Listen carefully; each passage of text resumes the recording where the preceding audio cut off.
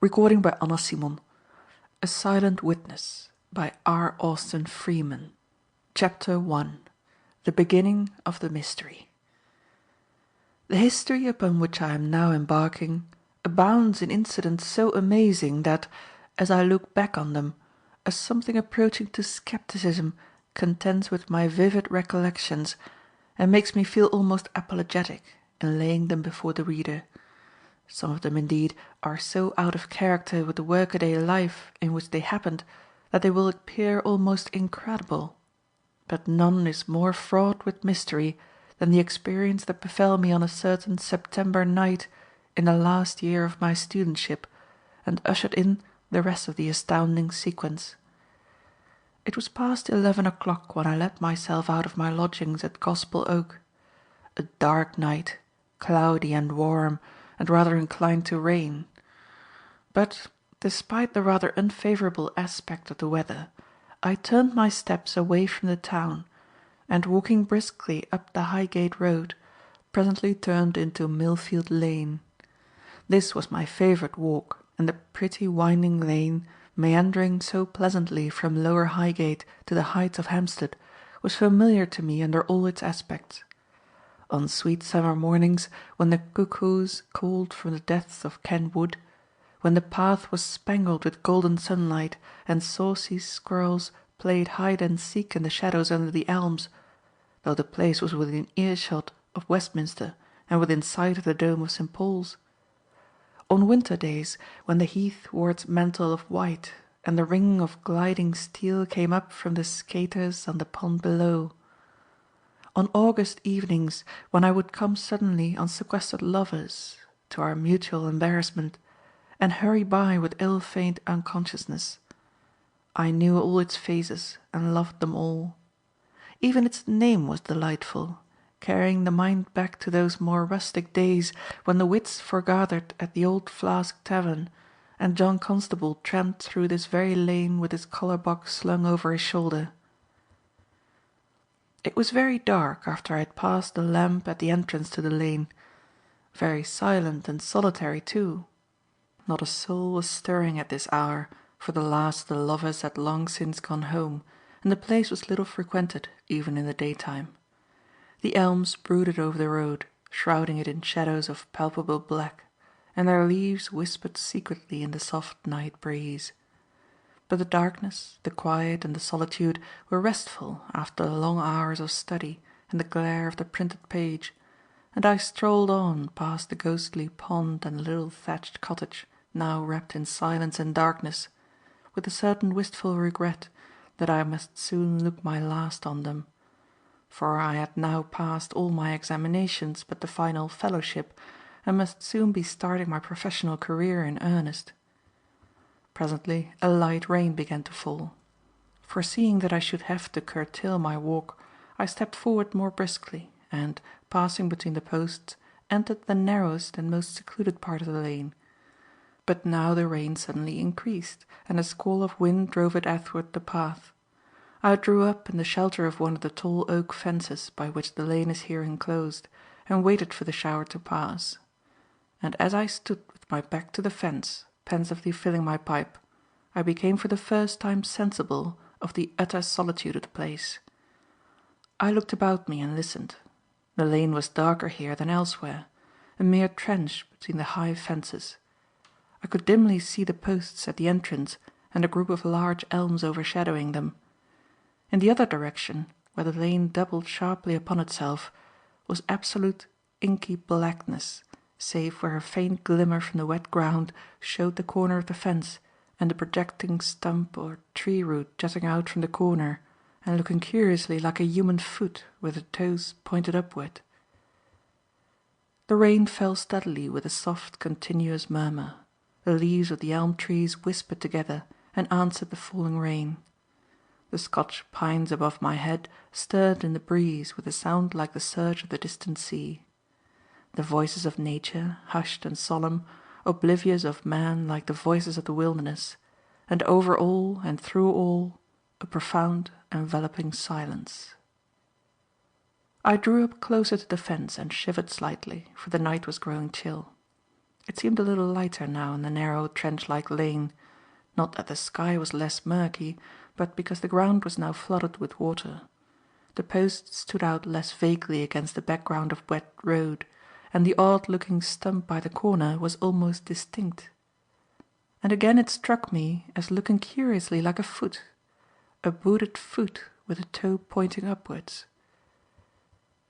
The chime of a church clock sounded across the heath, a human voice, this, penetrating the desolate silence.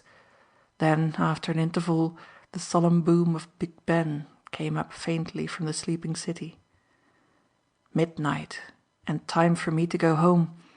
It was of no use to wait for the rain to cease. This was no passing shower, but a steady drizzle that might last till morning. I relit my pipe, turned up my collar, and prepared to plunge into the rain. And as I stepped out, the queer-looking stump caught my eye once more.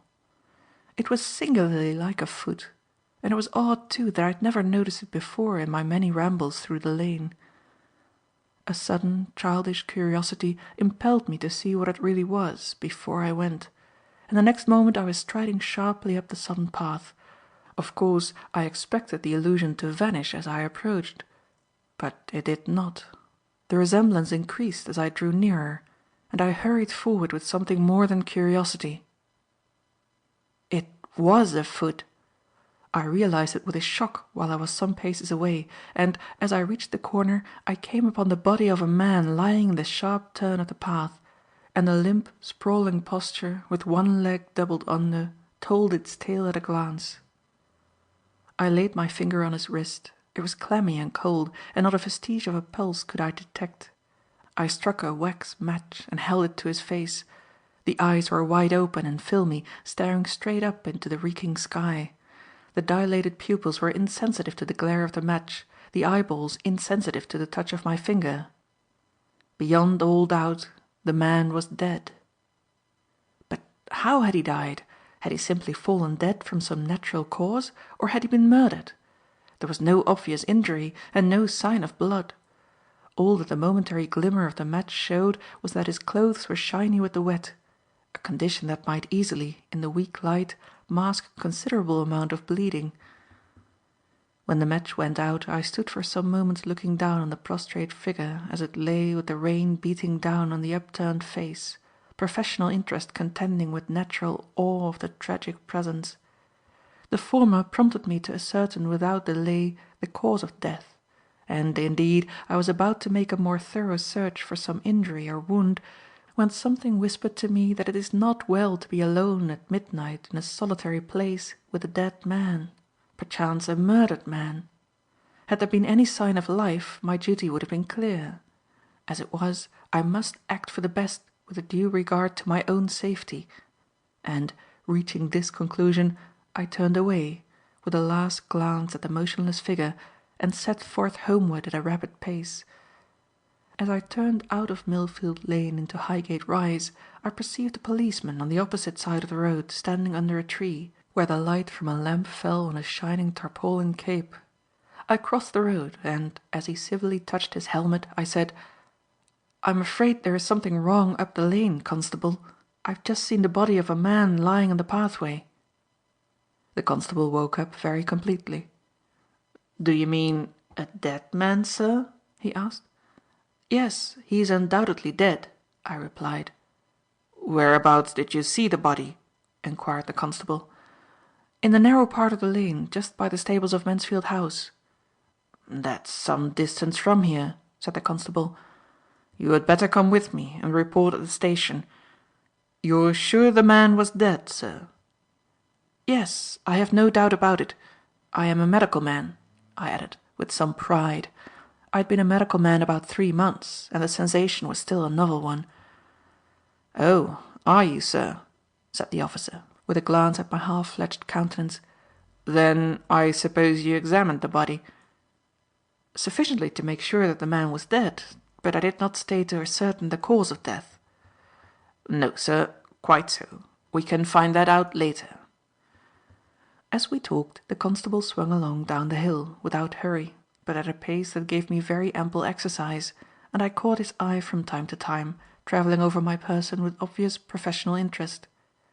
When we'd nearly reached the bottom of the hill, there appeared suddenly on the wet road ahead a couple of figures in waterproof capes. "Ah," said the constable, "this is fortunate. Here is the inspector and the sergeant. That will save us the walk to the station." He accosted the officers as they approached and briefly related what I had told him. "You're sure the man was dead, sir?" said the inspector, scrutinizing me narrowly. "But there, we needn't stay here to discuss that. You run down, sergeant, and get a stretcher and bring it along as quickly as you can. I must trouble you, sir, to come with me and show me where the body is. Lend the gentleman your cape, sergeant. You can get another at the station."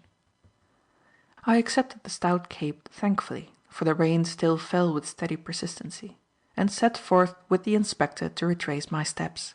And as we splashed along through the deep gloom of the lane, the officer plied me with judicious questions. "How long did you think the man had been dead?" he asked. "Not long, I should think. The body was still quite limp." "You didn't see any marks of violence?" "No, there were no obvious injuries." "Which way were you going when you came on the body?" "The way we're going now, and of course I came straight back." "Did you meet or see anyone in the lane?" "Not a soul," I answered. He considered my answers for some time, and then came the question that I had been expecting. "How came you to be in the lane at this time of night?" "I was taking a walk," I replied, "as I do nearly every night. I usually finish my evening's reading about 11, and then I have some supper and take a walk before going to bed, and I take my walk most commonly in Millfield Lane. Some of your men must remember having met me." This explanation seemed to satisfy him, for he pursued the subject no farther, and we trudged on for a while in silence. At length, as we passed through the posts into the narrow part of the lane, the inspector asked, "We're nearly there, aren't we?" "Yes," I replied. "The body is lying in the bend just ahead." I peered into the darkness in search of the foot that had first attracted my notice, but was not yet able to distinguish it. Nor, to my surprise, could I make it out as we approached more nearly; and when we reached the corner, I stopped short in utter amazement. The body had vanished. "What's the matter?" asked the inspector. "I thought this was the place you meant." "So it is," I answered. "This is the place where the body was lying, here, across the path, with one foot projecting round the corner. Someone must have carried it away." The inspector looked at me sharply for a moment. "Well, it isn't here now," said he, "and if it has been taken away, it must have been taken along towards Hampstead Lane. We'd better go and see." Without waiting for a reply, he started off along the lane at a smart double, and I followed. We pursued the windings of the lane until we emerged into the road by the lodge gates, without discovering any traces of the missing corpse or meeting any person, and then we turned back and retraced our steps. And as we once more approached the crook in the lane where I had seen the body, we heard a quick, measured tramp. "Here comes the sergeant with the stretcher," observed the inspector, "and he might have saved himself the trouble." Once more the officer glanced at me sharply, and this time with unmistakable suspicion. "There's no body here, Robson," he said, as the sergeant came up, accompanied by two constables carrying a stretcher. "It seems to have disappeared." "Disappeared!" exclaimed the sergeant, bestowing on me a look of extreme disfavour. "That's a rum go, sir. How could it have disappeared?" "Ah, that's the question," said the inspector. "And another question is, was it ever here? Are you prepared to make a sworn statement on the subject, sir?" "Certainly I am," I replied. "Then," said the inspector, "we will take it that there was a body here. Put down that stretcher. There's a gap in the fence farther along. We will get through there and search the meadow." The bearers stood the stretcher up against a tree, and we all proceeded up the lane to the place where the observant inspector had noticed the opening in the fence. The gravel, though sodden with the wet, took but the faintest impressions of the feet that trod it, and, though the sergeant and the two constables threw the combined light of their lanterns on the ground, we were only able to make out very faintly the occasional traces of our own footsteps. We scrutinized the break in the fence, and the earth around with the utmost minuteness, but could detect no sign of anyone having passed through. The short turf of the meadow, on which I had seen sheep grazing in the daytime, was not calculated to yield traces of anyone passing over it, and no traces of any kind were discoverable. When we had searched the meadow thoroughly and without result, we came back into the lane and followed its devious course to the kissing gate at the Hampstead Lane entrance. And still there was no sign of anything unusual. True, there were obscure footprints in the soft gravel by the turnstile, but they told us nothing. We could not even be sure that they had not been made by ourselves on our previous visit. In short, the net result of our investigations was that the body had vanished and left no trace. "It's a very extraordinary affair," said the inspector, in a tone of deep discontent as we walked back. "The body of a full-grown man isn't the sort of thing you can put in your pocket and stroll off with without being noticed, even at midnight. Are you perfectly sure the man was really dead and not in a faint?" "I feel no doubt whatever that he was dead," I replied. "With all respect to you, sir," said the sergeant, "I think you must be mistaken. I think the man must have been in a dead faint, and after you came away the rain must have revived him so that he was able to get up and walk away." "I don't think so," said I, though with less conviction, for after all it was not absolutely impossible that I should have been mistaken, since I had discovered no mortal injury, and the sergeant's suggestion was an eminently reasonable one. "What sized man was he?" the inspector asked. "That I couldn't say," I answered. "It's not easy to judge the height of a man when he's lying down, and the light was excessively dim. But I should say he was not a tall man, and rather slight in build." "Could you give us any description of him?" "He was an elderly man, about 60, I should think, and he appeared to be a clergyman or a priest, for he wore a Roman collar with a narrow dark stripe up the front. He was clean shaven, and, I think, wore a clerical suit of black. A tall hat was lying on the ground close by, and a walking stick which looked like a malacca, but I couldn't see it very well, as he had fallen on it, and most of it was hidden." "And you saw all this by the light of one wax match," said the inspector. "You made pretty good use of your eyes, sir." "A man isn't much use in my profession if he doesn't," I replied, rather stiffly. "No, that's true," the inspector agreed. "Well, I must ask you to give us the full particulars at the station, and we shall see if anything fresh turns up. I'm sorry to keep you hanging about in the wet, but it can't be helped."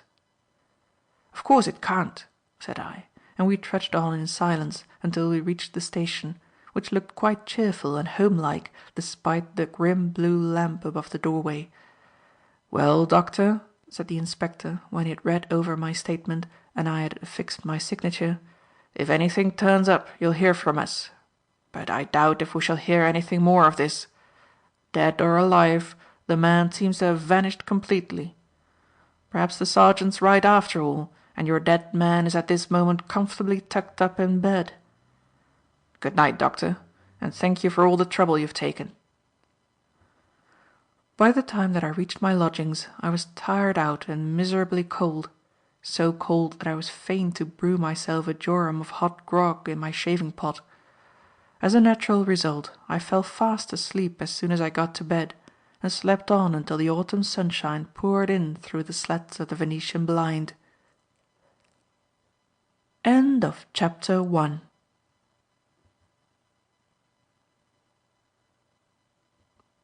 Chapter 2.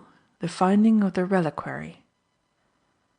I awoke on the following morning to a dim consciousness of something unusual, and as my wits returned with the rapidity that is natural to the young and healthy, the surprising events of the previous night reconstituted themselves, and once more set a-going the train of speculation.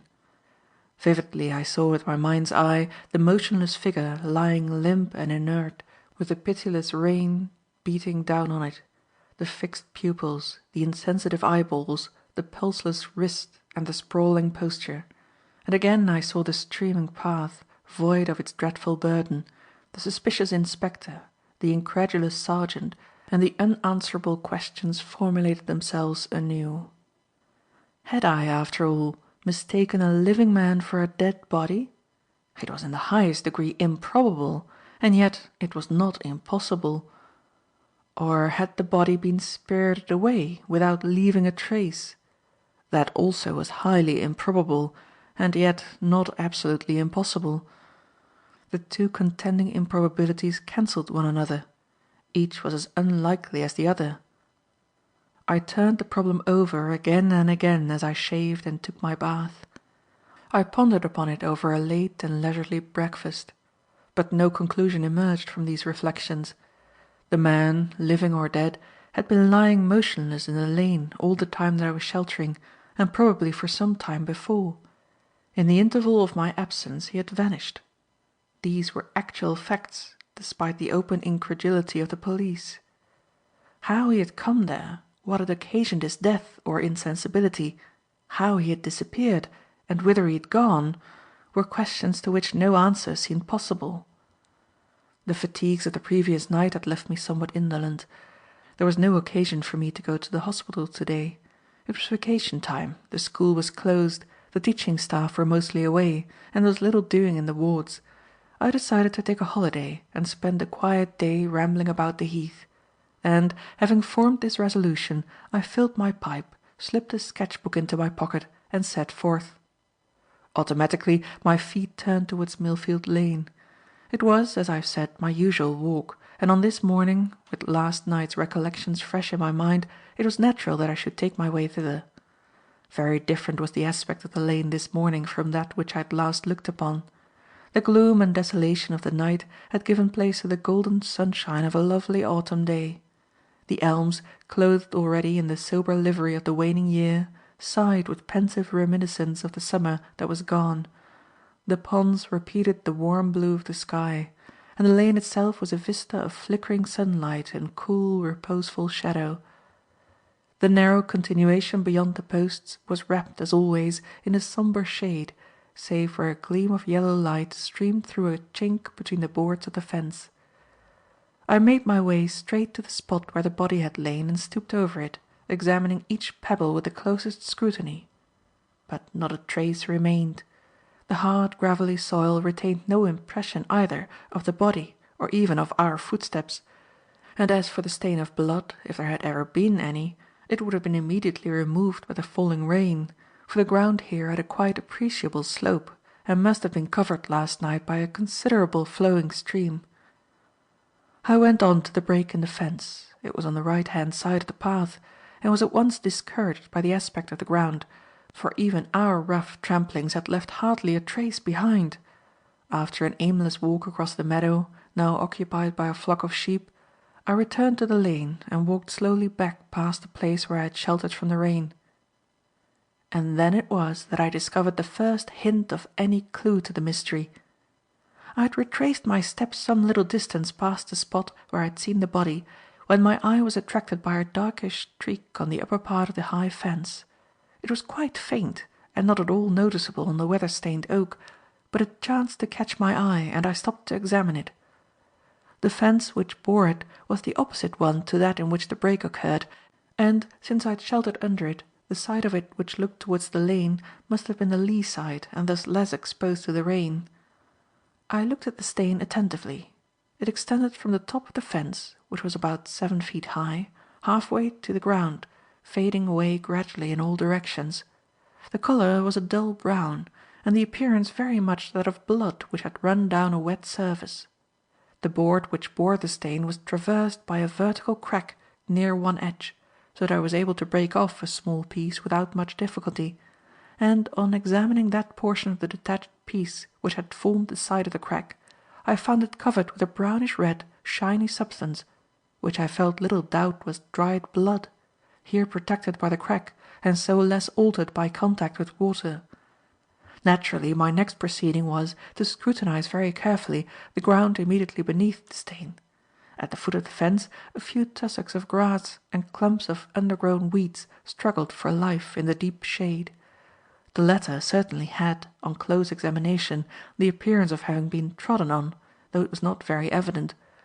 But while I was considering an undoubted bruise on the stalk of a little dead nettle, my eye caught the glint of some bright object among the leaves. I picked it out eagerly and held it up to look at it.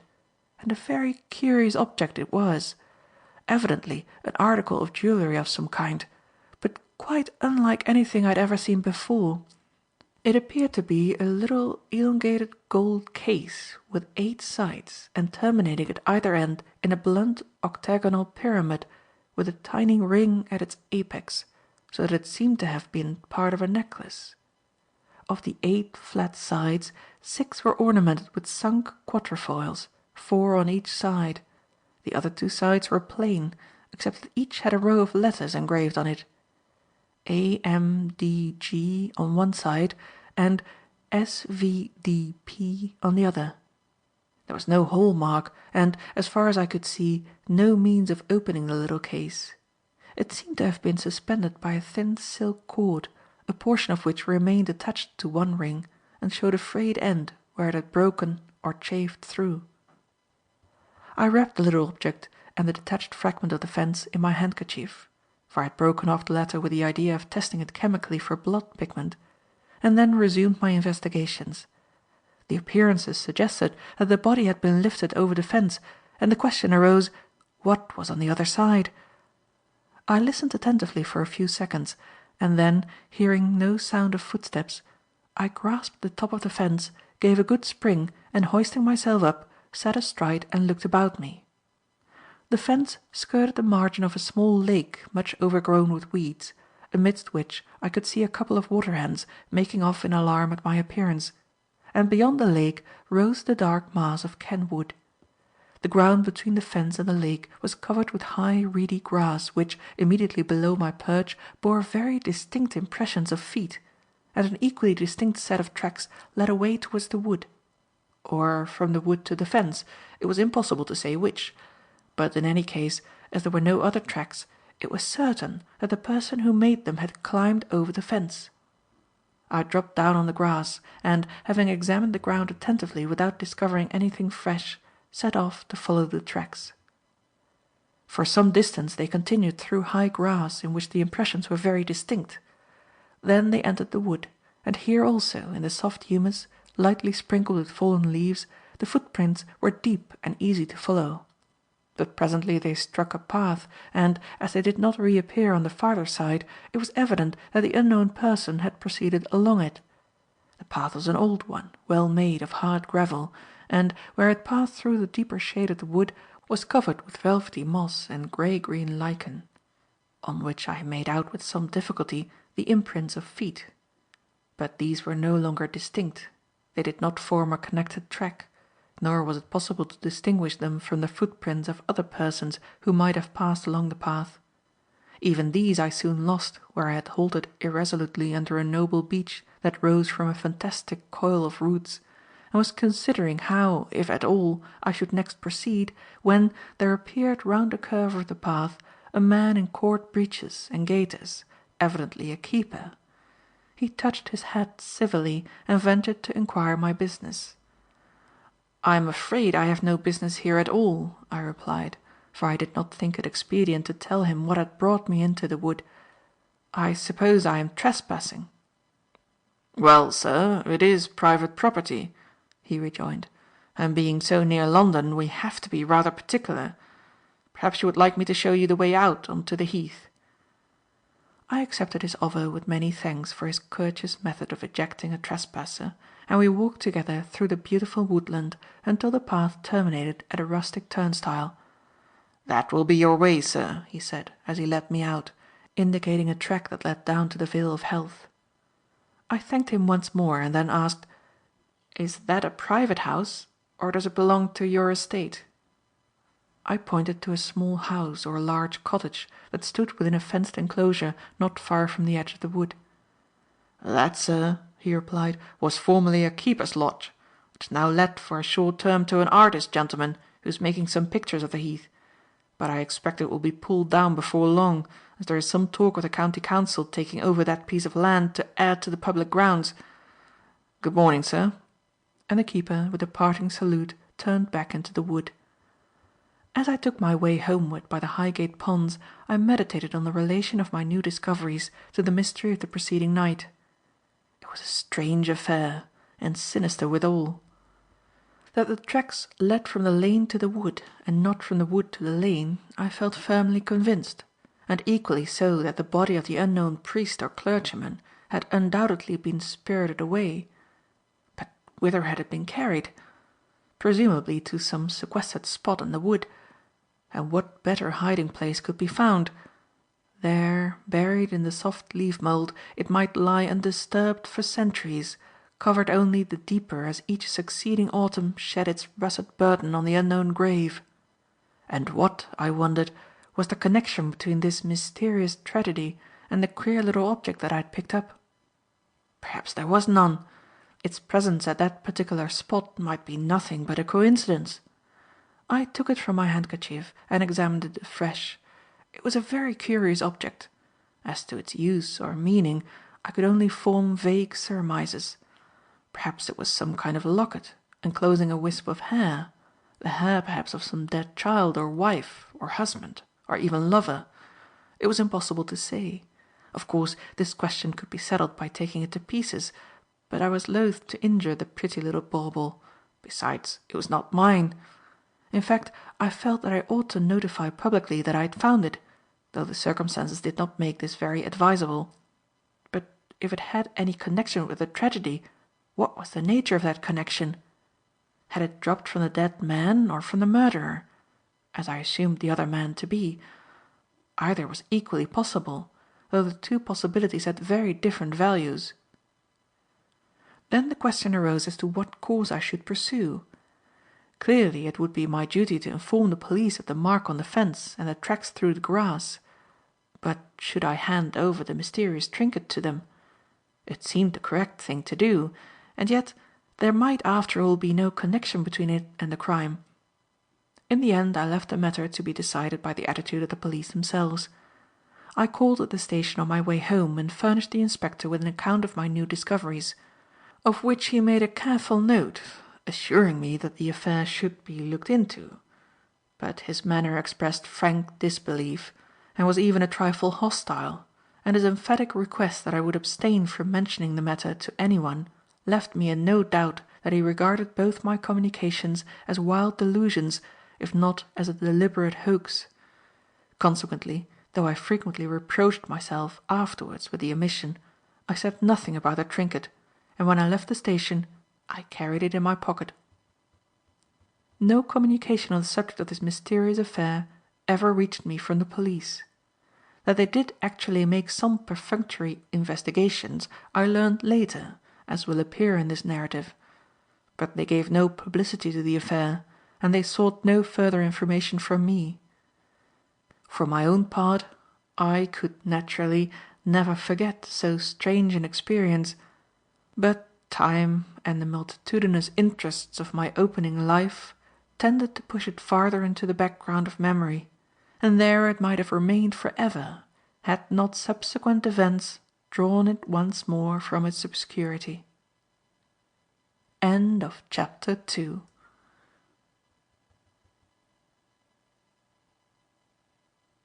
Chapter 3. Who is Sylvia? The winter session had commenced at the hospital, but at Hampstead the month of October had set in with something like a return to summer. It is true that the trees had lost something of their leafy opulence, and that here and there, amidst the sober green, patches of russet and gold had made their appearance, as if nature's colour orchestra were tuning up for the final symphony. But meanwhile the sun shone brightly and with a genial heat, and if day by day he fell farther from the zenith, there was nothing to show it but the lengthening noonday shadows, the warmer blue of the sky, and the more rosy tint of the clouds that sailed across it. Other and more capable pens than mine have set forth the charm of autumn and the beauties of Hampstead, queen of suburbs, the world's metropolis. Therefore will I refrain, and only note, as relevant to the subject, the fact that on many a day, when the work of the hospital was in full swing, I might have been seen playing truant very agreeably on the inexhaustible heath or in the lanes and fields adjacent thereto. In truth, I was taking the final stage of my curriculum rather lazily, having worked hard enough in the earlier years, and being still too young by several months to be admitted to the fellowship of the College of Surgeons, promising myself that when the weather broke I would settle down in earnest to the winter's work. I have mentioned that Millfield Lane was one of my favourite haunts. Indeed, from my lodgings it was the most direct route to the Heath, and I passed along it almost daily; and never, now, without my thoughts turning back to that rainy night when I had found the dead or unconscious man lying across the narrow footway. One morning, as I passed the spot, it occurred to me to make a drawing of the place in my sketch book, that I might have some memorial of that strange adventure. The pictorial possibilities of the lane just here were not great, but by taking my stand at the turn, on the very spot where I had seen the body lying, I was able to arrange a simple composition which was satisfactory enough. I am no artist. A neat and intelligible drawing is the utmost that I can produce, but even this modest degree of achievement may be very useful, as I had discovered many a time in the wards or laboratories. Indeed, I have often been surprised that the instructors of our youth attach such small value to the power of graphic expression, and it came in usefully now, though in a way that was unforeseen and not fully appreciated at the moment. I had dealt adequately with the fence, the posts, the tree trunks, and other well-defined forms, and was beginning a less successful attack on the foliage, when I heard a light, quick step approaching from Hampstead Lane.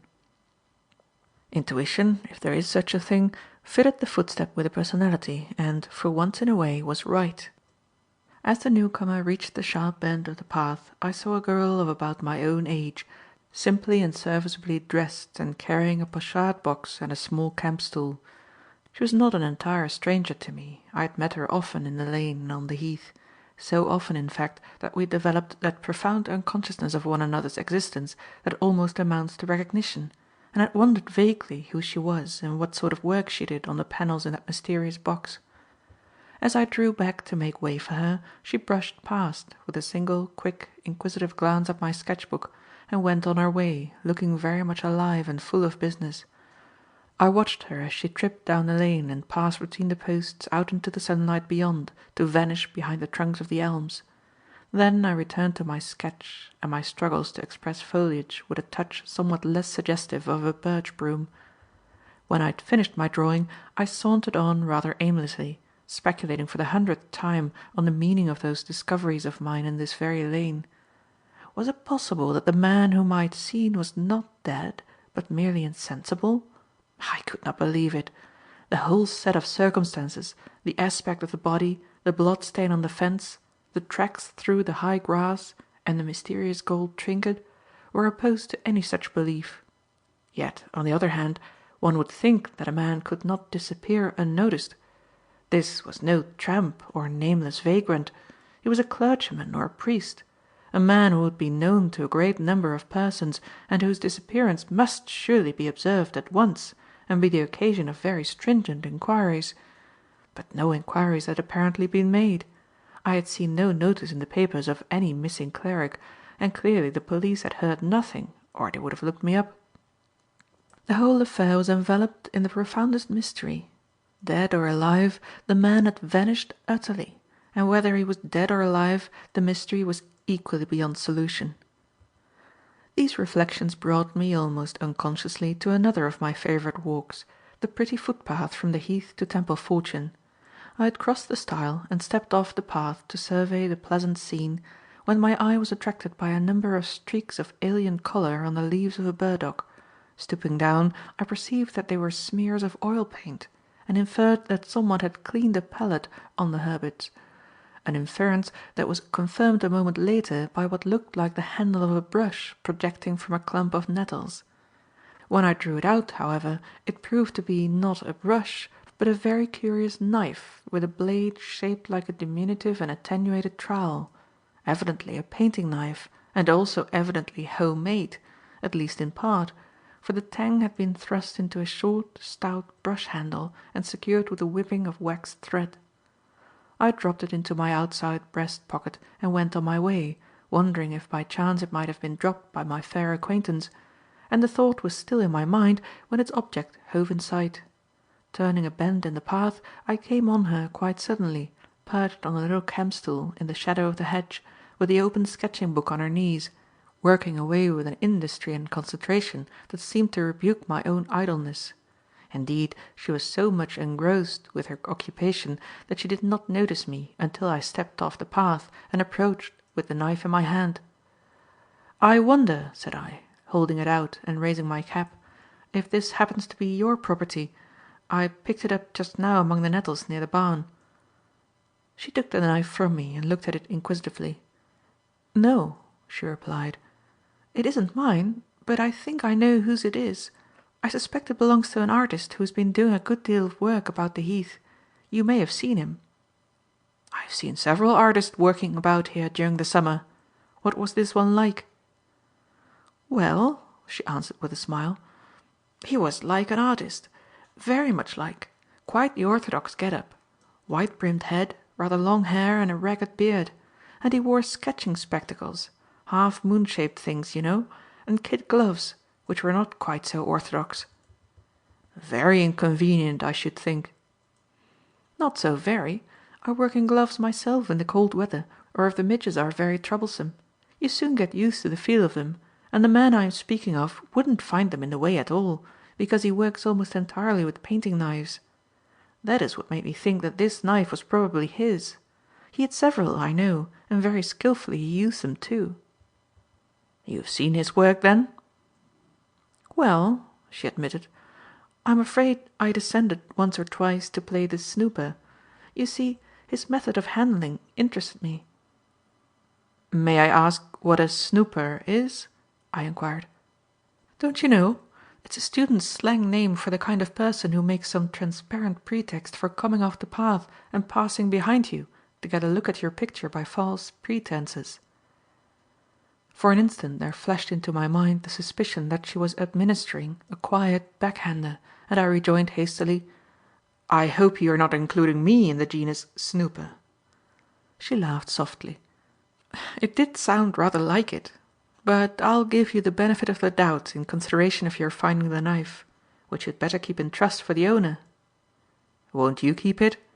You know the probable owner by sight and I don't, and meanwhile you might experiment with it yourself." "Very well," she replied, dropping it into her brush tray. "I'll keep it for the present at any rate." There was a brief pause, and then I ventured to remark, "That looks a very promising sketch of yours, and how well the subject comes." "I'm glad you like it," she replied quite simply, viewing her work with her head on one side. "I want it to turn out well, because it's a commission, and commissions for small oil paintings are rare and precious." "Do you find small oil pictures very difficult to dispose of?" I asked. "Not difficult. Impossible as a rule. But I don't try now. I copy my oil sketches in watercolour, with modifications to suit the market." Again there was a pause, and as her brush wandered towards the palette, it occurred to me that I had stayed as long as good manners permitted. Accordingly I raised my cap, and having expressed the hope that I had not greatly hindered her, prepared to move away. "Oh, not at all," she answered, "and thank you for the knife, though it isn't mine. Or, at any rate, wasn't. Good morning." With this and a pleasant smile and a little nod she dismissed me, and once more I went my idle and meditative way. It had been quite a pleasant little adventure. There is always something rather interesting in making the acquaintance of a person whom one has known some time by sight, but who is otherwise an unknown quantity. The voice, the manner and the little revelations of character which confirm or contradict previous impressions are watched with interest as they develop themselves and fill in, one by one, the blank spaces of the total personality. I had, as I have said, often met this industrious maiden in my walks, and had formed the opinion that she looked a rather nice girl, an opinion that was probably influenced by her unusual good looks and graceful carriage; and a rather nice girl she had turned out to be, very dignified and self-possessed, but quite simple and frank, though, to be sure, her gracious reception of me had probably been due to my sketch-book. She had taken me for a kindred spirit. She had a pleasant voice and a faultless accent, with just a hint of the fine lady in her manner, but I liked her none the less for that, and her name was a pretty name too, if I had guessed it correctly, for on the inside of the lid of her box, which was partly uncovered by the upright panel, I had read the letters SYL. The panel hid the rest, but the name could hardly be other than Sylvia. And what more charming and appropriate name could be bestowed upon a comely young lady who spent her days amidst the woods and fields of my beloved Hampstead? Regaling myself with this somewhat small beer, I sauntered on along the grassy lane, between hedgerows that in the summer had been spangled with wild roses, and that were now gay with the big oval berries, sleek and glossy and scarlet, like overgrown beads of red coral. Away across the fields to Golders Green, and thence by Millfield Lane back to my lodgings at Gospel Oak, and to my landlady, Mrs. Blunt, who had a few plaintive words to say respecting the disastrous effects of unpunctuality and the resulting prolonged heat on mutton cutlets and fried potatoes. It had been an idle morning and apparently void of significant events, but yet, when I look back on it, I see a definite thread of causation running through its simple happenings, and I realize that, all unthinking, I had strung on one more bead to the chaplet of my destiny. End of chapter 3.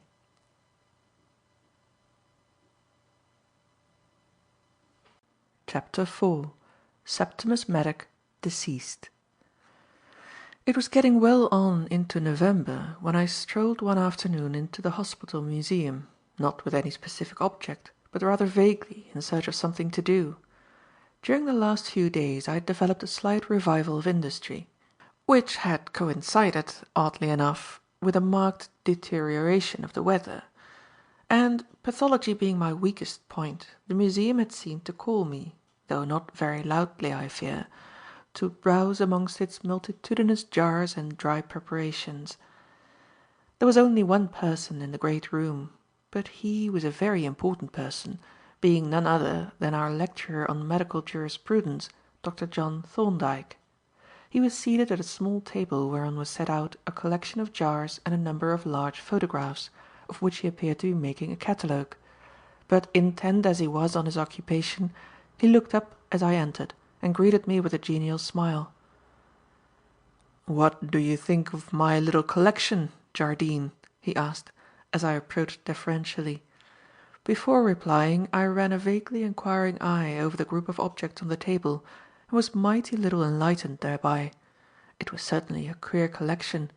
There was a flat jar which contained a series of 5 differently coloured mice, another with a similar series of 3 rats, a human foot, a hand manifestly deformed, a series of 4 fowls' heads, and a number of photographs of plants. "It looks," I replied at length, "like what the auctioneers would call a miscellaneous lot." "Yes," Dr. Thorndyke agreed. "It is a miscellaneous collection in a sense. But there is a connecting idea. It illustrates certain phenomena of inheritance which were discovered and described by Mendel." "Mendel?" I exclaimed. "Who is he? I never heard of him." "I dare say not," said Thorndyke, "though he published his results before you were born. But the importance of his discoveries is only now beginning to be appreciated." "I suppose," said I, "the subject is too large and complex for a short explanation to be possible."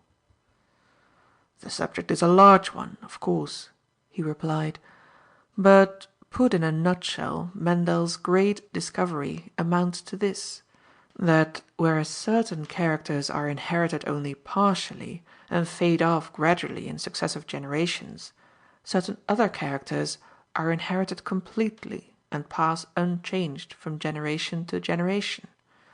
To take a couple of illustrative cases, if a Negro marries a European, the offspring are mulattoes, forms intermediate between the Negro and the European.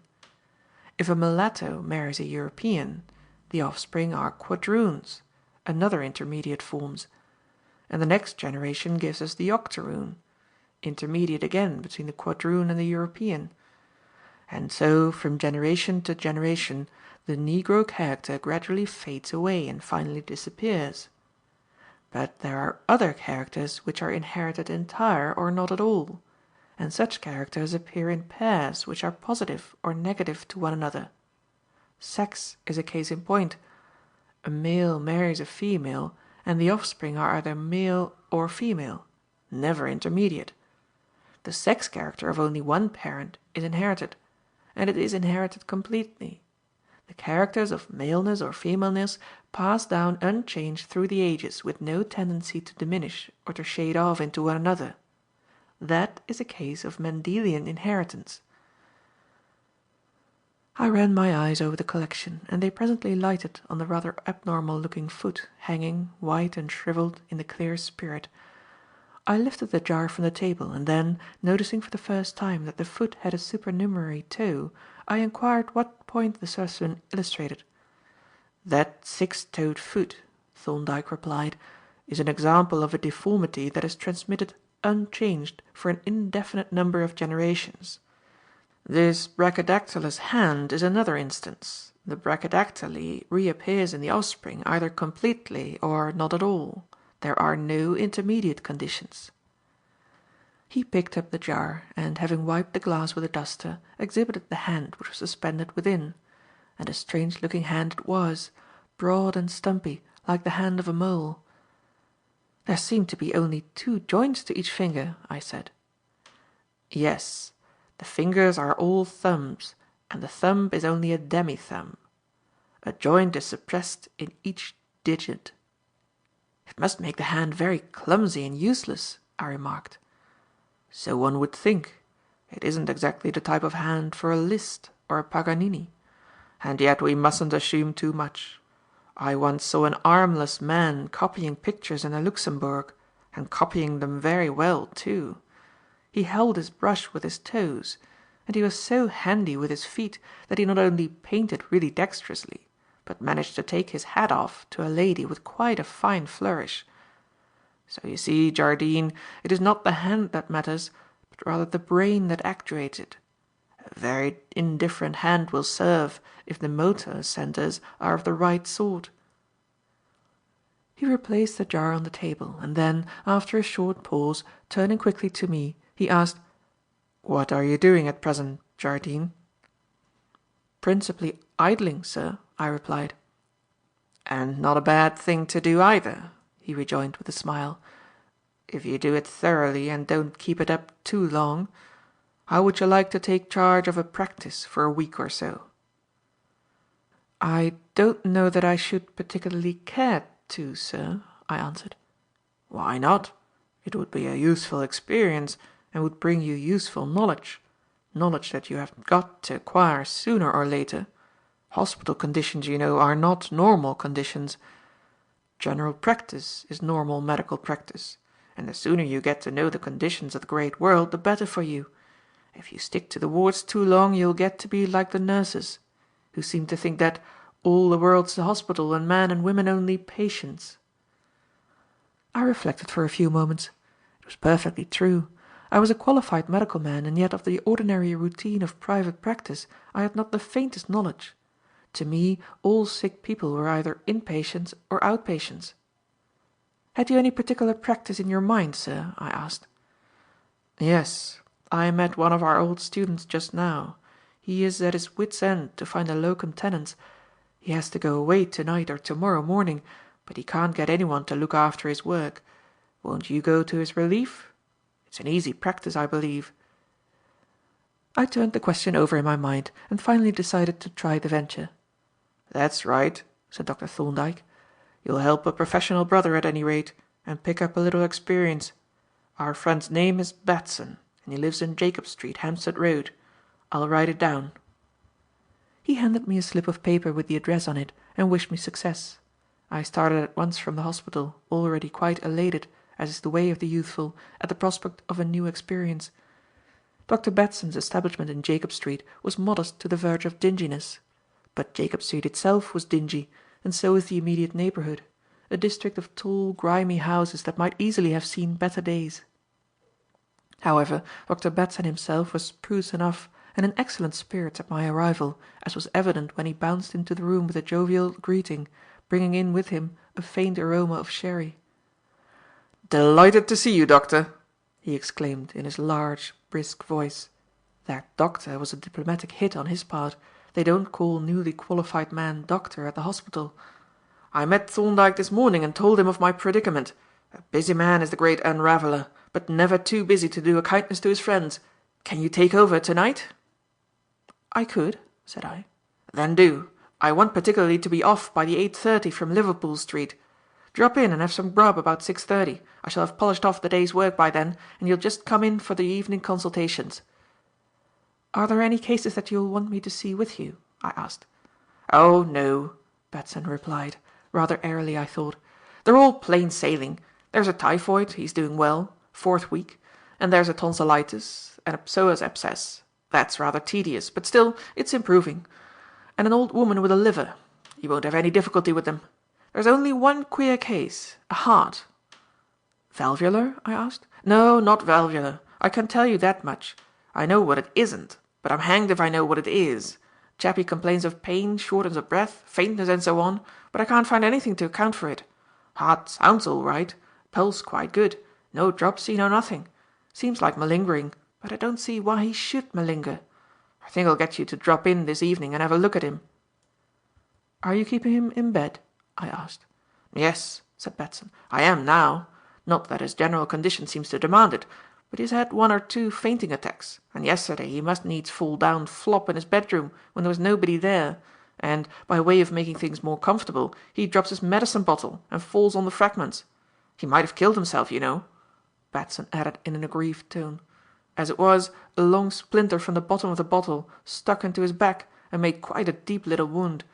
So I've kept him in bed since, out of harm's way, and there he is, deuced sorry for himself.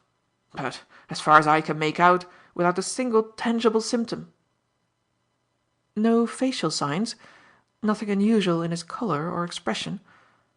Batson laughed and tapped his gold-rimmed spectacles. "Ah, there you are. When you've got -5D and some irregular astigmatism and a pair of glasses that don't correct it, all human beings look pretty much alike. Trifle sketchy, don't you know? I didn't see anything unusual in his face, but you might. Time will show. Now you cut along and fetch your traps, and I'll skip round and polish off the sufferers." He launched me into the outer greyness of Jacob Street and bounced off in the direction of Cumberland Market, leaving me to pursue my way to my lodgings at Gospel Oak. As I threaded the teeming streets of Camden Town, I meditated on the new experience that was opening to me, and, with youthful egotism, I already saw myself making a brilliant diagnosis of an obscure heart case. Also, I reflected with some surprise on the calm view that Batson took of his defective eyesight. A certain type of painter, as I had observed, finds in semi-blindness a valuable gift which helps him to eliminate trivial detail and to impart a noble breadth of effect to his pictures. But to a doctor no such self-delusion would seem possible. Visual acuteness is the most precious item in his equipment. I crammed into a large Gladstone bag the bare necessaries for a week's stay, together with a few indispensable instruments, and then mounted the jingling horse-tram of those pre-electric days, which, in due course, deposited me at the end of Jacob Street, Hampstead Road. Dr. Batson had not returned from his round when I arrived, but a few minutes later he burst into the surgery, humming an air from the Mikado. "Ha! Here you are, then, punctual to the minute." He hung his hat on a peg, laid his visiting list on the desk of the dispensing counter, and began to compound medicine with the speed of a prestidigitator, talking volubly all the time. "That's for the old woman with the liver, Mrs. Mudge, Cumberland Market. You'll see her prescription in the day book. Suppose you don't know how to wrap up a bottle of medicine? Better watch me. This is the way." He slapped the bottle down on a square of cut paper, gave a few dexterous twiddles of his fingers, and held out for my inspection a little white parcel like the mummy case of a deceased medicine bottle. "It's quite easy when you've had a little practice," he said, deftly sticking the ends down with sealing wax, "but you'll make a frightful mucker of it at first." Which prophecy was duly fulfilled that very evening. "What time had I better see that heart case?" said I. "Oh, you won't have to see it at all. Man's dead. Message left half an hour ago. Pity, isn't it? I should have liked to hear what you thought of him. Must have been fatty heart. I'll write out the certificate while I think of it. Maggie, where's that note that Mrs. Samway left?" The question was roared out vaguely through the open door to a servant of unknown whereabouts, and resulted in the appearance of a somewhat scraggy housemaid bearing an opened note. "Here we are," said Batson, snatching the note out of its envelope and opening the book of certificate forms. "Septimus Maddock was the chappie's name. Age 51. Address 23 Gayton Street. Cause of death? That's just what I should like to know. Primary cause, secondary causes. I wish these infernal government clerks had got something better to do than fill printed forms with silly conundrums. I shall put morbus cordis. That ought to be enough for them. Mrs. Samway, that's his landlady, you know, will probably call for the certificate during the evening." "Aren't you going to inspect the body?" I asked. "Lord, no. Why should I? It isn't necessary, you know. I'm not an undertaker. Wish I was. Dead people a good deal more profitable than live ones." "But surely," I exclaimed, "the death ought to be verified. Why, the man may not be dead at all." "I know," said Batson, scribbling away like a minor poet, "but that isn't my business. Business of the law. Law wastes your time with a heap of silly questions that don't matter, and leaves out the question that does. Asks exact time when I last saw him alive, which doesn't matter a hang, and doesn't ask whether I saw him dead. Bumble was right. Law's an ass." "But still," I persisted, "leaving the legal requirements out of consideration, oughtn't you, for your own sake and as a public duty, to verify the death? Supposing the man were not really dead?" "That would be awkward for him," said Batson, "and awkward for me too, if he came to life before they buried him. But it doesn't really happen in real life. Premature burial only occurs in novels." His easy-going confidence jarred on me considerably. How could he or anyone else know what happened? "I don't see how you arrive at that," I objected. "It could only be proved by wholesale disinterment, and the fact remains that, if you don't verify a reported death, you have no security against premature burial, or even cremation." Batson started up and stared at me, his wide-open, pale blue eyes looking ridiculously small through his deep, concave spectacles.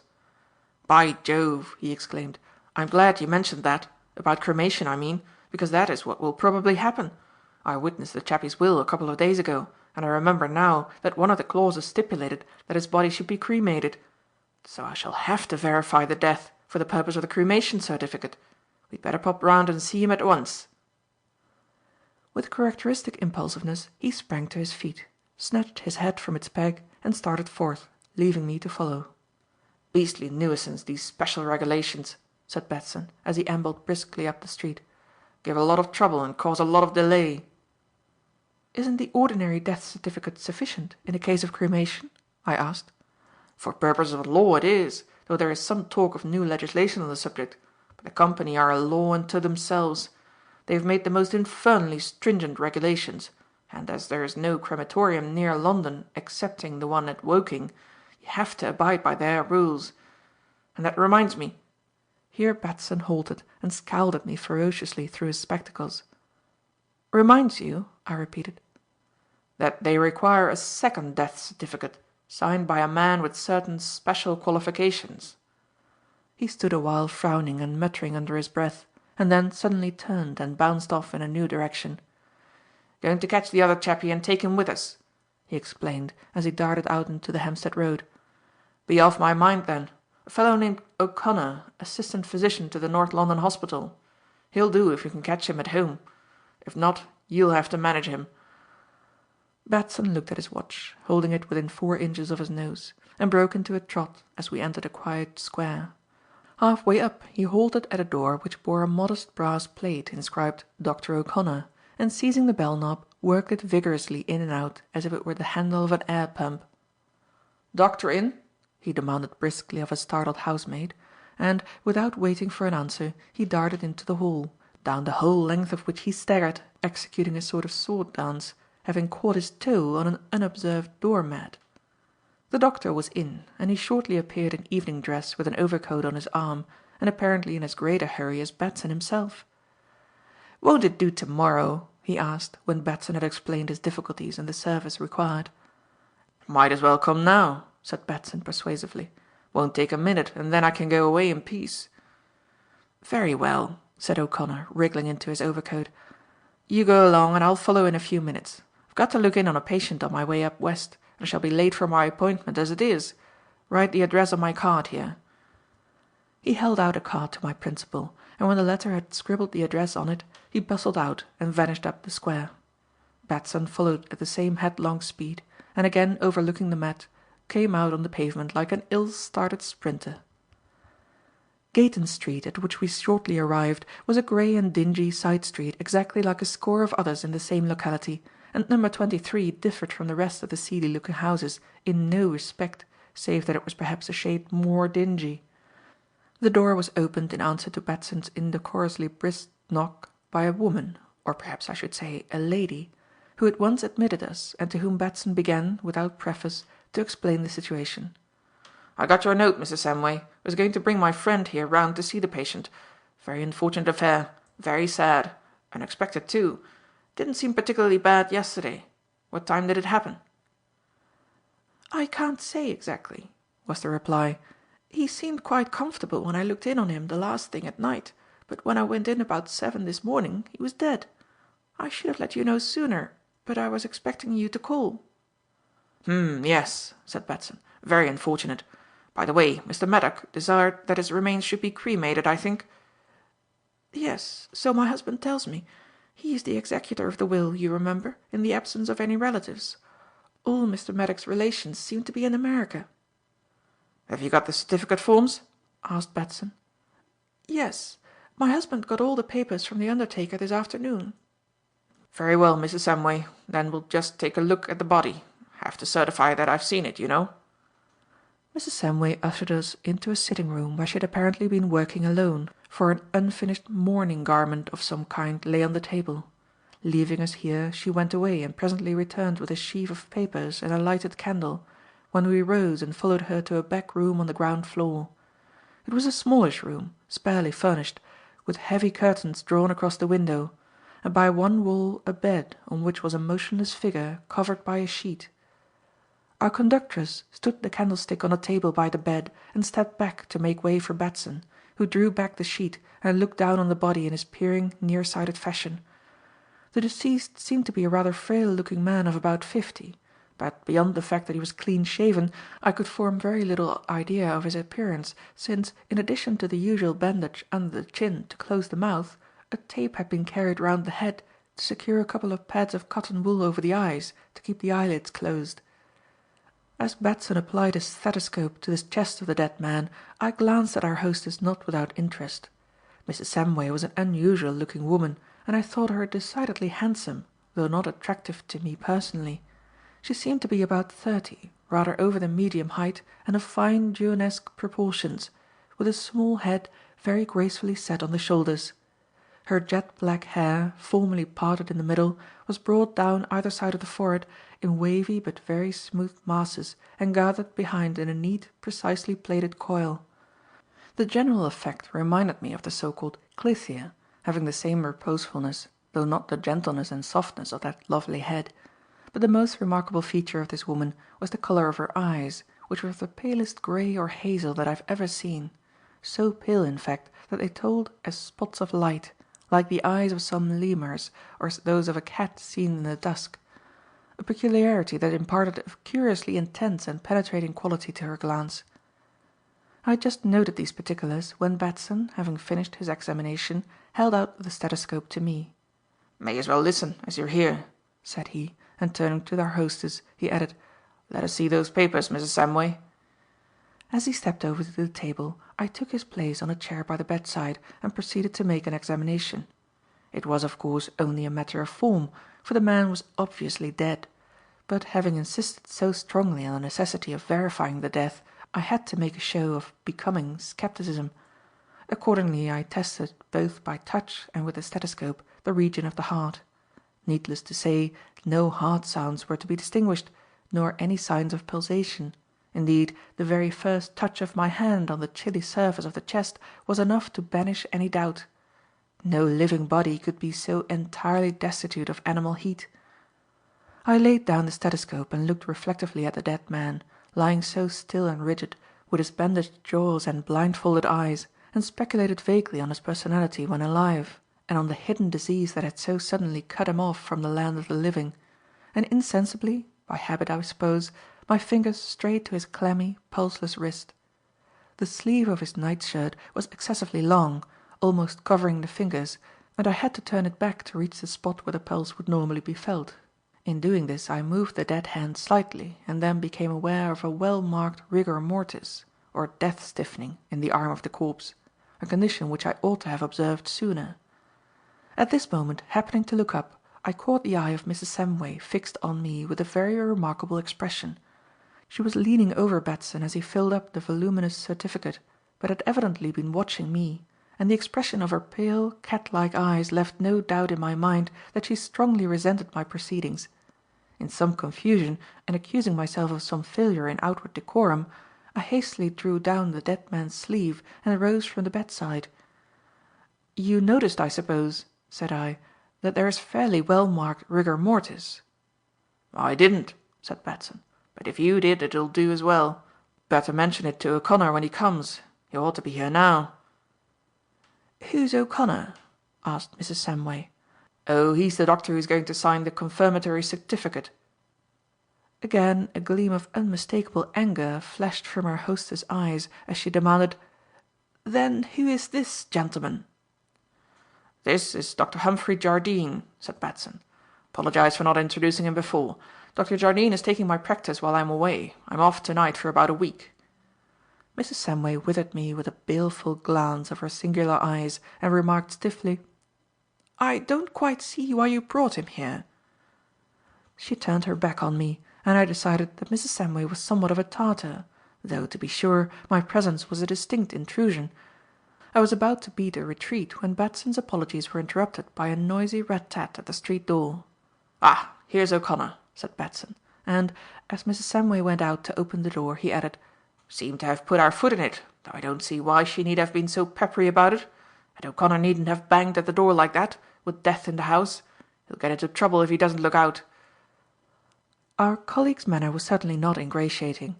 He burst into the room with his watch in his hand, protesting that he was 3 minutes late already, and he added, "If there's one thing that I detest, it's being late at dinner.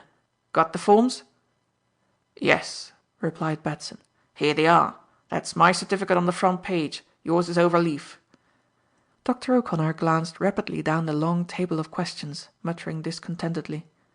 "Made careful external examination? Have you made a post-mortem? No, of course I haven't. What an infernal rigmarole. If cremation ever becomes general, there'll be no time for anything but funerals. Who nursed the deceased?" "I did," said Mrs. Samway. "My husband relieved me occasionally, but nearly all the nursing was done by me. My name is Letitia Samway." "Was the deceased a relation of yours?" "No, only a friend. He lived with us for a time in Paris and came to England with us." "What was his occupation?" "He was nominally a dealer in works of art.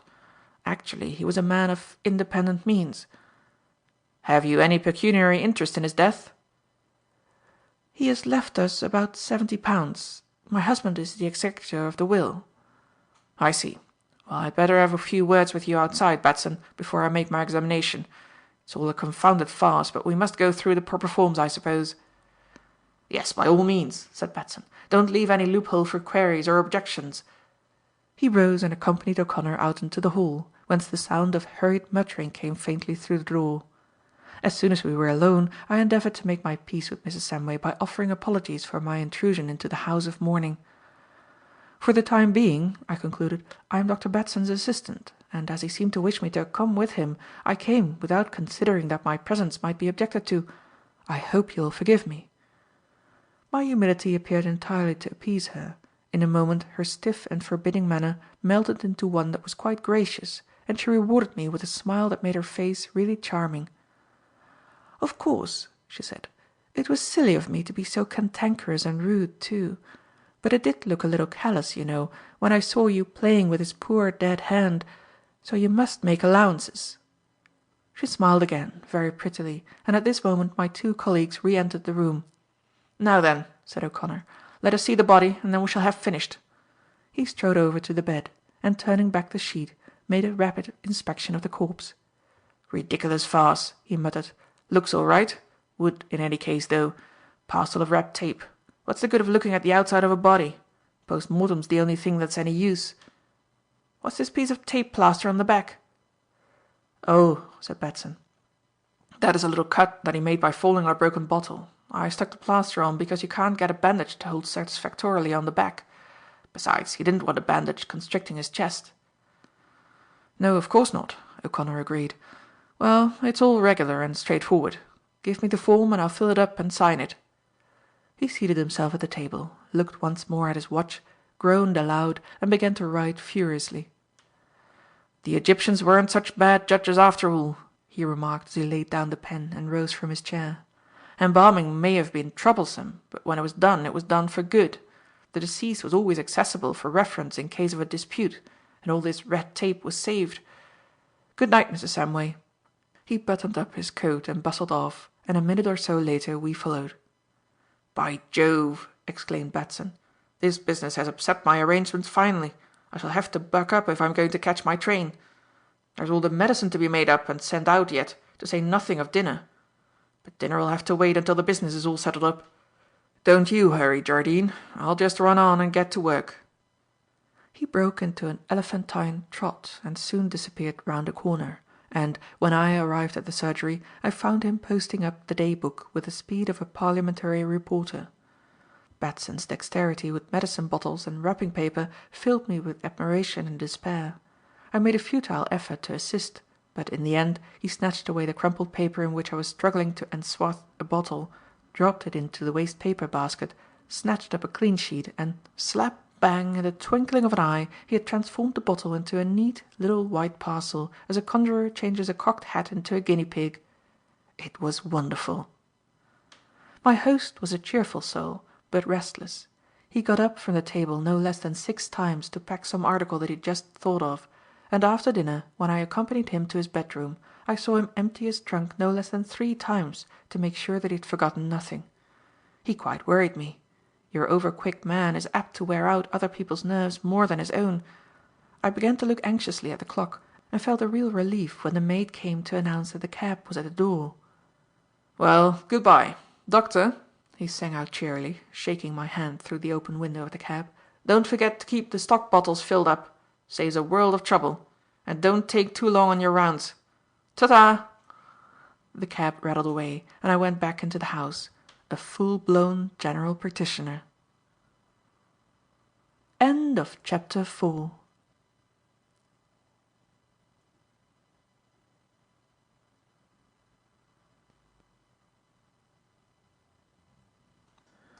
Chapter 5. The Lethal Chamber. A young and newly qualified doctor, emerging for the first time into private practice, is apt to be somewhat surprised and disconcerted by the new conditions. Accustomed to the exclusively professional and scientific atmosphere of the hospital, the sudden appearance of the personal element as the predominant factor rather takes him aback. He finds himself in a new and unexpected position. No longer a mere impersonal official, a portion of a great machine, he is the paid servant of his patients, who are not always above letting him feel the conditions of his service. The hospital patient, drilled into a certain respectful submissiveness by the discipline of the wards, has given place to an employer, usually critical, sometimes truculent, and occasionally addicted to a disagreeable frankness of speech. The locum tenens, moreover, is peculiarly susceptible to these conditions, especially if, as in my case, his appearance is youthful. Patients resent the substitution of a stranger for the familiar medical attendant, and are at no great pains to disguise the fact. The "old woman with the liver," to adopt Batson's pellucid phrase, hinted that I was rather young, adding encouragingly that I should get the better of that in time, while the more morose typhoid bluntly informed me that he hadn't bargained for being attended by a medical student. Taken as a whole, I found private practice disappointing, and soon began to wish myself back in the wards and to sigh for my quiet, solitary rambles on Hampstead Heath. Still, there were rifts in the cloud.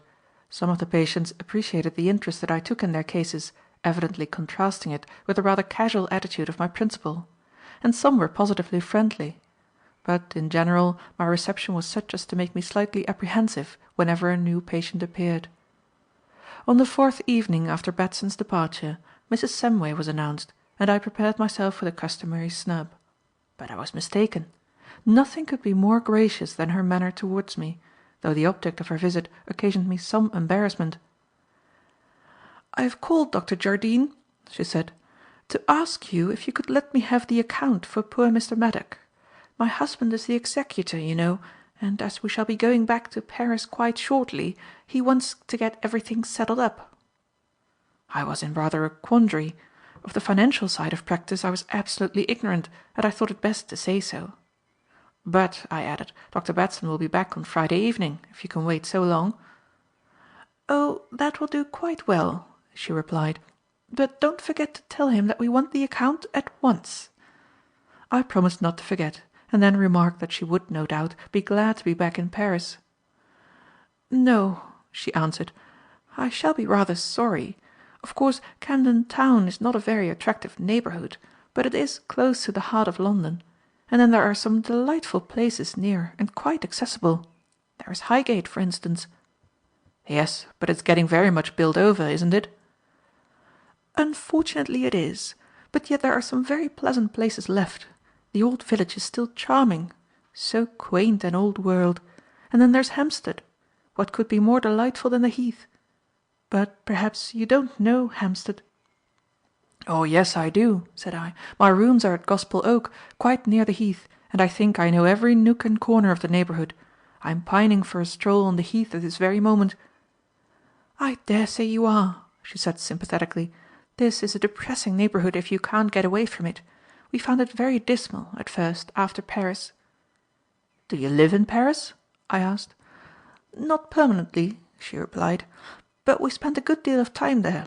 My husband is a dealer in works of art, so he has to travel about a good deal. That is how we came to know Mr. Maddock." "He was dealer too, wasn't he?" I inquired. "Yes, in a way, but he had means of his own, and his dealing was a mere excuse for collecting things that he was not going to keep. He had a passion for buying, and then he used to sell the things in order to buy more. But I am afraid I am detaining you with my chatter." "No, not at all," I said eagerly, only too glad to have an intelligent, educated person to talk to. "You are the last caller, and I hope I have finished my day's work." Accordingly she stayed quite a long time, chatting on a variety of subjects, and finally on that of cremation. "I dare say," she said, "it is more sanitary and wholesome than burial, but there is something rather dreadful about it.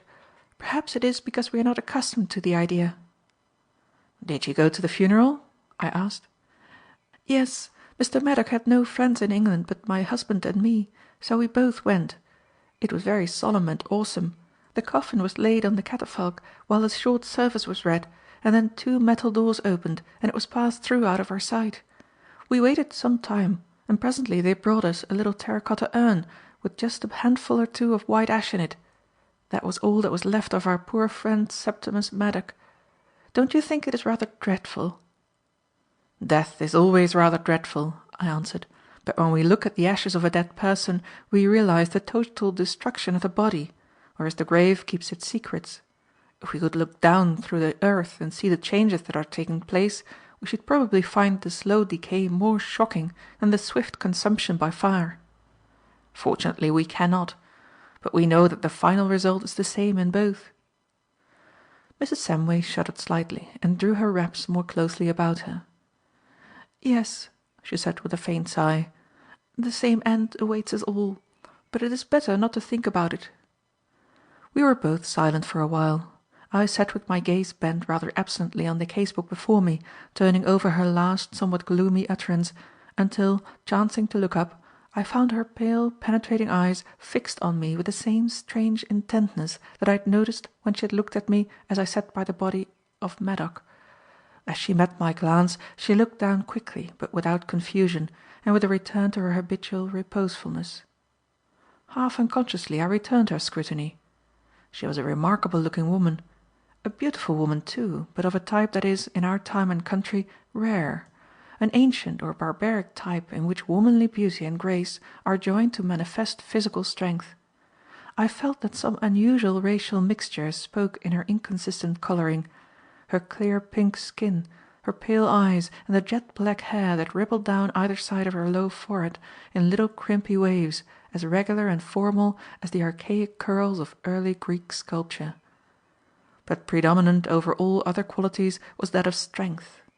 Full and plump, soft and almost ultra-feminine, lissome and flexible in every pose and movement, yet, to me, the chief impression that her appearance suggested was strength, sheer muscular strength.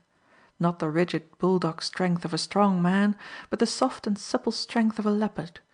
I looked at her as she sat almost limply in her chair, with her head on one side, her hands resting in her lap and a beautiful soft, womanly droop of the shoulders. And I felt that she could have started up in an instant, active, strong, formidable, like a roused panther. I was going on, I think, to make comparisons between her and that other woman who was wont to trip so daintily down Millfield Lane, when she raised her eyes slowly to mine, and suddenly she blushed scarlet. "Am I a very remarkable looking person, Dr. Jardine?" she asked quietly, as if answering my thoughts. The rebuke was well merited. For an instant a paltry compliment fluttered on my lips, but I swallowed it down. She wasn't that kind of woman. "I'm afraid I've been staring you out of countenance, Mrs. Samway," I said apologetically. "Hardly that," she replied with a smile, "but you certainly were looking at me very attentively." "Well," I said, recovering myself, "after all, a cat may look at a king, you know." She laughed softly, a very pretty, musical laugh, and rose, still blushing warmly. "And," she retorted, "by the same reasoning, you think a king may look at a cat. Very well, Dr. Jardine. Good night." She held out her hand, a beautifully shaped hand, though rather large, but, as I've said, she was not a small woman, and as it clasped mine, though the pressure was quite gentle, it conveyed, like her appearance, an impression of abundant physical strength. I accompanied her to the door and watched her as she walked up the dingy street with an easy, erect, undulating gait, even as might have walked those women who are portrayed for the wonder of all time on the ivory-toned marble of the Parthenon frieze. I followed with my eyes the dignified, graceful figure until it vanished round the corner, and then went back to the consulting room, dimly wondering why a woman of such manifest beauty and charm should offer little attraction to me. Batson's practice, among its other drawbacks, suffered from a deadly lack of professional interest. Whether this was its normal condition, or whether his patients had got wind of me and called in other and more experienced practitioners, I know not. But certainly, after the stirring work of the hospital, the cases that I had to deal with seemed very small beer. Hence the prospect of a genuine surgical case came as a grateful surprise, and I hailed it with enthusiasm. It was on the day before Batson's expected return that I received the summons, which was delivered to me in a dirty envelope as I sat by the bedside of the last patient on my list. "Is the messenger waiting?" I asked, tearing open the envelope. "No, doctor. He just handed in the note and went off. He seemed to be in a hurry." I ran my eye over the message, scrawled in a rather illiterate hand on a sheet of common notepaper, and read: "Sir, will you please come at once to the mineral water works in Norton Street. One of our men has injured himself rather badly. Yours truly, J. Parker. P.S. He is bleeding a good deal, so please come quick." The postscript gave a very necessary piece of information. An injury which bled would require certain dressings and surgical appliances over and above those contained in my pocket case, and to obtain these I should have to take Batson's house on the way.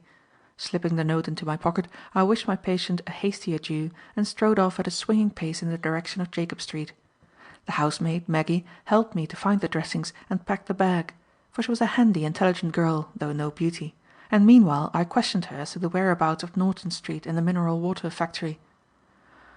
"Oh, I know the place well enough, sir," said she, "though I didn't know the works were open. Norton Street is only a few minutes' walk from here. It's quite close to Gayton Street. In fact, these works are just at the back of the Samway's house. You go up to the corner by the market and take the second on the right, and then—" "Look here, Maggie," I interrupted, "you'd better come and show me the way, as you know the place. There's no time to waste on fumbling for the right turning." "Very well, sir," she replied, and the bag being now packed with all necessary instruments and dressings, we set forth together. "Is this a large factory?" I asked, as she trotted by my side, to the astonished admiration of Jacob Street and the neighbourhood in general. "No, sir," she replied, "it's quite a small place. The last people went bankrupt and the works were empty and to let for a long time. I thought they were still to let, but I suppose somebody has taken them and started the business afresh. It's round here." She piloted me round the corner into a narrow by-street, near the end of which she halted at the gate of a yard or mews. Above the entrance was a weather-beaten board bearing the inscription "International Mineral Water Company," and a half-defaced printed bill offering the premises to let, and at the side was a large bell-pull. A vigorous tug at the latter set a bell jangling within, and, as Maggie tripped away up the street, a small wicket in the gate opened, disclosing the dimly seen figure of a man standing in the inner darkness. "Are you the doctor?" he inquired. I answered "Yes," and being thereupon bidden to enter, stepped through the opening of the wicket, which the man immediately closed, shutting out the last gleam of light from the street lamp outside. "It's rather dark," said the unseen custodian, taking me by the arm. "It is indeed," I replied, groping with my feet over the rough cobbles. "Hadn't you better get a light of some kind?" "I will in a minute," was the reply. "You see, all the other men have gone home. We close at 6 sharp. This is the way. I'll strike a match. The man is down in the bottling room." My conductor struck a match by the light of which he guided me through a doorway, along a passage or corridor, and down a flight of stone steps. At the bottom of the steps was a flagged passage, out of which opened what looked like a range of cellars. Along the passage I walked warily, followed by the stranger, and lighted very imperfectly by the matches that he struck, the glimmer of which threw a gigantic and ghostly shadow of myself on the stone floor, but failed utterly to pierce the darkness ahead. I was exactly opposite the yawning doorway of one of the cellars when the match went out, and the man behind me exclaimed, "Wait a moment, doctor. Don't move until I strike another light." I halted abruptly, and the next moment I received a violent thrust that sent me staggering through the open doorway into the cellar. Instantly the massive door slammed and a pair of heavy bolts were shot in succession on the outside. "What the devil is the meaning of this?" I roared, battering and kicking furiously at the door. Of course there was no answer, and I quickly stopped my demonstrations, for it dawned on me in a moment that the factory was untenanted save by the ruffian who had admitted me, that I had been decoyed here of a set purpose, though what that purpose was I could not imagine. But it was not long before I received a pretty broad hint as to the immediate intentions of my host. A gentle thumping at the door of my cellar attracted my attention and caused me to lay my ear against the wood. The sound that I heard was quite unmistakable. The crevices of the door were being filled, apparently with pieces of rag, which my friend was ramming home, presumably with a chisel. In fact, the door was being caulked to make the joints air-tight. The object of this proceeding was clear enough. I was shut up in an air-tight cavity in which I was to be slowly suffocated. That was quite obvious. Why I was to be suffocated I could form no sort of guess, excepting that I had fallen into the hands of a homicidal lunatic. But I was not greatly alarmed. The air in a good-sized cellar will last a considerable time, and I could easily poke out anything that my friend might stuff into the keyhole. Then, when the men arrived in the morning, I could kick on the cellar door, and they would come and let me out. There was nothing to be particularly frightened about. Were there any men? The injured man was evidently a myth. Supposing the other man were a myth too? I recalled Maggie's remark that she had thought the place was to let still. Perhaps it was. That would be rather more serious. At this point my agitations were broken in upon by sounds from the adjoining cellar. The sound of someone moving about and dragging some heavy body. And it struck me at once as strange that I should hear these sounds so distinctly, seeing the massive door of my own cellar was sealed and the walls were of solid brick, as I ascertained by rapping at them with my knuckles. But I had no time to consider this circumstance, for there suddenly rose a new sound, whereat, I must confess, my heart fairly came into my mouth, a loud penetrating hiss like the shriek of escaping steam. It seemed to come from some part of the cellar in which I was immured, from a spot nearly overhead, and was immediately echoed by a similar sound in the adjoining cellar, and then by a third. Even as the last sound broke forth, the door of the adjoining cellar slammed, the bolts were shot, and then faintly mingled with a discordant hissing, I could hear the dull thumping that told me that the cracks of that door too were being caulked. It was a frightful situation. The hissing sound was obviously caused by the escape of gas under high pressure, and that gas must be entering my cellar through some opening. I felt for my matchbox, and groping along the wall towards the point whence the loudest sound, and indeed all the sounds, proceeded, I struck a match. The glimmer of the wax vesta made everything clear. Close to the ceiling, about 7 feet from the ground, was an opening in the wall about 6 inches square, and pouring through this in a continuous stream was a cloud of white particles that glistened like snowflakes. As I stood under the opening, some of them settled on my face, and the more than icy coldness of the contact told the whole horrible tale in a moment. This white powder was snow. Carbonic acid snow. The hissing sound came from 3 of those great iron bottles charged under pressure with liquefied carbonic acid, which are used by mineral water manufacturers for aerating the water. The miscreant, or lunatic, who had imprisoned me, had turned on the taps, and the liquid was escaping and turning into the snow with the cold produced by its own rapid evaporation and expansion. Of course, the snow would quickly absorb heat, and, without again liquefying, evaporate into the gaseous form. In a very short time both cellars would be full of the poisonous gas, and well, in a word, I was shut up in a lethal chamber. It has taken me some time to write this explanation, which, however, flashed through my brain in the twinkling of an eye as the light of the match fell on that sinister cloud of snowflakes. In a moment I had my coat off, and was stuffing it for dear life into the opening. It was but a poor protection against the gas, which would easily enough find its way through the interstices of the fabric, but it would stop the direct stream of snow and give me time to think. On what incalculable chances do the great issues of our lives depend! If I had been a short man, I must have been dead in half an hour. For the opening through which the cloud of snow was pouring was well over 7 feet above the floor, and would have been quite out of my reach. Even as it was, with my 6 feet of stature and corresponding length of arm, it was impossible to ram my coat into the opening with the necessary force, for I had to stand close to the wall with my arm upraised at a great mechanical disadvantage. Still, as I have said, imperfect as the obstruction was, it served to stop the inrushing cloud of snow. It would take some time for the heavy gas in the adjoining cellar to rise to the level of the opening, and, meanwhile, I could be devising other measures. I lit another match and looked about me. The cellar was much smaller than I had thought, and was absolutely empty.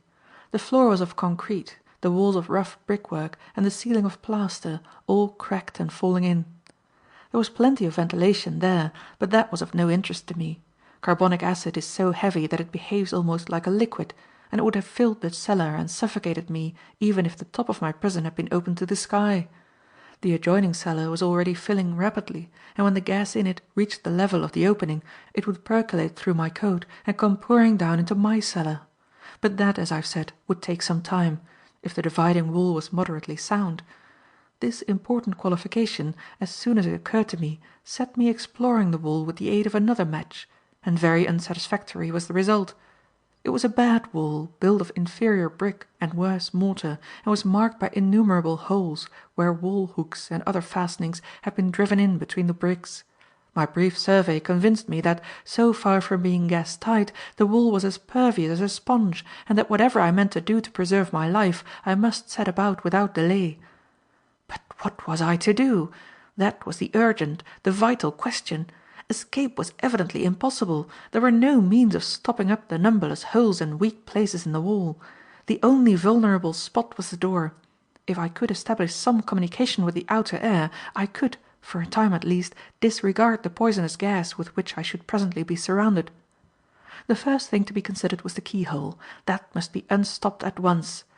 Fumbling in my bag, for I had grown of a sudden niggardly with my matches, I found a good-sized probe which I insinuated into the keyhole, and in a moment my hopes in that direction were extinguished, for the end of the probe impinged upon metal. The keyhole was not stopped with rag, but with a plate of metal fixed on the outside. With rapidly growing alarm, but with a tidiness born of habit, I put the probe back in the bag and began feverishly to review the situation and consider my resources. And then I had an idea. Only a poor forlorn hope, but still an idea. There is a certain ingenious type of pocket knife, devised principally in the interest of the cutlery trade, that innocent persons, usually of the female persuasion, are wont to bestow as presents on their masculine friends. Such a knife I chanced to possess. It had been given to me by an aunt, and sentimental considerations had induced me to give it an amount of room in my trousers pocket that I continually grudged. However, there it was at this critical moment, with its corkscrew, gimlet, its bewildering array of blades, its hoof-pick, toothpick, tweezers, file, screwdriver and assorted unclassifiable tools, a ponderous lump of pocket-destroying uselessness, and yet the appointed means of saving my life. The gimlet was the first tool that I called into requisition. Very gingerly, for these tools are commonly over-tempered and brittle, I bored in the thick plank a hole at about the level of my mouth, and as I worked I turned over my further plans. When the gimlet was through the door, I selected a tool on whose use I had often speculated, a sharp-edged spike, like a diminutive and very stumpy bayonet, which I proceeded to use broach-wise to enlarge the hole. When this tool worked loose, I exchanged it for the screwdriver, with which I managed to broach the hole out to about half an inch in width. And this was as large as I could make it, and it was not large enough. True, one could breathe fairly comfortably through a half-inch hole, but, with the deadly gas circulating around, a freer opening was very desirable. Then I bethought me that the magic knife contained a saw, a wretched thick-bladed affair, but still a saw, which would actually cut wood if you gave it time. This implement suggested a simple plan which I forthwith put into execution, working as rapidly as I could without running the risk of breaking the tools. My plan was to make a second hole some 2 inches diagonally below the first, and from each hole to carry 2 saw cuts at right angles to one another. The 2 pairs of cuts would intersect and take a square piece out of the door, giving me a little window through which I could breathe in comfort. It was a trifling task, but yet, with the miserable tools I had, it took a considerable time to execute, the more since the saw blade was wider than the holes, excepting at its point. However, it was accomplished at last, and I had the satisfaction of pushing out the little separated square of wood, and feeling that I now had free access to the pure air outside my dungeon. But it was none too soon. As I rested from my labours, it occurred to me to test the condition of the air inside. Lighting a wax match, I held the little taper so that the flame ascended steadily, and then lowered it slowly. As it descended, the flame changed colour somewhat, and about 18 inches from the floor it went out quite suddenly. There was then a layer of the pure gas about 18 inches deep covering the floor, and no doubt rising pretty rapidly. This was rather startling, and it warned me to have recourse without delay to my breathing hole. For though carbonic acid gas behaves somewhat as a liquid, it is not a liquid. Like other gases, it has the power of diffusing upwards, and the air of the cellar must be already getting unsafe. Accordingly, after carefully wiping the surface of the door with my handkerchief, I applied my mouth, with some distaste, to the opening, and took in a deep draught of undoubtedly pure air. The position in which I had to stand with my mouth to the hole was an irksome one, and I foresaw that it would presently become very fatiguing. Moreover, when the gas reached the level of my head, it would be difficult to prevent some of it from finding its way into my mouth and nostrils, and if it did, I should most assuredly be poisoned. This consideration suggested the necessity of making another hole at a lower level to let out the gas and allow me to rest myself by a change of position. But this new task had to be carried out with my mouth glued to the breathing hole, and very awkward and tiring I found it, and very slow was the progress that I made. This second hole was smaller than the first, for time was precious, and I reflected that I could easily enlarge it by fresh saw cuts, each 2 of which would take out a triangular piece of wood. But it was tedious work, and its completion left me with aching arms. Indeed, I was beginning to ache all over from the constrained position. Taking a deep breath and shutting my mouth, I stood up and stretched myself. Then I lit a match and looked at my watch. 8:30. I had been over 2 hours in the cellar, and meanwhile the patients were waiting for me at the surgery, and no doubt murmuring at the delay. How soon would my absence lead to enquiries? Or were enquiries being made even now? Looking at the match that I still held in my hand, I noticed that its flame was pallid and bluish, and as I lowered it slowly, it went out when it was a little over 2 feet from the floor. The gas then was still rising, though not so rapidly as I had feared, but from the altered colour of the flame it was evident that the air of the cellar, generally, contained enough diffused gas to be actively poisonous. After a time the erect position began to grow insupportably fatiguing. I felt that I must sit down for a few minutes' rest, even though prudence whispered that it was highly unsafe.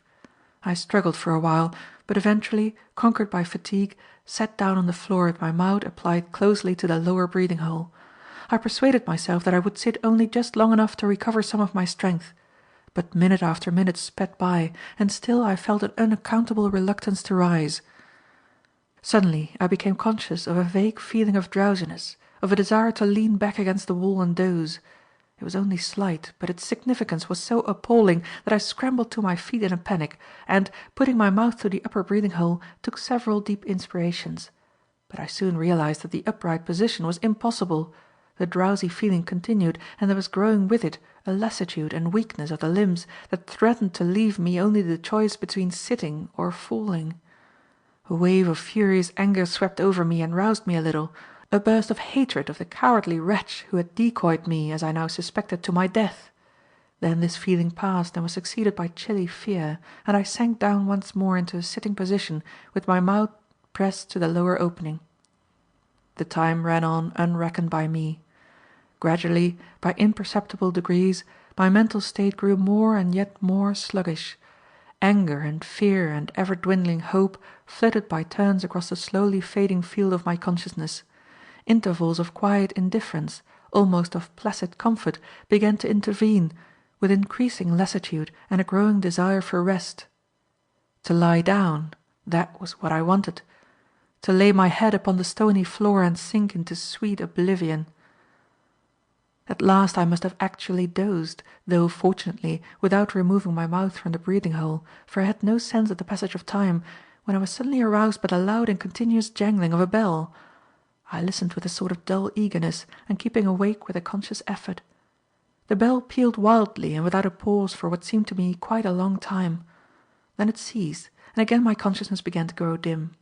After an interval, I know not how long, there came to me dimly and only half perceived the closing of a door, the patter of quick footsteps, and then the voice of a man calling me by name. I struggled to get on to my feet, but could not move, but I still held the clasp knife and was able to rap with it feebly on the door. Again I heard the voice. It sounded nearer now, and yet infinitely far away, and again I rapped on the door and shouted through the breathing hole, a thin muffled cry such as one utters in a troubled dream. And then the drowsiness crept over me again, and I heard no more. The next thing of which I was conscious was a sounding thwack on the cheek with something wet that felt like a dead fish.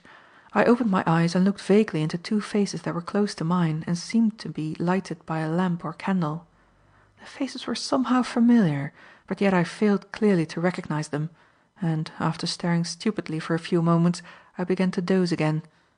Then the dead fish returned to the assault, and I again opened my eyes. Another vigorous flop caused me to open my mouth with an unparliamentary gasp. "Ah, that's better," said a familiar and yet unplaced voice. "When a man is able to swear, he's fairly on the road to recovery." Flop!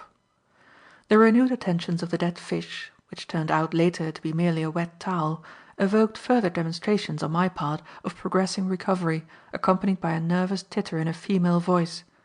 Gradually the clouds rolled away, and to my returning consciousness the faces revealed themselves as those of Maggie, the housemaid, and Dr. Thorndyke. Even to my muddled wits the presence of the latter was somewhat of a puzzle, and, in the intervals of anathematizing the deceased fish, which I had not yet identified, I found myself hazily speculating on the problem of how my revered teacher came to be in this place, and what place this was. "Come now, Jardine," said Dr. Thorndyke, emptying a jug of water on my face, and receiving a volley of spluttered expletives in exchange, "pull yourself together. How did you get in that cellar?" "Hang if I know," said I, composing myself for another nap, but here the wet towel came once more into requisition, and that with such vigour that, in a fit of exasperation, I sat up and yawned. "I think you'd better fetch a cab," said Thorndyke, as Maggie wrung out the towel afresh, "but leave the gate open when you go out." "What's the cab for?" I asked sulkily. "Can't I walk?" "If you can, it will be better," said Thorndyke. "Let us see if you are able to stand." He hoisted me on to my feet, and he and Maggie, taking each an arm, walked me slowly up and down the cobbled yard, which I now began to recognize as appertaining to the mineral water works. At first I staggered very drunkenly, but by degrees the drowsy feeling wore off, and I was able to walk with Thorndyke's assistance only. "I think we might venture out now," said he, at length, piloting me towards the gate, and when I had stumbled rather awkwardly through the wicket, we set forth homeward. On my arrival home, Thorndyke ordered a supply of strong coffee and a light meal, after which, it being obvious that I was good for nothing in a professional sense, he suggested that I should go to bed. "Don't worry about the practice," said he. "I'll send for my friend Jervis, and between us we will see that everything is looked after. If Maggie will give me a sheet of paper and an envelope, I'll write a note to him, and then she can take a hansom to my chambers and give the note either to Dr. Jervis or my man Polton. Meanwhile, I will stay here and see that you don't go to sleep prematurely." He wrote the note, and Maggie, having made such improvements in her outward garb as befitted the status of a rider in hansoms, took charge of it and departed with much satisfaction and dignity. Thorndyke made a few inquiries of me as to the circumstances that had led to my incarceration in the cellar, but finding that I knew no more than Maggie, whom he had already questioned, he changed the subject, nor would he allow me again to refer to it. "No, Jardine," he said, "better think no more of it for the present. Have a good night's rest, and then, if you're all right in the morning, we will go into the matter and see if we can put the puzzle together." End of chapter 5.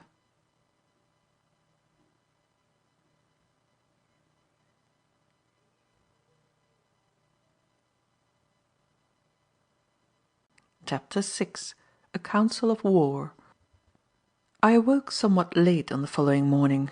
Indeed, I was but half awake when there came a somewhat masterful and peremptory tap at my bedroom door, followed by the appearance in the room of a rather tall gentleman of some 30 years of age.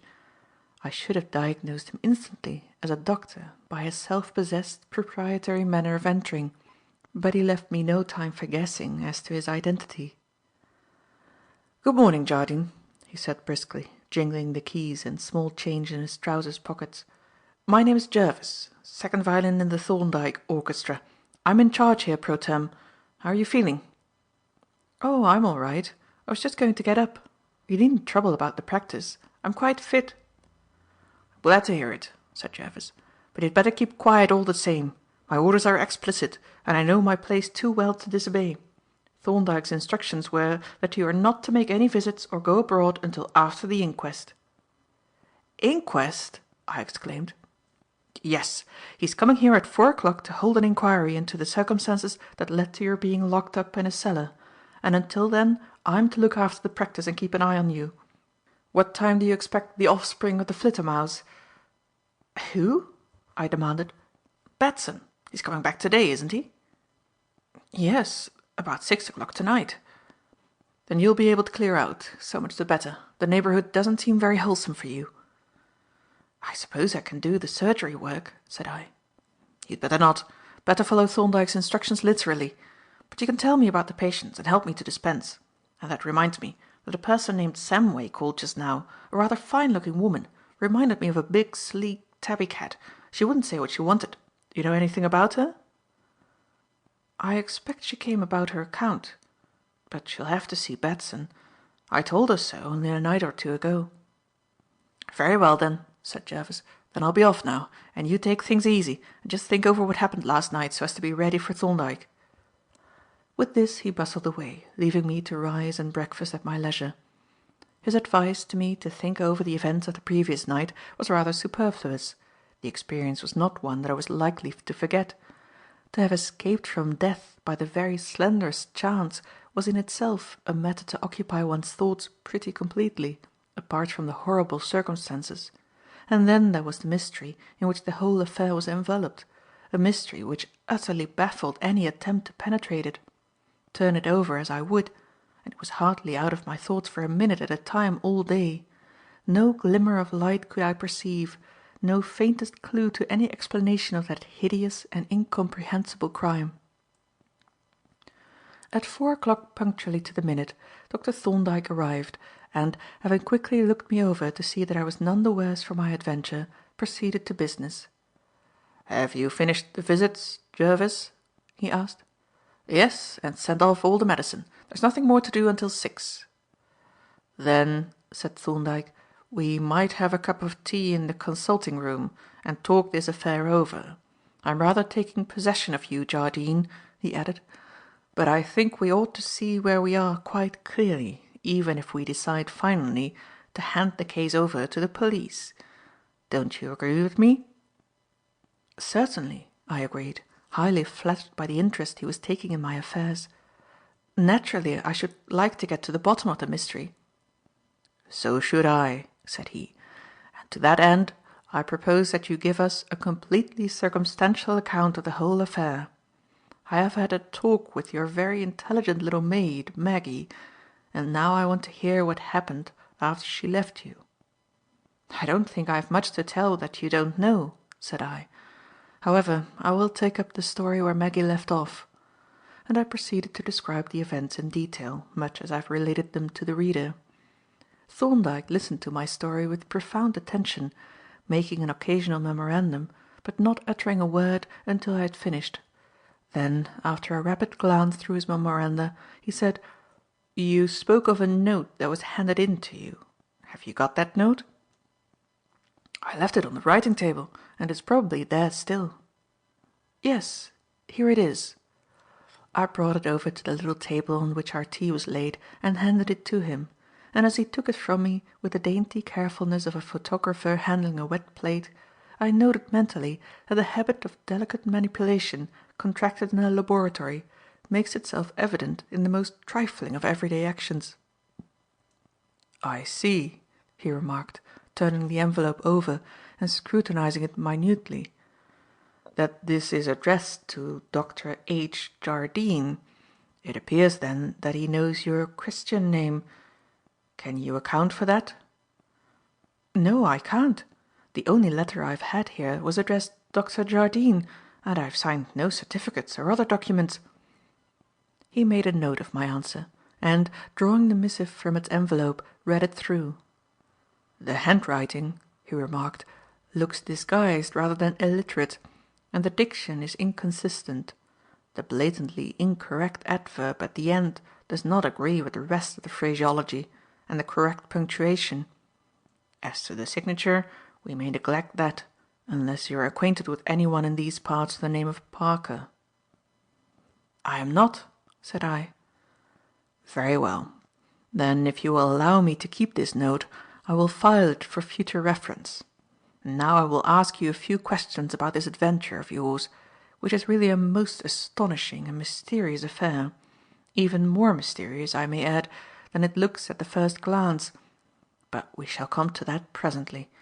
At the moment we are concerned with the crime itself, with a manifest attempt to murder you, and the circumstances that led up to it. And there are certain obvious questions that suggest themselves. The first is, can you give any explanation of this attempt on your life?"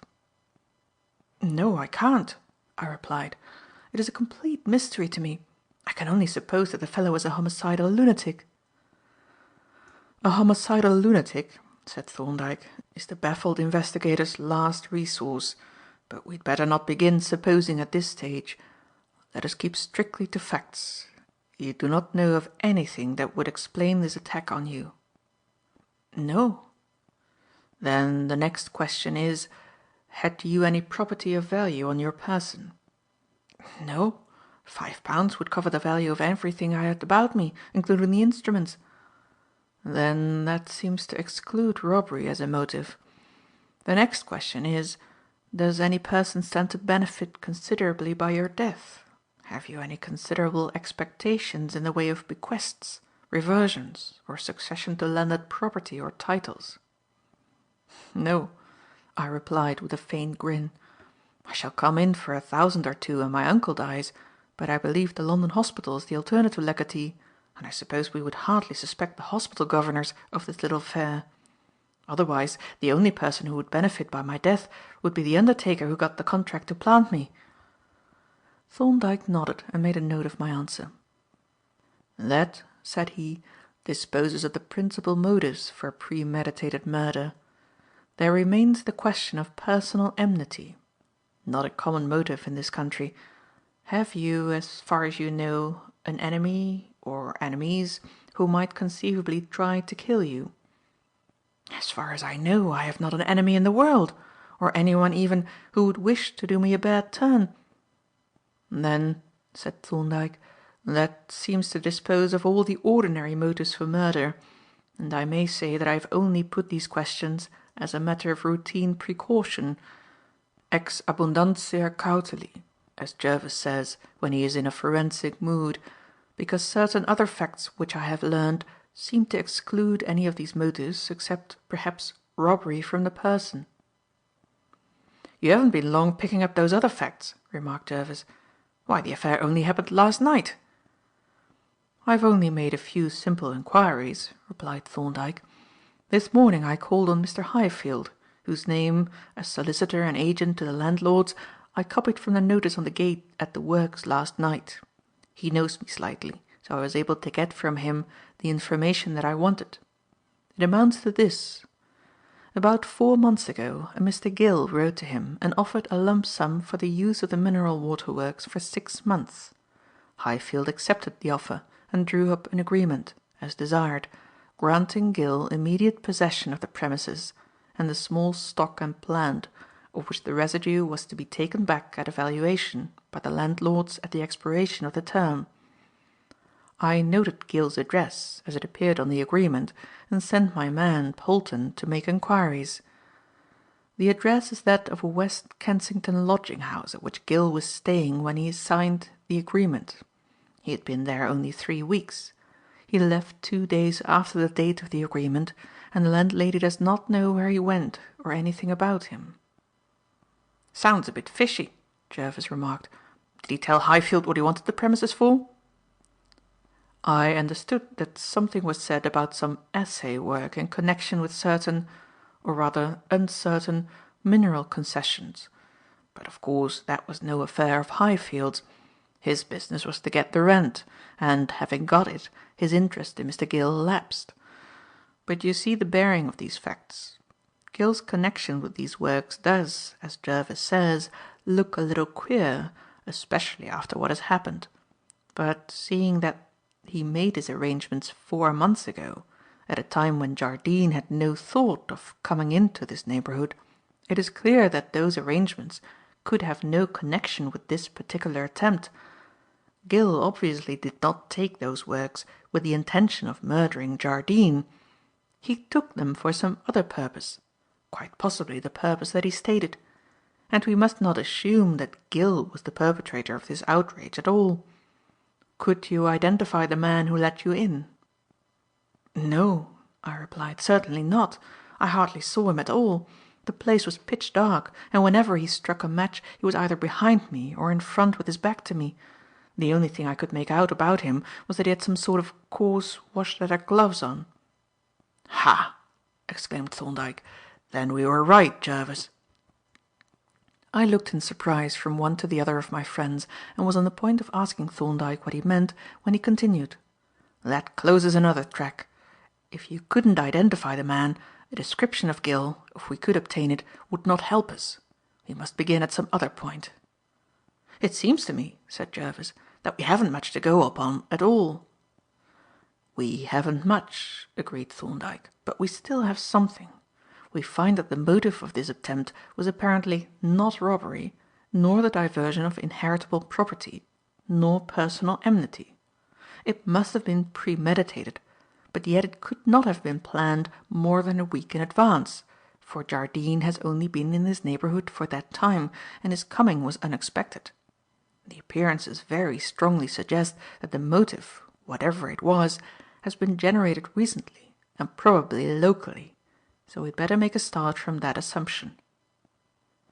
"Is it possible," Jervis suggested, "that this man Gill may be some sort of anarchist crank, or a sort of thug? It is actually conceivable that he may have taken these premises for the express purpose of having a secure place where he could perpetrate murders and conceal the bodies." "It is quite conceivable," said Thorndyke, "and when we go and look over the works, which I propose we do presently, we may as well bear the possibility in mind. But it is merely a speculative suggestion. To return to your affairs, Jardine, has your stay here been quite uneventful?" "Perfectly," I replied. "No unusual or obscure cases? No injuries?" "No, nothing out of the common," I replied. No deaths? One, but the man died before I took over. Nothing unusual about that? Everything quite regular? Oh, perfectly, I answered. And then, with a sudden qualm, as I recalled Batson's uncertainty as to the actual cause of death, I added, "At least, I hope so." "You hope so?" queried Thorndyke. "Yes, because it's too late to go into the question now. The man was cremated." At this, a singular silence fell. Both my friends seemed to stiffen in their chairs, and both looked at me silently but very attentively. Then Thorndyke asked, "Did you have anything to do with that case?" "Yes," I replied. "I went with Batson to examine the body." "And are you perfectly satisfied that everything was as it should be?" I was on the point of saying "yes," and then suddenly there arose before my eyes the vision of Mrs. Samway looking at me over Batson's shoulder with that strange, inscrutable expression. And again I recalled her unexplained anger and then her sudden change of mood. It had impressed me uncomfortably at the time, and it impressed me uncomfortably now. "I don't know that I am, now that I come to think it over," I replied. "Why not?" asked Thorndyke. "Well," I said, a little hesitatingly, "to begin with, I don't think the cause of death was quite clear. Batson couldn't find anything definite when he attended the man, and I know that the patient's death came as quite a surprise." "But surely," exclaimed Thorndyke, "he took some measures to find out the cause of death." "He didn't. He assumed that it was a case of fatty heart and certified it as morbus cordis, and a man named O'Connor confirmed the certificate after examining the body." "After merely inspecting the exterior?" "Yes." My two friends looked at one another significantly, and Thorndyke remarked, with a disapproving shake of the head, "And this is what all the elaborate precautions amount to in practice. A case which might have been one of the crudest and boldest poisoning gets past with hardly a pretence of scrutiny. And so it will always be.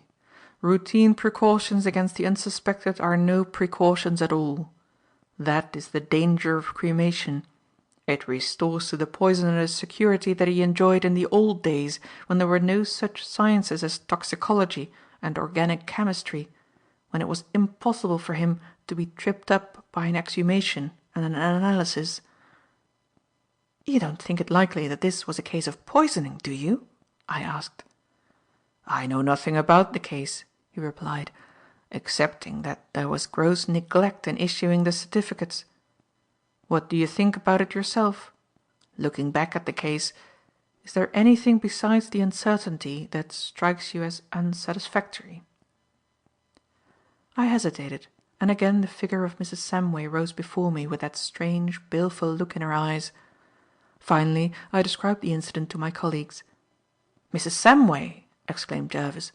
"Is that the handsome Lucretia Borgia lady with the mongoose eyes who called here this morning? By Jove! Jardine, you're giving me the creeps." "I understand," said Thorndyke, "that you are making as if to feel the dead man's pulse." "Yes." "There is no doubt, I suppose, that he really was dead?" "None whatever. He was as cold as a fish, and besides there was quite distinct rigor mortis." "That seems conclusive enough," said Thorndyke, but he continued to gaze at his open notebook with a profoundly speculative and thoughtful expression. "It certainly looks," said Jervis, "as if Jardine had either seen something or had been about to see something that he was not wanted to see, and the question is what that something could have been." "Yes," I agreed gloomily, "that is what I have just been asking myself. There might have been a wound or injury of some kind, or there might have been the marks of a hypodermic needle on the wrist. I wish I knew what she meant by looking at me in that way." "Well," said Jervis, "we shall never know now. The grave gives up its secrets now and again, but the crematorium furnace never. Whether he died naturally or was murdered, Mr. Maddock is now a little heap of ashes with no message for anyone this side of the Day of Judgment." Thorndyke looked up. "That seems to be so," said he. and really we have no substantial reasons for thinking that there was anything wrong. So we come back to your own affairs, Jardine, and the question is, what would you prefer to do?" "In what respect?" I asked. "In regard to this attempt on your life. You have told us that you have not an enemy in the world, but it appears as if you had, and a very dangerous one too. Now, would you like to put the case into the hands of the police, or would you rather that we kept our own counsel and looked into it ourselves?"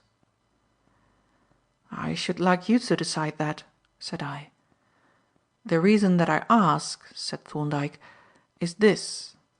The machinery of the police is adjusted to professional crime, burglary, coining, forgery, and so forth, and their methods are mostly based on information received. The professional crook is generally well known to the police, and, when wanted for any particular job, can be found without much difficulty, and the information necessary for his conviction obtained from the usual sources. But in cases of obscure, non-professional crime, the police are at a disadvantage. The criminal is unknown to them. There are no confederates from whom to get information. Consequently, they have no starting point for their inquiries. They can't create clues, and they, very naturally, will not devote time, labour and money to cases in which they have nothing to go on. Now, this affair of yours does not look like a professional crime. No motive is evident, and you can give no information that would help the police. I doubt if they would do much more than give you some rather disagreeable publicity, and they might even suspect you of some kind of imposture." "Gad!" I exclaimed, "that's just what they would do. It's what they did last time, and this affair would write me down in their eyes a confirmed mystery monger." "Last time?" queried Thorndyke. "What last time is that? Have there been any other attempts?" "Not on me," I replied, "but I had an adventure one night about 6 or 7 weeks ago that has made the Hampstead police look on me, I think, with some suspicion." And here I gave my two friends a description of my encounter with the dead, or insensible, cleric in Millfield Lane, and my discoveries on the following morning. "But, my dear Jardine," Thorndyke exclaimed when I had finished, "what an extraordinary man you are! It seems as if you could hardly show your nose out of doors without becoming involved in some dark and dreadful mystery." "Well," said I hope I have now exhausted my gifts in that respect. I am not thirsting for more experiences. But what do you think about that Hampstead affair? Do you think I could possibly have been mistaken? Could the man have been merely insensible, after all, as the police suggested?" Thorndyke shook his head. "I don't think," he replied, "that it is possible to take that view. You see, the man had disappeared. Now, he could not have got away unassisted. In fact, he could not have walked at all. One would have to assume that some persons appeared directly after you left and carried him away, and that they appeared and retired so quickly as not to be overtaken by you on your return a few minutes later with the police. That is assuming too much. And then there are the traces which you discovered on the following day, which seem to suggest strongly that a body had been carried away to Ken Wood. It is a thousand pities that you encountered that keeper. If you could have followed the tracks while they were fresh, you might have been able to ascertain whither it had been carried. But now, to return to your latest experience, what shall we do? Shall we communicate with the police, or shall we make a few investigations on our own account?" "As far as I am concerned," I replied eagerly, "a private investigation would be greatly preferable. But wouldn't it take up rather a lot of your time?" "Now, Jardine, you needn't apologize," said Jervis. "Unless I'm much mistaken, my respected senior has struck soundings, as the nautical phrase has it. He has a theory of your case, and he would like to see it through. Isn't that so, Thorndyke?" "Well," Thorndyke admitted, "I will confess that the case piques my curiosity somewhat. It is an unusual affair, and suggests some curious hypotheses which might be worth testing. So, if you agree, Jardine, that we make at least a few preliminary investigations, I suggest that, as soon as Batson returns, We three go over to what the newspapers would call the scene of the tragedy and reconstitute the affair on the spot." "And what about Batson?" I asked. "Shall we tell him anything?" "I think we must," said Thorndyke, "if only to put him on his guard, for your unknown enemy may be his enemy too." At this moment the street door banged loudly, a quick step danced along the hall, and Batson himself burst into the room. "Good Lord!" he exclaimed, halting abruptly at the door and gazing in dismay at our little council. "What's the matter? Anything happened?" Thorndyke laughed as he shook the hand of his quondam pupil. "Come, come, Batson," said he, "don't make me out such a bird of ill omen. I was afraid something awkward might have occurred. Police job or inquest or something of that sort." "You weren't so very far wrong," said Thorndyke. "When you are at liberty I'll tell you about it." "I'm at liberty now," said Batson, dropping into a chair and glaring at Thorndyke through his spectacles.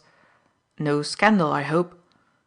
Thorndyke reassured him on this point and gave him a brief account of my adventure and our proposed visit to the works, to which he listened with occasional ejaculations of astonishment and relief. "By gum!" he exclaimed, "what a mercy you got there in time. If you hadn't, there'd have been an inquest and a devil of a fuss. I should never have heard the last of it. Ruined the practice and worried me into a lunatic asylum. Oh, and about those works, I wouldn't go there if I were you." "Why not?" Thorndyke asked. "Well, you may have to answer some awkward questions, and we don't want this affair to get about, you know. No use raising a dust. Rumpus of any kind plays the deuce with a medical practice."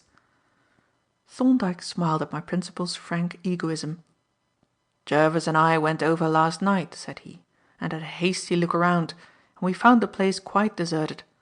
Probably it is so still." "Then you won't be able to get in. How'd you get in last night?" "I happened to have a piece of stiff wire in my pocket," Thorndyke replied impassively. "Ha!" said Batson. "Wire, eh? Picklock, in fact. I wouldn't if I were you. Devil of a bobbery if anyone sees you. Hullo, there goes the bell. Patient. Let him wait. 'Tisn't 6 yet, is it?" "2 minutes past," replied Thorndyke, rising and looking at his watch. "Perhaps we'd better be starting, as it's now dark, and the business at the works, if there is any, is probably over for the day." "Hang the works!" exclaimed Batson. "I wouldn't go nosing about there. What's the good? Jardine's all right, and the chappie isn't likely to be on view. You'll only raise a stink for nothing and bring in a crowd of beastly reporters humming about the place. There's that damn bell again. Well, if you won't stay, perhaps you'll look me up some other time. Always delighted to see you. Jervis too. You're not going, Jardine? I've got to settle up with you and hear your report." "I'll look in later," said I, "when you've finished the evening's work." "Right you are," said Batson, opening the door and adroitly edging us out. "Sorry you can't stay. Good night. Good night." He shepherded us persuasively and compellingly down the hall, with a skill born of long practice with garrulous patients, and, having exchanged us on the doorstep for a stout woman with 2 children, returned into the house with his prey and was lost to sight. End of chapter 6.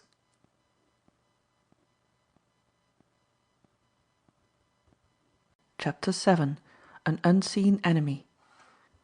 From my late principal's house we walked away quickly down the lamplit street, all I think dimly amused at the circumstances of our departure. "Is Batson always like that?" Thorndyke asked. "Always," I replied. "Hurry and bustle are his normal states." "Dear, dear," commented Thorndyke. "What a terrible amount of time he must waste. Of course, one can understand now how that cremation muddle came about. Your incurable hustler is always thinking of the things he has got to do next, instead of the thing that he is doing at the moment. By the way, Jardine, I am taking it for granted that you would like to inspect these premises. It is not essential. Jervis and I had a preliminary look round last night, and I dare say we picked up most of the facts that are likely to be of importance if we should be going farther into the matter. I think it would be as well for me to take a look at the place and show you exactly where and how the affair happened." "I think so too," said Thorndyke. "It was all pretty evident, but you might be able to show us something that we had overlooked. Here we are. Wonder if Mr. Gill is on the premises, supposing him still to frequent them." He looked up and down the street and, taking a key from his pocket, inserted it into the lock. "Why, how on earth did you get the key?" I asked. Thorndyke looked at me slyly. "We keep a tame mechanic," said he, as he turned the key and opened the wicket. "Yes, but how did you get the pattern of the lock?"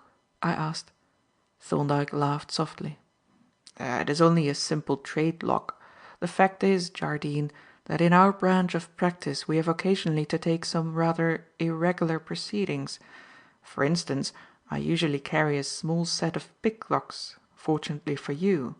That is how I got in last night. Then I never go abroad without a little box of moulding wax, a most invaluable material, Jardine, for collecting certain kinds of evidence. Well, with a slip of wood and a bit of wax I was able to furnish my man with the necessary data for filing up a blank key. One doesn't want to be seen using a picklock. Now, can you show us the way?" He flashed a pocket electric lamp on the ground, and we advanced over the rough cobbles until we reached a door at the side. "This is where I went in," said I. "It opens into a sort of corridor, and at the end is a door opening on some steps that lead down to the passage below." Thorndyke tried the handle of the door and pushed, but it was evidently locked or bolted. "I left this door unlocked last night," said he, "so it is clear that someone has been here since. I hardly expected that. I thought our friend would have cleared off for good. But it is possible that Gill had nothing to do with the attempt. The premises may have been used by someone who happened to know that they were unoccupied. It would have been quite easy for such a person to gain admittance, as you see." While speaking, he had produced from his pocket a little bunch of skeleton keys, with one of which he now quietly unlocked the door. "These builders' locks," said he, "are merely symbolic of security. You are not expected to unfasten them without authority, but you can if you like, and happen to have a bit of stiff wire." We entered the corridor, and, as we proceeded, looked into the rooms that opened out of it.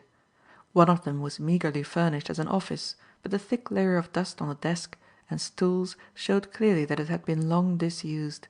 The other rooms were empty and desolate, and showed no trace of use or occupation. "The worthy Gill," said Jervis, "seems to have been able, like Diogenes, to get on with a very modest outfit." "Yes," agreed Thorndyke. "It is a little difficult to guess what his occupation is. The place looks as if it had never been used at all. Shall I go first?" He halted for a moment, passing the light of his lamp over the massive door at the head of the steps, and then began to descend. It was certainly a horrible and repulsive place, especially to my eyes, with the recollection of my late experience fresh in my mind. The rough brick walls, covered with the crumbling remains of old whitewash, the black masses of cobwebs that drooped like funereal stalactites from the ceiling, the fungi that sprouted in corners, and the snail tracks that glistened in the lamplight on the stone floor, all contributed to a vault-like sepulchral effect that was most unpleasantly suggestive of what might have been and very nearly had been. My late prison was easily distinguished by the two holes in the door. We looked in, but that cellar was completely empty save for a few chips of wood and a pinch or two of sawdust, memorials of my sojourn in the lethal chamber, at which I could hardly look without a shudder. Then we passed on to the next cellar, the one adjoining my prison, and this was an object of no little curiosity to me. Here, while I was securely bolted into my cell, that unknown villain had, deliberately and in cold blood, made all the arrangements for my murder, arrangements which he little suspected that I should survive to look upon. Thorndyke, too, was interested. He stood at the open door, looking in as if considering the positions of various objects, as in fact he was. "Someone has been here since last night, Jervis," said he. "Yes," agreed Jervis. "That gas bottle has been taken down from the opening. You see, Jardine," he continued, "he had stood that big packing case up on end and laid the gas bottle along the top, with its nozzle just opposite the hole. Two other bottles were standing upright with their nozzles upwards. "I understand," said Thorndyke, "that you heard 3 bottles only turned on." "Yes," I answered. "There was the one opposite the hole and 2 others." "I ask," Thorndyke said, "because there are, as you see, 7 other bottles lying by the wall. Those are all empty. We tried them when we came here last night." "I know nothing about those others," said I. "The 3 bottles that I have mentioned I heard distinctly, and after he had turned on the third, the man went out of the cellar and closed up the door."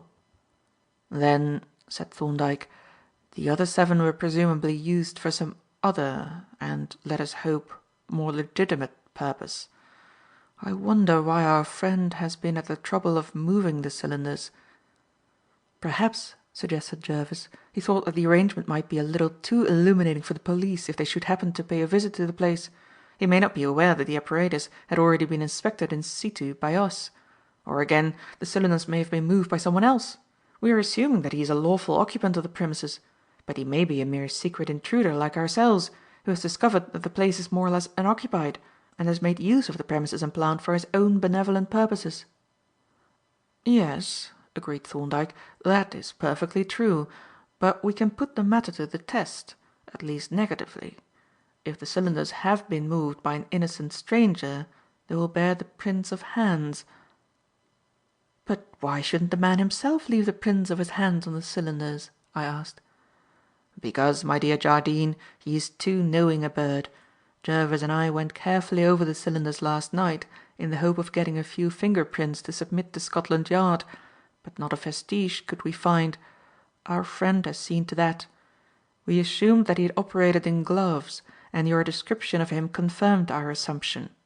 Which, in its way, is an interesting fact, for a man who is knowing enough to take these precautions has probably had some previous experience of crime, or at least has some acquaintance with the ways of criminals. The suggestion, in fact, is that, although this is not an ordinary professional crime, the perpetrator may be a professional criminal. And the further suggestion is, of course, that of very deliberate premeditation." While he had been speaking he had produced from his pocket a small flattened bottle fitted with a metal cap and filled with a yellowish powder.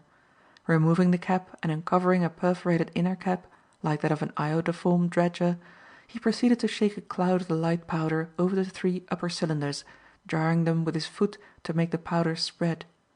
Then he blew sharply on them, one after the other, when the powder disappeared from their surfaces, leaving visible 1 or 2 shapeless whitened smears, but never a trace of a finger print or even the shape of a hand.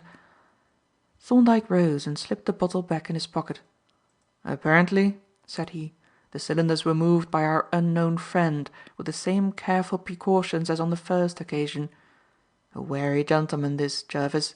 He'll give us a run for our money at any rate." "Yes," agreed Jervis. "He doesn't mean to give himself away. He preserves his incognito most punctiliously, I'll say that for him." "And meanwhile," said Thorndyke, "we had better proceed with our measures for drawing him out of this modest retirement. I want you, Jardine, to look round this cellar and tell us if any of the things that you see in it reminds you of anything that has happened to you, or suggests any thought or reflection." I looked round, I'm afraid rather vacantly. A more unsuggestive collection of objects I have never looked upon. "There are the gas cylinders," I said feebly, "but I've told you about them. I don't see anything else, except a few oddments of rubbish." "Then take a good look at the rubbish," said he. "Remember that it may be necessary at some future time for you to recall exactly what this cellar was like and what it contained. You may even have to make a sworn statement. So cast your eye round and tell us what you see." I did so, wondering inwardly what the deuce I was expected to see, and what might be the importance of my seeing it. "I see," said I, "a mouldy-looking cellar about 15 feet by 12, with very bad brick walls, a plaster ceiling in an advanced stage of decay, and a concrete floor. In the left-hand wall is a hole about 6 inches square opening into the adjoining cellar. The contents are 10 gas cylinders, all apparently empty, a key or spanner, which seems to have been used to turn the cocks, a large packing case, which, to judge by its shape, seems to have contained gas cylinders." "The word 'large,'" interrupted Thorndyke, "is not a particularly exact one." "Well, then, a packing case about 7 feet long by 2½ feet wide and deep." "That's better," said Thorndyke. "Always give your dimensions in quantitative terms if possible. Go on." "There are a couple of waterproof sheets," said I. "I don't see quite what they can have been used for." "Never mind their use," said Thorndyke. "Note the fact that they are here." "I have," said I, "and that seems to complete the list, with the exception of the straw in which I suppose the gas cylinders were packed. There's a large quantity of that, but not more than would seem necessary for the purpose. And that seems to complete the inventory, and I may say that none of these things conveys any suggestion whatever to my mind." "Probably not," said Thorndyke, "and it is quite possible that none of these things has any particular significance at all. But as they are the only facts offered us, we must make the best of them. There is one other cellar that we have not yet looked into, I think." We came out, and, walking along the passage, came to another door which stood slightly ajar.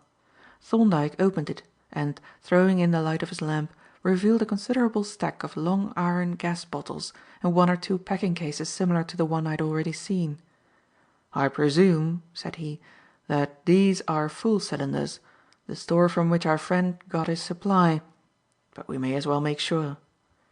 He ran back into the adjoining cellar, and returned with the spanner, with which he proceeded to turn the cock of one of the topmost cylinders, upon which a loud hiss and a thin snowy cloud showed that his surmise was correct. He had just closed the cock and stepped out into the passage to take back the spanner, when I saw him stop suddenly as if listening. And then he sniffed once or twice. "What is it?" asked Jervis. But Thorndyke, without replying, ran quickly along the passage and up the steps, and I heard him trying the door at the top. "Bring up one of the empty cylinders," he said quietly. "They have bolted us in and apparently set fire to the place." We did not require much urging to act quickly.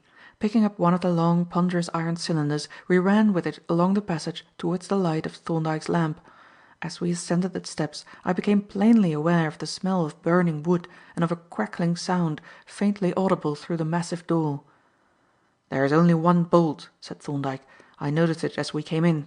I will throw my light on the part of the door where it is fixed, and you two must batter on that spot with the cylinder."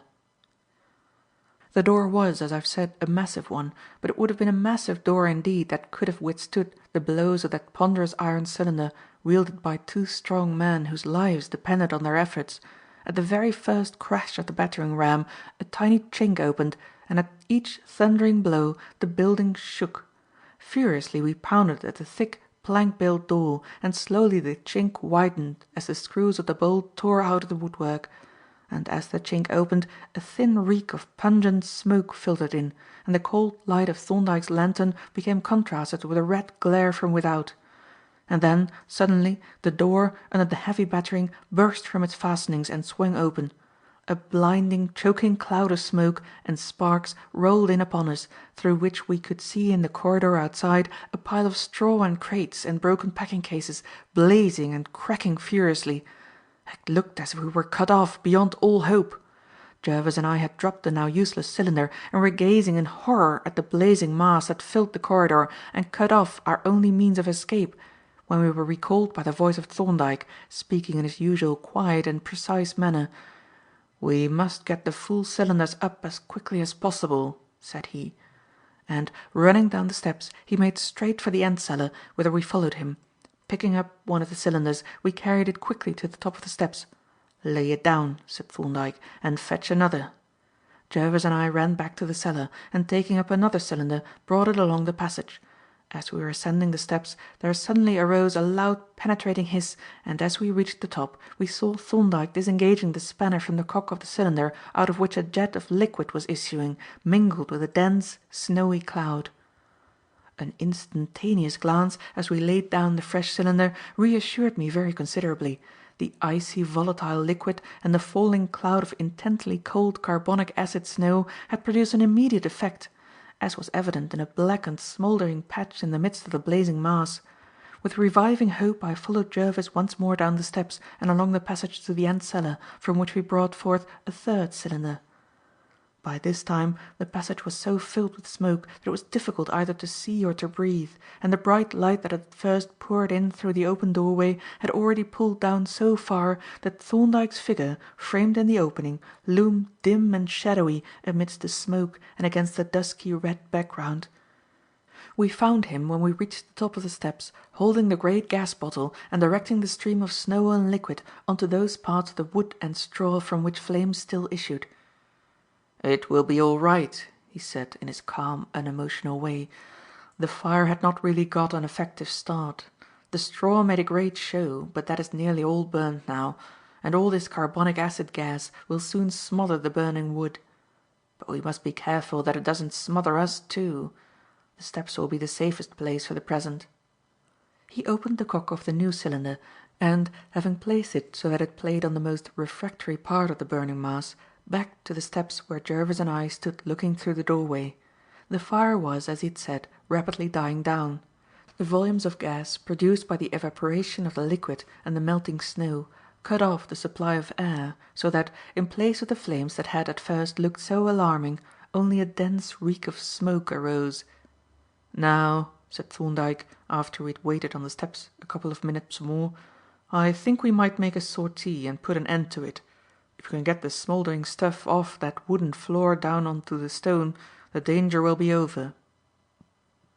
He led the way cautiously into the corridor, and, once more bringing his electric lamp into requisition, he began to kick the smouldering cases and crates and the blackened masses of straw down the steps onto the stone floor of the passage, whither we followed them and scattered them with our feet until they were completely safe from any chance of re-ignition. "There," said Jervis, giving a final kick at a small heap of smoking straw. "I should think that ought to do. There's no fear of that stuff lighting up again, and if I may venture to make the remark, the sooner we're off these premises the happier I shall be. Our friend's methods of entertaining his visitors are a trifle too strenuous for my taste. He might try dynamite next." "Yes," I agreed, "or he might take pot shots at us with a revolver from some dark corner." "It is much more likely," said Thorndyke, "that he has cleared off in anticipation of the alarm of fire. Still, it is undeniable that we shall be safer outside. Shall I go first and show you a light?" He piloted us along the corridor and up the cobbled yard, putting away his lamp as he unlocked the wicket. There was no sign of anyone about the premises, nor, when we had passed out of the gate, was there anyone in sight in the street. I looked about, expecting to see some sign of the fire, but there was no smoke visible, and only a slight smell of burning wood. The smoke must have drifted out at the back. "Well," Thorndyke remarked, "it has been quite an exciting little episode, and a highly satisfactory finish, as things turned out, though it might easily have been very much the reverse. But for the fortunate chance of those gas bottles being available, I don't think we should be alive at this moment." "No," agreed Jervis. "We should be in much the same condition by this time as Batson's late patient, Mr. Maddock, or at least well on our way to that disembodied state. However, all's well that ends well. Are you coming our way, Jardine?" "I will walk a little way with you," said I. "Then I must go back to Batson to saddle up and fetch my traps." I walked with them to Oxford Street, and we discussed our late adventure as we went. "It was a pretty strong hint to clear out, wasn't it?" Jervis remarked. "Yes," replied Thorndyke. "It didn't leave us much option. But the affair can't be left at this. I shall have a watch set on those premises. I shall make some more particular enquiries about Mr. Gill. By the way, Jardine, I haven't your address. I'd better have it in case I want to communicate with you, and you'd better have my card in case anything turns up which you think I ought to know." We accordingly exchanged cards, and as we had now reached the corner of Oxford Street, I wished my friends adieu and thoughtfully retraced my steps to Jacob Street. End of Chapter 7.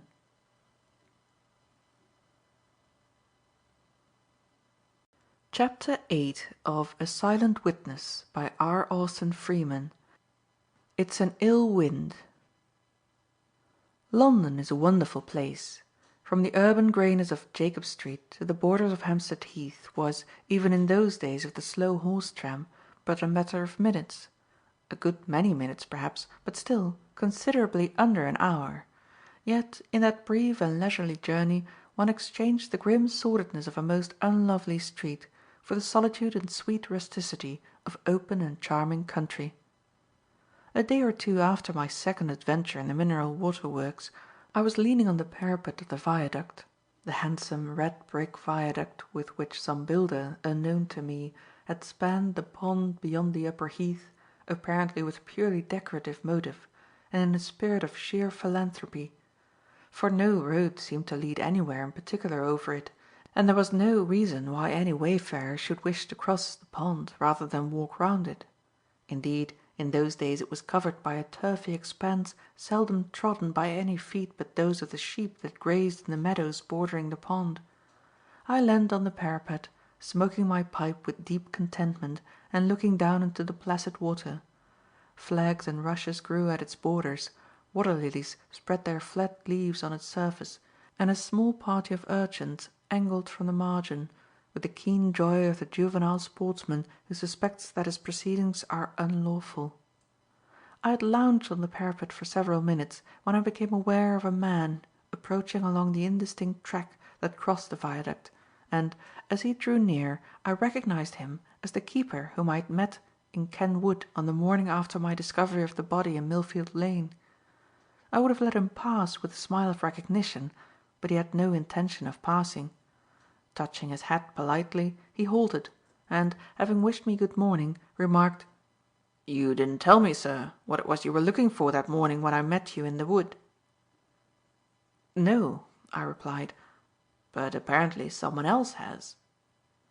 "Well, sir, you see," he said, "the sergeant came up the next day with a plainclothes man to have a look round, and, as the sergeant is an old acquaintance of mine, he gave me the tip as to what they were after. I'm sorry, sir, you didn't tell me what you were looking for." "Why?" I asked. "Well," he replied, "we might have found something if we had looked while the tracks were fresh. Unfortunately there was a gale in the night that fetched down a lot of leaves and blew up those that had already fallen, so that any footmarks would have got hidden before the sergeant came." "What did the police officers seem to think about it?" I asked. "Why, to speak the truth," the keeper replied, "they seemed to think it was all bogey." "Do you mean to say," I asked, "that they thought I had invented the whole story?" "Oh, no, sir," he replied, "not that. They believed you had seen a man lying in the lane, but they didn't believe that he was a dead man, and they thought your imagination had misled you about the tracks." "Then I suppose they didn't find anything?" said I. "No, they didn't, and I haven't been able to find anything myself, though I've had a good look round." And then, after a brief pause, "I wonder," he said, "if you would care to come up to the wood and have a look at the place yourself?" I considered for a moment. I had nothing to do, for I was taking a day off, and the man's proposal sounded rather attractive. Finally I accepted his offer, and we turned back together towards the wood. Hampstead, the Hampstead of those days, was singularly rustic and remote. But within the wood it was incredible that the town of London actually lay within the sound of a church bell or the flight of a bullet. Along the shady paths, carpeted with moss and silvery lichen, overshadowed by the boughs of noble beeches, or in leafy hollows with the humus of centuries under our feet, and the whispering silence of the woodland all around, we might have been treading the glades of some primeval forest.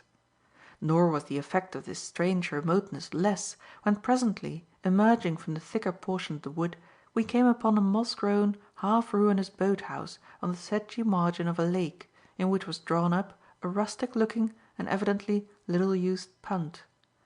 "It's wonderful quiet about here, sir," the keeper remarked, as a water-hen stole out from behind a clump of high rushes and scrambled over the leaves of the water-lilies.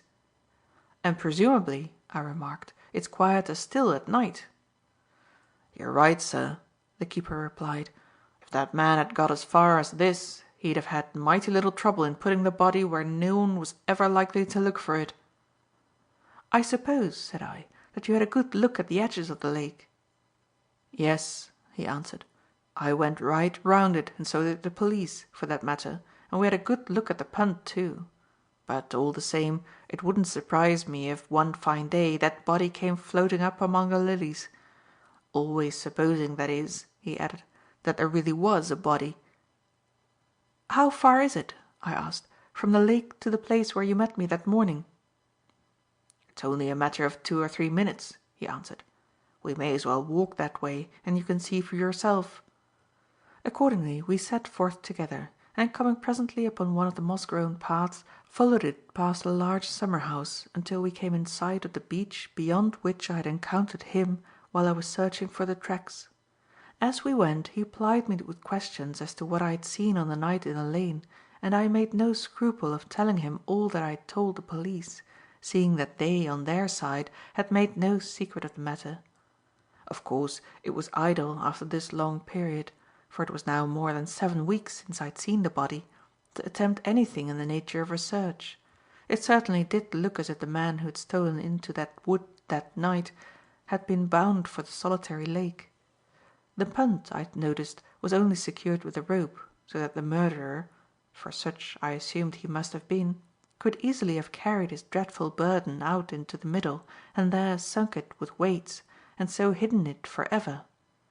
It was a quick, simple and easy method of hiding the traces of his crime, and, if the police had not thought it worth while to search the water with drags, there was no reason why the buried secret should not remain buried for all time. After we had walked for some time about the pleasant, shady wood, less shady now that the yellowing leaves were beginning to fall with the passing of autumn, the keeper conducted me to the exit by which I had left on the previous occasion.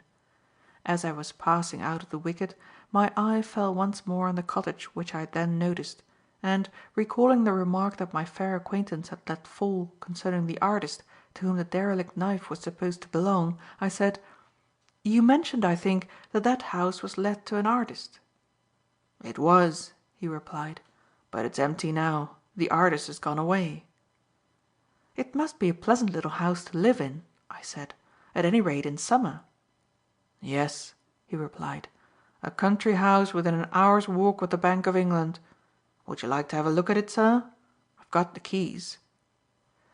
Now, I certainly had no intention of offering myself as a tenant, but, yet, to an idle man, there is a certain attractiveness in an empty house of an eligible kind, a certain interest in roaming through the rooms and letting one's fancy furnish them with one's own household goods. I accepted the man's invitation, and, opening the wide gate that admitted to the garden from a by road, we walked up to the door of the house. "It's quite a nice little place," the keeper remarked. "There isn't much garden, you see, but then you've got the heath all round, and there's a small stable and coach house if you should be wanting to go into town." "Did the last tenant keep any kind of carriage?" I asked. "I don't think so," said the keeper, "but I fancy he used to hire a little cart sometimes when he had things to bring in from town, but I don't know very much about him or his habits." We walked through the empty rooms together, looking out of the windows and commenting on the pleasant prospects that all of them commanded, and talking about the man who had last lived in the house. "He was a queer sort of fellow," said the keeper. "He and his wife seem to have lived here all alone without any servant, and they seem often to have left the house to itself for a day or two at a time. But he could paint. I have stopped and had a look when he has been at work, and it was wonderful to see how he knocked off those pictures. He didn't seem to use brushes, but he had a lot of knives, like little trowels, and he used to shovel the paint on with them, and he always wore gloves when he was painting. Didn't like to get the paint on his hands, I suppose."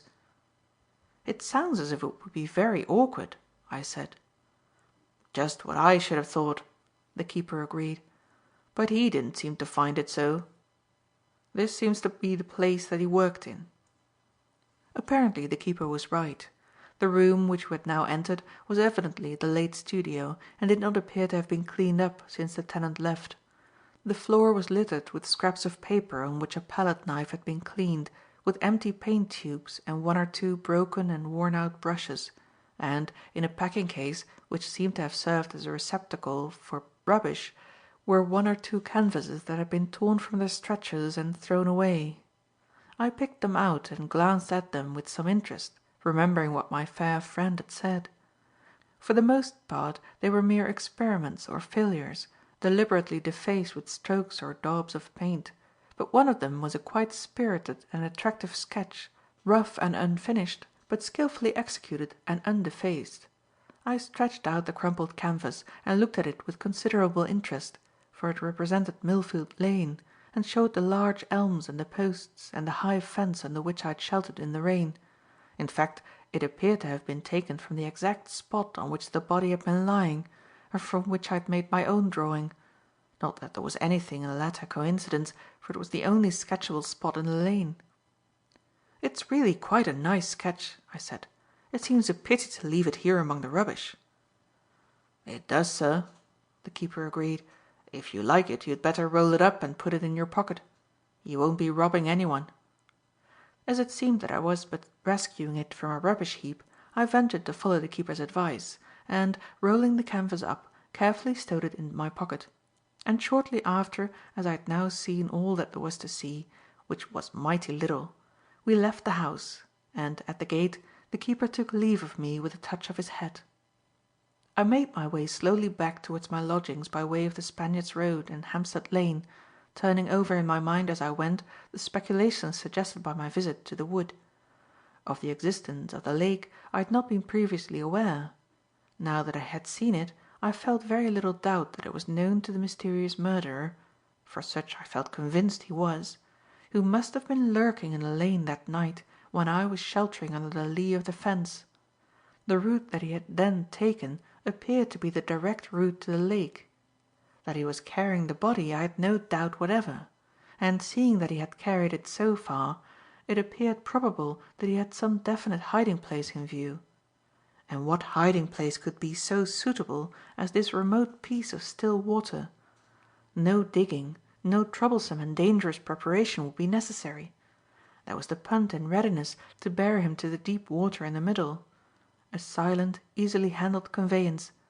A few stones, or some heavy object from the boat house, would be all that was needful, and in a moment he would be rid for ever of the dreadful witness of his crime. Thus reflecting, not without dissatisfaction at the passive part that I had played in this sinister affair, I passed through the turnstile or kissing gate at the entrance to Millfield Lane. Almost certainly the murderer or the victim, or both, had passed through that very gate on the night of the tragedy. The thought came to me with added solemnity with the recollection of the silent wood and the dark, still water fresh in my mind, and caused me unconsciously to tread more softly and walk more sedately than usual. The lane was little frequented at any time, and now, at midday, was almost as deserted as at midnight. Very remote it seemed too, and very quiet, with a silence that recalled the hush of the wood. And yet the silence was not quite unbroken. From somewhere ahead, from one of the many windings of the tortuous lane, came the sound of hurried footsteps. I stopped to listen. There were two persons, one treading lightly, the other more heavily, apparently a man and a woman, and both were running fast. There was nothing remarkable in this, perhaps, but yet the sound smote on my ear with a certain note of alarm that made me quicken my pace and listen yet more intently. And suddenly there came another sound, a muffled, whimpering cry like that of a frightened woman. Instantly I gave an answering shout and sprang forward at a swift run. I had turned one of the numerous corners and was racing down a straight stretch of the lane when a woman darted round the corner ahead and ran towards me, holding out her hands. I recognized her at a glance, though now she was dishevelled, pale, wild-eyed, breathless, and nearly frantic with terror, and rage against her assailant spurred me on to greater speed. But when I would have passed her to give chase to the wretch, she clutched my arm frantically with both hands and detained me. "Let me go and catch the scoundrel!" I exclaimed, but she only clung the tighter. "No," she panted, "don't leave me! I'm terrified! Don't go away!" I ground my teeth. Even as we stood, I could hear the ruffian's footsteps receding as rapidly as they had advanced. In a few moments he would be beyond pursuit. "Do let me go and stop that villain," I implored. "You're quite safe now, and you can follow me and keep me in sight. but she shook her head passionately, and still clutching my sleeve with one hand, pressed the other to her heart. "No, no, no!" she gasped, with a catch in her voice that was almost a sob. "I can't be alone. I'm frightened. Oh, please don't go away from me." What could I do? The poor girl was evidently beside herself with terror and exhausted by her frantic flight. It would have been cruel to leave her in that state. But all the same it was infuriating. I had no idea what the man had done to terrify her in this way. But that was of no consequence. The natural impulse of a healthy young man when he learns that a woman has been ill used is to hammer the offender effectively in the first place, and then to inquire into the affair. That was what I wanted to do, but it was not to be. "Well," I said, by way of compromise, "let us walk back together. Perhaps we may be able to find out which way the man went." To this she agreed. I drew her arm through mine, for she was still trembling and looked faint and weak, and we began to retrace her steps towards Highgate. Of course the man was nowhere to be seen, and by the time that we had returned to the sharp corner where I had found the body of the priest, the man was not only out of sight, but his footsteps were no longer audible. Still, we went on for some distance in the hopes of meeting someone who could tell us which way the miscreant had gone, but we met nobody. Only, some distance past the posts, we came in sight of a sketching box and a camp stool, lying by the side of the path. "Surely those are your things?" I said. "Yes," she answered. "I had forgotten all about them. I dropped them when I began to run." I picked up the box and the stool, and debated with myself whether it was worth while to go on any farther. From where we stood, nothing was to be seen, for the lane was still enclosed on both sides by a 7-foot fence of oak boards. But the chance of overtaking the fugitive was not to be considered. By this time he was probably out of the lane, on the heath or in the surrounding meadows. And meanwhile my companion, though calmer and less breathless, looked very pale and shaken. "I don't know that it's any use," I said, "to tire you by going any farther. The man is evidently gone."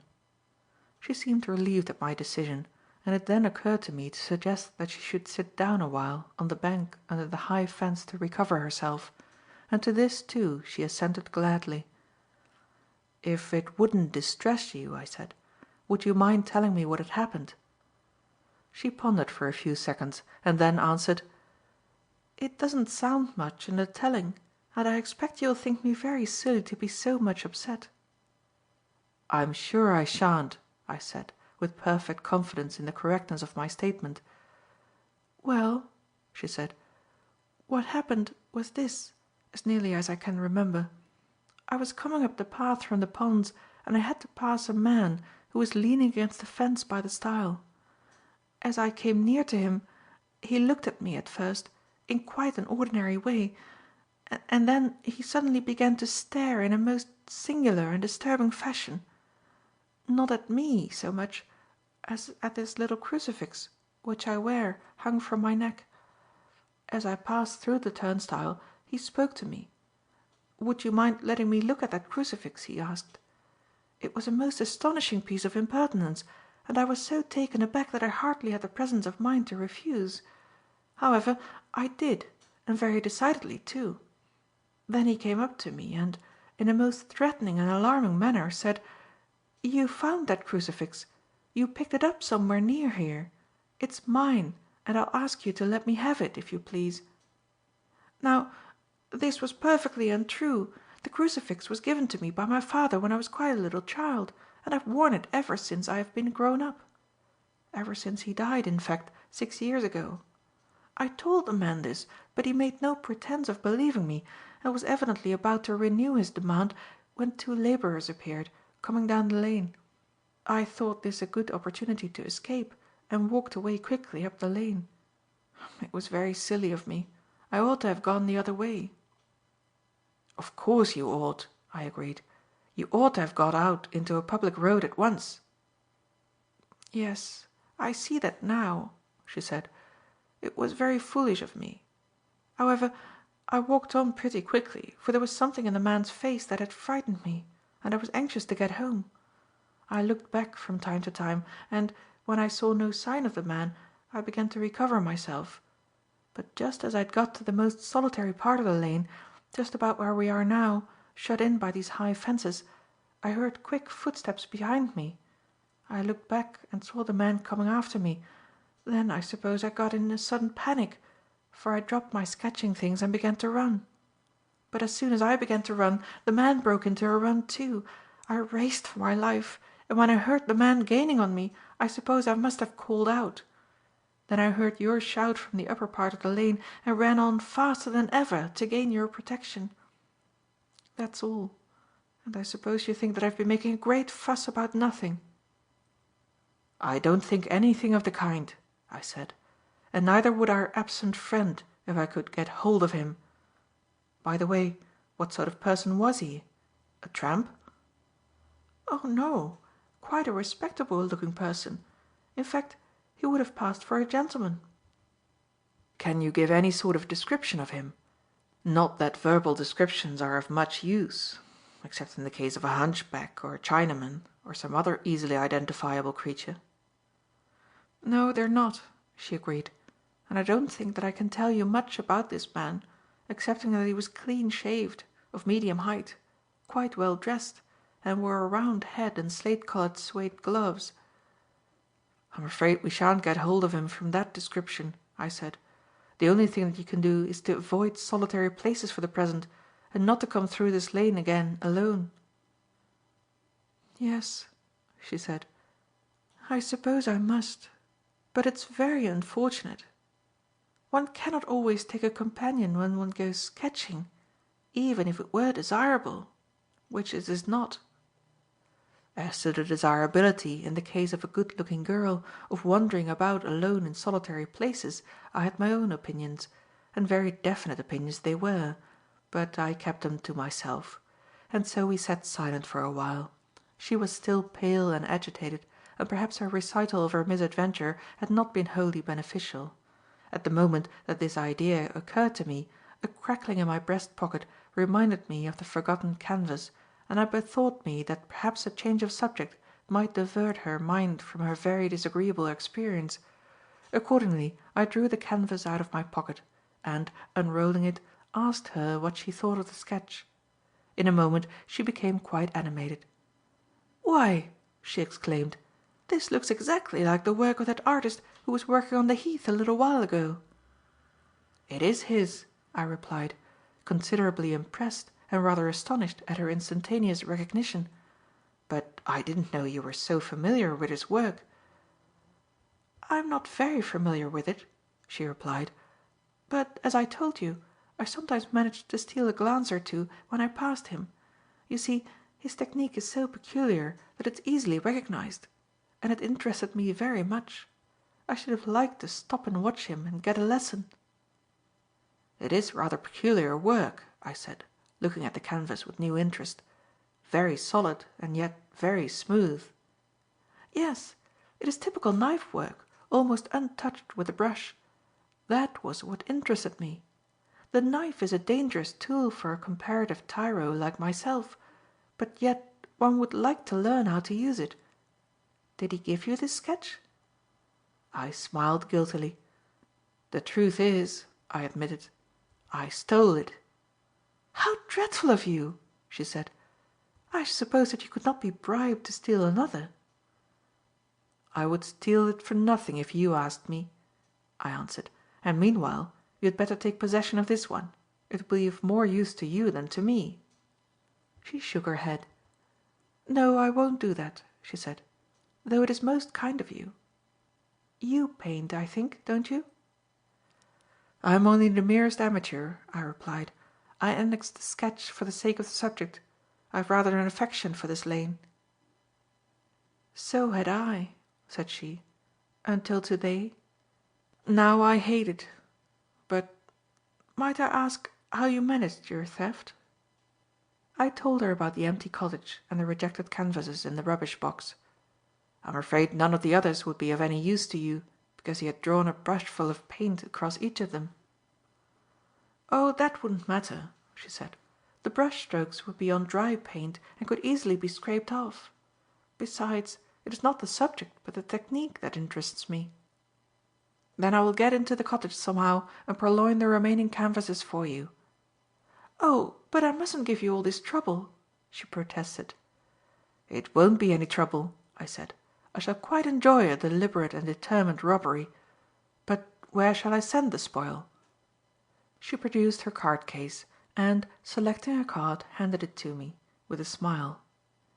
"It seems to me," she said, "that I am inciting you to robbery and acting as a receiver of stolen goods. But I suppose there's no harm in it, though I feel that I ought not to give you all this trouble." I made the usual polite rejoinder as I took from her the little magical slip of pasteboard that, in a moment, transformed her from a stranger to an acquaintance, and gave her a local habitation and a name. Before bestowing it in my pocket book, I glanced at the neat copperplate and read the inscription: "Miss Sylvia Vyne, The Hawthorns, North End." The effect of our conversation had answered my expectations. Her agitation had passed off, the colour had come back to her cheeks, and, in fact, she seemed quite recovered. Apparently she thought so herself, for she rose, saying that she now felt well enough to walk home, and held out her hand for the colour box and stool. "I think," said I, "that if you won't consider me intrusive, I should like to see you safely out on to an inhabited road at least." "I shall accept your escort gratefully," she replied, "as far as the end of the lane, or farther if it is not taking you too much out of your way." Needless to say, I would gladly have escorted so agreeable and winsome a protégé from John o' Groats to Land's End, and found it not out of my way at all; and when she passed out of the gate into Hampstead Lane, I clung tenaciously to the box and stool, and turned towards the Spaniards as though no such thing as dismissal had ever been contemplated. In fact, with the reasonable excuse of carrying the impedimenta, I maintained my place by her side in the absence of a definite congé. And so we walked together, talking quite easily, principally about pictures and painting, until, in the pleasant little hamlet, she halted by a garden gate and, taking her possessions from me, held out a friendly hand. "Good bye," she said. "I can't thank you enough for all your help and kindness. I hope I have not been very troublesome to you." I assured her that she had been most amenable, and, when I had once more cautioned her to avoid solitary places, we exchanged a cordial handshake and parted, she to enter the pleasant, rustic-looking house, and I to betake myself back to my lodgings, lightening the way with much agreeable and self-congratulatory reflection. End of chapter 8.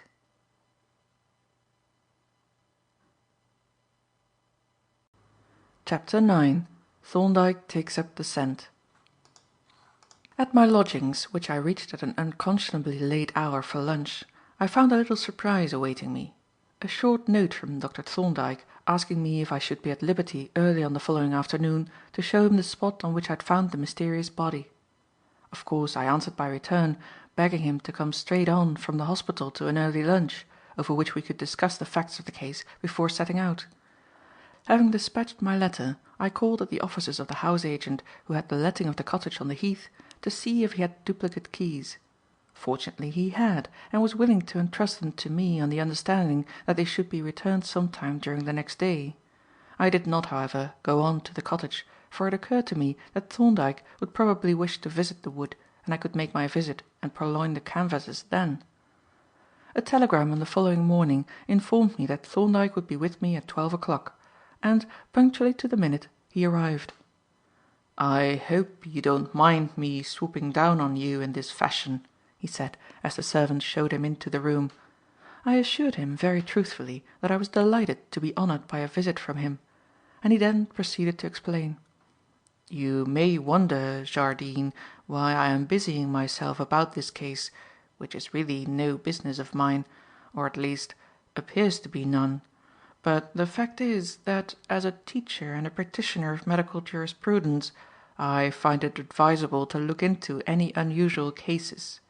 Of course, there is always a considerable probability that I may be consulted concerning any out-of-the-way case, but apart from that, I have the ordinary specialist's interest in anything remarkable in my own speciality."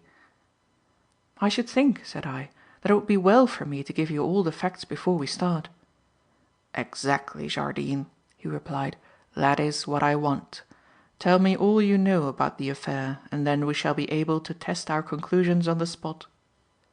He produced a large-scale ordnance map, and, folding it under my direction so that it showed only the region in which we were interested, he stood it up on the table against the water bottle, where we could both see it, and marked on it with a pencil each spot as I described it.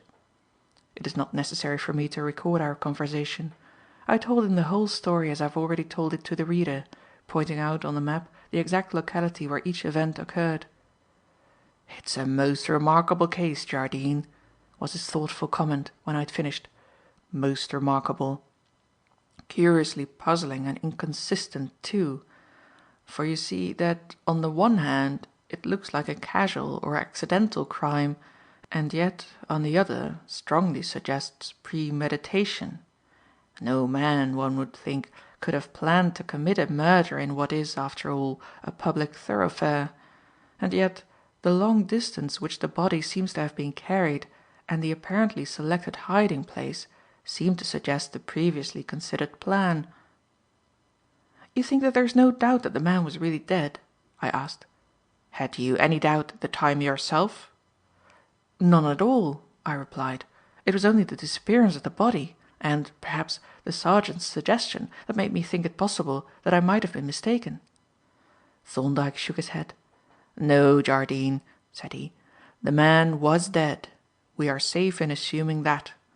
And on that assumption our investigations must be based. The next question is, how was the body taken away? Did you measure the fence?" "No, but I should say it is about 7 feet high." "And what kind of fence is it? Are there any footholds?" "I can show you exactly what the fence is like," I answered. "That sketch which I have pinned up on the wall was apparently painted from the exact spot on which the body lay. That fence on the right-hand side is the one under which I sheltered, and is exactly like the one over which the body seems to have been lifted." Thorndyke rose and walked over to the sketch, which I had fixed to the wall with drawing pins. "Not a bad sketch this, Jardine," he remarked. "Very smartly put in, apparently mostly with a knife. Where did you get it?" I had to confess that the canvas was unlawfully come by, and told him how I had obtained it. "You don't know the artist's name?" said Thorndyke, looking closely at the sketch. "No. In fact, I know nothing about him, excepting that he worked mostly with a small painting knife and usually wore kid gloves." "You don't mean that he worked in gloves?" said Thorndyke. "So I am told," said I. "I never saw him." "It's very odd," said Thorndyke. "I've heard of men wearing a glove on the palette hand to keep off the midges, and many men painting gloves in exceptionally cold weather. But this sketch seems to have been painted in summer." "I suppose," said I, "the midges don't confine their attentions to the palette hand, and after all, to a man who worked entirely with the knife, a glove wouldn't be really in the way." "No," Thorndyke agreed, "that is true." He looked closely at the sketch, and even took out his pocket lens to help his vision, which seemed almost unnecessary. It appeared that he was as much interested in the unknown artist's peculiar technique as was my friend, Miss Sylvia Vyne. "By the way," said he, when he had resumed his seat at the table, "you were telling me about some kind of gold trinket that you had picked up at the foot of the fence. Shall we have a look at it?" I fetched the little gold object from the dispatch box in which I had locked it up, and handed it to him. He turned it over in his fingers, read the letters that were engraved on it, and examined the little piece of silk cord that was attached to one ring. "There is no doubt," said he, "as to the nature of this object, nor of its connection with the dead man. This is evidently a reliquary, and these initials engraved upon it bear out exactly your description of the body. SVDP evidently means St. Vincent de Paul, who, as you probably know, was a saint who was distinguished for his works of charity. You have mentioned that the dead man wore a Roman collar, with a narrow dark stripe up the front. That means that he was the lay brother of some religious order, probably some philanthropic order, to whom St. Vincent de Paul would be an object of special devotion. The other letters, AMDG, are the initials of the words Ad Majorem Dei Gloriam, the motto of the Society of Jesus. But as St. Vincent de Paul was not a Jesuit saint, the motto probably refers to the owner of the reliquary, who may have been a Jesuit or a friend of the Society. It was apparently attached, perhaps to the neck, by this silk cord, which seems to have been frayed nearly through, and probably broke when the body was drawn over the top of the fence. "I suppose I ought to have shown it to the police," I said. "I suppose you ought," he replied, "but as you haven't, I think we'd better say nothing about it now." He handed it back to me, and I dropped it into my pocket, intending to return it presently to the dispatch box. A few minutes later we sallied forth on our journey of exploration. It is not necessary to describe this journey in detail, since I have already taken the reader over the ground more than once. We went, of course, to the place where I had found the body, and walked right through to Hampstead Lane. Then we returned and reconstituted the circumstances of that eventful night, after which I conducted Thorndyke to the place where I assumed that the body had been lifted over the fence. "I suppose," I said, "we must go round and pick up the track from the other side."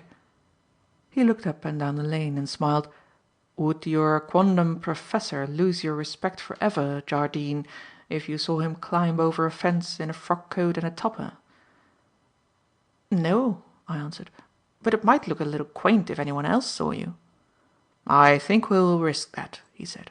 "There's no one about, and I should rather like to try a little experiment. Would you mind if I hoisted you over the fence? You're something of an outsize, but then so am I too, which balances the conditions." Of course I had no objection, and, when we had looked up and down the lane and listened to make sure that we had no observers, Thorndyke picked me up, with an ease that rather surprised me, and hoisted me above the level of the fence. "Is it all clear on the other side?" he asked. "Yes," I answered, "there's no one in sight." "Then I want you to be quite passive," he said, and with this he hoisted me up further until I hung with my own weight across the top of the fence. Leaving me hanging thus, he sprang up lightly, and, having got astride at the top, dropped down on the other side, when he once more took hold of me and drew me over. "It wasn't so very difficult," he said. "Of course, it would have been more so to a shorter man, but, on the other hand, it is extremely unlikely that the body was anything like your size and weight." We now followed the track up to the wood, which we entered by an opening in the fence, through which I assumed that the murderer had probably passed. I conducted Thorndyke by the nearest route to the boat house, and, when he had thoroughly examined the place and made notes of the points that appeared to interest him, I showed him the way out by the turnstile. It was here, when we came in sight of the cottage, that I bethought me of my promise to Miss Vyne, and somewhat sheepishly explained the matter to Thorndyke. "It won't take me a minute to go in and sneak the things," I said apologetically, and was proposing that he should walk on slowly, when he interrupted me. "I'll come in with you," said he. "There may be something else to filch. Besides, I'm rather partial to empty houses. There is something quite interesting, I think, in looking over the traces of recent occupation and speculating on the personality and habits of the late occupiers. Don't you find it so?" I said yes, truthfully enough, for it was a feeling of this kind that had first led me to look over the cottage. But my interest was nothing to Thorndyke's, for no sooner had I let him in at the front door than he began to browse about through the empty rooms and passages, for all the world like a cat that had just been taken to a new house. This was evidently the studio, he remarked, as we entered the room from which I had taken the canvas. "He doesn't seem to have had much of an outfit, as he appears to have worked on his sketching easel. You can see the indentations made by the toe points. There are no marks of the casters of a studio easel. You notice, too, that he sat on a camp stool to work." It did not appear to me to matter very much what he had sat on, but I kept this opinion to myself, and watched Thorndyke curiously as he picked up the empty paint tubes and scrutinized them one after the other. His inquisitiveness filled me with amused astonishment. He turned out the rubbish box completely, and having looked over every inch of the discarded canvases, he began systematically to examine, one by one, the pieces of paper on which the late resident had wiped his palette knife. Having rolled up and pocketed the waste canvases, I expressed myself as ready to depart. "If you're not in a hurry," said Thorndyke, "I should like to look over the rest of the premises." He spoke as though we were inspecting some museum or exhibition, and indeed his interest and attention as he wandered from room to room were greater than that of the majority of visitors to a public gallery. He even insisted on visiting the little stable and coach house, and when he had explored them both, ascended the rickety steps to the loft over the latter. "I suppose," said I, "this was the lumber room or store. Judging by the quantity of straw, it would seem as if some cases had been unpacked here." "Probably," agreed Thorndyke. "In fact, you can see where the cases have been dragged along, and also, by that smooth indented line, where some heavy metallic object has been slid along the floor. Perhaps if we look over the straw we may be able to judge what those cases contained." It didn't seem to me to matter a brass farthing what they contained, but again I made no remark, and together we moved the great mass of straw, almost handful by handful, from one end of the loft to the other, while Thorndyke not only examined the straw, but even closely scrutinized the floor on which it lay. As far as I could see, all this minute and apparently purposeless searching was entirely without result, until we were in the act of removing the last armful of straw from the corner, and even then the object that came to light did not appear a very remarkable one under the circumstances, though Thorndyke seemed to find what appeared to me a most unreasonable interest in it. The object was a pair of canvas pliers, which Thorndyke picked up almost eagerly and examined with profound attention. "What do you make of that, Jardine?" he asked at length, handing the implement to me. "It's a pair of canvas pliers," I replied. "Obviously," he rejoined. "But what do you suppose they have been used for?" I opined that they had been used for straining canvases, that being their manifest function. "But," objected Thorndyke, "he would hardly have strained his canvases up here. Besides, you will notice that they have, in fact, been used for something else. You observe that the handles are slightly bent, as if something had been held with great force, and if you look at the jaws, you will see that that something was a metallic object about 3/4 of an inch wide, with sharp corners. Now, what do you make of that?" I looked at the pliers, inwardly reflecting that I didn't care twopence what the object was, and finally said that I would give it up. "The problem does not interest you keenly," Thorndyke remarked with a smile, "and yet it ought to, you know. However, we may consider the matter on some future occasion. Meanwhile, I shall follow your pernicious example and purloin the pliers."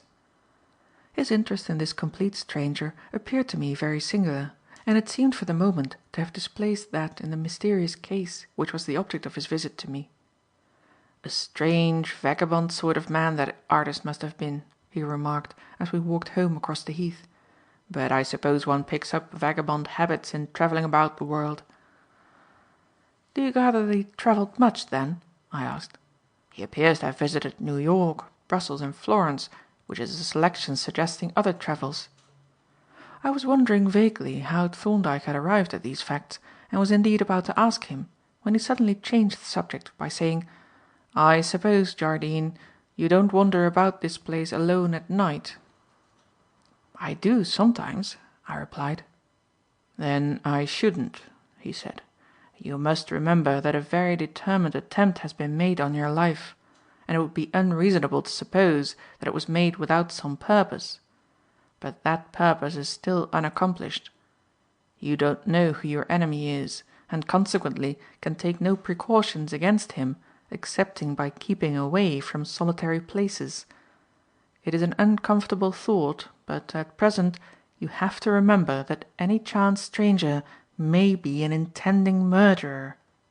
So be on your guard."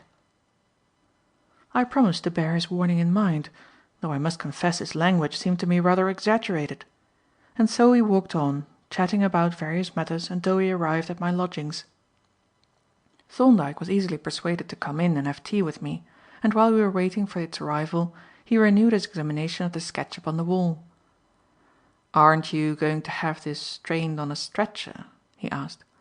I replied, "Yes, and that I intended to take it with me the next time I went into town." "Let me take it for you," said Thorndyke. "I should like to show it to Jervis to illustrate the route that we have marked on the map. Then I can have it left at any place that you like." I mentioned the name of an artist's colourman in the Hampstead Road, and, unpinning the canvas, rolled it up and handed it to him. He took it from me and, rolling it up methodically and carefully, bestowed it in his breast pocket. Then he brought forth the map, and as we drank our tea and talked over our investigations, he checked our route on it and marked the position of the cottage. Shortly after tea he took his leave, and I then occupied an agreeable half hour in composing a letter to Miss Vyne to accompany the loot from the deserted house. End of chapter 9.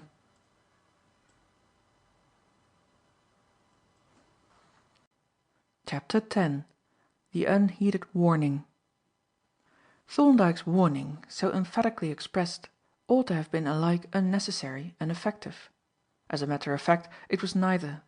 I suppose that to a young man, not naturally timorous, the idea of a constantly lurking danger amidst the prosaic conditions of modern civilization is one that is not readily accepted. At any rate, the fact is that I continued to walk abroad by day and by night with as much unconcern as if nothing unusual had ever befallen me. It was not that the recollection of those horrible hours in the poisoned cellar had in any way faded. That incident I could never forget. But I think that in the back of my mind there still lingered the idea of a homicidal lunatic, though that idea had been so scornfully rejected by Thorndyke. But before I describe the amazing experience by which I once more came within a hair's breadth of a sudden and violent death, I must refer to another incident, not because it seemed to be connected with that alarming occurrence, but because it came first in the order of time and had its own significance later. It was a couple of days after Thorndyke's visit that I walked down the Hampstead Road with the intention of fetching the sketch from the artist's colourman's. The shop was within a few hundred yards of Jacob Street, and as I crossed the end of that street I was just considering whether I ought to look in on Batson when a lady bowed to me and made as if she would stop. It was Mrs. Samway. Of course I stopped and shook hands, and while I was making the usual polite inquiries, I felt myself once more impressed with the unusualness of the woman. Even in her dress she was unlike other women, though not in the least eccentric or bizarre. At present she was clothed from head to foot in black, but a scarlet bird's wing in a coquettish little velvet toque and a scarlet bow at her throat gave an effect of colour that, unusual as it was, harmonized completely and naturally with her jet black hair and her strange un-English beauty. "So you haven't started for Paris yet?" I remarked. "No," she replied. "My husband has gone and may perhaps come back. At any rate, I am staying in England for the present." "Then I may possibly have the pleasure of seeing you again," I said, and she graciously replied that she hoped it might be so, as we shook hands and parted. A few minutes later, in the artist's colourman's shop, I had another chance meeting and a more agreeable one.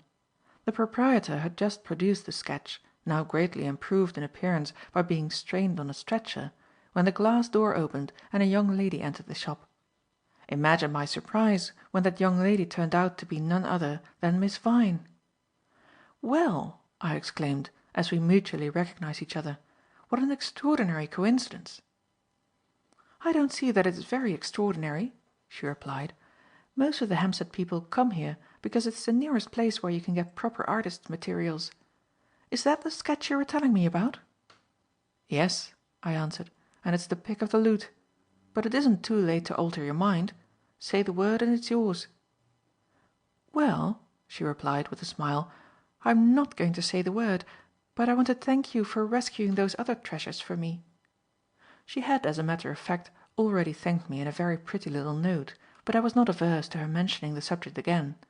We stepped back to the door, and in the brighter light looked at the sketch together. "It's a pity," she remarked, "that he handled it so carelessly before the paint was hard. Those finger marks wouldn't matter a bit on a brush painted surface, but on a smooth knife surface they're rather a disfigurement." She placed the sketch in my hand, and I backed nearer to the glass door to get a better light. Happening to glance up, I noticed that a sudden and very curious change had come over her, a look of haughty displeasure and even anger, apparently directed at somebody or something outside the shop. For a few moments I took no notice, then, half unconsciously, I looked round just as some person moved away from the door. I looked once more at Miss Vyne. She was quite unmistakably angry. Her cheeks were flushed, and there was a resentful light in her eyes that gave her an expression quite new to me. I suppose she caught my inquiring glance, for she exclaimed, "Did you see that woman? I never heard of such impertinence in my life." "What did she do?" I asked. "She came right up to the doorway and looked over your shoulder, and then stared at me in the most singular and insolent manner. I could have slapped her face." "Not through the glass door," I suggested, on which her anger subsided in a ripple of laughter as quickly as it had arisen. "What was this objectionable person like?" I asked. "Was she a charwoman or a slavey?" "Oh, not at all," replied Miss Vyne. "Quite a ladylike looking person, except for her manners. Rather tastefully dressed, too.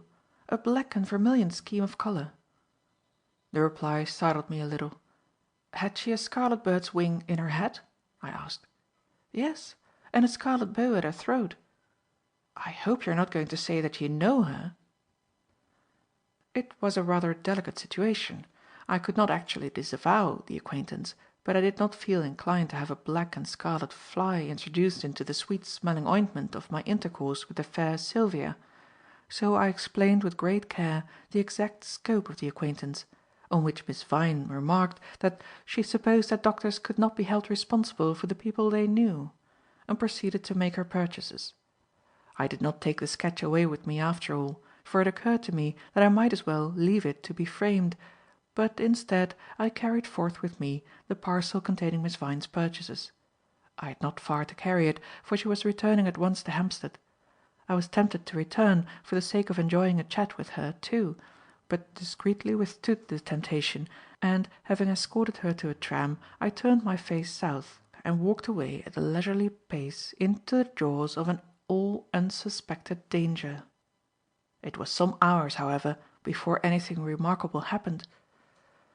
My immediate objective was Lincoln's Inn Fields, where, at the College of Surgeons, a lecture on epidermic appendages was to be delivered by the Hunterian professor, and there, in the college theatre, I spent a delightful hour while the genial professor took his hearers with him on a personally conducted tour among structures that ranged from the plumage of the sunbird to the dermal plates of the crocodile, from the silken locks of beauty to the quills of the porcupine or the mail of the armadillo. When I came out, the dusk was just closing in. It was a slightly foggy evening. The last glow of the sunset in the western sky lighted up the haze into a rosy background, against which the shadowy buildings were relieved in shapes of cloudy grey. It was a lovely effect, an effect such as London alone can show, and fugitive as a breath on a mirror. As I sauntered westward up the Strand, I presently bethought me that, before the light should have faded completely, I would see how the effect looked by the riverside. Walking quickly down Buckingham Street, I came out on to the Embankment and looked into the west. But the light was nearly gone, the shadows of evening were closing in fast, and the fog, creeping up the river, ushered in the night. I leaned on the parapet and watched the last glimmer die away; watched the darkness deepen on the river, and the faint lights on the barges moored on the southern shore at first twinkle pallidly and then fade out as the fog thickened. I lit my pipe and looked down at the dark waters swirling past, and gradually fell into a train of half-dreamy meditation. Not for the first time since the occurrence, my thoughts turned to Mrs. Samway. Why had she stared at Miss Vyne in that singular manner? If indeed it was really Mrs. Samway, and if she really had stared in the manner alleged. It was an odd affair, but, after all, it did not very much matter. And with this my thoughts rambled off in a new direction. It was to the cottage on the Heath that they wanted this time, and the picture of Thorndyke's cat-like prowlings and pryings arose before me. That was very queer too. Was it possible that this learned and astute man habitually went about eagerly probing into the personal habits and trivial actions of chance strangers? The apparently puerile inquisitiveness that he displayed seemed totally out of character with all that I knew about the man. But then it often happens that the private life of public men develops personal traits that are surprising and disappointing to those who have only known them in connection with their public activities. I had become so completely immersed in my thoughts as to be almost oblivious of what was happening around. Indeed, there was mighty little happening. The gathering darkness and the thin fog limited my view to a few square yards. Now and again a muffled hoot from the lower river spoke of life and movement on the water, and at long intervals an occasional wayfarer would pass along the pavement behind me. My reflections had reached the point recorded above, when a person emerged from the obscurity near to the parapet and approached as if to pass close behind me. I only caught the dusky shape indistinctly with the tail of my eye, so indistinctly that I could not say certainly whether it was that of a man or a woman, for I was still gazing down at the dark water. He or she approached quietly, swerving towards me across the wide pavement, and was in the act of passing quite close to me when the thing happened. Of a sudden I felt my knees clasped in a powerful grip, and at the same moment I was lifted off my feet and thrust forward over the parapet. Instinctively I clutched at the stonework, but its flat surface offered nothing for my fingers to grasp. Then my assailant let go, and the next instant I plunged head first into the icy water. It was fortunate for me that the tide was nearly full, else must I, almost certainly, have broken my neck. As it was, my head struck on the firm mud at the bottom with such force that for some moments I was half stunned. Nevertheless, I must have struck out automatically, for when I began to recover my wits, my head was above water, and I was swimming as actively as my clinging garments would let me. But apparently, in those moments of dazed semi-consciousness, I must have struck out towards the middle of the river, for now I was encompassed by a murky void in which nothing was visible save one or two reddish, luminous patches, presumably the lamps on the embankment. Towards one of these I turned and struck out vigorously. The water was desperately cold, and hampered as I was with my clothing, I felt that I should not be able to keep myself afloat very long, strong swimmer as I was. The dim red nebula of the unseen lamps moved past slowly, showing me that I was drifting down on the ebb tide. Before me, I knew, was the long, inhospitable wall of the embankment. True, there were some steps, if I was not mistaken, by Cleopatra's Needle, but the question was whether I had not drifted past them already. I had given one or two lusty shouts as soon as I had cleared my chest of the mouthful of water that I had got in my first plunge, and I was now letting off another yell, when, out of the darkness behind me, came a prolonged hoot. I looked round quickly in the direction whence the sound had come, and then became aware of the churning of a propeller. Almost at the same moment, a dim, ruddy smudge of light broke through the darkness over the river, and began rapidly to brighten until it took the form of the twin masthead lights of a tug with a vessel in tow. For a moment I hesitated. My first impulse was to avoid the danger of being run down, but suddenly I altered my mind, for, as the tug bore down on me with a roaring of water and a loud clank of machinery, I saw that she was not absolutely end on, for her green starboard light, which had been for a moment visible, suddenly disappeared. Of what happened during the next few moments I have but a confused recollection. A splashing and churning, with a loud wash of water, the throb of the engines, and a glare of light which blazed before my eyes for a moment, to vanish in an instant into pitchy darkness. A huge black object, felt rather than seen to sweep past before me. And then my hand clutched a wooden projection, and I felt myself dragged violently through the water. The projection that I had laid hold of was the lee board of a sailing barge, as I discovered when the rush of the water banged me against it, and much ado I had to hold on, with the water dragging at me and spouting up over my head. But with what strength was left to me, I reached out with the other hand and clawed hold of the dwarf bulwark over which the water was lapping, and so, with a last violent effort, contrived to drag myself up onto the deck. I essayed to stand up, and did in fact succeed, but as my sensations suggested those of a leaden statue with india rubber legs, I sat down hastily on the hatch cover to avoid going overboard. And there I sat for a minute or two, leaning against the lowered mast with my teeth chattering, and seeming to grow more and more chilled and exhausted every moment. Numb as my mind was by this time, my medical instincts told me that this would not do. Somehow I must get warmth and shelter, for I might as well have been drowned at once as die of exposure and cold. I looked round lethargically. There was no sign of anyone on board. Another barge was towing alongside, and the bows of two others were dimly visible astern. On those rearmost barges there must certainly have been someone steering. But they were inaccessible to me, and I had not the energy to shout, nor could anyone have got across to me if I had. Suddenly my eye fell on the little chimney that rose by the cabin scuttle. A thin stream of smoke issued from it and blew away astern. Perhaps, then, the crew were below, or, if not, at least there was a fire. I crawled aft, holding on with my hands, and, pushing back the scuttle, backed cautiously down the ladder, closing the scuttle after me. There seemed to be nobody below, and the cabin was in darkness, save for the glow of the fire that burned in the little grate. The air was probably warm, though to me it felt icy; but at least there was no wind to play on my wet clothes. I sat down on the locker as near to the fire as I could, and rested my elbows on the little triangular table. Chilled to the marrow, and utterly exhausted, I was sensible of a growing desire to sleep, a desire which I repressed, as I believed, with noble resolution. But apparently my efforts in this respect were not so successful as I had supposed, for the next incident opened with suspicious suddenness. A vigorous shake, which dislodged one of my elbows, introduced the episode. I looked up, blinking sulkily, at a bright and most objectionably dazzling light, which further inspection showed to proceed from a hurricane lamp held by a rather dirty hand. "Here, wake up, mister," said a hoarse voice. "This here ain't the Hotel Cecil, you know." I sat up and stared vaguely at the speaker, or at least the holder of the lamp, but could not think of anything appropriate to say. Then another voice emerged from nowhere in particular. "He's been overboard, that's what he's been." "Any fool can see that," said the first man. "But the question is, who is he and what's he doing in my cabin? Who are you, mister?" Now that would seem to be a perfectly simple and straightforward question, but it is not so simple as it seems.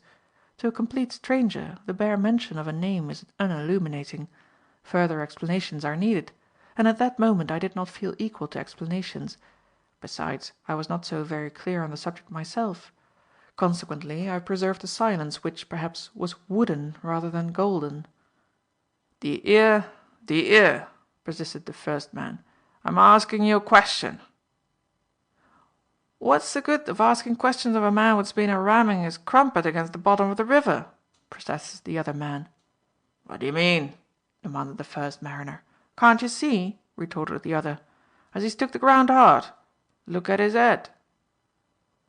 Here the first mariner, Lucifer or lamp bearer, wiped his hand over the top of my head, and then examined the tip of his forefinger critically, as though it were the arming of a deep sea lead. "You're right, Abel," said he. "That's mud off the bottom, that is. He must have took a regular header. Suicide, perhaps, and altered his mind. Found it a bit damper than what he expected. Put the kettle on, Abe." From this moment the two mariners treated me as if I had been a lay figure. Silently they peeled off my wet clothes and dried my skin with vigorous friction as if it had been a wet deck. They not only asked no further questions, but when I would have spoken they urged me to economize my wind. They inducted me into stiff and hairy garments of uncouth aspect, and finally Abe set before me on the table a large earthenware mug, the contents of which steamed and diffused through the cabin a strong odour of Dutch gin. "You get outside that, mister," said the luminiferous mariner, who turned out subsequently to be the skipper, "and then you'd best turn in." The treatment was not strictly orthodox, but I obeyed without demur. Most people would have done the same under the circumstances; but the process of getting outside it took time, for the grog was boiling hot and had been brewed with a flexible wrist. By the time that I had emptied the mug, I was not only revived, but, so far as my memory serves, rather disposed to be garrulously explanatory and facetious. I even felt a slight inclination to sing. But my friends would stand no nonsense. As soon as the mug was fairly empty, they bundled me, neck and crop, into a sort of elongated cupboard, and proceeded to pile on me untold quantities of textile fabrics, including a complete suit of oilskins. Then they commanded me to go to sleep, which I believe I must have done almost instantly. End of chapter 10.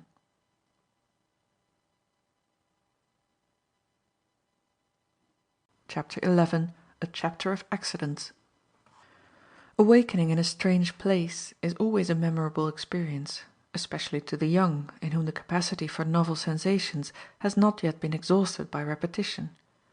When I emerged, somewhat gradually, from the unconsciousness of sleep, My first impressions concerned themselves with the unusual appearance of the bedroom wall and its remarkable proximity to my nose. I further noticed that the bedstead had become inexplicably tilted, and that the house appeared to be swaying; and as I mused on these phenomena with the vagueness of the half awake, a loud voice, proceeding apparently from the floor above, roared out the mystic words, "Leo!" Whereupon there ensued a sound like the shaking of colossal tablecloths and the loud clanking of chains, and my bedstead took a sharp tilt to the opposite side. This roused me pretty completely, and turning over in the bunk, I looked out into the barge's cabin. It was broad daylight and evidently not early, for a square patch of sunlight crept to and fro on the little table, whence presently it slipped down to the floor and slithered about unsteadily, as if Phoebus had overdone his morning dram and could not drive his chariot straight. I watched it lazily for some time, and then, becoming conscious of a vacancy within, crept out from under the mountain of bedclothes and made my way to the ladder. As I put my head through the companion hatch, a man who stood at the wheel regarded me stolidly. "So you've woke up, have you?" said he. "Thought you was going right round the clock. Abel, he's woke up. Tell young Ted to stand by with them hags and that there attic." Here Abel looked round from behind the luff of the mainsail, and having verified the statement, conveyed the order to some invisible person in the forepeak. Then he came aft with an obvious air of business. The time for explanations had arrived. Accordingly I proceeded to "pitch them my yarn," as they expressed it, to which they listened with polite attention and manifest disappointment, clearly regarding the story as a fabrication from beginning to end. And no wonder. The whole affair was utterly incredible even to me. To them it must have seemed sheer nonsense. Their own verdict of "suicide during very temporary insanity with sudden mental recovery under the influence of cold water" was so much more rational. Not that they obtruded their views.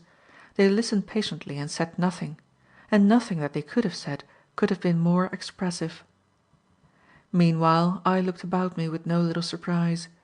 Some miles away to the south lay a stretch of low land, faint and grey, with a single salient object, apparently a church with two spires. In every other direction was the unbroken sea horizon. "You seem to have made a pretty good passage," I remarked. "We've had 16 hours to do it in," replied the skipper, "and spring tides and a nice bit of breeze. If it'd only hold, which I'm afraid it won't, we'd be in Folkestone harbour this time tomorrow, or even sooner. Folkestone be much out of your way?" I smiled at the artlessness of the question. It was undeniable that the route from Charing Cross to Hampstead by way of Folkestone was slightly indirect; but there was no need to insist on the fact. My hospitable friends had acted for the best, and their prudence was justified by the result; for here I was, not a whit the worse for my ducking, save that I badly wanted a bath. "Folkestone will suit me quite well," I replied, "if there is enough money left in my pockets to pay my fare home." "That's all right," said the skipper. "I cleared out your pockets myself.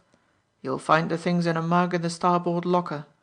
Better overhaul 'em when you go below and see if you've dropped anything. Here comes young Ted with your grub." As he spoke the apprentice rose through the forehatch like a stage apparition, if one can imagine an apparition burdened with a tin teapot, two hags and an attic, and came grinning along the weather side deck, to vanish through the cabin hatchway. I followed gleefully, and, almost before young Ted had finished the somewhat informal table arrangements, fell to on the food with voracious joy. "If you want any more eggs or anything," said the apprentice, "all you've got to do is just to touch the electric bell, and the waiter'll come and take your orders." And having delivered this delicate shaft of irony, he presented me with an excellent back view of a pair of brown dreadnoughts as he retired up the ladder. As I consumed the rough but excellent breakfast, I reflected on the strange events that had placed me in my present odd situation. For the first time I began fairly to realize that I was in some way involved in a nexus of circumstances that I did not in the least understand. I had an enemy, a vindictive enemy too, in whose eyes mere human life was a thing of no account. But who could he be? I knew of no one on whom I had ever inflicted the smallest injury. I bore no man any grudge, and had never to my knowledge had unfriendly dealings with any human creature. Was this inveterate enemy of mine anyone whom I knew? Or was he some stranger whose path I had crossed without knowing it, and whom I should not recognize even if I saw him? This last supposition was highly disquieting, especially as it seemed rather probable; for if my enemy was unknown to me, what precautions could I take? Then, again, there was the question, what was the occasion of this extraordinary vendetta? What had I done to this man that he should pursue me with such deadly purpose? As to Jervis's suggestion that I had seen something at the Samways' house that I was not wanted to see, there was nothing in it, for as a matter of fact I had seen nothing. There was nothing to see. The man Maddock was certainly dead. As to what he died of, that was Batson's affair, but even in that there was no sign of anything suspicious. The man himself had consulted Batson, and had thought so badly of himself that he had made his will in Batson's presence. The patient himself was fully aware of a serious condition. It was only Batson, with his eternal hurry and bustle and his defective eyesight, who had missed observing it. The only circumstance that supported Jervis's view was that the acts of violence seemed to be connected with the locality of Batson's house. Of course there remained the mystery of the dead priest or lay brother, but with that these attempts seemed to have no connection. Nor was there any reason why the murderer should pursue me. I had seen the body, it is true, but nobody believed me, and no proceedings were being taken. Nor could I have identified the murderer if I had been confronted with him. Clearly he had nothing to fear from me.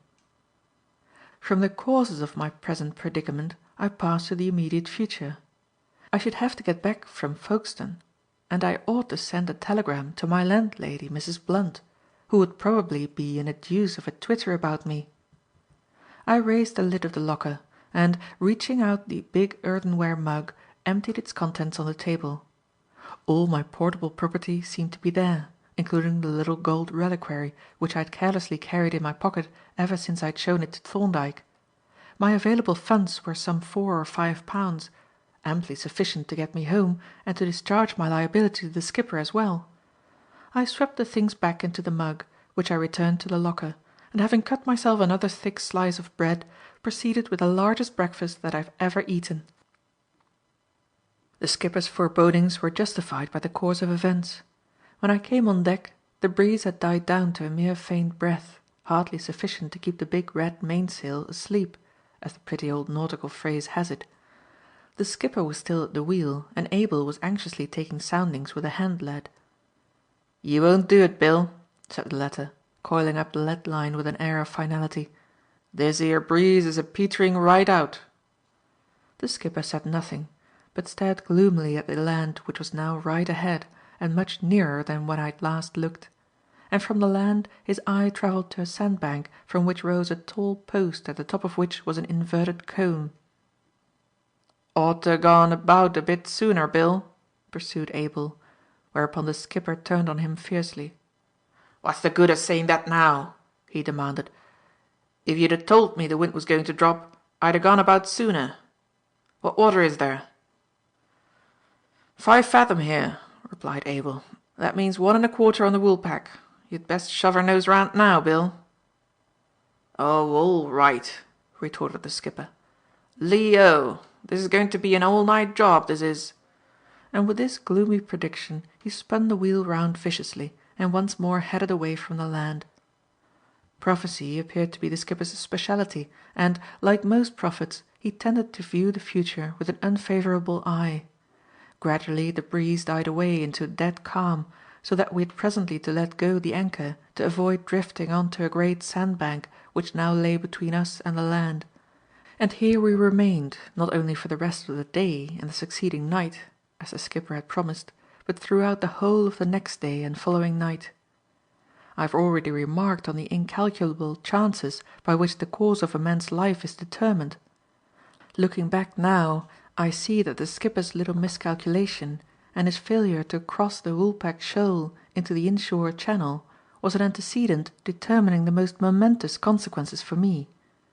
For had the barge been becalmed in the inshore channel, I could, and should, have landed in the boat and returned home forthwith; and if I had, certain events would not have happened, and my life might have run a very different course. As it was, miles of sea and the great bank known as the Margate Sand lay between me and the shore, whence I was committed to the wanderings and dallyings of the barge as irrevocably as if we were crossing the Pacific. We lay then in the Queen's Channel outside Margate Sand for 2 whole days and nights, during which time the skipper and Abel slept much and smoked more, and young Ted, having cleaned and dried my clothes, inducted me into the art of bottom fishing. On the 3rd day a faint breath of breeze enabled us to crawl round the North Foreland, and the skipper, having elected to pass outside the Goodwin, managed to get becalmed again in the neighbourhood of the East Goodwin lightship. A little breeze at night enabled us to move on a few miles farther, and so we continued to crawl along at intervals, mainly on the tide, until 9 o'clock in the morning of the 5th day, when we finally crawled into Folkestone harbour. As soon as the barge was brought up to a buoy, young Ted was detailed to put me ashore in the boat. The skipper and Abel had insisted on treating me as a guest, and I had perforce to accept the position, but young Ted had no such pride, and when I ran up the wooden steps by the old fish market, I left him on the stage below, staring with an incredulous grin at a gold coin in his none too delicate palm. I was not sorry to be landed in this unfashionable quarter of the town, for, in spite of young Ted's efforts, my turnout left much to be desired, especially in the matter of shirt cuffs and collar, and I was, moreover, hatless and somewhat imperfectly shaved. Accordingly, I slunk inconspicuously past the market and the groups of lounging fishermen, and when I saw a well-dressed, ladylike woman preceding me into the little narrow street known as the Stade, I slackened my pace so as not to overtake her. She sauntered along with a leisurely air as if she were waiting for something or somebody, and this and the fact that she carried a light canvas portmanteau and a rug suggested to me that she was probably travelling by the cross-channel boat which was due to start presently. Suddenly my attention was diverted from her by a loud chattering and a series of shouts. A small crowd of men and women ran excitedly past the end of the little street. The clattering rapidly drew nearer, and then a horse with a light van swept round the corner, and, passing under an archway, advanced at a furious gallop. Evidently the horse had bolted, and now, mad with terror, dashed forward with trailing reins, zigzagging erratically and making the van sway to and fro so that it took up the whole of the narrow street. The few wayfarers darted into doorways and sheltered corners, and I was about to secure my own safety in a similar manner when I noticed that the woman in front of me had apparently become petrified with terror, for she stood stock still, gazing helplessly at the approaching horse. It was no time for ceremony. The infuriated animal and the swaying van were thundering up the street like an insane juggernaut. With a hasty apology, I seized the woman from behind, and half dragged, half carried her to the opening of a little yard beside a sail loft. And even then I was hardly quick enough, for as the van roared past, some projecting object struck me between the shoulders and sent me flying, face downwards, onto a pile of tarred drift net. I had had the presence of mind to let go as I was struck, so that my fair protégée was not involved in my downfall, but in a moment she was stooping over me, and with many expressions of concern endeavouring to help me to rise. Beyond a thump in the back, however, I was not hurt in the least, but picked myself up, grinning, and turned to reassure her. And then I really did get a shock, for as I turned, the woman gave a shriek and fell back on the steps of the sail loft, gasping, and staring at me with an expression of the utmost astonishment and terror. I suppose the accident had upset her nerves, but to be sure my own received, as I have said, a pretty severe shock. For the woman was Mrs. Samway. We remained for a moment or two gazing at one another in mute astonishment. Then I recollected myself and advanced to shake hands, but to my discomfiture she shrank away from me and began to sob and laugh in an unmistakably hysterical fashion. I must confess that I was somewhat surprised at these manifestations in so robust a woman as Mrs. Samway. Unreasonably so, indeed, for all womenkind are more or less prone to hysteria, But whereas the normal woman tends to laugh and cry, the weaker vessels develop inexplicable diseases, with a tendency to social reform and emancipation. I put on my best bedside manner, at once matter of fact and persuasive. "You seem quite upset," I said, "and all about nothing, for the poor beggar of a horse must be half a mile away by now." "Yes," she answered shakily. "It's ridiculous of me, but it was so sudden and so—" Here she laughed noisily, and as the laugh ended in a portentous sniff, I hastened to continue the conversation. "Yes, it was a bit of a facer to see that beast coming up the street as if it was Tottenham Corner. Why on earth didn't you get out of the way?" "I'm sure I don't know," she answered. "I seemed to be paralysed and idiotic and—" Here the laughter began again. "Well," I interrupted cheerfully, "you didn't get rolled on those tarred nets, so that's something to be thankful for."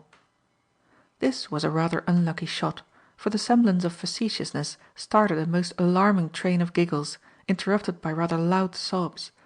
But at this point a new curative influence made itself manifest. Two smack boys halted outside the opening and surveyed her with frank interest and pleased surprise. Simultaneously an elderly mariner appeared at the door of the sail loft, grasping a black bottle and a teacup, and rather shyly descending the steps, suggested that "perhaps a drop of spirits might do the lady good." Mrs. Samway bounced off the steps, her hitherto pale cheeks aflame with anger. "I'm making a fool of myself," she exclaimed. "Let us go away from here." She walked out into the street, and I, having thanked the old gentleman for his most efficacious remedy, followed. As soon as I caught her up, she turned on me quickly and held out her hand. "Good-bye, Dr. Jardine," she said, "and thank you so very much for risking your life for a wretched, giggling woman." "Oh, you're not going to send me packing like this," I protested, "when we've hardly said good morning. Besides, you're not fit to be left. But you're not to begin laughing again," I added, threateningly, for an ominous twitching of her mouth seemed to herald a relapse, "or I shall go back and get that black bottle." She shook her head impatiently, but without looking at me. "I would rather you went away, Dr. Jardine," she said in an agitated voice. "I would, really. I wish to be alone. Don't think me ungracious. I'm really most grateful to you, but I would rather you left me now." Of course there was nothing more to be said. She was not really ill or in need of assistance, and probably her instinct was right. Hysteria is not one of those affections which waste their sweetness on the desert air. I shook her hand cordially and, advising her to keep out of the way of stray vans and horses, once more pursued my way towards the town, meditating as I went on the oddity of the whole affair. It was an astonishing coincidence that I should have run against this woman in this out-of-the-way place.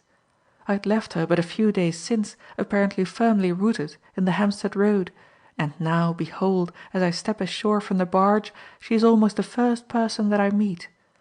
And yet the coincidence, which had evidently hit her as hard as it had me, like most coincidences, tended to disappear on closer inspection. The only really odd feature was my own presence in Folkestone. As to Mrs. Samway, she had probably been sent for by her husband and was crossing by the boat that was now due to start. Her anxiety to get rid of me was more puzzling, until I suddenly remembered my bare head, my crumpled collar, and generally raffish and disreputable appearance. The latter was, in fact, at this moment brought to my notice by a man with whom, in my preoccupation, I collided, who first uttered an impatient exclamation, and then, bestowing on me a quick stare of astonishment, muttered a hasty apology and hurried past. The incident emphasized the necessity for some reform, and I mended my pace towards the region of shops in a very ferment of uncomfortable self-consciousness. With the purchase of a new hat, a collar, a pair of cuffs, a necktie, a pair of gloves and a stick, some faint glimmer of self-respect revived in me. I was even conscious of a temptation to linger in Folkestone and spend a few hours by the sea. But a sense of duty, aided by a large, muddy stain on my coat, finally decided me to return to town at once. Accordingly, having sent off a telegram to my landlady, and ascertained that a train left for London in about 20 minutes, I betook myself to the station. There were comparatively few people travelling by this particular train.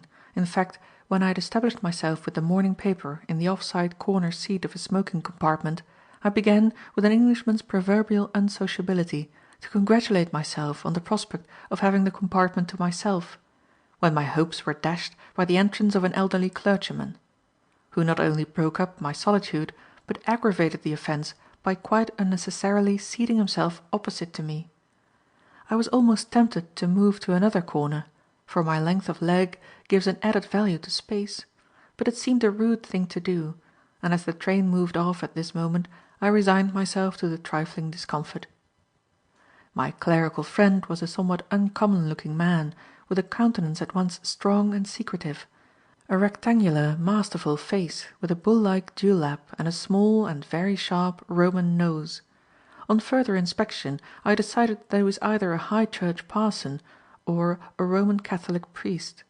His proceedings seemed to favour the latter hypothesis, for the train was barely out of the station before he had whisked out of his pocket an ecclesiastical-looking volume, which he opened at a marked place, and instantly began to read.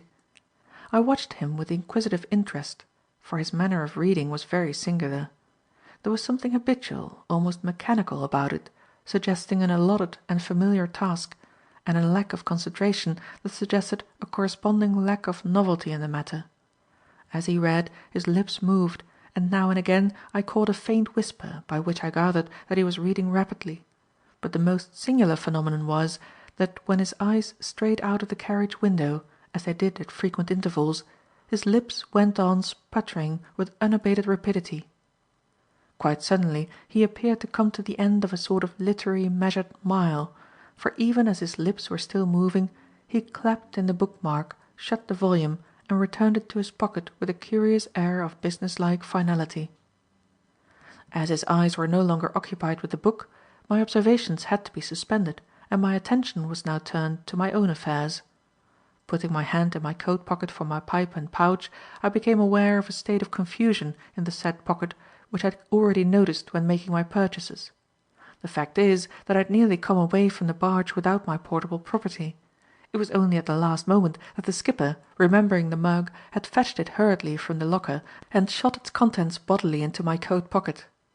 The present seemed a good opportunity for distributing the various articles among their proper receptacles. Accordingly, I turned out the whole pocketful on the seat by my side, and a remarkably miscellaneous collection they formed, comprising knives, pencils, matchbox, keys, the minor implements of my craft, and various other objects, useful and useless, including the little gold reliquary. My neighbour opposite was, I think, quite interested in my proceedings, though he kept up a dignified pretence of being entirely unaware of my existence. Only for a while, however. Suddenly he sat up, very wide awake, and slewing his head round, stared with undisguised intentness at my little collection. I guessed at once what it was that had attracted his attention. A cleric would not be thrilled by the sight of a clinical thermometer or an ophthalmoscope. It was the reliquary that had caught his eye. That was an article in his own line of business. With deliberate mischief, I left the little bauble exposed to view as I very slowly and methodically conveyed the other things one by one, each to its established pocket. Last of all, I picked up the reliquary and held it irresolutely, as if debating where I should stow it. And at this point his reverence intervened, unable any longer to contain his curiosity. "That is a very remarkable little object, sir," he said in excellent Anglo-German. "Might one presume to ask what its use is?" I handed the reliquary to him, and he took it from me with ill-disguised eagerness. "I understand," said I, "that it is a reliquary. But you probably know more about such things than I do. I haven't opened it, so I can't say what is inside." He nodded gravely. "So, I am glad to hear you say that. Probably there is inside some holy relic which ought not to be touched excepting by pious hands." He turned the case over, and putting on a pair of spectacles, which he had not appeared to require for reading, closely scrutinized the inscriptions, and even the wisp of cord that remained attached to one of the rings. "You say," he resumed without raising his eyes, "that you understand that this is a reliquary. Do you not then know? The person who gave it to you, did he not tell you what it contained?" "It wasn't given to me at all," I replied. "In fact, it isn't properly mine. I picked it up and am merely keeping it until I find the owner."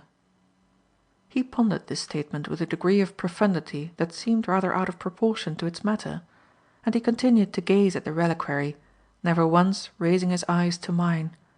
At length, after a considerable pause and a most unnecessary amount of reflection, he asked, "Might one ask, if you shall pardon my curiosity, where you found this little object?"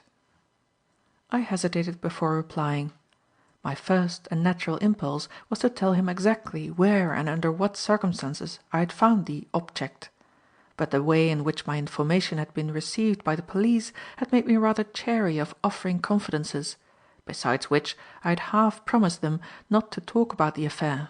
And after all, it was no business of this good gentleman's where I found it. My answer was, therefore, not very explicit. "I picked it up in a lane at Hampstead, near London." "At Hampstead?" he repeated. "So, that would be a very good place to find such things. I mean," he added hastily, "there are many people in that place, and some of them will be of the old religion." Now this last remark was such palpable nonsense that it set me speculating on what he had intended to say, for it was obvious that he had altered his mind in the middle of the sentence and completed it with the first words that came to hand. However, as I could read no sense into it at all, I said that perhaps he was right, which seemed an eminently safe rejoinder to an unintelligible statement. When he had finished his minute examination of the reliquary, he handed it back to me with such evident reluctance that, if it had been mine, I should have been tempted to ask him to accept it. But it was not mine. I was only a trustee. So I made no remark, but watched him as he, very deliberately, took off his spectacles and returned them to their case, looking meanwhile at the floor with an air of deep abstraction. He appeared to be thinking hard, and I was quite curious as to what his next remark would be. A considerable interval elapsed before he spoke again, but at last the remark came, in the form of a question, and very disappointing it was. "You are not, perhaps, very much interested in relics and reliquaries?" As a matter of fact, I didn't care two straws for either the one or the other, but there was no need to put it as strongly as that. "We are apt," I replied, "to find a lack of interest in subjects of which we are ignorant." That was a fine sentence. It might have come straight out of Sandford and Merton. "That is what I think too," he rejoined. "We do not know. We do not care. But there is a very excellent little book which explains all the customs and ceremonies connected with the relics of the saints. I should like you to read that book. Will you permit me to send you a copy which I have?" Of course I said I should be delighted. It was an outrageous falsehood, but what else could I say? "Then," said he, "I shall have great pleasure in sending it to you, if you will kindly tell me how I shall address it." I presented him with my card, which he read very attentively before bestowing it in his pocket book. "I see," he remarked, "that you are a doctor of medicine. It is a fine profession, if one does not too much forget the spiritual life in caring for that of the body." In this I acquiesced vaguely, and the conversation drifted into detached commonplaces, finally petering out as we approached Paddock Wood, where my reverend acquaintance bought a newspaper and underwent a total eclipse behind it. As soon as the train started again, I took up my own paper, and the very first glance at it gave me a shock of surprise that sent all other matters clean out of my mind. It was an advertisement in the column headed "Personal" that attracted my attention, an advertisement that commenced with the word "Missing" in large type, and went on to offer £200 reward, thus: "Missing, £200 reward. whereas on the 14th instant Dr. Humphrey Jardine disappeared from his home and his usual places of resort, the above reward will be paid to any person who shall give information as to his whereabouts if alive, or the whereabouts of his body if he is dead. He was last seen at 12:20 p.m. on the above date in the Hampstead Road, and was then walking towards Euston Road. The missing man is about 26 years of age, is somewhat over 6 feet in height, of medium complexion, has brown hair, grey eyes, straight nose, and a rather thin face, which is clean shaved. He was wearing a dark tweed suit and a soft felt hat. Information should be given to Hector Brodribb, Esquire, 65, New Square, Lincoln's Inn, by whom the above reward will be paid. Here was a pretty state of affairs. It seemed that while I was placidly taking events as they came, smoking the skipper's tobacco and bottom fishing with young Ted, my escapade had been producing somewhere a most almighty splash. I read the advertisement again, with a self-conscious grin, and out of it there arose one or two rather curious questions. In the first place, who the deuce was Hector Brodribb, and what concern was I of his? And how came he to know that I was walking down Hampstead Road at 12:20 on the 14th instant? I felt very little doubt it was actually Thorndyke who was tweaking the strings of the Brodribbian puppet, but even this left the mystery unsolved. For how did Thorndyke know? This was only the 5th day after my disappearance, and it would seem that there had hardly been time for exhaustive inquiries. Then another highly interesting fact emerged. The only person who had seen me walk away down Hampstead Road was Sylvia Vyne, whence it followed that Thorndyke, or the mysterious Brodribb, had in some way got into touch with her. And reflecting on this, the mechanism of the inquiry came into view. The connecting link was of course the sketch. Thorndyke had, himself, left the canvas with Mr. Robinson, the artist's colourman, and he must have called to inquire if I had collected it. Then he would have been told of my meeting with Miss Vyne, and as she was a regular customer, Mr. Robinson would have been able to give him her address. It was all perfectly simple, the only remarkable feature being the extraordinary promptitude with which the inquiry had been carried out, which went to show how much more clearly Thorndyke had realized the danger that surrounded me than I had myself. These various reflections gave me full occupation during the remainder of the journey, extending themselves into consideration of how I should act in the immediate future. My first duty was obviously to report myself to Thorndyke without delay, after which I persuaded myself it would be highly necessary for me personally to reassure the fair and perhaps anxious Sylvia. As to how this was to be managed, I was not quite clear, and in spite of the most profound cogitation, I had reached no conclusion when the train rumbled into Charing Cross Station. End of chapter 11.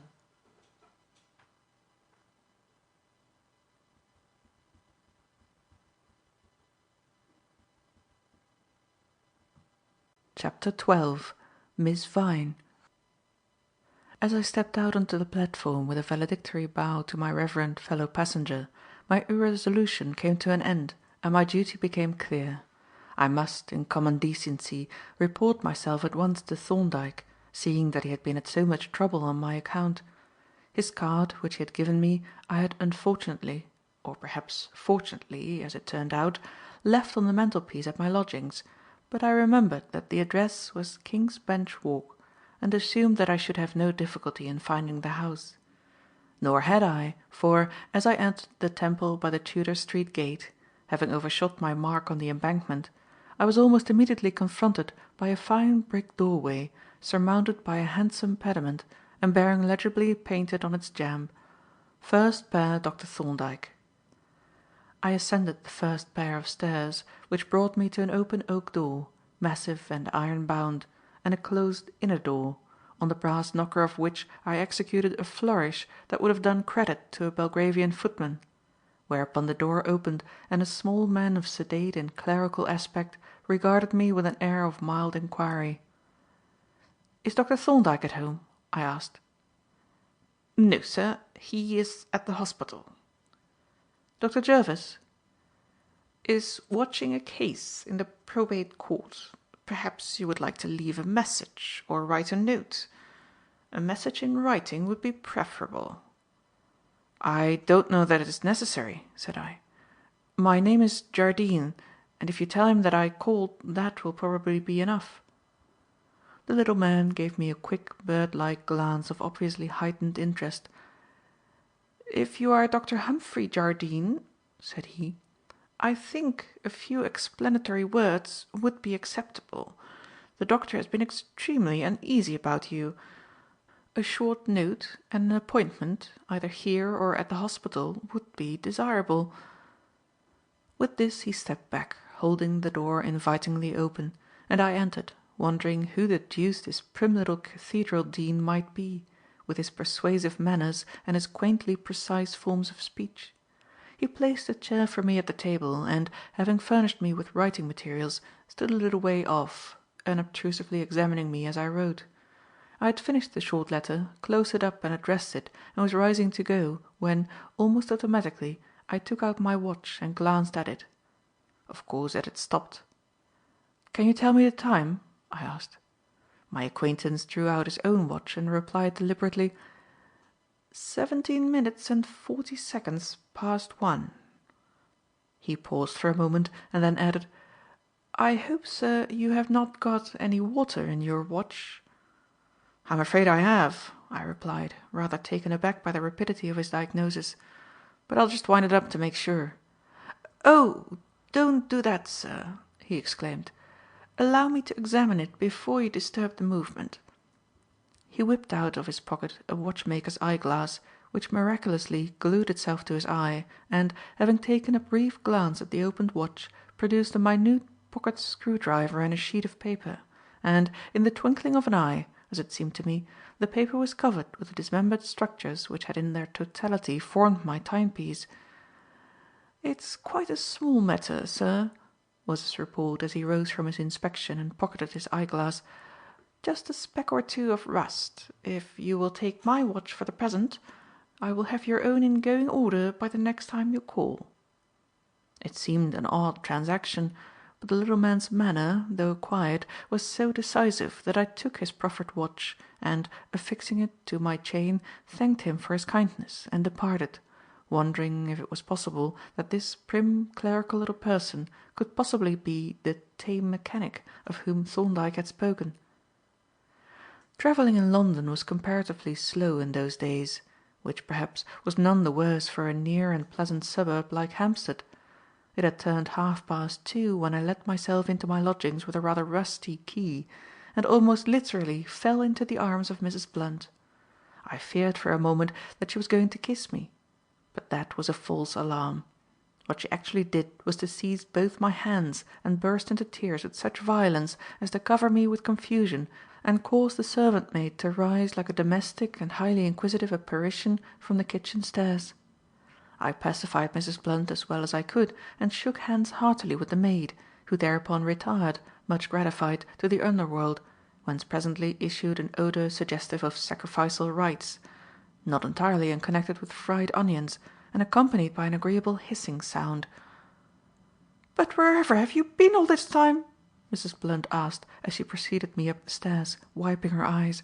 "And why didn't you send us a line just to say that you were all right?"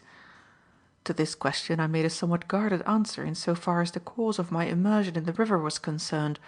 Otherwise I gave her a fairly correct account of my adventures.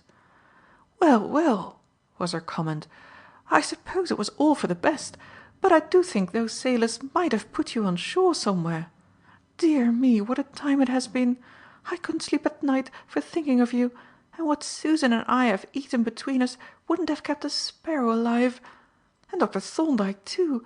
I'm sure he was very anxious and worried about you, though he's such a quiet, self-contained man that you can't tell what he's thinking of. And, Lord, what a lot of questions he do ask, to be sure. By the way, how did he come to know that I was missing?" "Why, I told him, of course, when you didn't come home that night, which Susan and me sat up for you until 3 in the morning. I thought there must be something wrong, you being so regular in your habits. So next day, the very first thing, I took his card from your mantelpiece and down I went to his office and told him what had happened. He came up here that evening to see if you'd come home, And he's been here every day since to inquire." "Has he really?" "Yes, in a hansom cab, every single day. And so is the young lady." "The young lady?" I exclaimed. "What young lady?" Mrs. Blunt regarded me with something as nearly approaching a wink as can be imagined in association with an elderly female of sedate aspect. "Now," she protested slyly, "as if you didn't know! What young lady indeed? Why, Miss Vyne, to be sure, and a very sweet young lady she is, and talked to me just as simple and friendly as if she'd been an ordinary young woman." "How do you know that she isn't an ordinary young woman?" I asked. Mrs. Blunt was shocked. "Do you suppose, Mr. Jardine, sir," she demanded severely, "that I, who've been a head parlour maid in a county family where my poor husband was coachman, don't know a real gentlewoman when I meet one? You surprise me, sir." I apologized hastily and suggested that, as so many kind enquiries had been made, the least I could do was to call and return thanks without delay. "Certainly, sir," Mrs. Blunt agreed, "but not until you've had your lunch. It's a small porterhouse steak," she added alluringly, being evidently suspicious of my intentions. The announcement, seconded by an appetizing whiff from below, reminded me that I was prodigiously sharp set, having tasted no food since I had come ashore at Folkestone, and put the grosser physiological needs of the body for the moment in the ascendant.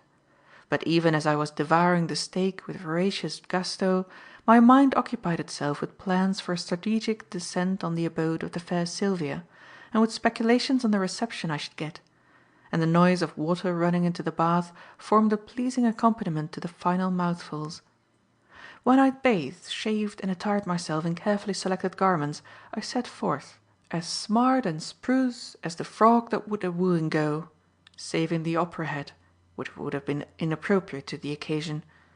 The distance to Sylvia's house was not great, and a pair of long and rapidly moving legs consumed it to such purpose that it was still quite reasonable calling time when I opened the gate of the Hawthorns and gave a modest pull at the bell. My summons was answered by a rather foolish-looking maid, by whom I was informed that Miss Vyne was at home, and when I had given her my name, which she seemed disposed to confuse with that of a well-known edible fish, she ushered me down a passage to a room at the back of the house, and, opening the door, announced me correctly, I was glad to note, whereupon I assumed an ingratiating smile and entered. Now, there is nothing more disconcerting than a total failure of agreement between anticipation and realization. Unconsciously I had pictured to myself the easy-mannered, genial Sylvia, seated perhaps at an easel or table, working on one of her pictures, and had prepared myself for a reception quite simple, friendly, and unembarrassing. Confidently and entirely at my ease, I walked in through the doorway, and there the pleasant vision faded, leaving me with the smile frozen on my face, staring in consternation at one of the most appalling old women that it has ever been my misfortune to encounter. I am, in general, rather afraid of old women. They are, to my mind, a rather alarming class of creature. But the present specimen exceeded my wildest nightmares. It was not merely that she was seated unnaturally in the exact centre of the room, and that she sat with unhuman immobility, moving no muscle and uttering no sound as I entered, though that was somewhat embarrassing. It was her strange, forbidding appearance that utterly shattered my self-possession and seemed to disturb the very marrow in my bones. She was a most remarkable-looking person. An immense Roman nose, a mop of frizzy grey fringe, and a lofty surmounting cap or headdress of some kind suggested that monstrous and unreal bird, the helmeted hornbill, and the bird-like character was heightened by her eyes, which were small and glittering and set in the midst of a multitude of radiating wrinkles. To this most alarming person I made a low bow, and dropped my stick, of which the maid had neglected to relieve me and for which I had found no appointed receptacle. As I stooped hastily to pick it up, my hat slipped from my grasp, and, urged by the devil that possessed disengaged hats, instantly rolled under a deep ottoman, whence I had to hook it out with the handle of my stick. I rose, perspiring with embarrassment, to confront that immovable figure, and found the glittering eyes fixed on me attentively but without any sign of expression of human emotion. Haltingly I essayed to stammer out an explanation of my visit.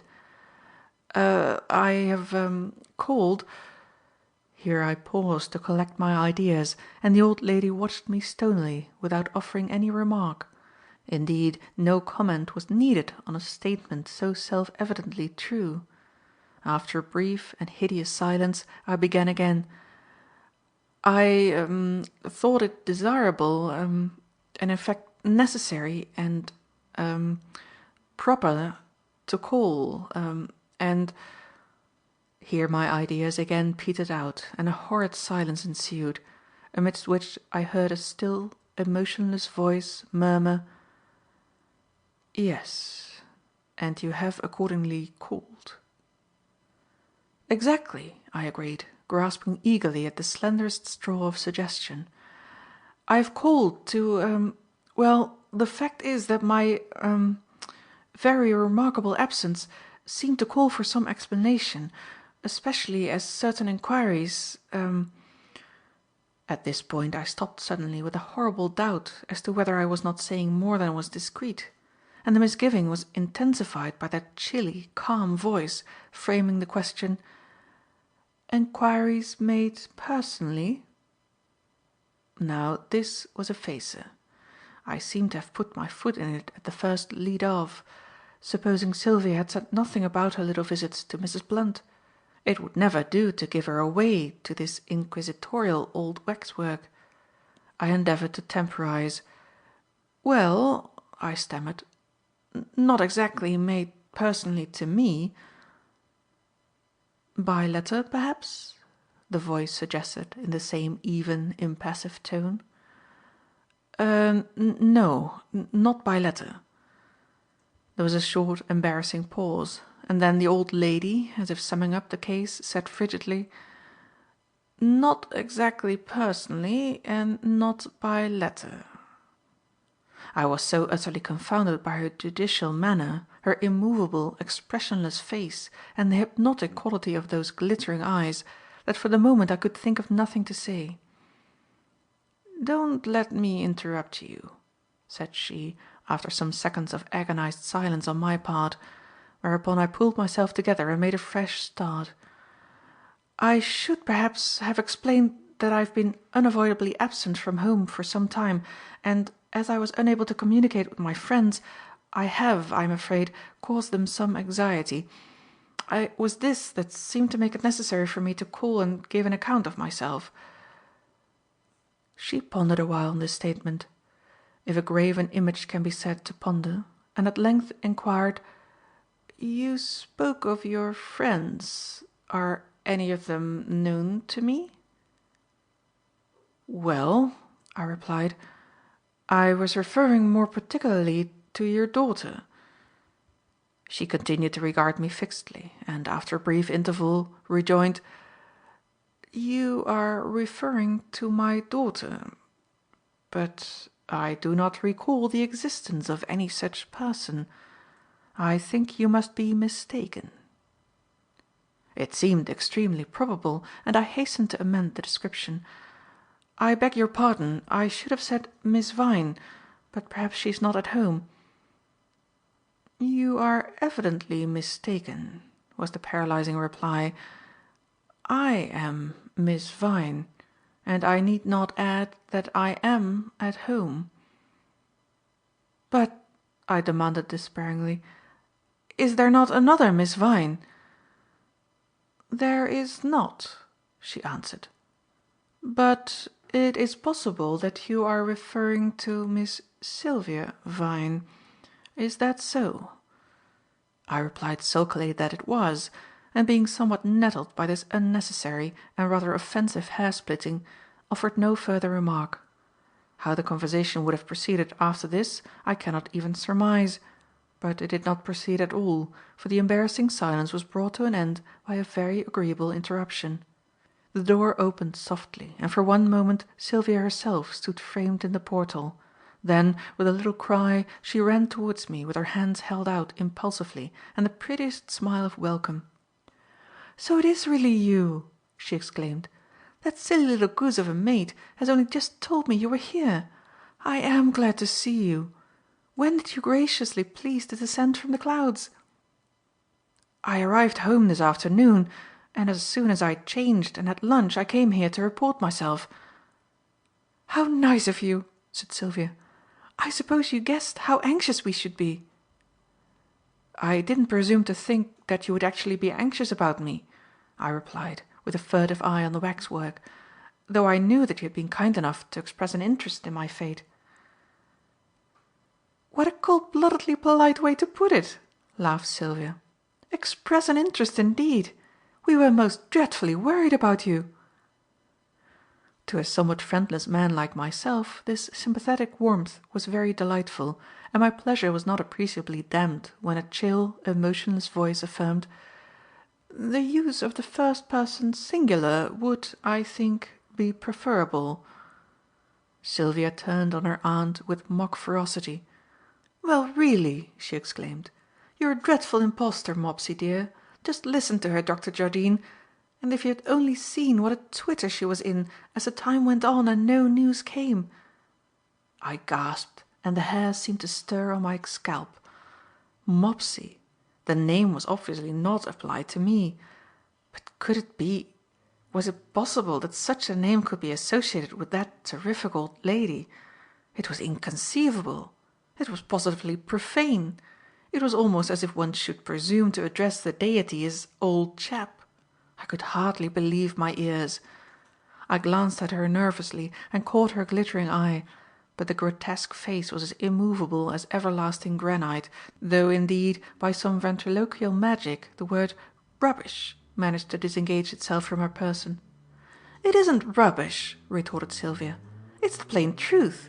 We were both worried to death about you. And no wonder. Dr. Thorndyke was very quiet and matter of fact, but there's no disguising his fear that something dreadful had happened to you. And then there was the advertisement in the papers. Did you see that? Oh, it's nothing to grin about. You've given us all a nice fright, and me especially, because of course I naturally thought of that ruffian from whom you had rescued me in the lane." "But he never saw me." "You don't know. He may have done. At any rate, you owe us an explanation. So when the tea comes in you shall give us the true story of your adventures. I hope you let Dr. Thorndyke know about your resurrection." I reassured her on this point, and as the goose of a maid now brought in the tea, I proceeded to pitch my yarn, as the skipper had expressed it, without those reservations that I had considered necessary in the case of Mrs. Blunt. The old lady, having been unmasked by Sylvia, developed a slight tendency to thaw.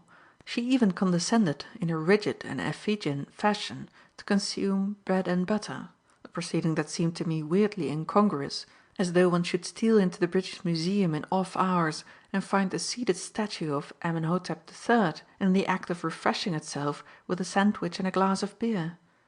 But I was less terrified of her now, since I had gathered that a core of warm humanity was somewhere concealed within that grim exterior, and even though her little sparkling eyes were fixed on me immovably, I told my story to the end without flinching.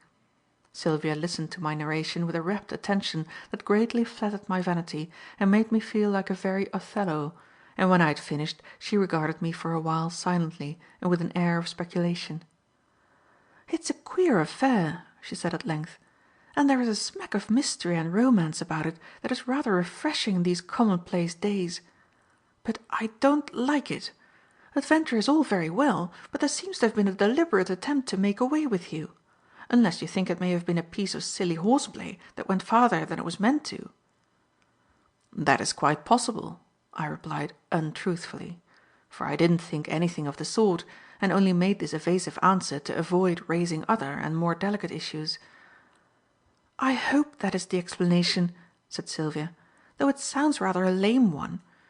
You would know if you had an enemy who might wish to get rid of you. I suppose you don't know of any such person?" It was a rather awkward question. I didn't want to tell an untruth, but, on the other hand, I knew that Thorndyke would not wish to have my affairs discussed while his investigations were in progress. So I hedged once more, replying, quite truthfully, that I was not acquainted with anyone who bore me the slightest ill will.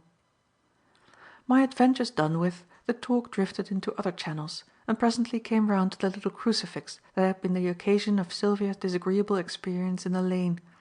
In spite of my confusion, I had noticed, on first entering the room, that the old lady was wearing suspended from her neck a small enamelled crucifix, and had instantly identified it, and wondered not a little that she should be thus disporting herself in borrowed ornaments.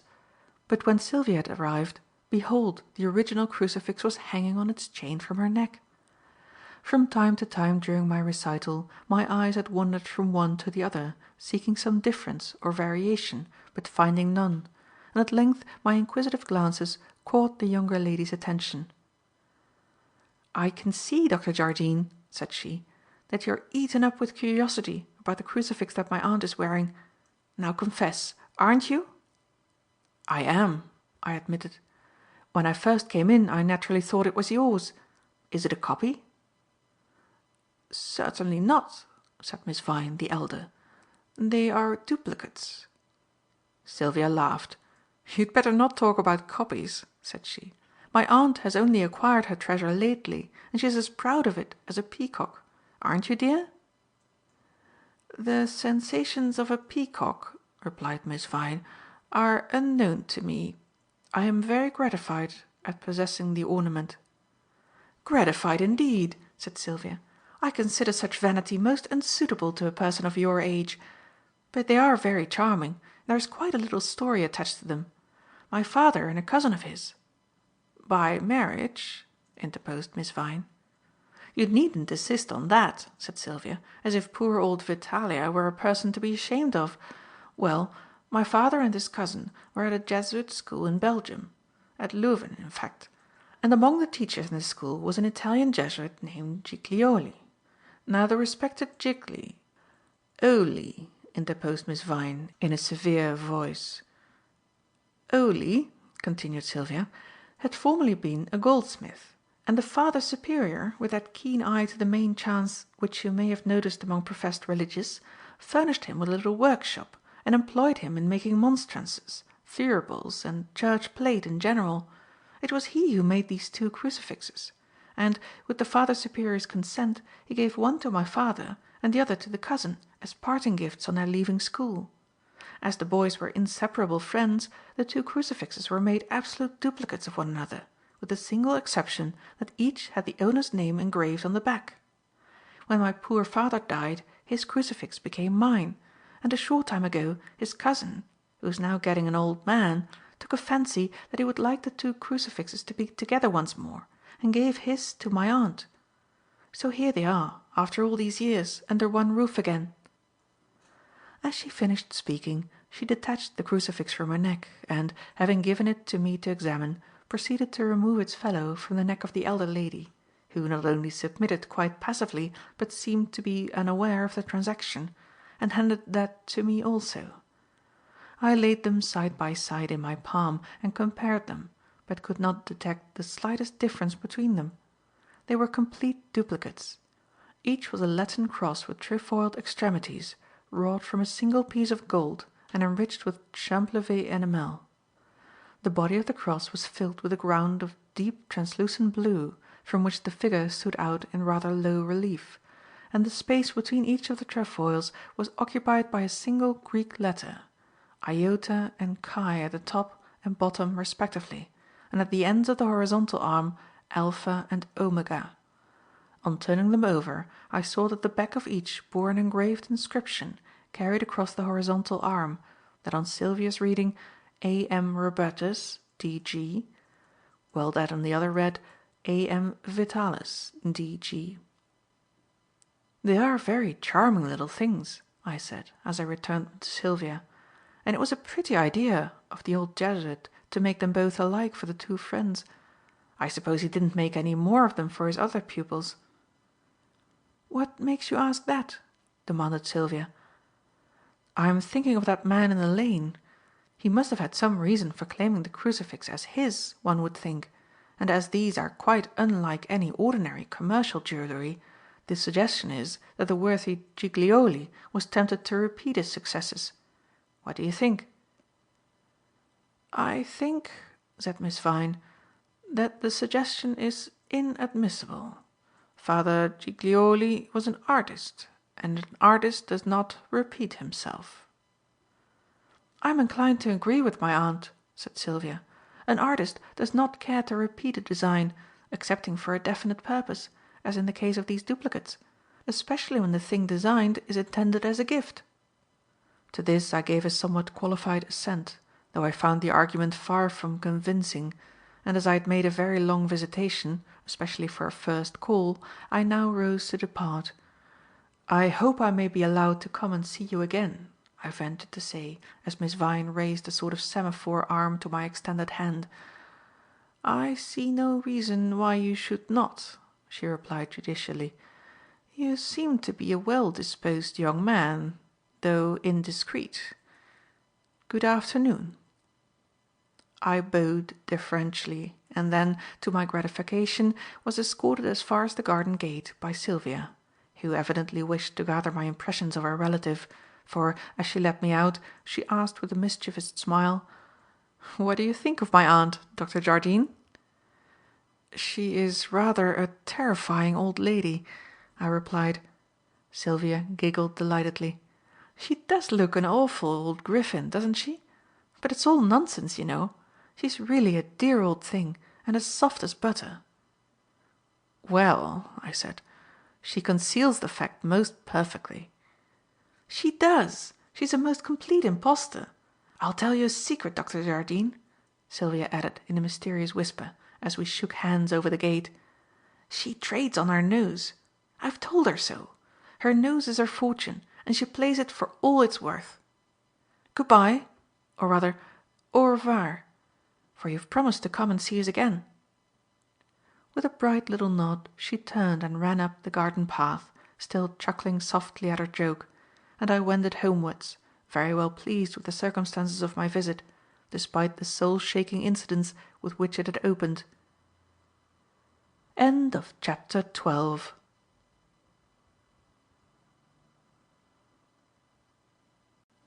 Chapter 13. A mysterious stranger. On the following morning I betook myself to the hospital, intending to call later in the day at Dr. Thorndyke's chambers. But that visit turned out to be unnecessary, for, as I ran my eye over the names on the attendance board in the entrance hall, I saw that Thorndyke was in the building, although it was not the day on which he lectured. I found him, as I had expected, in the museum, and was greeted with a hearty grip of the hand and a welcome, the warmth of which gratified me exceedingly. "Well, Jardine," he said, "you've given us all a pretty fine shake-up. I've never been more relieved in my life than I was when my man Polton gave me your note. But you seem to have had another fairly close shave. What a fellow you are, to be sure. You seem to be as tenacious of life as the proverbial cat." "So that little Archbishop is your man Polton, is he?"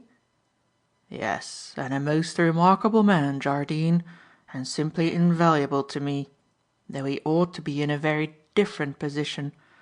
But I think he is quite happy with me, especially now that he has got your watch to experiment on. You will see that watch again some day, when he has rated it to half a second. And meanwhile, let us go into the curator's room and reconstitute your adventures." The curator's room was empty at the moment. Empty, that is to say, so far as human denizens were concerned.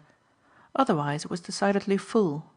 The usual wilderness of glass jars, sepulchral slate tanks, bones in all stages of preparation, and unfinished specimens, being supplemented by that all-pervading, unforgettable odour peculiar to curators' rooms, compounded of alcohol and mortality, and suggesting a necropolis for deceased dipsomaniacs. Thorndyke seated himself on a well-polished stool by the work-bench and, motioning me to another, bade me speak on. Which I did in exhaustive detail, giving him a minute history of my experiences from the time of my parting from Sylvia to the present moment, not omitting my encounter with Mrs. Samway and the clerical gentleman in the train. He listened to my narrative in his usual silent, attentive fashion, making no comments and asking no questions until I had finished. when he cross-examined me on one or two points of detail. "With regard to Mrs. Samway," he asked, "did you gather that she was crossing by the Boulogne boat?" "I inferred that she was, but she said nothing on the subject." He nodded and then asked, "Do I understand that you never saw your assailant at all?" "I never got the slightest glimpse of him. In fact, I could not say whether the person who attacked me was a man or a woman, excepting that the obvious strength and the method of attack suggest a man." To this he made no reply, but sat a while absorbed in thought. It was evident that he was deeply interested in the affair, not only on my account, but by reason of the curious problems that it offered for solution. Indeed, his next remark was to this effect. "It is a most singular case, Jardine," he said.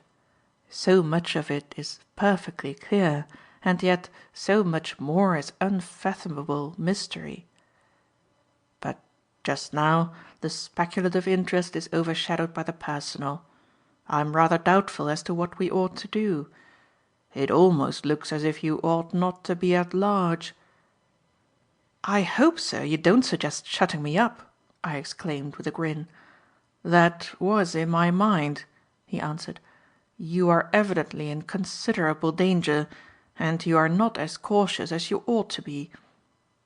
"I shall be mighty cautious after this experience," I rejoined, "and you have yourself implied that I have 9 lives." "Even so," he retorted, "you have played away a third of them pretty rapidly. If you are not more careful of the other 6, I shall have to put you somewhere out of harm's way. Do, for goodness sake, Jardine, keep away from unpopulated places, and see that no stranger gets near enough to have you at a disadvantage." I promised him to keep a constant watch for suspicious strangers, and to avoid all solitary neighbourhoods and ill-lighted thoroughfares, and shortly after this we separated to go our respective ways, he back to the museum and I to the surgical wards. For some time after this, the record of my daily life furnishes nothing but a chronicle of small beer. I had resumed pretty regular attendance at the hospital, setting forth from my lodgings in the morning and returning thither as the late afternoon merged into evening; taking the necessary exercise in the form of the long walk to and from the hospital, and keeping close indoors at night. It began to look as though my adventures were at an end, and life were settling down to the old familiar jog-trot. And yet the beer was not quite so small as it looked. Coming events cast their shadows before them, but often enough those shadows wear a shape ill-defined and vague, and so creep on unnoticed. Thus it was in these days of apparent inaction, though even then there were certain little happenings at which I looked askance. Such an episode occurred within a few days of my return, and gave me considerable food for thought. I had climbed on to the yellow bus in the Tottenham Court Road, and was seated on the top, smoking my pipe, when, as we passed up the Hampstead Road, I noticed a woman looking into the window of Mr. Robinson, the artist's colourman. Something familiar or distinctive in the pose of the figure made me glance a second time. And then I think my eyes must have grown more and more round with astonishment as the bus gradually drew me out of range. For the woman was undoubtedly Mrs. Samway. It was really a most surprising affair. This good lady seemed to be ubiquitous; to fly hither and thither and drop from the clouds as if she were the possessor of a magic carpet. Apparently she had not gone to Boulogne after all; or if she had, her stay on the Continent must have been uncommonly short. But if she had not crossed on the boat, what was she doing in Folkestone? It was all very well to say that she had as much right to be in Folkestone as I had. That was true enough, but it was a lame conclusion, and no explanation at all. It was my custom, as I have said, to walk from my lodgings to the hospital, a distance of some 5 miles, but this was practicable only in fine weather. On wet days I took the tram from the Duke of St. Albans, and beguiled the slow journey by reading one of my textbooks and observing the manners and customs of my fellow passengers. Such a day was the one that followed the reappearance of Mrs. Samway. A persistent drizzle put my morning walk out of the question, and sent me, reluctant but resigned, to seek the shelter of the tram, where, having settled myself with a volume of Gould's Surgical Diagnosis, I began to read, to the accompaniment of the monotonous rhythm of the horses' hoofs and the sleepy jingle of their bells. From time to time I looked up from my book to take a glance at the other occupants of the steamy interior, and on each occasion that I did so I caught the eye of my opposite neighbour roving over my person as if taking an inventory of my apparel. Whenever he caught my eye, he immediately looked away, but the next time I glanced up I was sure to find him once more engaged in a leisurely examination of me. There was nothing remarkable in this.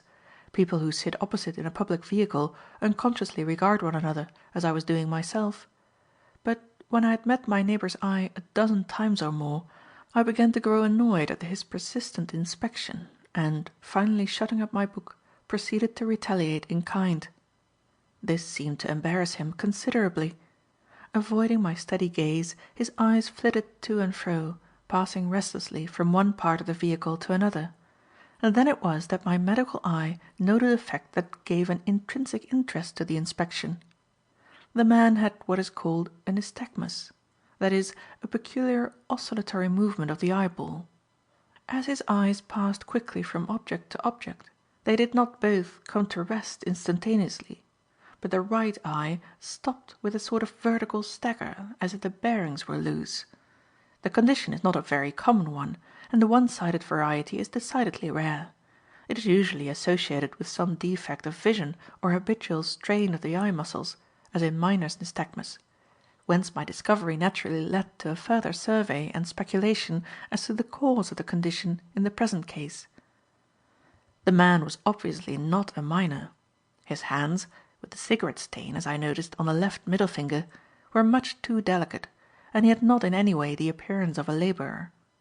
Then the spasm must be due to some defect of eyesight. Yet he was not near-sighted, for, as we passed a church at some distance, I saw him glance out through the doorway at the clock and compare it with his watch. And again I noticed that he took out his watch with his left hand. Then perhaps he had a blind eye, or unequal vision in the two eyes. This seemed the most likely explanation, and I had hardly proposed it to myself when the chance was given to me to verify it. Confused by my persistent examination of him, my unwilling patient suddenly produced a newspaper from his pocket and, clapping a pair of pince-nez on his nose, began to read. Those pince-nez gave me the required information, for I could see that one glass was strongly convex while the other was nearly plane. The question of my friend's eyesight being disposed of, I began to debate the significance of that stain of the left middle finger. Was he left-handed? It did not follow, though it seemed likely. And then I found myself noting the manner in which he held his paper, until, becoming suddenly conscious of the absurdity of the whole affair, I impatiently picked up my book and reverted to the diagnosis of renal calculus. I was becoming, I reflected disparagingly, as inquisitive as Thorndyke himself, from whom I seemed to have caught some infection that impelled me thus to concern myself with the trifling peculiarities of total strangers. The trivial incident would probably have faded from my recollection but for another, equally trivial, which occurred a day or two later. I was returning home by way of Tottenham Court Road and had nearly reached the crossing at the north end when I suddenly remembered that I had come to the last of my notebooks. The shop at which I obtained them was in Gower Street, hard by, and as the thought of the books occurred to me, I turned abruptly and, running across the road, strode quickly down a by-street that led to the shop. As I came out into Gower Street, I noticed a small but rapidly augmenting crowd on the pavement, and, elbowing my way through, found at its centre a man lying on the ground, writhing in the convulsions of an epileptic fit. I proceeded to ward off the well-meant attentions of the usual excited bystanders who were pulling open his hands and trying to sit him up, and had thrust the corner of a folded newspaper between his teeth to prevent him from biting his tongue, when a constable arrived on the scene, upon which, as the officer bore on his sleeve the badge of the St. John's Ambulance Society, I gave him a few directions and began to back out of the crowd.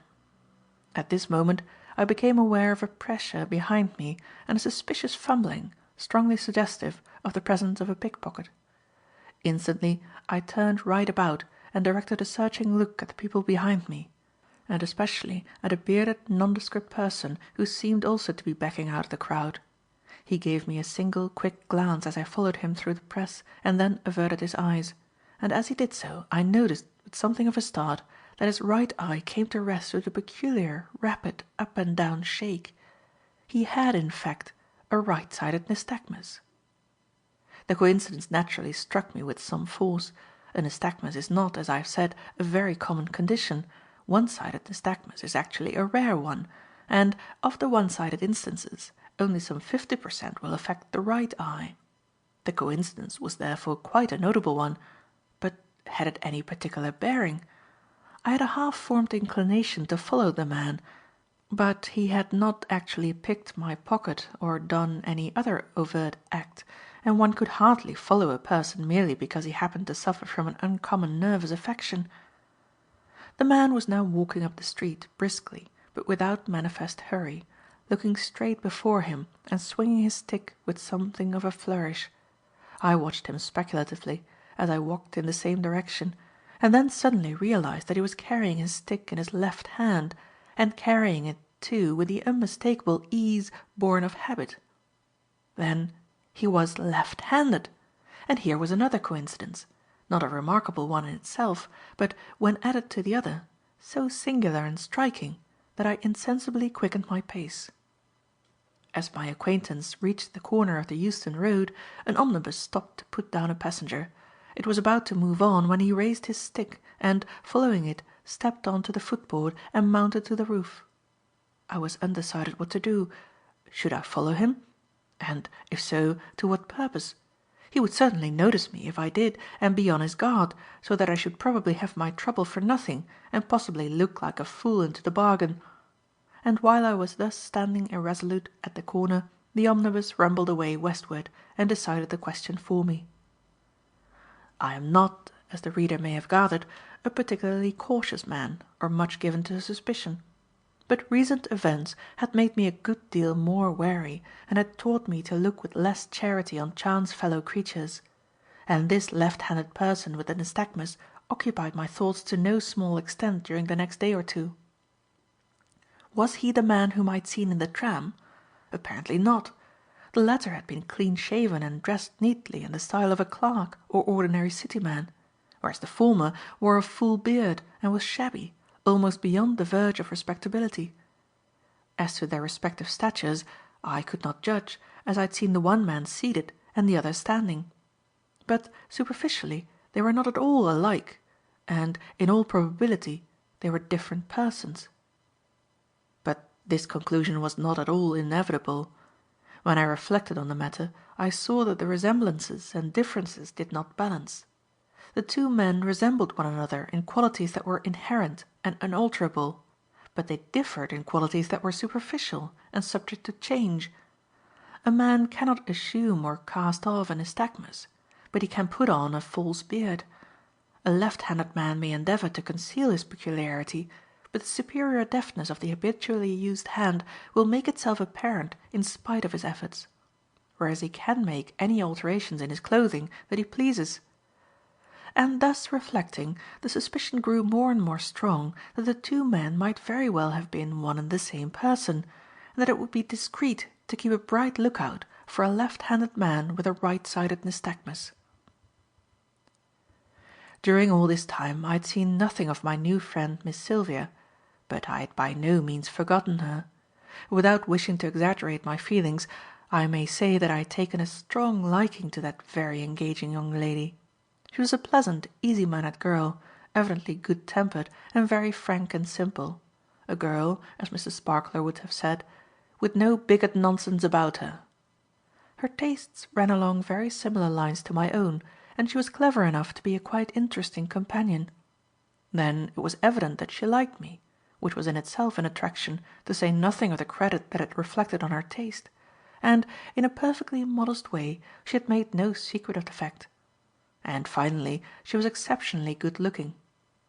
Now, people may say, as they do, that beauty is only skin-deep, which is perfectly untrue, by the way, but even so, one is more concerned with the skins of one's fellow creatures than with their livers or vermiform appendices. The contact of persons, as of things, occurs at their respective surfaces. from which it will be gathered that I was only allowing a decent interval to elapse before repeating my visit to the Hawthorns. Indeed, I was beginning to think that a sufficient interval had already passed and to contemplate seriously my second call, when my intentions were forestalled by Sylvia herself. Returning home one Friday evening, I found on my mantelpiece a short letter from her, enclosing a ticket for an exhibition of paintings and sculpture at a gallery in Leicester Square, and mentioning, incidentally, that she proposed to visit the show on the following morning in order to see the works by a good light; which seemed such an eminently rational proceeding in these short winter days that I determined instantly to follow her example and get the advantage of the morning light myself. I acted on this decision with such thoroughness that, when I arrived at the gallery, I found the attendant in the act of opening the doors; and for nearly half an hour I was in sole possession of the premises. Then, by twos and threes, other visitors began to straggle in, and among them Sylvia, looking very fresh and dainty, and obviously pleased to see me. "I'm glad you were able to come," she said as we shook hands. "I thought you would, somehow. It is so much nicer to have someone to talk over the pictures with, isn't it?" "Much more interesting," I agreed. "I've been taking a preliminary look around, and have already accumulated quite a lot of profound observations to discharge at you as occasion offers. Shall we begin at number 1?" We began at number 1, and worked our way methodically picture by picture round the room, considering each work attentively with earnest discussion and a wealth of comment. As the morning wore on, visitors arrived in increasing numbers, until the two large rooms began to be somewhat inconveniently crowded. We had made a complete circuit of the pictures and were about to turn to the sculpture, which occupied the central floor space, when Sylvia touched me on the arm. "Let us sit down for a minute," said she. "I want to speak to you." I led her to one of the large settees that disputed the floor space with the busts and statuettes, and, somewhat mystified by her serious tone and by the rather agitated manner which I now noticed for the first time, seated myself by her side. "What is it?" I asked. She looked anxiously round the room, and, leaning towards me, said in a low tone: "Have you noticed a man who has been keeping near us and listening to our conversation?" "No, I haven't," I replied. "If I had, I would have given him a hint to keep farther off. But there's nothing in it, you know. In picture galleries it is very usual for people to hang about and try to overhear criticisms. This man may be interested in the exhibits." "Yes, I know. But I don't think this person was so much interested in the exhibits. He didn't look at the pictures, he looked at us. I caught his eye several times reflected in the picture glasses, and once or twice I saw him looking most attentively at this crucifix of mine. That was what really disturbed me. I wish now that I hadn't unbuttoned my coat." "So do I. You'll have to leave that crucifix at home if it attracts so much undesirable attention. Which is the man? Is he in this room?" "No, I don't see him now. I expect he has gone into the next room." "Then let us go there too, and if you'll point him out to me, I will pay him back in his own coin." We rose and made our way to the door of communication, and, as we passed into the second room, Sylvia grasped my arm nervously. "There he is. Don't let him see us looking at him. He is sitting on the settee at the farther end of the room." It was impossible to make a mistake, since the settee held only a single person, a fairly well-dressed, ordinary-looking man, rather swarthy and foreign in appearance, with a small waxed moustache. He was sitting nearly opposite the entrance door, and seemed at the moment to be reading over the catalogue, which he held open on his knee. But as he looked up almost at the moment when we entered, I turned my back to him and continued my inspection with the aid of the reflection in a picture glass. "He's probably a journalist," I said. "You see, he's scribbling some notes on the blank leaves of his catalogue. Probably some of your profound criticisms, which will appear, perhaps tomorrow morning, clothed in super technical jargon in a daily paper." Here I paused suddenly, for I had made a rather curious observation. The reflection in a mirror is, as everybody knows, reversed laterally, so that the right hand of a person appears to be the left and vice versa. But in the present case no reversal seemed to have taken place. the figure in the reflection was writing with its right hand. Obviously, then, the real person was writing with his left. This put a rather different aspect on the affair. Up to the present I had been disposed to think that Sylvia had been unduly disturbed, for there are plenty of ill-bred bounders to be met in any public place who will stare a good-looking girl out of countenance. But now my suspicions were all awake. It is true that left-handed men are as common as blackberries, but still. "Can you tell me, Miss Vyne," I asked, as we worked our way towards the other end of the room, "if this man is at all like the one who frightened you so in Millfield Lane?" "No, he's not. I am sure of that. The man in the lane was a good deal taller and thinner." "Well," said I, "whoever he is, I want to have a good look at him, and the best plan will be to turn our attention to the sculpture. Shall we go and look at that rather remarkable pink bust? That will give our friend a chance of another stare at you, and, if he doesn't take it, I will go and inspect him where he sits."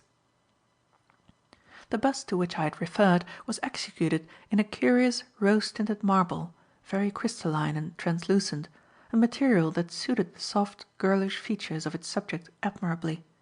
It stood on an isolated pedestal quite near the settee on which the suspicious stranger was sitting, and I hoped that our presence might lure him from his retreat. "I don't think," I said, taking up a position with my back to the settee, "that I've ever seen any marble quite like this. Have you?" "No," replied Sylvia. "It looks like coarse lump sugar stained pink, and how very transparent it is, too transparent for most subjects." Here she gave a quick, nervous glance at me, and I was aware of a shadow thrown by some person standing behind me. Had our friend risen to the bait already? I continued the conversation in good, audible tones. "Very awkward these isolated pedestals would be for slovenly artists who scamp the back of their work." With this remark I moved round the pedestal as if to examine the back of the bust, and Sylvia followed. The move brought us opposite the person who had been standing behind me. And, sure enough, it was the gentleman from the settee. I continued to talk, rather blatantly I fear, commenting on the careful treatment of the hair and the backs of the ears, and meanwhile took an occasional swift glance at the man opposite. He appeared to be gazing in rapt admiration at the bust, but his glance too occasionally wandered, and when it did, the point of fixation, as the oculists would express it, was Sylvia's crucifix, which was still uncovered. Presently I ventured to take a good, steady look at him, and was for a few moments unobserved.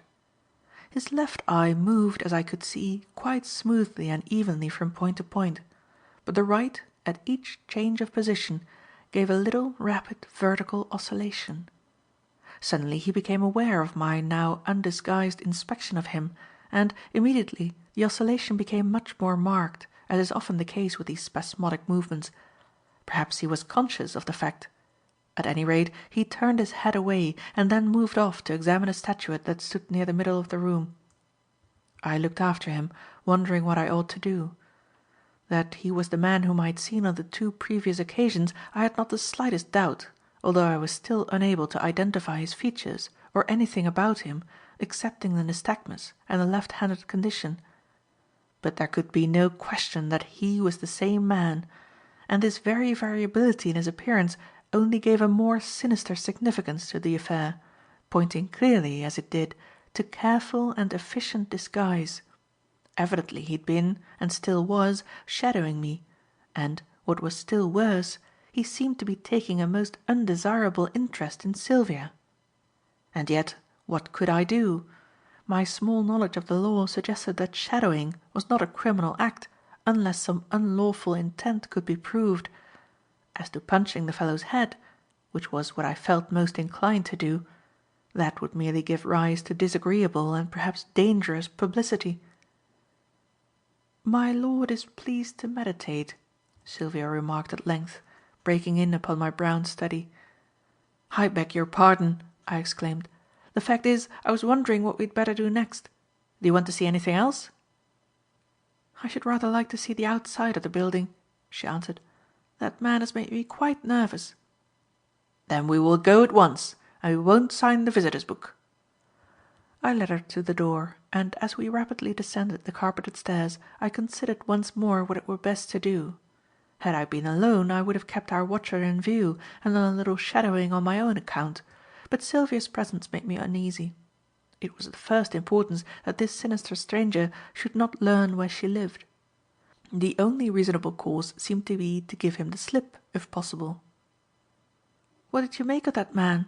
Sylvia asked when we were outside in the square. "Don't you think he was watching us?" "Yes, I do, and I may say that I've seen him before." She turned a terrified face to me and asked, "You don't think he is the wretch who pushed you into the river?" Now, this was exactly what I did think, but it was not worth while to say so. Accordingly I temporized. "It is impossible to say. I never saw that man, you know. But I have reason for thinking that this fellow is keeping a watch on me, and it occurs to me that, if he appears still to be following us, I had better put you into a hansom and keep my eye on him until you are out of sight." "Oh, I'm not going to agree to that," she replied with great decision. "I don't suppose that my presence is much protection to you, but still you are safer while we are together, and I'm not going to leave you." This settled the matter. Of course she was quite right. I was much safer while she was with me, and if she refused to go off alone, we must make our escape together.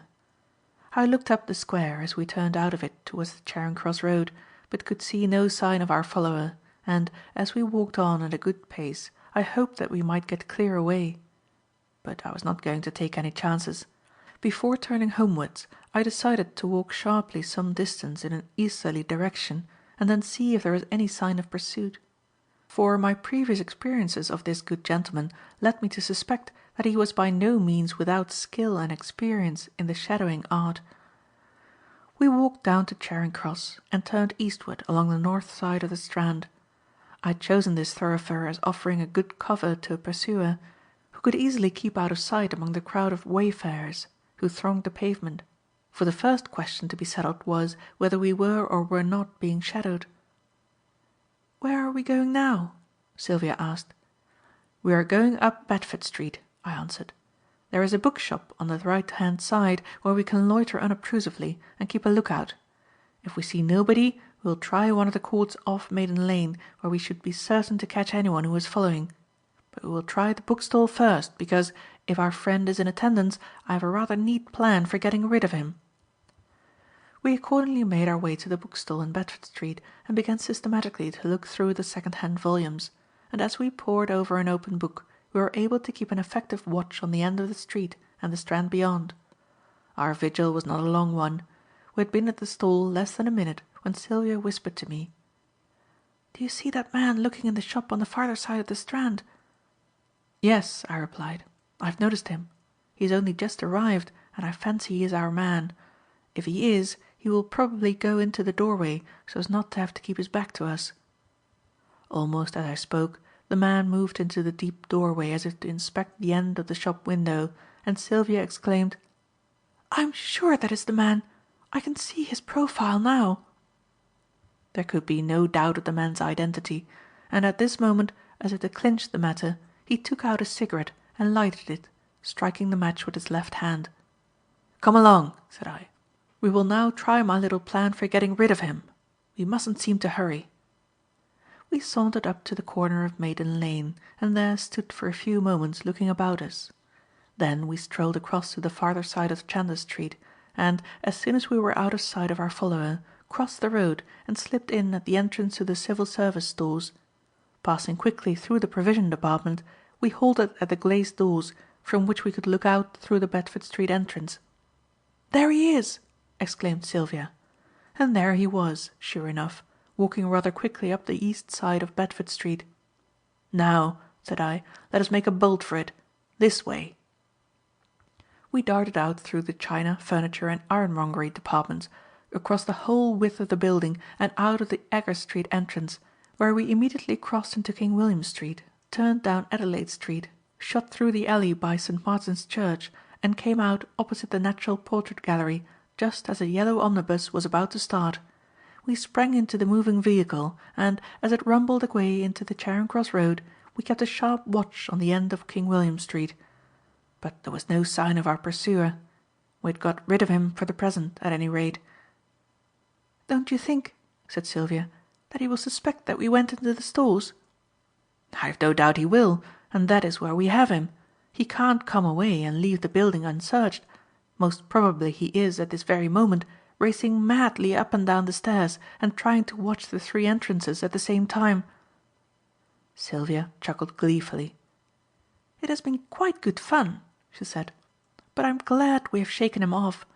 I think I shall stay indoors for a day or 2 and paint, and I hope you'll stay indoors too. And that reminds me that I'm out of Hale's white. I must call in at Robinson's and get a pound tube. Do you mind? It won't delay us more than a few minutes."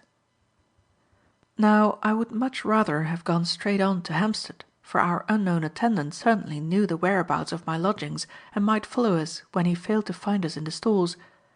Moreover, I had, of late, given the neighbourhood of the artist's colourman's shop a rather wide berth, having seen Mrs. Samway from afar once or twice, thereabouts, and having surmised that she tended to haunt that particular part of the Hampstead Road.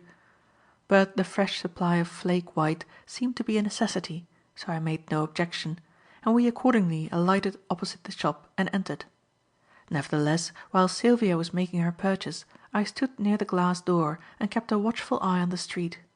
When a tram stopped a short distance away, I glanced quickly over its passengers as well as I could, though without observing anyone who might have been our absent friend. But just as it was about to move on, I saw a woman run out from the pavement and enter, and though I got but an indifferent view of her, I felt an uncomfortable suspicion that the woman was Mrs. Samway. Looking back, I do not quite understand why I had avoided this woman, or why I now looked with distaste on the fact that she was travelling in our direction.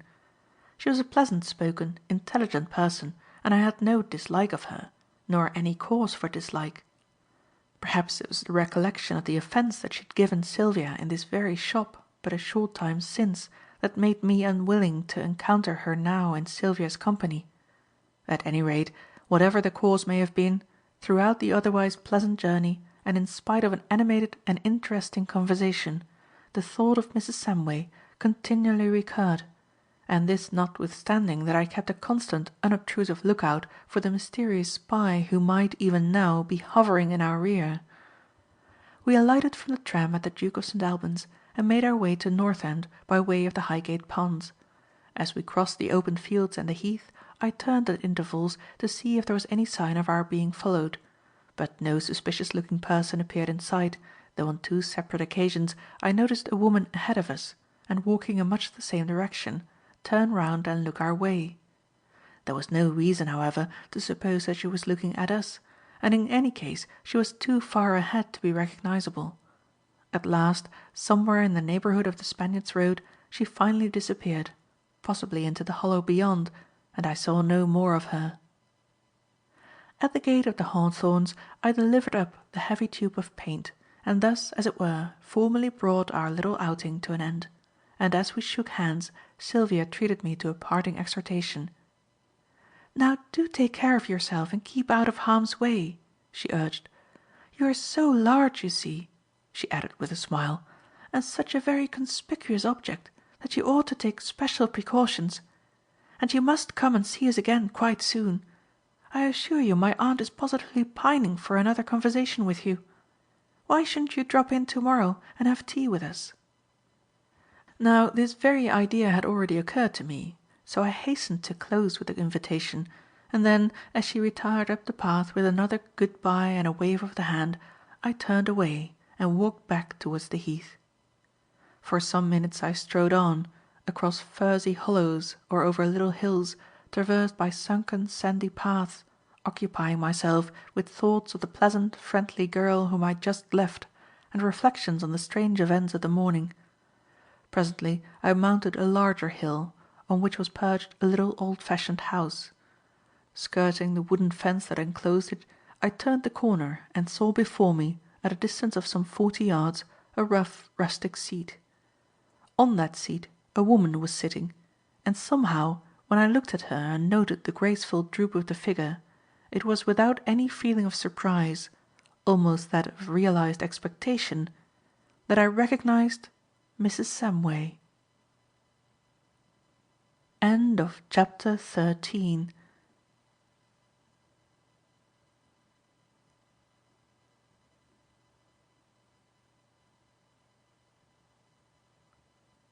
Chapter 14. A Lonely Woman. If I had had any intention of avoiding Mrs. Samway, that intention must inevitably have been frustrated, for her recognition was as instantaneous as my own. Almost as I turned the corner she looked up and saw me, and a few moments later she rose and advanced in my direction, so that, to an onlooker, it would have appeared as if we had met by appointment. There was obviously nothing for it but to look as pleased as I could manage at such short notice, which I did, shaking her hand with hypocritical warmth. "And I suppose, Dr. Jardine," said she, "you are thinking what a very odd coincidence it is that we should happen to meet here." "Oh, I don't know that it is so very odd. I live about here, and understood you to say that you often come up to the Heath. At any rate, our last meeting was a good deal more odd." "Yes, indeed. But the truth is that this is not a coincidence at all. I may as well confess that I came here deliberately with the intention of waylaying you." This very frank statement took me aback considerably, so much so that I could think of no appropriate remark beyond mumbling something to the effect that it was very flattering of her. "I've been trying," she continued, "to get a few words with you for some time past, but although I have lurked in your line of march in the most shameless manner, I have always managed to miss you. I thought, from what you told me, that you passed Robinson's shop on your way to the hospital." "So I do," I replied mendaciously, for I could hardly tell her that I had lately taken to shooting up by-streets with the express purpose of avoiding that particular stretch of pavement. "It's rather curious that I never happened to meet you there. However, I didn't, so, today, I determined to take the bull by the horns and catch you here." This last statement, like the former ones, gave me abundant matter for reflection. How the deuce had she managed to "catch me here"? I supposed that she had seen Sylvia and me in the Hampstead Road and had guessed that we were coming on to this neighbourhood. That was a case of feminine intuition, which, like the bone setter's skill, is a wonderful thing when it comes off. And when it doesn't, one isn't expected to notice the fact. Then she had gone on ahead, still guessing at our final destination, and kept us in sight while keeping out of view herself. It was not so very easy to understand, and not at all comfortable to think of, for there was a disagreeable suggestion that she had somehow ascertained Sylvia's place of abode beforehand. And yet, well, the whole affair was rather mysterious. "You don't ask why it was that I wanted to waylay you," she said at length, as I made no comment on her last statement. "There is an old saying," I replied, "that one shouldn't look a gift horse in the mouth." "That is very diplomatic," she retorted with a laugh. "But I dare say your knowledge of women makes the question unnecessary." "My knowledge of women," said I, "might be put into a nutshell and still leave plenty of room for the nut and a good fat maggot besides." "Then I must beware of you. The man who professes to know nothing of women is the most deep and dangerous class of person. But there is one item of knowledge that you seem to have acquired. You seem to know that women like to have pretty things said to them." "If you call that knowledge," said I, "you must apply the same name to the mere blind impulse that leads a spider to spin a nice, symmetrical web." She laughed softly and looked up at me with an expression of amused reflection. "I am thinking," she said, "what a very fine symmetrical web you would spin if you were a spider." "Possibly," I replied, "but it looks as if the roll of bluebottle were the one that is being marked out for me." "Oh, not a bluebottle, Dr. Jardine. It doesn't suit you at all. If you must make a comparison, why not say a Goliath beetle and have something really dignified, and not so very inappropriate?" "Well then, a Goliath beetle if you prefer it. Not that he would look very dignified, kicking his heels in the elegant web of the superlatively elegant feminine spider." "Oh, but that isn't pretty of you at all, Dr. Jardine. In fact, it is quite horrid. And unfair, too. Because you are trying to get the information without asking a direct question." "What question am I supposed to ask?" "You needn't ask any. I will take pity on your masculine pride and tell you why I've been lying in wait for you, although I dare say you have guessed. The truth is, I'm simply devoured by curiosity." "Concerning what?" "Now, how can you ask? Just think. One day I meet you in the Hampstead Road, going about your ordinary business, apparently a fixture, at least for months. A few days later, 100 miles from London, I feel myself suddenly seized from behind. I turn round, and there are you with tragedy and adventure written large all over you." "I thought the tragedy was rather on your side, and so did the Ancient Mariner with the black bottle and the teacup. But—" "I don't wish to discuss the views of that well-meaning old brute. I want an explanation. I want to know how you came to be in Folkestone and in that extraordinary condition. I'm sure something strange must have happened to you." "Why? Haven't I as much right to be in Folkestone as you have?" "That is mere evasion. When I see a man who is usually rather carefully and very neatly dressed, walking in the streets of a seaport town, without hat or a stick, and with a collar that looks as if it had been used to clean out a saucepan, and great stains on his clothes, I am justified in inferring that something unusual has happened to him." "I didn't think you had noticed my negligee get-up."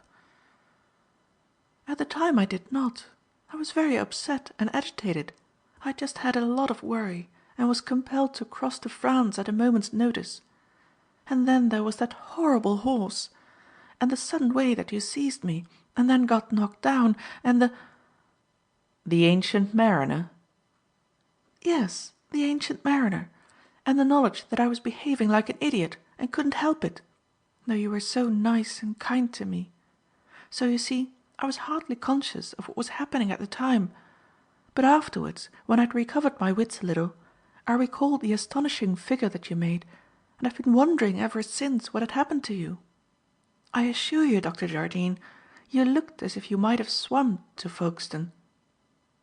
"Did I, by Jove?" I exclaimed with a laugh.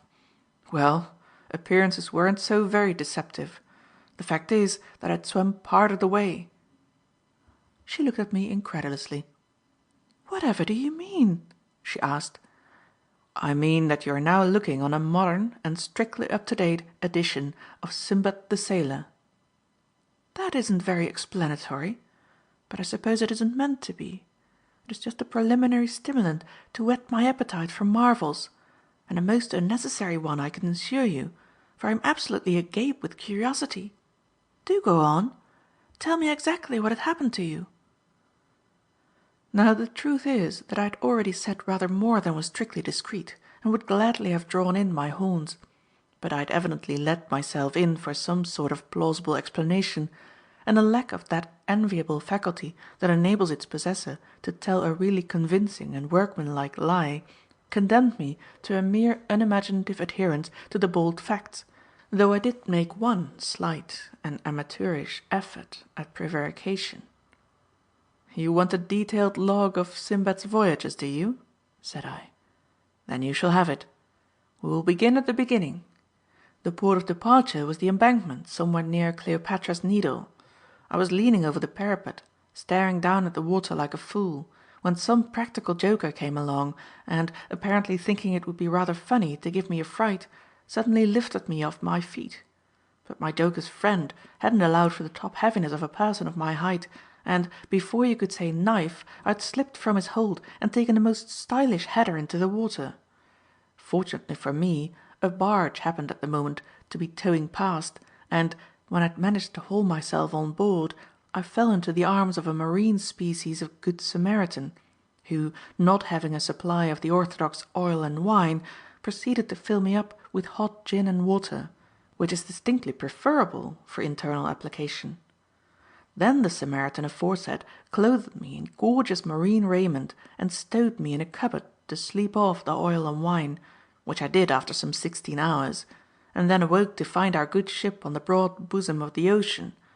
And so, not to weary you with the incidents of the voyage, I came to Folkestone, where I found a beautiful lady endeavouring, very unsuccessfully, to hypnotize a runaway horse, and so to the adventure of the tarred nets and the ancient mariner with the black bottle." Mrs. Samway smiled a little consciously as I mentioned the last incidents, but the smile quickly faded and left a deeply thoughtful expression on her face. "You take it all very calmly," said she, "but it seems to me to have been a rather terrible experience. You really had a very narrow escape from death." "Yes, quite near enough. I'm far from wanting any more from the same tap." "And I don't quite see why you assume that it was a mere clumsy joke that sent you into the river by accident." "Why, what else could it have been?" "It looks more like a deliberate attempt to drown you. Perhaps you have some enemy who might want to make away with you." "I haven't. There isn't a soul in the world who owes me the slightest grudge." "That seems rather a bold thing to say. But I suppose you know. Still, I should think you ought to bear this strange affair in mind and be a little careful when you go out at night. To avoid the riverside, for instance. Did you give any information to the police about this accident, as you call it?" "Good Lord, no. What would have been the use?" "I thought you might have given them some description of the man who pushed you over." "But I never saw him. I don't even know for certain that it was a man. It might have been a woman, for all that I can tell." Mrs. Samway looked up at me with that strangely penetrating expression that I had seen before in those singular pale eyes of hers. "You don't mean that," she said. "You don't really think that it could have been a woman?" "I don't think very much about it. But as I never saw the person who did me the honour of hoisting me overboard, I'm clearly not in a position to depose as to the sex of that person. But if it was a woman, she must have been an uncommonly strong one." Mrs. Samway continued to look at me questioningly. "I thought you seemed to hint at a suspicion that it actually was a woman. You would surely be able to tell." "I suppose I should, if there were time to think about the matter. But you see, before I was fairly aware that anyone had hold of me, I was sticking my head into the mud at the bottom of the river, which is a process that does not tend very much to clarify one's thoughts." "No, I suppose not," she agreed. "But it is a most mysterious and dreadful affair. I can't think how you can take it so calmly. You don't seem to be in the least concerned by the fact that you've been within a hair's breadth of being murdered. What do your friends think about it?" "Well, you see, Mrs. Samway," I replied evasively, "one doesn't talk much about incidents of this kind. It doesn't sound very credible, and one doesn't want to gain a reputation as a sort of modern Munchausen. I shouldn't have told you but that you were already partly in the secret and that you cross-examined me in such a determined fashion." "But," she exclaimed, "do you mean to tell me that you've said nothing to anyone about this extraordinary adventure of yours?" "No, I don't say that. Of course, I had to give some sort of explanation to my landlady, for instance, but I didn't tell her all that I've told you, and I would rather, if you don't mind, that you didn't mention the affair to anyone. I should hate to be suspected of romancing." "You shan't be through anything that I may say," she replied, "though I should hardly think that anyone who knew you would be likely to suspect you of inventing imaginary adventures." For some minutes after this we walked on without speaking, and, from time to time, I stole a glance at my companion. And once again I found myself impressed by something distinctive and unusual in her appearance. Her unquestionable beauty was not like that of most pretty women, localized and unequal, having features of striking attractiveness set in an indifferent or even defective matrix. It was diffused and all-pervading, the product of sheer physical excellence. With most women one feels that the more attractive wares are judiciously pushed to the front of the window, while a discreet reticence is maintained respecting the unpresentable residue. Not so with Mrs. Samway.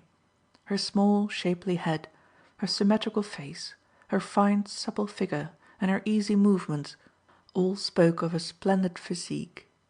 She was not merely a pretty woman, she was that infinitely rarer creature, a physically perfect human being, comely with the comeliness of faultless proportion, graceful with the grace of symmetry and strength. Suddenly she looked up at me with just a hint of shyness and a little heightening of the colour in her cheek. "Are you going to tell me again, Dr. Jardine, that a cat may look at a king? Or was it that a king may look at a cat?" "Whichever you please," I replied.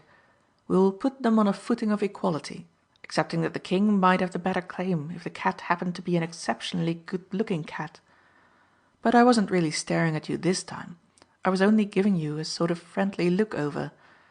You weren't quite yourself, I think, when we met last." "No, I certainly was not. So you are now making an inspection. May I ask if I am to be informed of the diagnosis, as I think you call it?" Now, to tell the truth, I had thought her looking rather haggard and worn and decidedly thinner, and when her sprightliness subsided in the intervals of our somewhat flippant talk, it had seemed to me that her face took on an expression that was weary and even sad. But it would hardly do to say as much. "It is quite irregular," I replied. "The diagnosis is for the doctor. The patient is only concerned with the treatment. But I'll make an exception in your case, especially as my report is quite unsensational. I thought you looked as if you'd been doing rather too much, and not greatly enjoying the occupation. Am I right?" "Yes, quite right. I've had a lot of worry and bother lately, and not enough rest and peace." "I hope all that is at an end now." "I don't know that it is," she replied wearily, "or, for that matter, that it will ever be. Fate or destiny, or whatever we may call it, starts us upon a certain road, and along that road we must needs trudge, wherever it may lead." I was rather startled at the sudden despondency of her tone. Apparently the road that Mrs. Samway trod was not strewn with roses. "Still," I said, "it is a long road that has no turning." "It is," she agreed, bitterly. "But many have to travel such a road, to find the turning at last barred by the churchyard gate." "Oh, come," I protested. "We don't talk of churchyards at your time of life. We think of the jolly wayside inns, and the buttercups and daisies, and the may blossom in the hedgerows. Churchyard indeed! We will leave that to the old folk and the village donkey, if you please." She smiled rather wanly. Her gaiety seemed to have deserted her for good. "The wayside inns and the wayside flowers," said she, "are your portion. At least, I hope so. They are not for me. And, after all, there are worse things to think of than a nice, quiet churchyard, with the village donkey browsing among the graves, as you say." "I quite agree with you. From the standpoint of the disinterested spectator, not contemplating freehold investments, nothing can be more delightfully rustic and peaceful. It is the personal application that I object to." Again she smiled, but very pensively, and for a while we walked on in silence. Presently she resumed. "I used to think that the shortness of life was quite a tragedy. That was when I was young. But now—" "When you were young?" I interrupted. "Why, what are you now? I can tell you, Mrs. Samway, that there is many a girl of 20 who would be only too delighted to exchange personalities with you, and who would stand to make a mighty fine bargain if she could do it. If you talk like this, I shall have to refer you to the great Leonardo's advice to painters." "What is that?" she asked. "He recommends the frequent use of a looking-glass." She gave me a quick glance, and then blushed so very deeply that I was quite alarmed lest I should have given offence. But her next words reassured me. "It was nice of you to say that, and most kindly meant. I won't say that I don't care very much how I look, because that would be an ungracious return for your compliment, and it wouldn't be quite true. There are times when one is quite glad to feel that one looks presentable. The present moment, for instance." I acknowledged the compliment with a bow. "Thank you," I said. "That was more than I deserved. I only wish that your fortune was equal to your looks. But I am afraid it isn't. I have an uncomfortable feeling that you are not very happy." "I'm afraid I'm not," she replied. "Life is rather a lottery, you know, and the worst of it is that you can only take a single ticket. So, when you find that you've drawn the wrong number, and you realize that there is no second chance, well, it isn't very inspiriting, is it?" I had to admit that it was not, and, after a short pause, she continued: "Women are poor dependent creatures, Dr. Jardine. Dependent, I mean, for their happiness on the people who surround them." "But that is true of us all." "Not quite. A man, like yourself for instance, has his work and his ambitions that make him independent of others. But for a woman, whatever pretences she may make as to larger interests in life, a husband, a home and one or two nice children form the real goal of her ambition." "But you are not a lone spinster, Mrs. Samway," I reminded her. "No, I'm not. But I have no children, no proper home, and not a real friend in the world. Unless I may think of you as one." "I hope you always will," I exclaimed impulsively, for there was, to me, something very pathetic in the evident loneliness of this woman. She must, I felt, be friendless indeed if she must needs appeal for friendship to a comparative stranger like myself. "I am glad to hear you say that," she replied, "for I am making you bear a friend's burden. I hope you will forgive me for pouring out my complaints to you in this way." "It isn't difficult," said I, "to bear other people's troubles with fortitude. But if sympathy is any good, believe me, Mrs. Samway, when I tell you that I am really deeply grieved to think that you are getting so much less out of life than you ought. I only wish that I could do something more than sympathize." "I believe you do," she said. "I felt, at Folkestone, how kind you were, as a good man is to a woman in her moments of weakness. That is why, I suppose, I was impelled to talk to you like this. And that is why," she added after a little pause, "I felt a pang of envy when I saw you pass with your pretty companion." I started somewhat at this. Where the deuce could she have seen us near enough to tell whether my companion was pretty or not? I turned the matter over rapidly in my mind, and meanwhile I said: "I don't quite see why you envied me, Mrs. Samway." "I didn't say that I envied you," she replied, with a faint smile and the suspicion of a blush. "Or her either," I retorted. "We are only the merest acquaintances." My conscience smote me somewhat as I made this outrageous statement, but Mrs. Samway took me up instantly. "Then you've only known her quite a short time?" The rapidity with which she had jumped to this conclusion fairly took my breath away, and I had answered her question before I was aware of it. "But," I added, "I don't quite see how you arrived at your conclusion." "I thought," she replied, "that you seemed to like one another very well." "So we do, I think. But can't acquaintances like one another?" "Oh, certainly. But if they are a young man and a maiden, they are not likely to remain mere acquaintances very long. That was how I argued." "I see. Very acute of you. By the way, where did you see us? I didn't see you." "Of course you didn't. Yet you passed quite close to me on the Spaniards Road, immersed in conversation, and little suspecting that the green eyes of envy were fixed on you." "Oh, now, Mrs. Samway, I can't have that. They're not green, you know, although what their exact colour is I shouldn't like to say off hand." "What? Not after that careful inspection?" "That didn't include the eyes. Perhaps you wouldn't mind if I made another, just to satisfy my curiosity and settle the question for good." "Oh, do, by all means, if it is such a weighty question." We both halted and I stared into the clear depths of her singular, pale, hazel eyes with an impertinent affectation of profound scrutiny, while she looked up smilingly into mine. Suddenly, to my utter confusion, her eyes filled and she turned away her head. "Oh, please forgive me," she exclaimed. "I beg your pardon. I do beg your pardon most earnestly for being such a wretched bundle of emotions.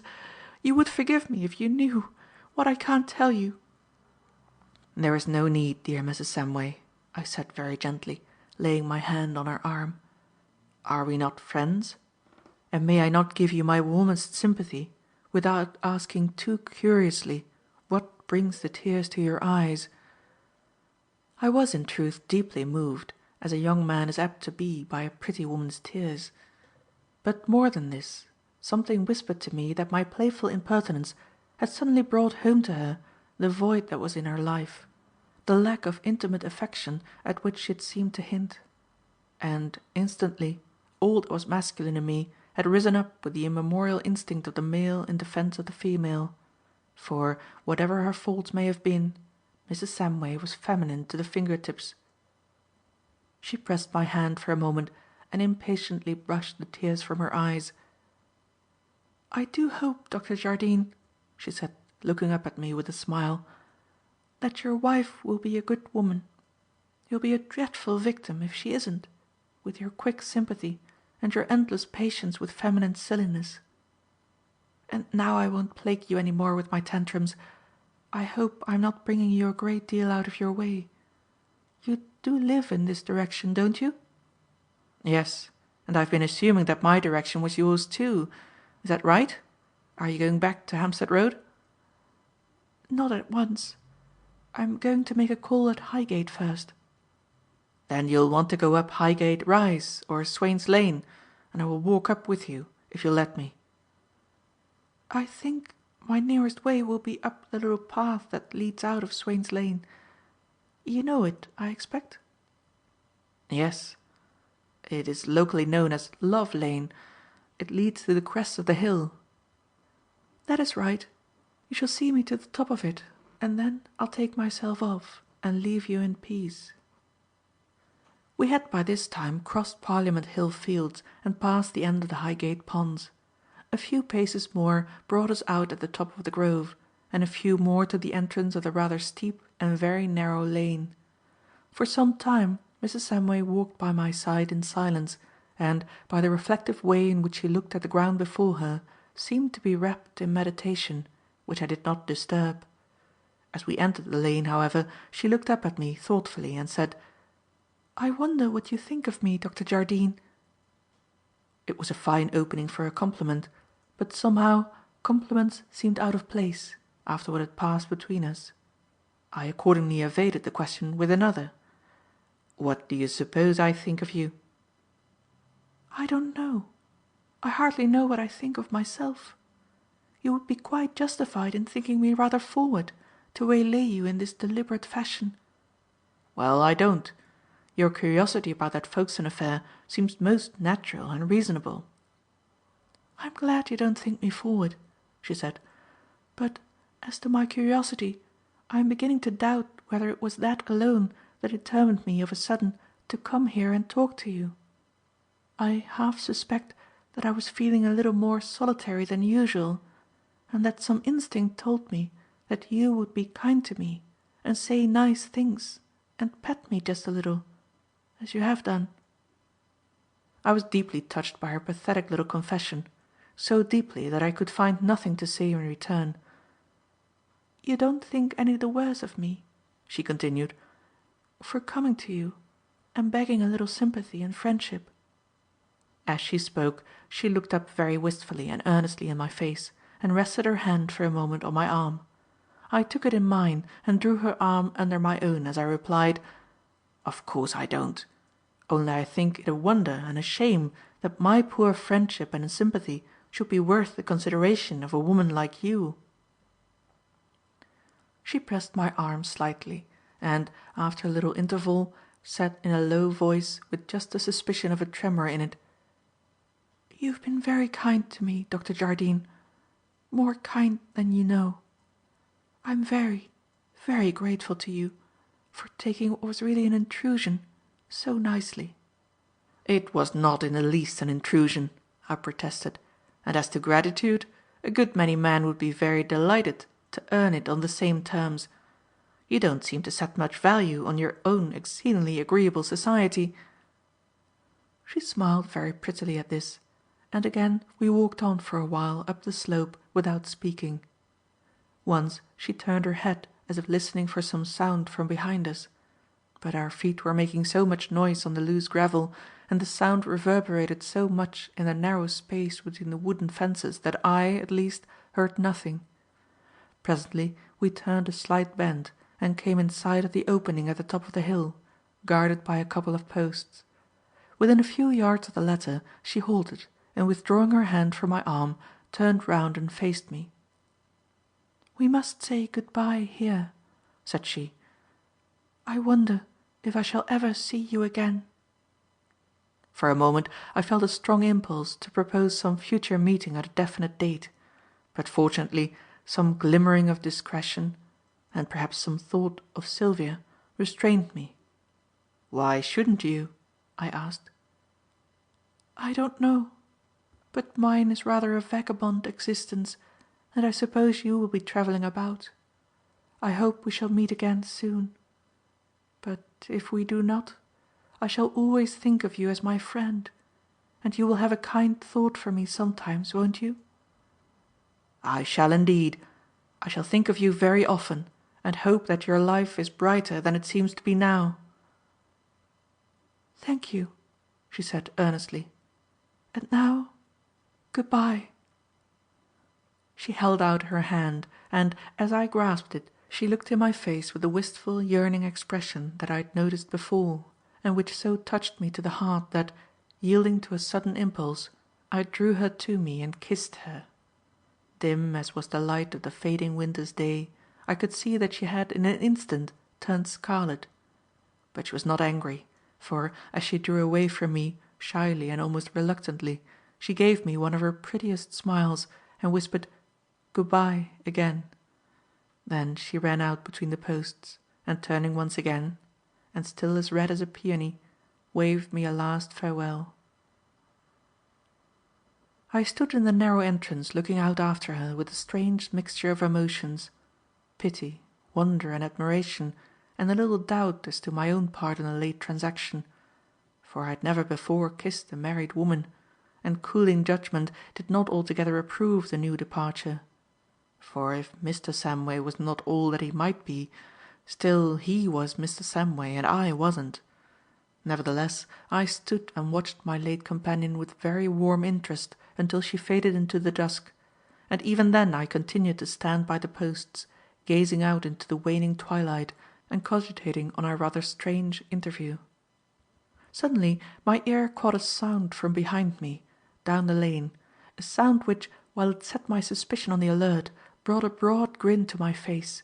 It was what I suppose I must call a stealthy footstep, but the stealthiness might have stood for the very type and essence of futility, for, as I've said, the ground sloped pretty steeply and was covered with loose pebbles, whereby every movement of the foot was rendered as audible as a thunderclap. However, absurd as the situation seemed, if the unseen person was really trying to approach by stealth, it was necessary to be on my guard. Moreover, if this should chance to be the person with the nystagmus, the present seemed to be an excellent opportunity for coming to some sort of understanding with him. Accordingly, I wheeled about and began to walk back down the lane. Instantly the steps, no longer stealthy, began to retire. I quickened my pace. The unknown and invisible eavesdropper quickened his. Then I broke into a run, and so did he, notwithstanding which I think I should have had him but for an untoward accident. The ground was not only sloping, but, under the loose gravel, was as hard as stone. Consequently the foothold was none of the best, as I presently discovered, for, as I raced down one of the steepest slopes, the pebbles suddenly rolled away under my foot, and I lost my balance. But I did not fall instantly. Half recovering, I flew forward, clawing the air, stamping, staggering, kicking up the gravel, and making the most infernal hubbub and clatter before I finally subsided into a sitting posture on the pebbles. When I rose, the footsteps were no longer audible, though the lower end of the lane was still some distance away. I resumed my progress at a more sedate pace, and kept a sharp look-out for a possible ambush, though the lane was too narrow, even in the darkness that now pervaded it, to furnish much cover to an enemy. Some distance down I came to an opening in the fence, where one or two boards had become loose, and was half disposed to squeeze through and explore. But I did not, for, on reflection, it occurred to me that if the man was not there it would be useless for me to go, while if he should be hiding behind the fence it would be simply insane of me to put my head through the hole. When I emerged into the road at the bottom, I looked about vaguely, but, of course, there was no sign of the fugitive, nor, indeed, could I have identified him if I had met him. I loitered about undecidedly for a minute or two, and then, realizing the futility of keeping a watch on the entrance of the lane for a man whom I could not recognize, and becoming conscious of a ravenous desire for food, I made my way down the grove in the direction of my lodgings. End of chapter 14.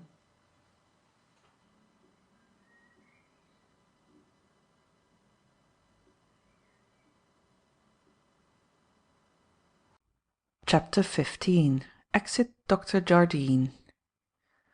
My second visit to the Hawthorns, to which I had looked forward with some eagerness, had, after all, to be postponed indefinitely. I say had, since, under the circumstances, it appeared to be so unsafe that I could not fairly take the risk that it involved. I had made the engagement thoughtlessly, and, in my preoccupation with Mrs. Samway, had not realized the indiscretion to which I had committed myself until I was brought back sharply to the actual conditions by the incident in Love Lane which I have mentioned. But, after that, I saw that it would be the wildest folly to show myself in the vicinity of Sylvia's house. Evidently the spy, after we had given him the slip so neatly, had made direct for my lodgings and lurked in the neighbourhood, and there it must have been that he had picked me up again as I passed with Mrs. Samway. Of course it was possible that the unseen person in the lane was not really shadowing me at all, but his stealthy approach, his hasty retreat and his mysterious disappearance left me in very little doubt on the subject. I was not very nervous about this enigmatical person on my own account. In spite of my alarming experiences, I found it difficult to take him as seriously as I should have done, and still felt a quite unjustifiable confidence in my capability of taking care of myself. But on Sylvia's account I was exceedingly uneasy. The interest that this man had shown in the unlucky little ornament that she wore associated itself in my mind most disagreeably with a mysterious and terrifying adventure in Millfield Lane, and made me feel that it would be sheer insanity for me to go from my house to hers, and so possibly give this unknown villain the clue to her whereabouts. This conclusion, at which I had arrived overnight, was confirmed on the following morning, for, having taken a brisk walk out in the direction of Harrow, and having kept a very sharp look-out, I was distinctly conscious of the fact that there always appeared to be a man in sight. I never got near him, and was not able to recognize him, but at intervals throughout the morning he continually reappeared in the distance, even on the comparatively solitary country roads and the hedge-divided meadows. It was excessively irritating. Yet what could I do? Even if I could have identified him with the man who had apparently shadowed me before, I really had nothing against him. And cogitating on the matter with no little annoyance, I determined to take counsel with Thorndyke, and meanwhile to avoid the neighbourhood of the Hawthorns. After lunch I wrote a letter to Sylvia, briefly explaining the state of affairs, and, having given it to our maid to deliver, I took the precaution to go out and saunter towards Kentish Town with the object of engaging the spy's attention and preventing him from following my messenger to North End. The rest of the day I spent at home, and occupied my time in writing a long letter to Thorndyke, in which I gave a pretty detailed account of my recent experiences, which letter was duly posted by Mrs. Blunt herself in time for the evening collection. I had barely seated myself at the breakfast table on the following morning when a telegram was brought to me. On opening it, I found that it was from Thorndyke, advising me that a letter had been dispatched by hand and asking me to stay at home until I had received it, which I did, and within an hour it arrived and was delivered into my own hands by a messenger boy.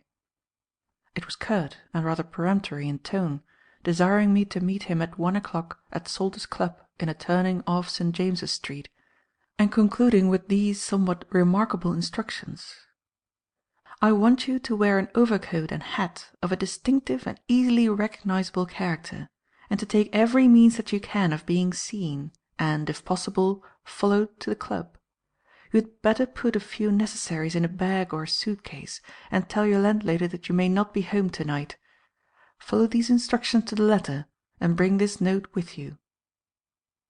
At the latter part of these directions I was somewhat disposed to boggle, remembering my worthy teacher's threat to put me somewhere out of harm's way. But Thorndyke was a difficult man to disobey. Suave and persuasive as his manners were, he had a certain final and compelling way with him that silenced objections and produced a sort of frictionless obedience without any sense of compulsion. Hence, notwithstanding a slight tendency to bluster and tell myself that I would see him hanged before I would submit to being mollycoddled like an idiot, I found myself, presently, walking down the Grove in a buff overcoat and a grey felt hat, carrying a green canvas suit-case in which were packed the necessaries for a brief stay away from home, and bearing in my pocket the incriminating letter. I walked slowly as far as the Junction Road, in order to give any pursuer a fair opportunity to take up the chase and to make the necessary observations on my tasteful turn-out. At the junction I waited for a tram, and carefully abstained from staring about in a manner which would have embarrassed any person who might wish unobserved to share the conveyance with me; and from the terminus at Euston Road I proceeded in leisurely fashion on foot, still resisting the temptation to look about and see if I had picked up a companion by the way. Salter's Club was domiciled in a typical West End house, situated in a quiet street of similar houses, graced at one end by a cab-stand. I timed my arrival with such accuracy that a neighbouring church clock struck 1 as I ascended the steps, and on my entering the hall I was met by an elderly man in a quiet livery who seemed to expect me, for, when I mentioned Thorndyke's name, he asked, "Dr. Jardine, sir?" and, hardly waiting for my reply, showed me to the cloak-room. "Dr. Thorndyke," said he, "will be with you in a few minutes. When you have washed, I will show you to the dining-room, where he wished you to wait for him." I was just a little surprised at even this short delay, for Thorndyke was the soul of punctuality. However, I had not to wait long. I had been sitting less than 3 minutes at a small table laid for two in the deep bay window, scanning the street through the wire gauze blinds, when he arrived.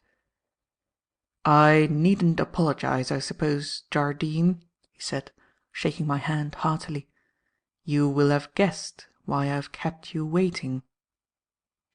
"You flatter me, sir," I replied with a slight grin. "I haven't your powers of instantaneous deduction."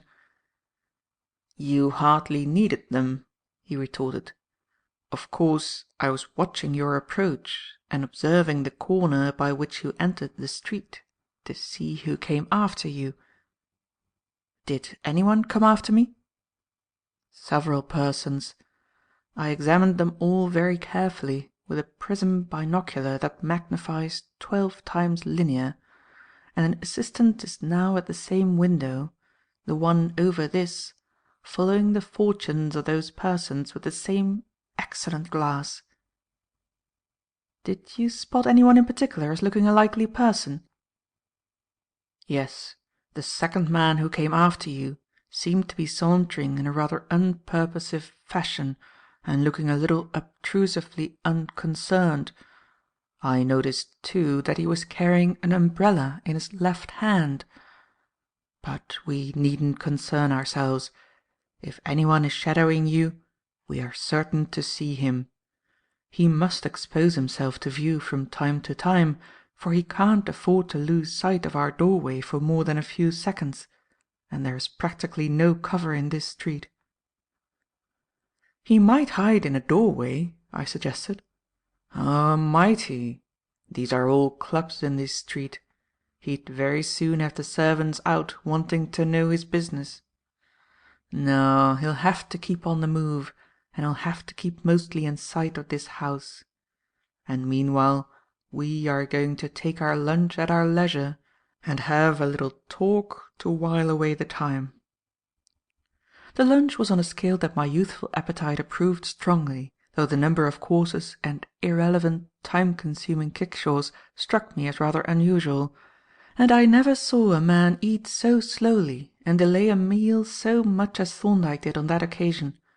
I believe that it took him fully 20 minutes to consume a fried sole, and even then he created a further delay by drawing my attention to the skeleton on his plate as an illustration of inherited deformity adjusted to special environmental conditions. But all the time, whether eating or talking, I noticed that his eye continually travelled up and down the stretch of street that was visible through the wire blinds. "You haven't told me why you sent for me, sir," I said, after waiting patiently for him to open the subject. "I dare say you have guessed," he replied, "but we may as well thrash the matter out now. You realize that you are running an enormous and unnecessary risk by going abroad with this man at your heels." "Well, I don't suppose he's following me about from sheer affection." "No. I thought it possible that he might be a plain-clothes policeman, but I have ascertained that he is not. Who he is we don't know, but we have the strongest reasons for suspecting his intentions. There have been 3 very determined attempts on your life. They were all made with such remarkable caution and foresight that, though they failed, practically no traces have been left. Those attempts imply a strong motive, though to us an unknown one, and that motive, presumably, still exists. Your enemy may well be getting desperate, and may be prepared to take greater risks to get rid of you. And if he is, the chances are that he will succeed sooner or later. Murder isn't very difficult to a cool-headed man who means business." "Then what do you propose, sir?" "I propose that you disappear from your ordinary surroundings and come and stay for a time at my chambers in the Temple." This was no more than I had expected, but my jaw dropped considerably notwithstanding. "It's awfully good of you, sir," I stammered, and so, to be sure, it was. "But don't you think it would be simpler to turn the tables on this Johnny and shadow him?" "An excellent idea, Jardine, and one, I may say, that I am acting on at this moment. But there isn't so much in it as you seem to think. Supposing we identify this man and even run him to earth. What then? We have nothing against him. We know of no crime that has been committed. We may suspect that the man whom you saw at Hampstead had been murdered, but we can't prove it. We can't produce the body or even prove that the man was dead. And we couldn't connect this person with the affair because nobody was known to be connected with it. I should like to know who this man is, but I don't want to put him on his guard. And above all, I can't agree to your going about as a sort of live bait to enable us to locate him. By the way, that man on the opposite side of the street is the one whom I selected as being probably your attendant. Apparently I was right, as this is the 3rd time he has passed. Do you recognize him?" I looked attentively at the uncharacteristic figure on the farther side of the street, but could find nothing familiar in his appearance. "No," I replied, "he doesn't look to me like the same man. He is dressed differently. But that's nothing, as he has been dressed differently on each occasion, and that torpedo beard and full moustache are quite unlike, though there's nothing in that either. But the man looks different altogether, distinctly taller, for instance." Thorndyke chuckled. "Good," said he. "Now look at his feet, as he passes opposite. Did you ever see an instep set at that angle to the sole? And does not your anatomical conscience cry out at a foot of that thickness?" "Yes, by Jove!" I exclaimed. "There's room for a double row of metatarsals. It's a fake of some kind, I suppose." "Cork razors inside high-heeled boots. Through the glasses I could see that the boots gaped considerably at the instep. as they will when there is a pad in sight as well as a foot. But you notice also that the man is dressed for height. He has a tall hat, a long coat, and his shoulders are obviously raised by padding. I think there is very little doubt that he is our man." "It must be a dull job," I remarked, "hanging about by the hour to see a man come out of a house." "Very," Thorndyke agreed. "I am quite sorry for the worthy person, especially as we are going to play him a rather shabby trick presently." "What are we going to do?" I asked. "We are going to let him in for one of the longest waits he has ever had, I'm afraid. Perhaps I had better give you the particulars of our modus operandi. First, I shall send down to the stand for a hansom, which will draw up opposite the club, and thereupon I have no doubt our friend will hurry down to the cab stand to be in readiness. At any rate, I shall let him get down to that end of the street before I do anything more. Then I shall take the liberty of putting on your coat and hat, and go out to the cab with your suit-case in my hand. I shall stand on the curb long enough to let our friend get a good view of my back. I shall get into the cab, give the driver the direction through the trap to drive to the hospital, and pay the fare in advance." "Why in advance?" I asked. "So that I shall not have to turn round and show my face when I get out at the hospital entrance. I assume that your friend will follow me in another hansom; also that he will alight at the outer gates, whereas I shall drive into the courtyard right up to the main entrance, so that he will merely see your hat, coat and suit-case disappear into the building. Then, as I say, he will be in for an interminable vigil. I have a lecture to give this afternoon, and when I have finished I shall come away in a black overcoat and tall hat, which are at this moment hanging up in the curator's room, leaving your friend to wait for the reappearance of your coat, hat and suit-case. I only hope he won't wait too long." "Why?"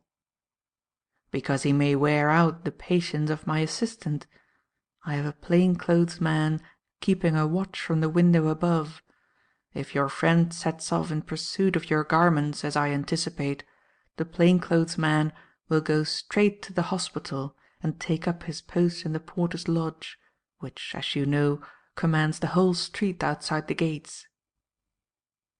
"And what have I got to do?" "First of all, you'll put your toothbrush in your pocket, never mind about your razor, and let me try on your hat, in case we have to pad the lining.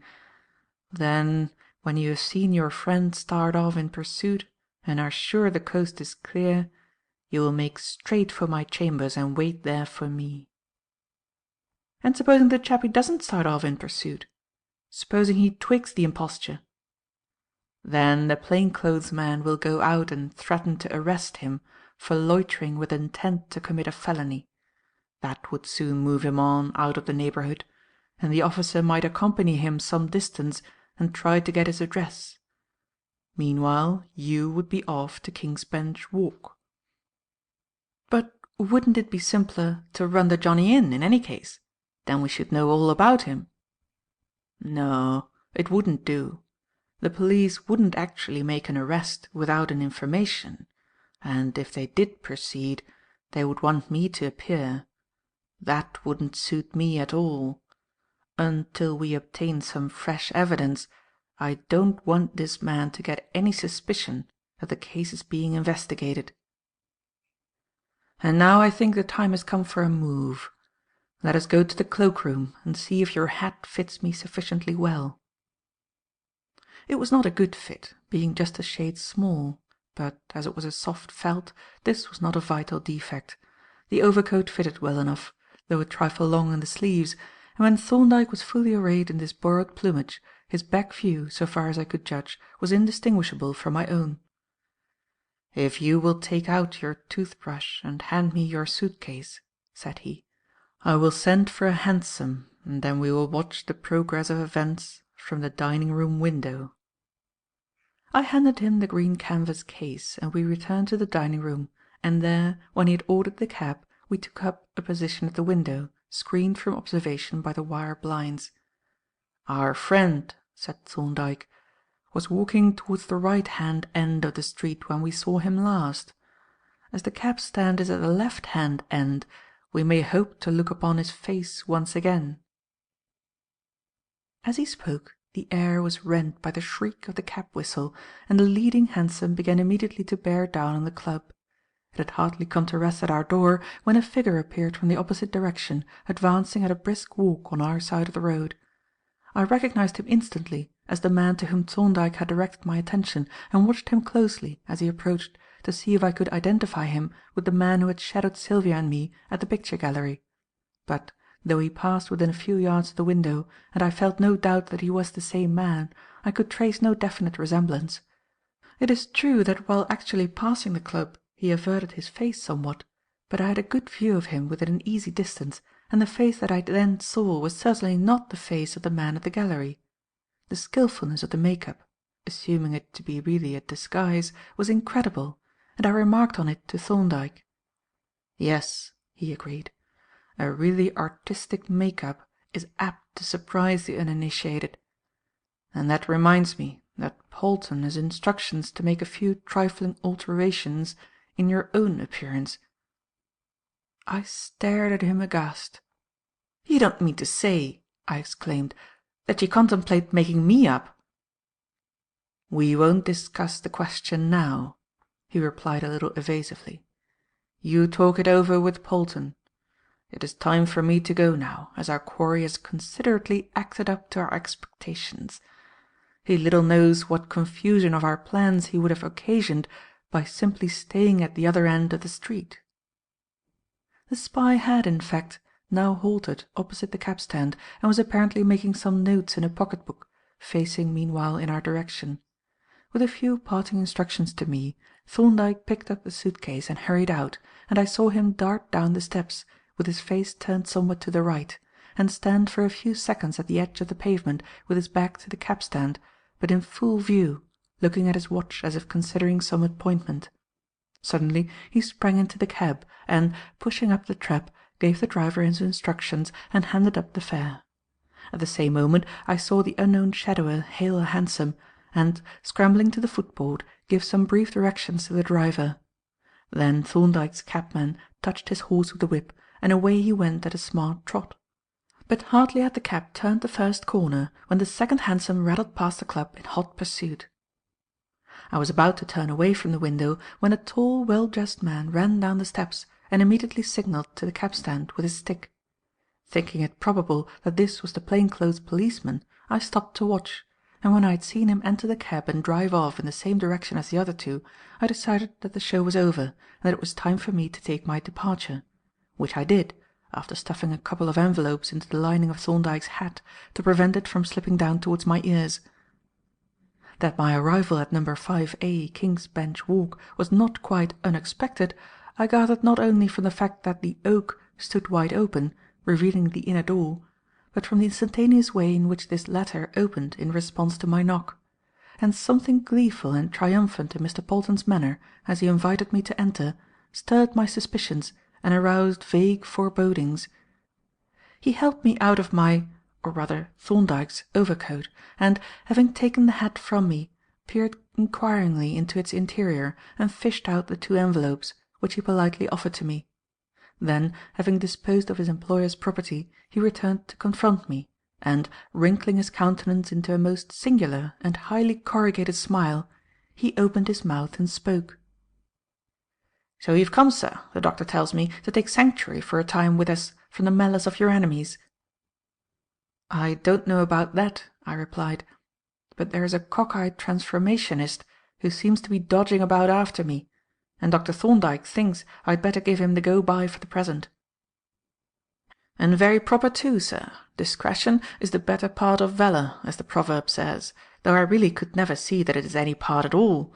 But no doubt our forefathers who made the proverb knew best. Did the doctor mention that he'd given me certain instructions about you?" "He said that I was to talk over some question with you, but I didn't quite follow him. What were his instructions?" Polton rubbed his hands, and his face became more crinkly than ever. "The doctor instructed me," he replied, looking at me hungrily and obviously making a mental inventory of my features, "to effect certain slight alterations in your outward personality." "Oh, did he?" said I. "And what does he mean by that? Does he mean that you are to make me up as an old woman, or a nigger minstrel?" "Not at all, sir," replied Polton. "Neither of those characters would be at all suitable. They would occasion remark, which it is our object to avoid; and as to a negro minstrel, his presence in chambers would undoubtedly be objected to by the benchers." "But," I expostulated, "why any disguise at all, if I am to be boxed up in these chambers? The chappie isn't likely to come and look through the keyhole." "He wouldn't see anything if he did," said Polton. "I fitted these locks.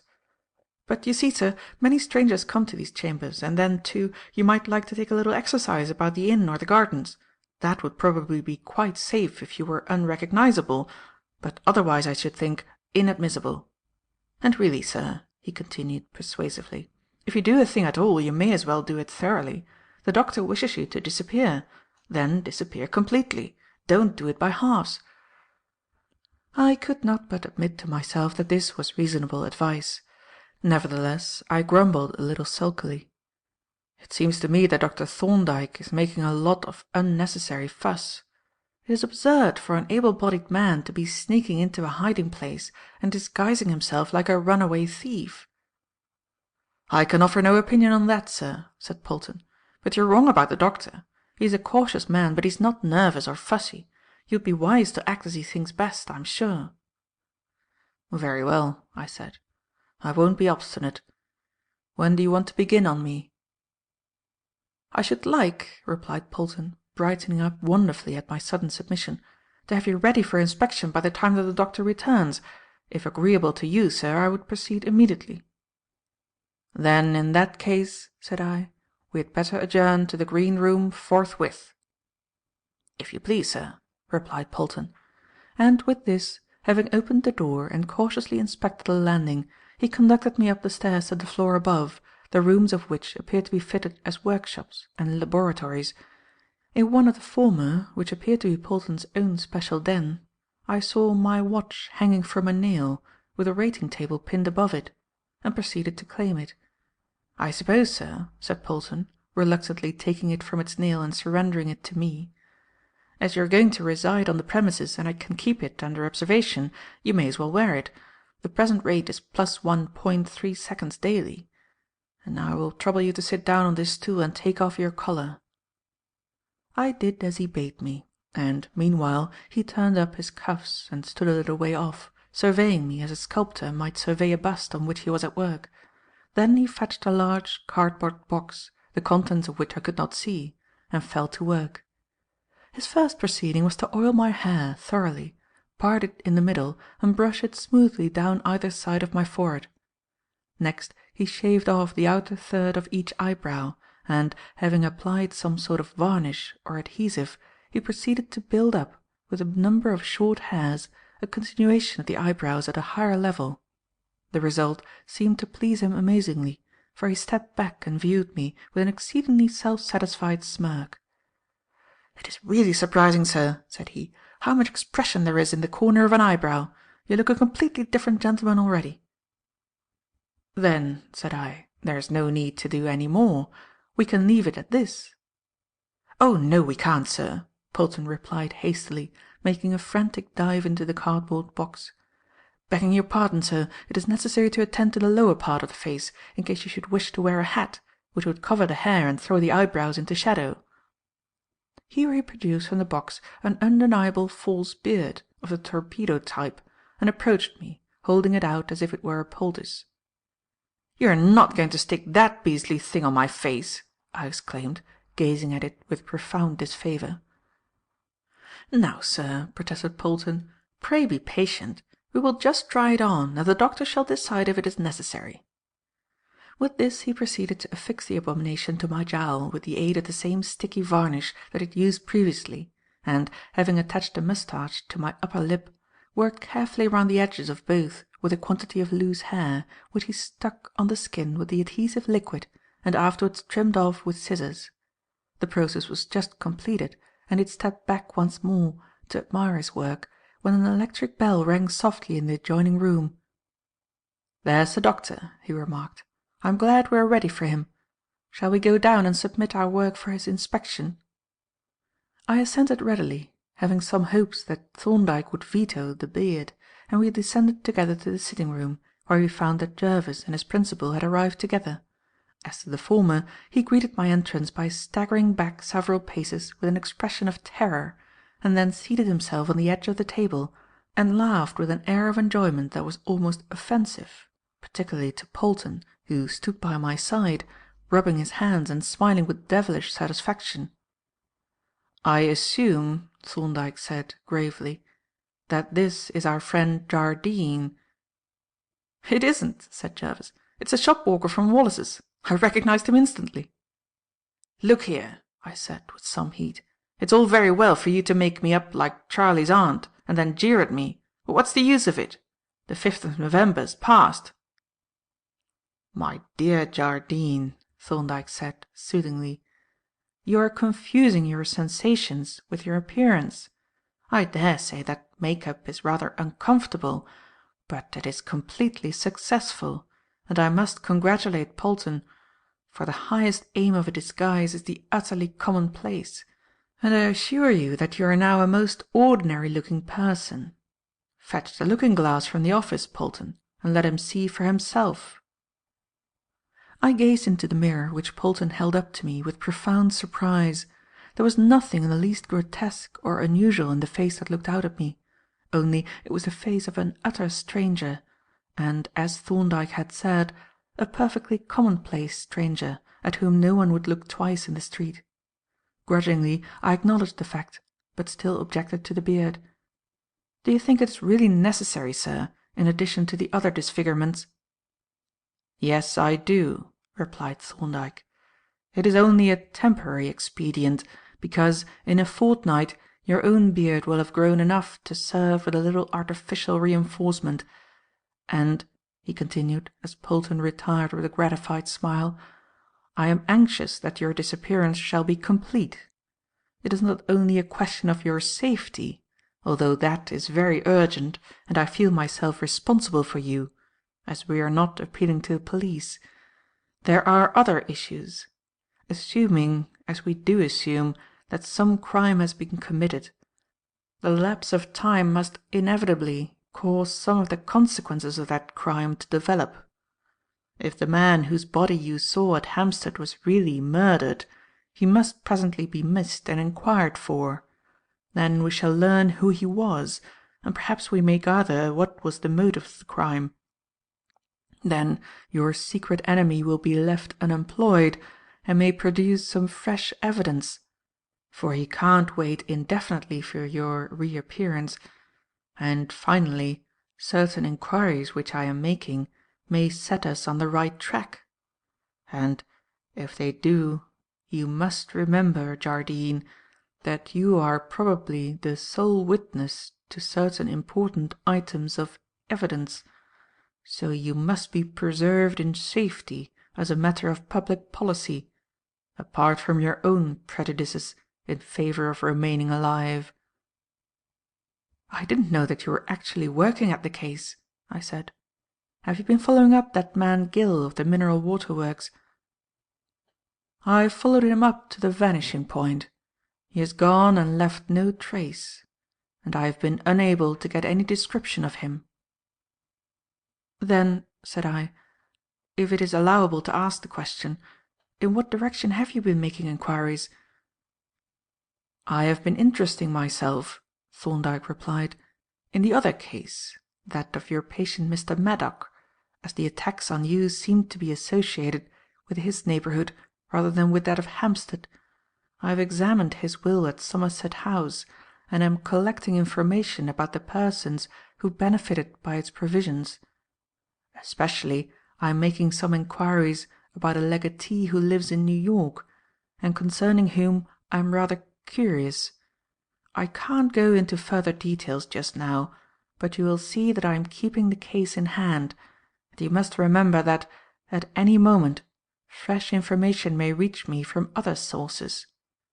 My practice is a very peculiar one, and there are few really obscure cases that are not, sooner or later, brought to me for an opinion.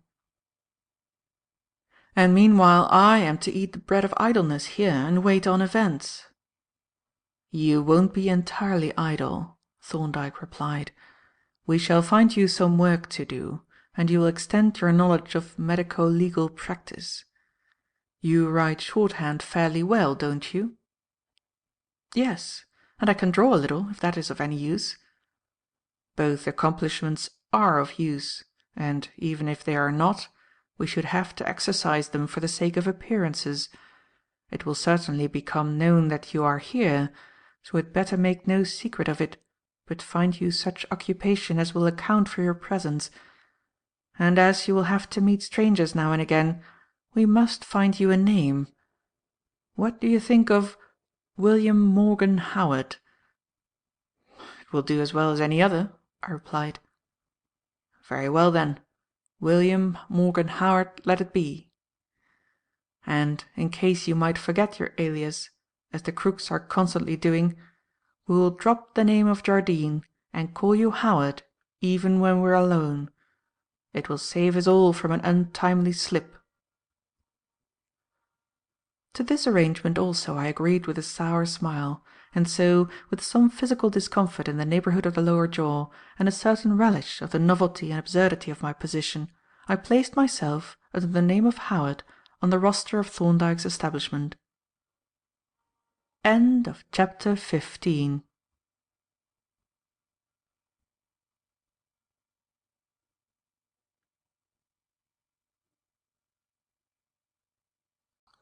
Chapter 16. Enter Father Humperdinck. On the day following my and Thorndyke's masterly retreat from Salter's Club, the plain-clothes officer called to make his report, and even before he spoke I judged from his rather sheepish expression that he had failed. And so it turned out. He had waited in the porter's lodge, he told us, until midnight, keeping a watch on the watcher, who, for his part, lurked in the street, always keeping in sight of the hospital and whiling away the time by gazing into the shop windows. The spy had evidently failed to recognize Thorndyke, for when the latter left the hospital in company with one of the physicians, he had given only a passing glance at the open carriage in which the two men sat. After the shops had shut, the persevering shadower had occupied himself with a sort of dismal sentry-go up and down the street, disappearing into the darkness and reappearing at regular intervals. Once or twice the plain-clothes man went out and followed his quarry in his perambulations, but, not considering it prudent to expose himself too much to view, he remained mostly in the lodge. It was after one of these sallies that the mischance occurred. Returning to the lodge, he saw the spy pass the gates and disappear up the dark street. He looked, after the usual interval, for him to reappear, but the interval passed and there was no reappearance. Then the officer hurried out in search of his quarry, but found only an empty street. Even the apparently inexhaustible patience of the spy had given out at last. And so the quest had ended. I cannot say that Thorndyke impressed me as being deeply disappointed. In fact, I thought that he seemed, if anything, rather relieved at his emissary's failure. This was Jervis's opinion also, and he had no false delicacy about expressing it. "Well," Thorndyke replied, "as the fellow thrust himself right under my nose, I could hardly do less than make some sort of an attempt to find out who he is. But I don't particularly want to know. My investigations are proceeding from quite another direction. And you see, Jervis, how awkward it might have been to have this person on our hands. We could only charge him with loitering with felonious intent, and we couldn't prove the intent after all. For we can't produce any evidence connecting this man with the 3 attempted murders. He may not be the same man at all. And I certainly don't want to go into the witness box just now, and still less do I want my new clerk, Mr. Howard, put into that position. I don't want to take any action until I have the case quite complete and am in a position to make a decisive move." "The truth is," said Jervis, addressing me confidentially in a stage whisper, "Thorndyke hates the idea of spoiling a really juicy problem by merely arresting the criminal and pumping his friends. He looks on such a proceeding much as a master of foxhounds would look on the act of poisoning a fox." Thorndyke smiled indulgently at his junior. "There is such a thing," said he, "as failing to poison a fox and only making him too unwell to leave his residence. A premature prosecution is apt to fail, and then the prisoner has seen all the cards of his adversaries. At present I am playing against an unseen adversary, but I am hoping that I, in my turn, am unseen by him, and I am pretty certain that he has no idea what cards I hold." "Gad!" exclaimed Jervis. "Then he's much the same position as I am." And with this the subject dropped. The first week of my residence in Thorndyke's chambers was quite uneventful, and was mainly occupied in settling down to the new conditions. My letters were sent on by Mrs. Blunt to the hospital, whence they were brought by my principal, as I may now call my quondam teacher, with the exception of Sylvia's, which we had agreed were to be sent to the chambers enclosed in an envelope addressed to Thorndyke. At first I had feared that the confinement would be unendurable, but the reality proved to be much less wearisome than I had anticipated. A horizontal bar rigged up by Polton in the laboratory gave me the means of abundant exercise of one kind, and in the early mornings, before the gates of the inn were opened, I made it my daily practice to trot round the precincts for an hour at a time, taking the circuit from our chambers through Crown Office Road to Fountain Court and back by way of Pump Court and the Cloisters, to the great benefit of my health and the mild surprise of the porters and laundresses. Nor was I without occupation in the daytime. Besides an exhaustively detailed account of all the remarkable experiences that had befallen me of late, which I wrote out at Thorndyke's request, I had a good deal of clerical work of one kind and another, and was frequently employed, when clients called, in exhibiting my skill as a stenographer, taking down oral statements, or making copies of depositions or other documents which were read over to me by Thorndyke or Jervis. It was the exercise of these latter activities that introduced me to a certain Mr. Marchmont, and through him to some new and rather startling experiences. Mr. Marchmont was a solicitor, and, as I gathered, an old client of Thorndyke's, for, when he called one evening, about 10 days after my arrival, with a bag full of documents, he made sundry references to former cases, by which I understood that he and Thorndyke had been pretty frequently associated in their professional affairs. "I've got a lot of papers here," he said, opening the bag, "of which I suppose I ought to have had copies made, but there hasn't been time, and I am afraid there won't be, as I have to return them to-morrow, but perhaps, if you run your eye over them, you will see what it is necessary to remember and make a few notes." "I think," said Thorndyke, "that my friend, Mr. Howard, will be able to help us by taking down the essentials in shorthand. Let me introduce you. Mr. Howard is very kindly assisting me for a time by relieving me of some of the extra clerical work." Mr. Marchmont bowed, and as we shook hands looked at me, as I thought, rather curiously. Then he extracted the papers from his bag, and, spreading them out on the table, briefly explained their nature. "There is no need," said he, "to have copies of them all, but I thought you had better see them. Perhaps you will glance through them and see which you think ought to be copied for reference." Thorndyke ran his eye over the documents, and, having made one or two brief notes of the contents of some, which he then laid aside, he collected the remainder and began to read them out to me, while I took down the matter verbatim, interpolating Marchmont's comments and explanations on a separate sheet of paper. The reading and the discussion occupied a considerable time, and, before the business was concluded, the Treasury clock had struck 9:30. "It's getting late," said Marchmont, folding the papers and putting them back in the bag. "I must be going, or you'll wish me at Halifax, if you aren't doing so already." He snapped the fastening of the bag, and, grasping the handle, was about to lift it from the table, when he appeared to recollect something, for he let go the handle and once more faced my principal.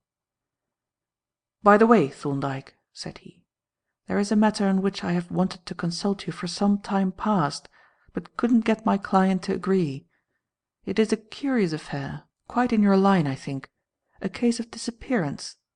Not in the legal sense, as creating a presumption of death, but disappearance from ordinary places of resort with a very singular change of habits, so far as I can learn. Possibly a case of commencing insanity. I have been wanting to lay the facts before you, but my client, who is a Jesuit and as suspicious as the devil, insisted on trying to ferret out the evidence for himself, and wouldn't hear of a consultation with you. Of course he has failed completely, and now I think he is more amenable." "Are you in possession of the facts yourself?" asked Thorndyke. "No, I'm hanged if I am," replied Marchmont. "The case is concerned with a certain Mr. Reinhardt, who was a client of my late partner, poor Wyndhurst. I never had anything to do with him, and it unfortunately happens that our old clerk, Bell, you remember Bell, who had charge of Mr. Reinhardt's business, left us soon after poor Wyndhurst's death, so there is nobody in the office who has any personal knowledge of the parties." "You say it is a case of disappearance?" said Thorndyke. "Not exactly disappearance, but well, it is a most singular case. I can make nothing of it, and neither can my worthy and reverend client, so as I say, he is now growing more amenable, and I think I shall be able to persuade him to come round with me and take your opinion on such facts as we have. Shall you be at home to-morrow evening?" "Yes, I can make an appointment for to-morrow, after dinner, if you prefer that time." "We won't call it an appointment," said Marchmont. "If I can overcome his obstinacy, I will bring him round and take the chance of your being in. But I think he'll come, as he is on his beam ends, and if he does, I fancy you'll find the little problem exactly to your liking." With this Mr. Marchmont took his departure, leaving Thorndyke and me to discuss the various legal aspects of disappearance and the changes of habit and temperament that usher in an attack of mental alienation. I could see that the solicitor's guarded references to an obscure and intricate case had aroused Thorndyke's curiosity to no small extent, for, though he said little on the subject, it evidently remained in his mind, as I judged by the care with which he planned the disposal of his time of the following day, and the little preparations that he made for the reception of his visitors. Nor was Thorndyke the only expectant member of our little establishment. Jervis also, having caught the scent of an interesting case, made it his business to keep the evening free, and so it happened that when 8 o'clock struck on the Temple bell, it found us gathered round the fire, chatting on indifferent subjects, but all three listening for the expected tread on the stairs. "It is to be hoped," said Jervis, "that our reverend friend won't jib at the last moment. I always expect something good from Marchmont. He doesn't get flummoxed by anything simple or commonplace. I think we've had most of our really thrilling cases through him. And seeing that Jardine has laid in 2 whole quarto note-blocks and put those delightful extra touches to his already alluring get-up—" "There is no such person here as Jardine," Thorndyke interrupted. "I beg his pardon. Mr. Howard, I should have said. But listen, there are 2 persons coming up the stairs.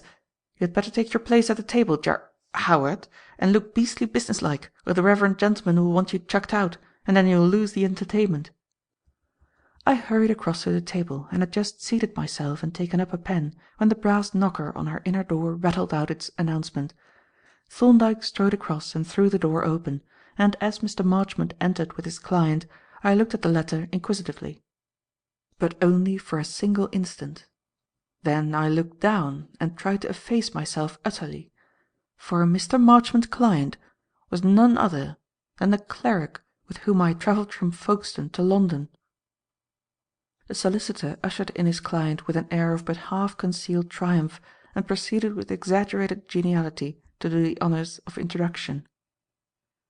"Let me make you known to one another, gentlemen," said he.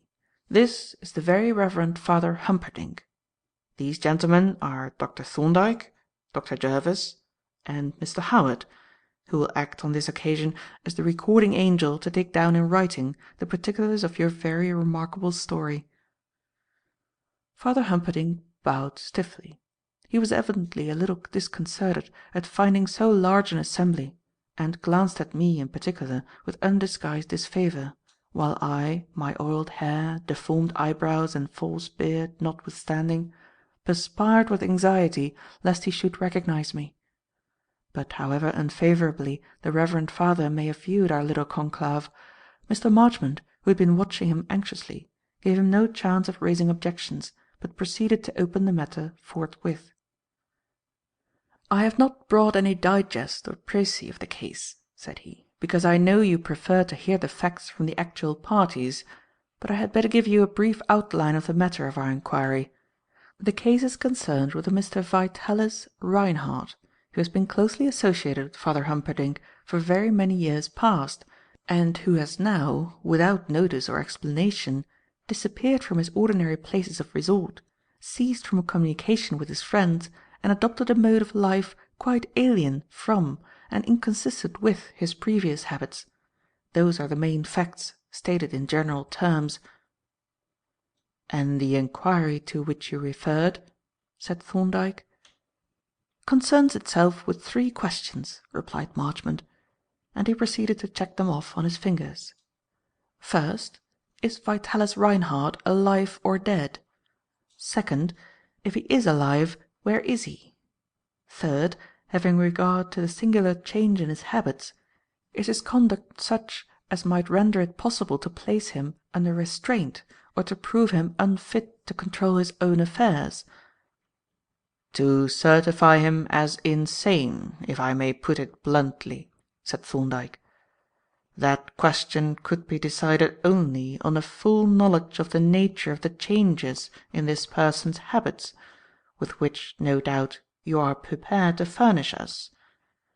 But what instantly strikes me in your epitome of the proposed inquiry is this.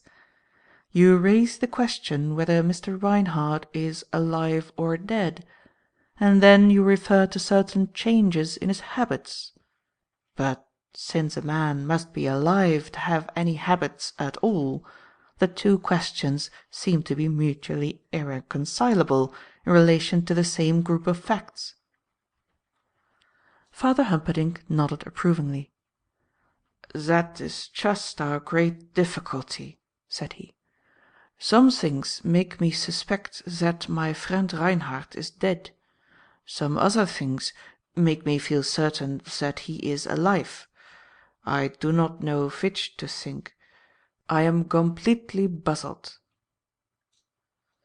"Perhaps," said Thorndyke, "the best plan would be for Father Humperdinck to give us a detailed account of his relations with Mr. Reinhardt, and of the latter gentleman's habits as they are known to him, after which we could discuss any questions that suggest themselves and clear up any points that seem to be obscure.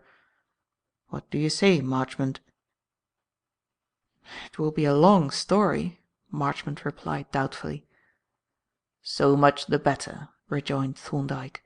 "It will give us the more matter for consideration. I would suggest that Father Humperdinck tells us the story in his own way, and that Mr. Howard takes down the statement. Then we shall have the principal data and can pursue any issue that seems to invite further investigation." To this proposal Marchmont agreed, a little reluctantly, fortifying himself for the ordeal by lighting a cigar, and Father Humperdinck, having cast a somewhat disparaging glance at me, began his account of his missing friend, which I took down verbatim, and which I now reproduce, shorn of the speaker's picturesque but rather tiresome peculiarities of pronunciation. My acquaintance with Vitalis Reinhardt began more than 40 years ago, when we were both schoolboys in the Jesuit's house at Louvain. But I did not see much of him then, as I was preparing for the novitiate while he was on the secular side. In spite of his German name, Vitalis was looked upon as an English boy, for his father had married a rich English lady and was settled in England, and Vitalis, being the only child, had very great expectations. When he left school I lost sight of him for some years, and it was only after the war had broken out between Germany and France that we met again. I had then just been ordained and was attached as chaplain to a Bavarian regiment. He had come out from England as a volunteer to attend the sick and wounded, and so we met, soon after the battle of Saarbrück, in the wards of a temporary hospital. But our career in the field was not a long one. Less than a month after Saarbrück, our little force met a French division and had to retreat, leaving a number of men and guns and all the wounded in the hands of the enemy. Both of us were among the prisoners, and Vitalis was one of the wounded, for, just as the retreat began, a French bullet struck him in the right hip. We were both taken to Paris with the rest of the prisoners, and there, in the hospital for wounded prisoners, I was allowed to visit him. His wound was a severe one. The bullet had entered deeply and lodged behind the bone of the hip, so that the repeated efforts of the surgeons to extract it not only failed but caused great pain and made the wound worse. From day to day poor Vitalis grew thinner and more yellow, and we could see plainly that if no change occurred, the end must come quite soon. So the doctors said, and so Vitalis himself felt. Then it came to me that, if the skill of man failed us, we should ask for help from above.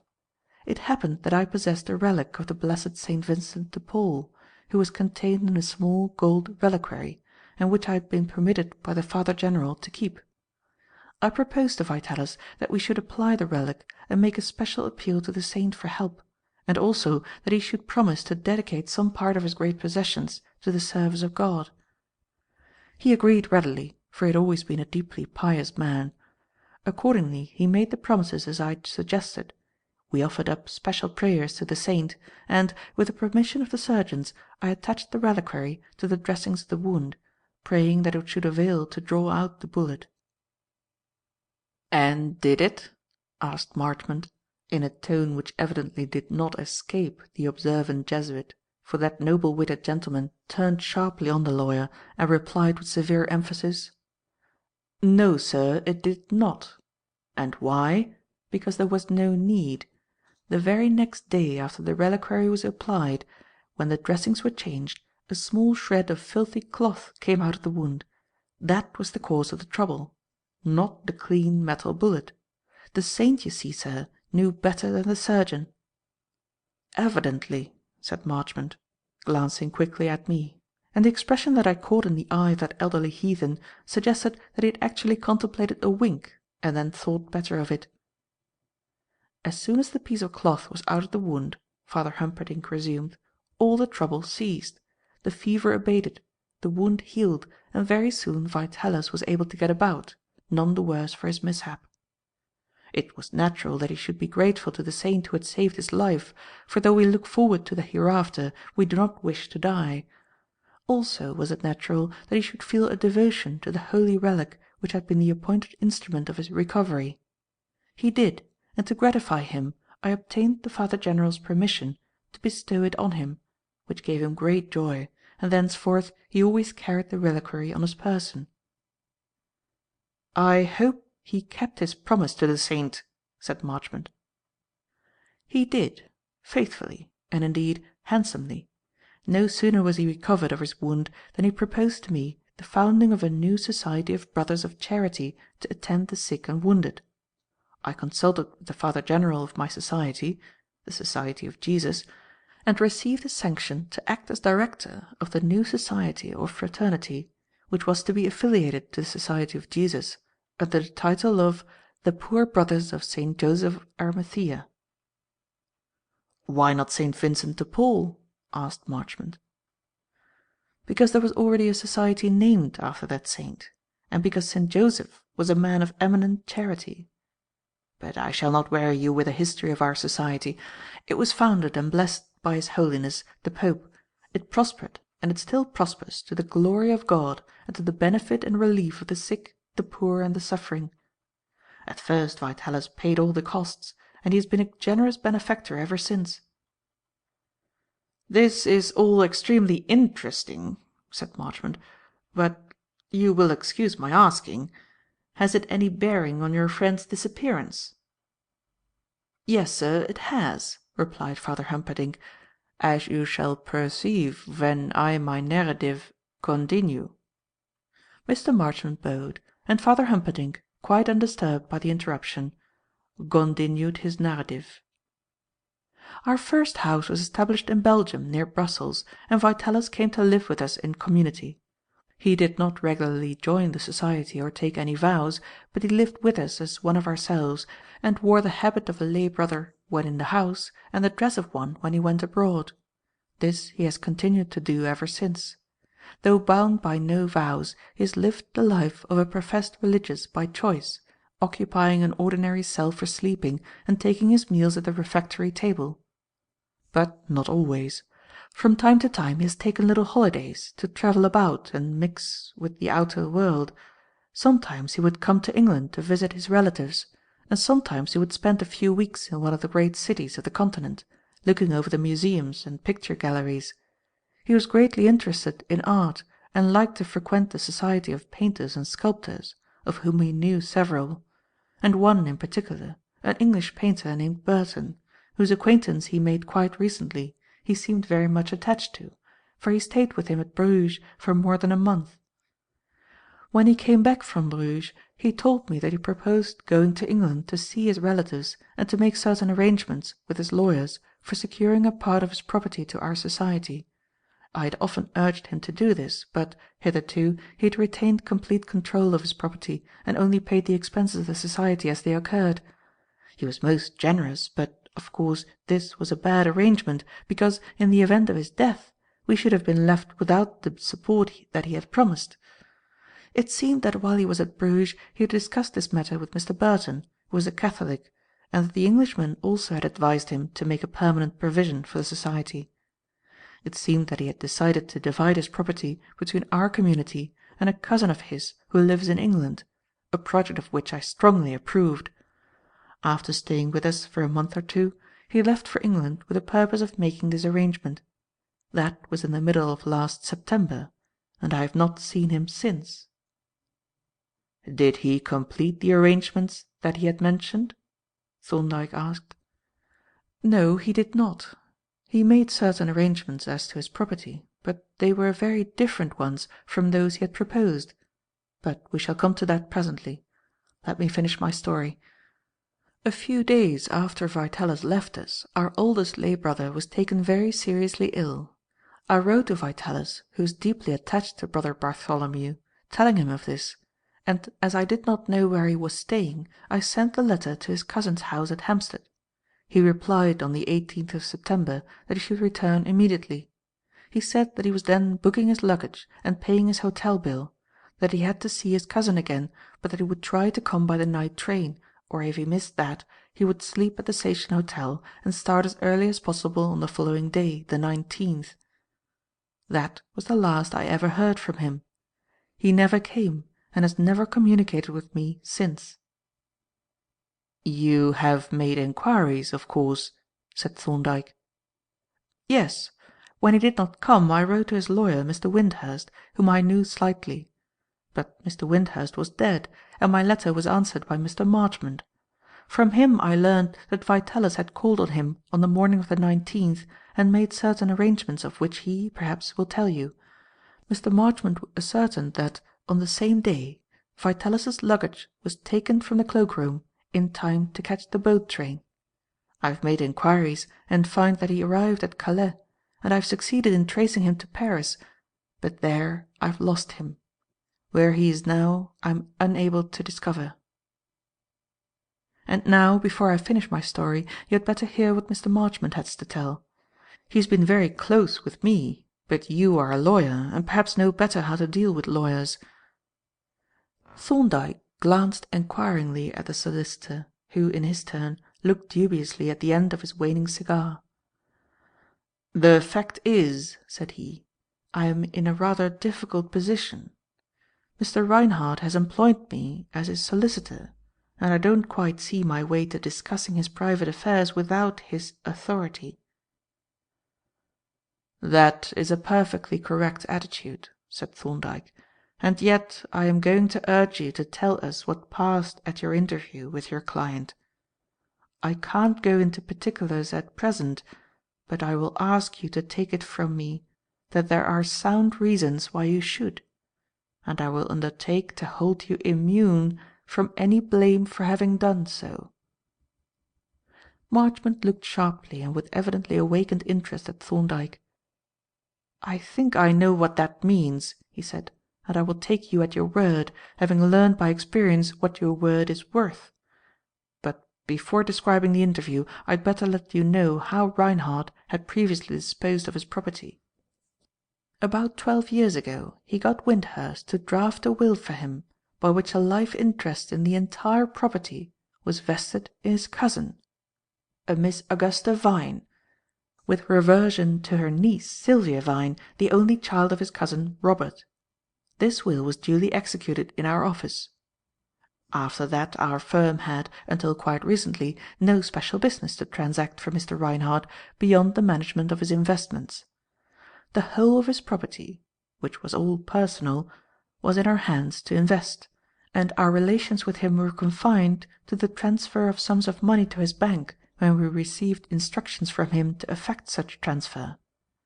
He never called at the office, and latterly there has been no one there who knew him excepting Wyndhurst himself and the clerk, Bell. The next development occurred last September.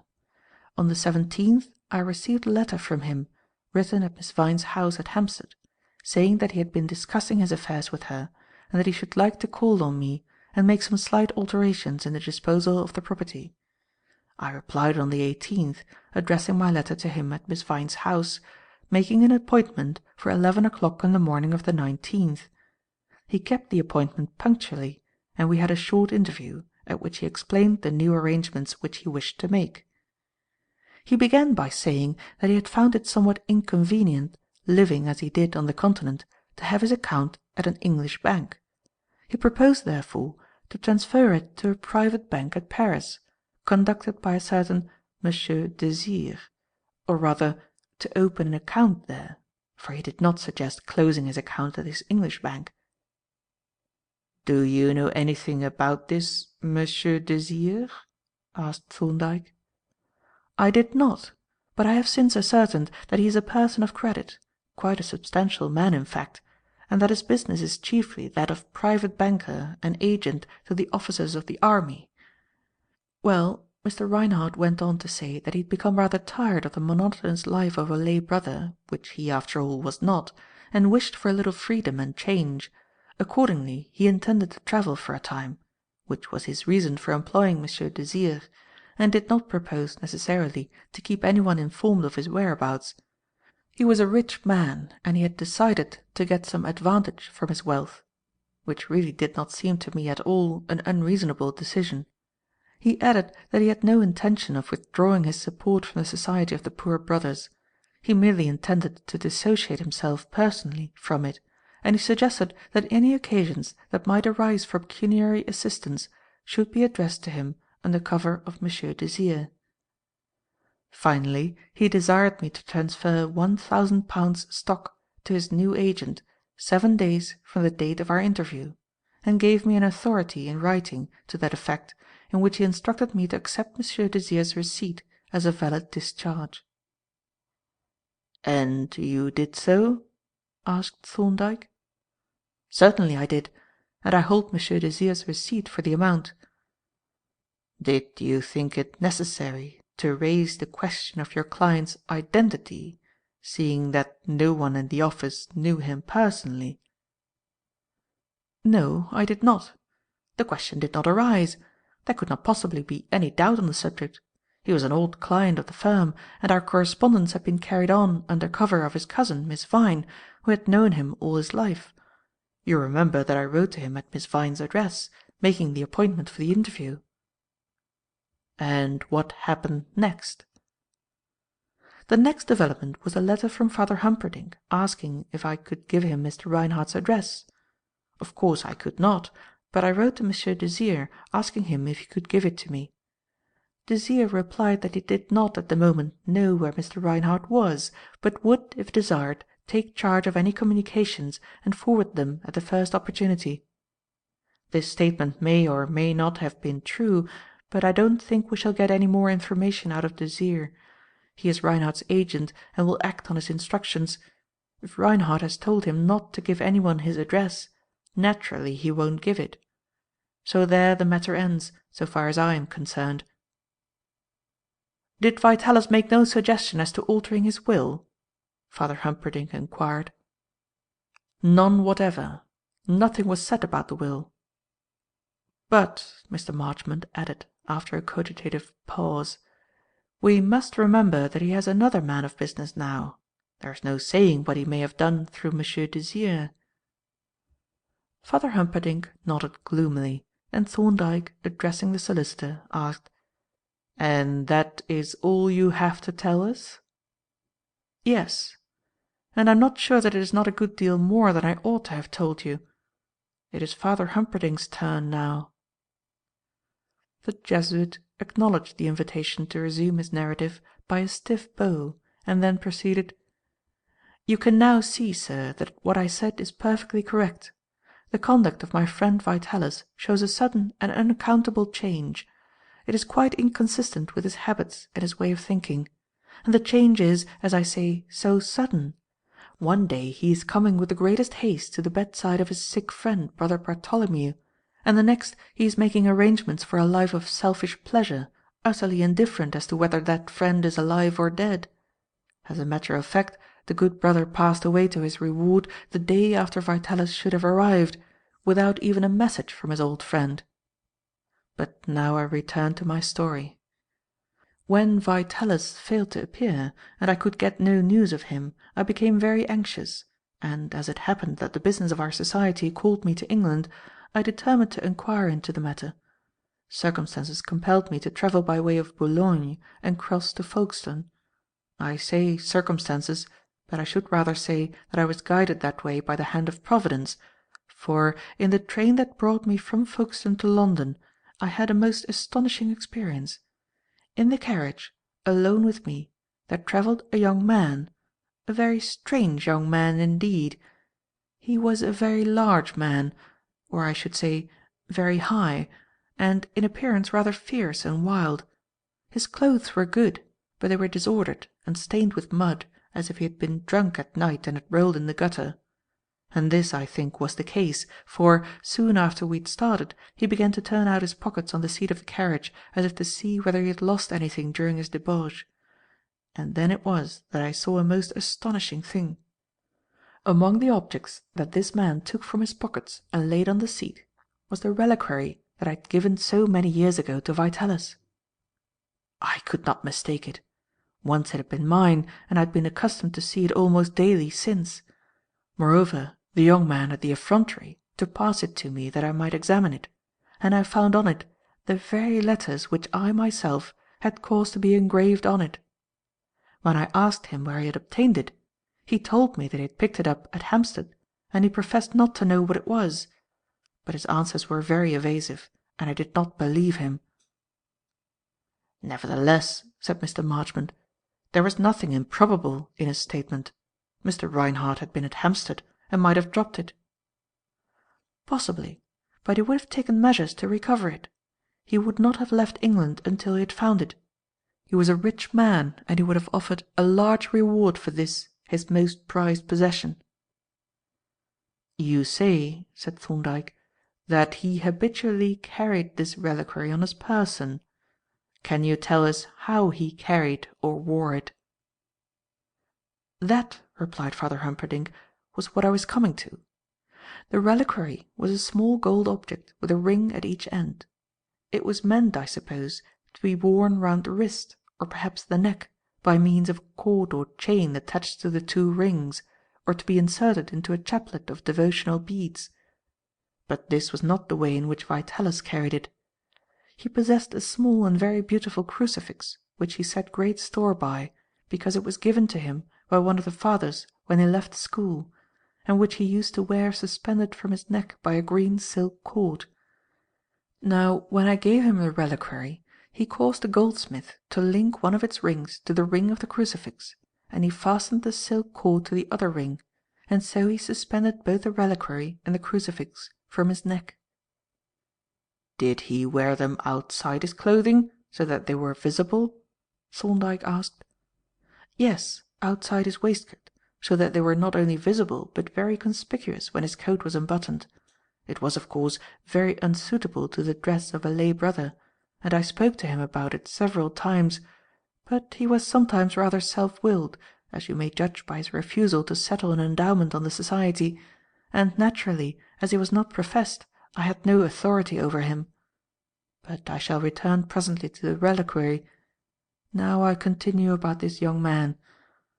When I had heard his explanation and decided that he was telling me lies, I made a simple pretext to discover his name and place of abode.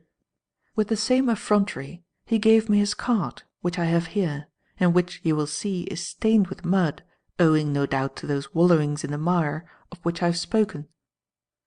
He drew the card from his pocket-book and handed it to Thorndyke, who read it gravely, and, pushing it across the table to me, said, without moving a muscle of his face, "You had better copy it into your notes, Mr. Howard, so that we may have the record complete."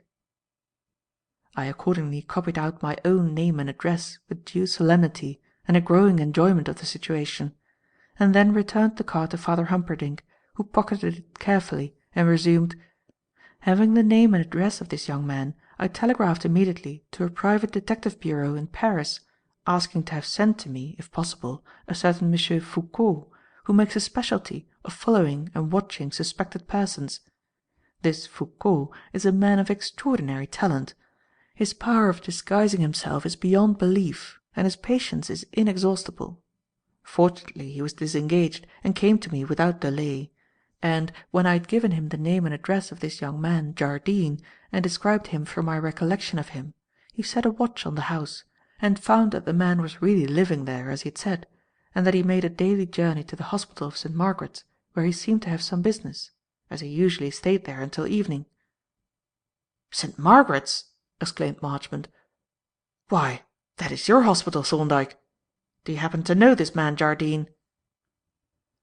"There is, or was, a student of that name, who qualified some little time ago, and who is probably the man Father Humperdinck is referring to. A tall man, quite as tall, I should say, as my friend here, Mr. Howard." "I should say," said Father Humperdinck, "that the man Jardine is taller, decidedly taller. I watched him as I walked behind him up the platform at Charing Cross, and Monsieur Foucault has shown him to me since. But that matters not. Have you seen the man Jardine lately at the hospital?" "Not very lately," Thorndyke replied. "I saw him there nearly a fortnight ago, but that, I think, was the last time." "Ah!" exclaimed Humperdinck. "Exactly. But I shall continue my story. For some time Monsieur Foucault kept a close watch on this man, but discovered nothing fresh. He went to the hospital daily, he came home, and he stayed indoors the whole evening. But at last there came a new discovery. One morning Monsieur Foucault saw the man Jardine come out of his house, dressed more carefully than usual.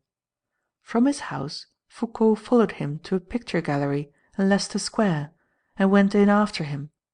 And there he saw him meet a female, evidently by previous assignation. And," Father Humperdinck continued, slapping the table to emphasize the climax of his story, "from the neck of that female was hanging Vitalis Reinhardt's crucifix." Having made this thrilling communication, our reverend client leant back to watch its effect on his audience. I am afraid he must have been a little disappointed, for Thorndyke was habitually impassive in his exterior, and, as for Jervis and me, we were fully occupied in maintaining a decent and befitting gravity. But Marchmont, the only person present who was not already acquainted with the incident, saved the situation by exclaiming, "Very remarkable! Very remarkable indeed!" "It is more than remarkable," said Father Humperdinck. "It is highly suspicious. You observe that the reliquary and the crucifix have been linked together. Now they are separated, and since both the rings of the reliquary were unbroken, it follows that the ring of the crucifix must have been cut through and a new one made by which to suspend it." "I don't see anything particularly suspicious in that," said Marchmont.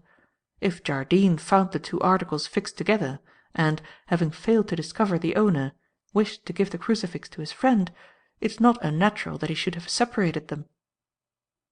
"I do not believe that he found them," Father Humperdinck replied doggedly.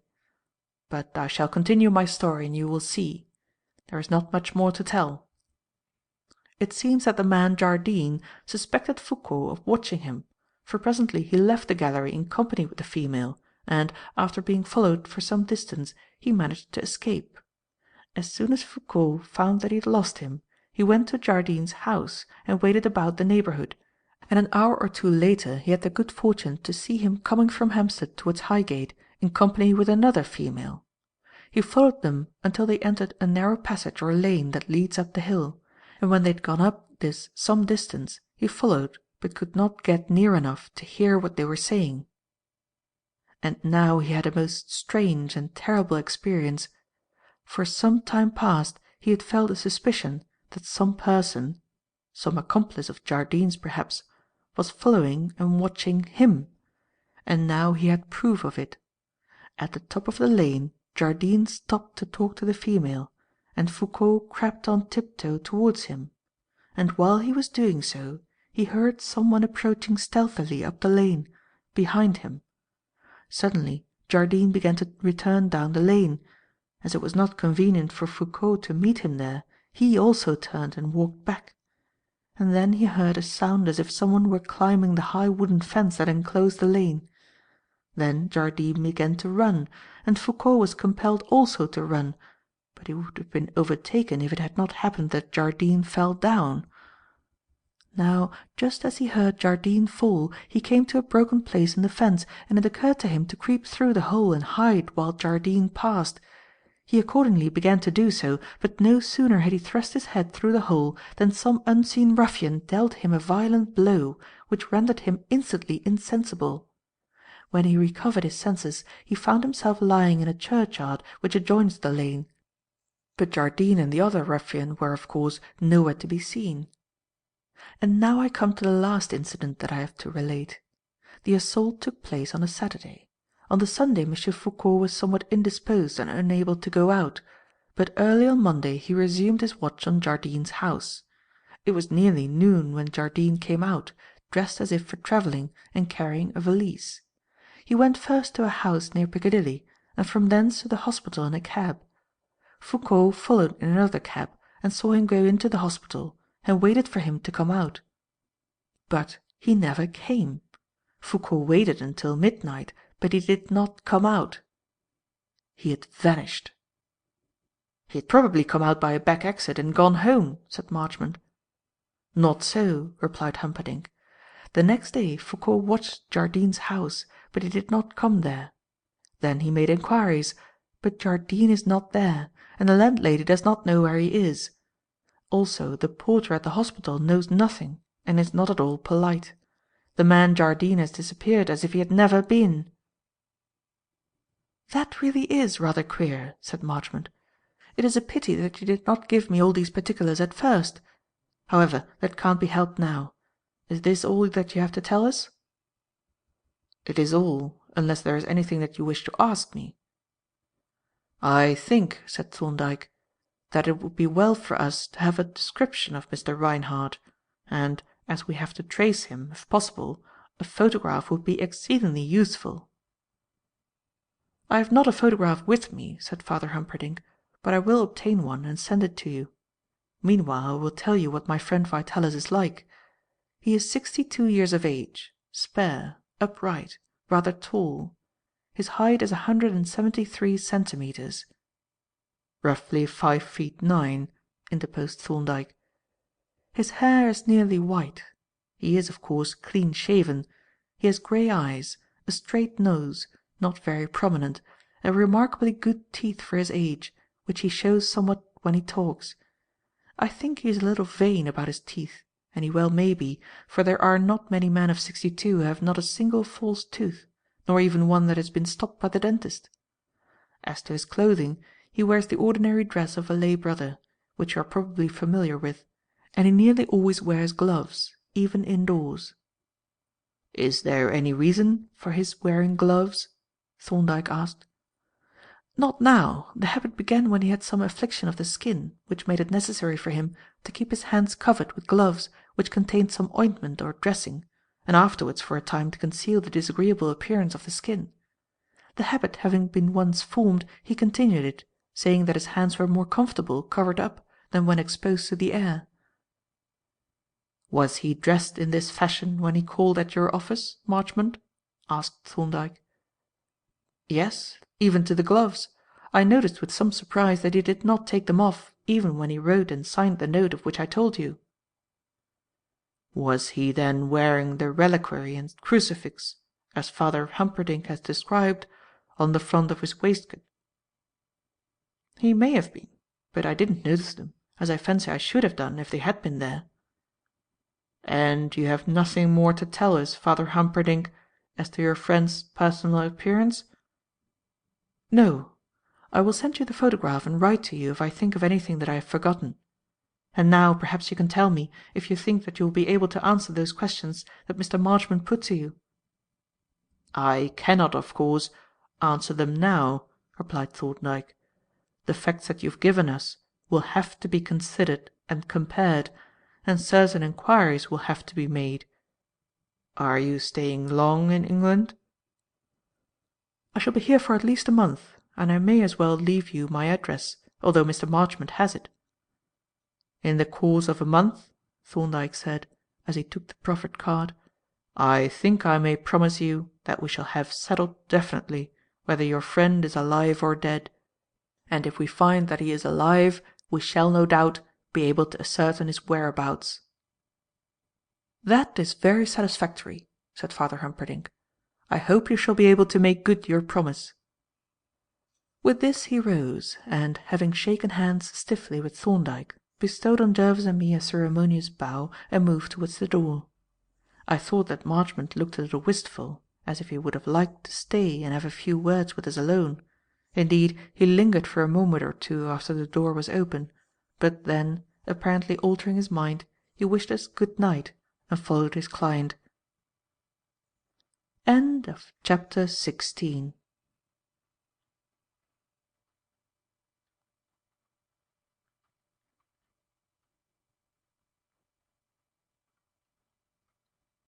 Chapter 17. The Palimpsest. It was getting late when our friends left us, but nevertheless, as soon as they were gone, we all drew our chairs up to the fire with the obvious intention of discussing the situation, and began with one accord to fill our pipes. Jervis was the first to get his tobacco alight, and, having emitted a voluminous preliminary puff, he proceeded to open the debate. "That man Jardine seems to be a pretty desperate character. Just think of his actually wallowing in the mire. Not merely rolling, mind you, but wallowing. And of his repulsive habit of consorting with females. One after the other, too, in rapid succession. It's a shocking instance of depravity."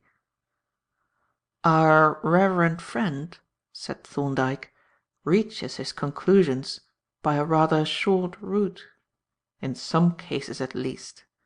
In others his methods seem a little indirect and roundabout." "Yes," agreed Jervis, "he's a devil at guessing. But he didn't get much food for the imagination out of the man Thorndyke. Why were you so extraordinarily secretive? With what he told you and what you knew before, you could surely have suggested a line of inquiry. Why didn't you?" "Principally because of the man's personality. I could not have answered his questions.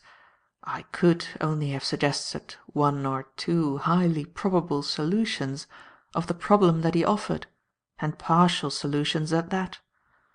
But I am not much addicted to giving partial solutions, to handing over the raw material of a promising inquiry. Certainly not to a man like this, who seems incapable of a straightforward action."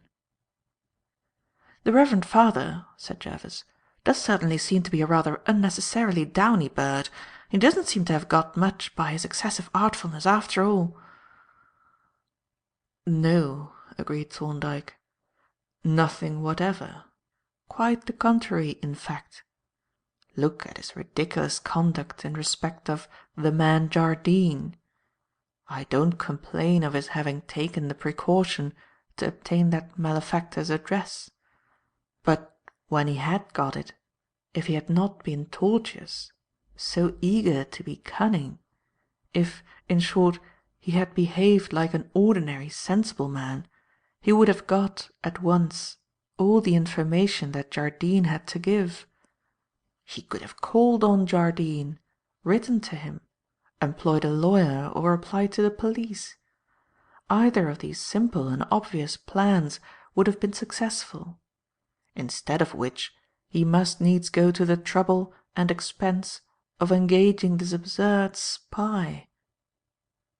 "Who found a mare's nest and got his head thumped," remarked Jervis. "Then," continued Thorndyke, "look at his behaviour to Marchmont.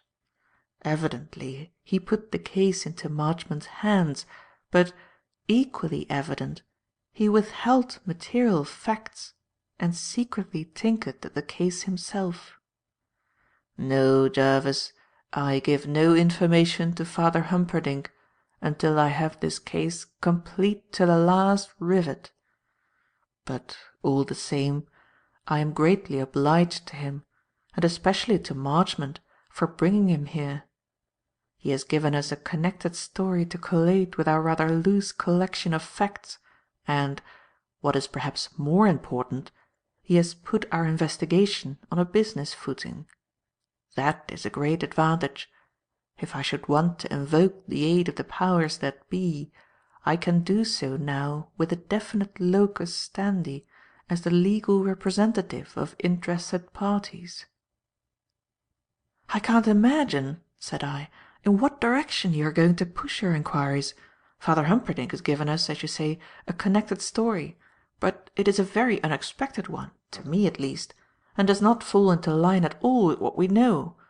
That is, if you are assuming, as I have been, that the man whom I saw lying in Millfield Lane was Vitalis Reinhardt." "It is difficult," replied Thorndyke, "to avoid that assumption, though we must be on our guard against coincidences. But the man whom you saw agreed with the description that has been given to us. We know that Reinhardt was in the neighbourhood on that day, and you found the Reliquary on the following morning in the immediate vicinity. We seem to be committed to the hypothesis that the man was Reinhardt, unless we can prove that he was someone else, or that Reinhardt was in some other place at the time, which at present we cannot." "Then," said I, "in that case the bobby must have been right after all. The man couldn't have been dead, seeing that he called on Marchmont the following day and was afterwards traced to Paris. But I must say that he looked as dead as Queen Anne. It just shows how careful one ought to be in giving opinions."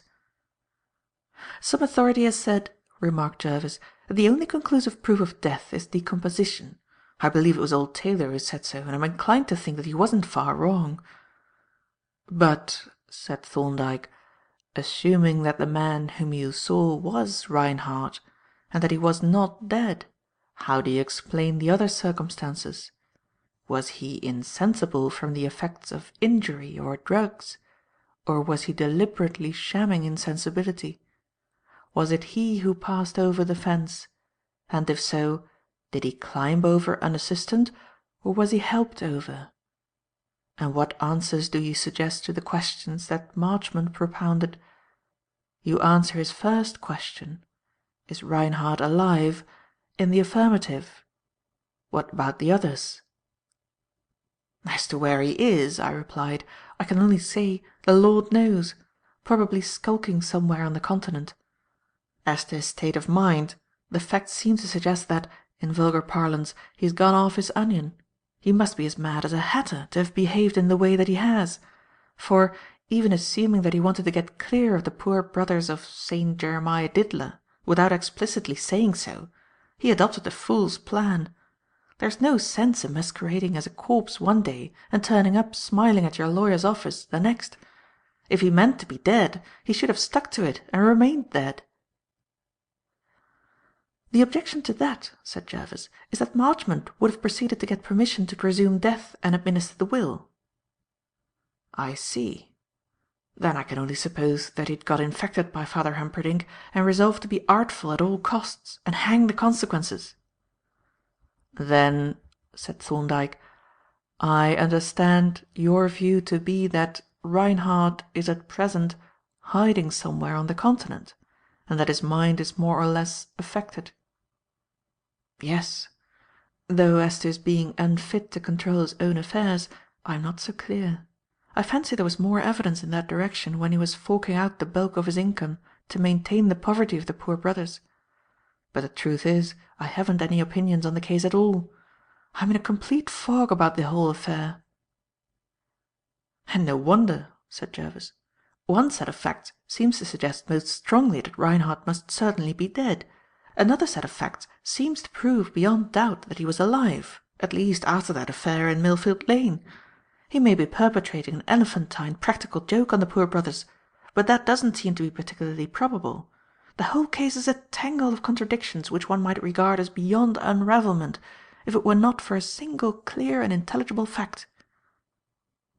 "What is that?" I asked.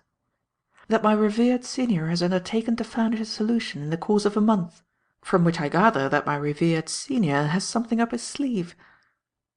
"There is nothing up my sleeve," said Thorndyke, "that might not equally well be up yours. I have made no separate investigations. The actual data which I possess were acquired in the presence of one or both of you, and are now the common property of us all. I am referring, of course, to the original data, not to fresh matter obtained by inference from, or further examination of those data."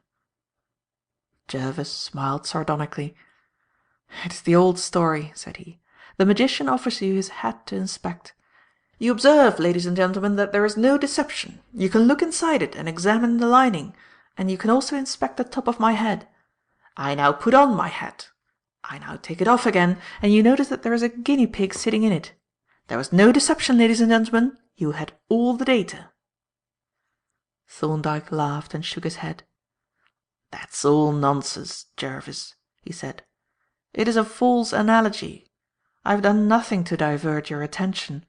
The guinea pig has been staring you in the face all the time." "Very rude of him," murmured Jervis. "I have even drawn your attention to him once or twice. But seriously, I don't think that this case is so very obscure, though, mind you, it is a mere hypothesis so far as I am concerned, and may break down completely when I come to apply the tests that I have in view. But what I mean is, that the facts known to us suggested a very obvious hypothesis, and that the suggestion was offered equally to us all. The verification may fail, but that is another matter." "Are you going to work at the case immediately?" I asked. "No," Thorndyke replied. "Jervis and I have to attend at the Maidstone Assizes for the next few days. We are retained on a case which involves some very important issues in relation to life assurance, and that will take up most of our time. So this other affair will have to wait." "And meanwhile," said Jervis, "you will stay at home like a good boy and mind the shop, and I suppose we shall have to find you something to do to keep you out of mischief. What do you say to making a longhand transcript of Father Humperdinck's statement?" "Yes, you had better do that," said Thorndyke, "and attach it to the original shorthand copy. And now we must really turn in, or we shall never be ready for our start in the morning." The transcription of Father Humperdinck's statement gave me abundant occupation for the whole of the following morning, but when that was finished I was without any definite employment, and, though I was not in the least dull, for I was accustomed to a solitary life, I suppose I was in that state of susceptibility to mischief that is proverbially associated with unemployment, and in these untoward circumstances I was suddenly exposed to a great temptation, and after some feeble efforts at resistance, succumbed ignominiously. I shall offer no excuses for my conduct, nor seek in any way to mitigate the judgment that all discreet persons will pass upon my folly. I make no claims to discretion or to the caution and foresight of a man like Thorndyke. At this time I was an impulsive and rather heedless young man, and my actions were pretty much those which might have been expected from a person of such temperament. The voice of the tempter issued in the first place from our letter-box, and assumed the sound of the falling of letters thereinto. I hastened to extract the catch, and sorting out the envelopes, selected one, the superscription of which was in Sylvia's now familiar handwriting. It was actually addressed to Dr. Thorndyke, but a private mark, on which we had agreed, exposed that naively pious fraud, and gave me the right to open it. which I did, and seated myself in the armchair to enjoy its perusal at my ease. It was a delightful letter, bright, gossipy, and full of frank and intimate friendliness. As I read it, the trim, graceful figure and pretty face of the writer rose before me, and made me wonder a little discontentedly how long it would be before I should look on her and hear her voice again. It was now getting into the 3rd week since I had last seen her, and, as the time passed, I was feeling more and more how great a blank in my life the separation from her had caused. Our friendship had grown up in a quiet and unsensational fashion, and I suppose I had not realized all that it meant. But I was realizing it now, and, as I conned over her letter, with its little personal notes and familiar turns of expression, I began to be consumed with a desire to see her, to hear her speak, to tell her that she was not as other women to me, and to claim a like special place in her thoughts. It was towards the end of the letter that the tempter spoke out in clear and unmistakable language, and these were the words that he used, through the medium of the innocent and unconscious Sylvia. "You remember those sketches that you stole from me? Pinched, I think was your own expression. Well, I've cleaned off the daubs of paint with which they had been disfigured, and put them in rough frames in my studio. All but one, and I began on that yesterday with a scraper and a rag dipped in chloroform. But I took off not only the defacing marks, but part of the surface as well. And then I got such a surprise! I shan't tell you what the surprise was, because you'll see when you come out of the house of bondage. I'm going to work on it again to-morrow, and perhaps I shall get the transformation finished. How I wish you could come and see it done! It takes away more than half the joy of exploration not to be able to share the discovery with you. In fact, I have a good mind to leave it unfinished, so that we can complete the transformation together. Now, I need not say that, as to the precious sketches, I cared not a fig what was under the top coat of paint. What I did care for was that this dear maid was missing me as I missed her, was wanting my sympathy with her little interests and pleasures, and was telling me, half unconsciously perhaps, that my absence had created a blank in her life, as her absence had in mine.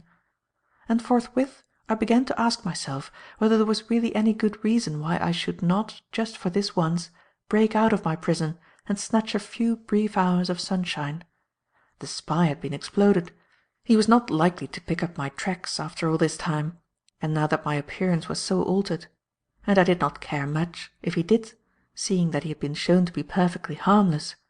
The only circumstance that tended to restrain me from this folly was the one that mitigated its rashness, the change in my appearance, and even that, now that I was used to it and knew that my aspect was neither grotesque nor ridiculous, had little weight, for Sylvia would be prepared for the change and we could enjoy the joke together.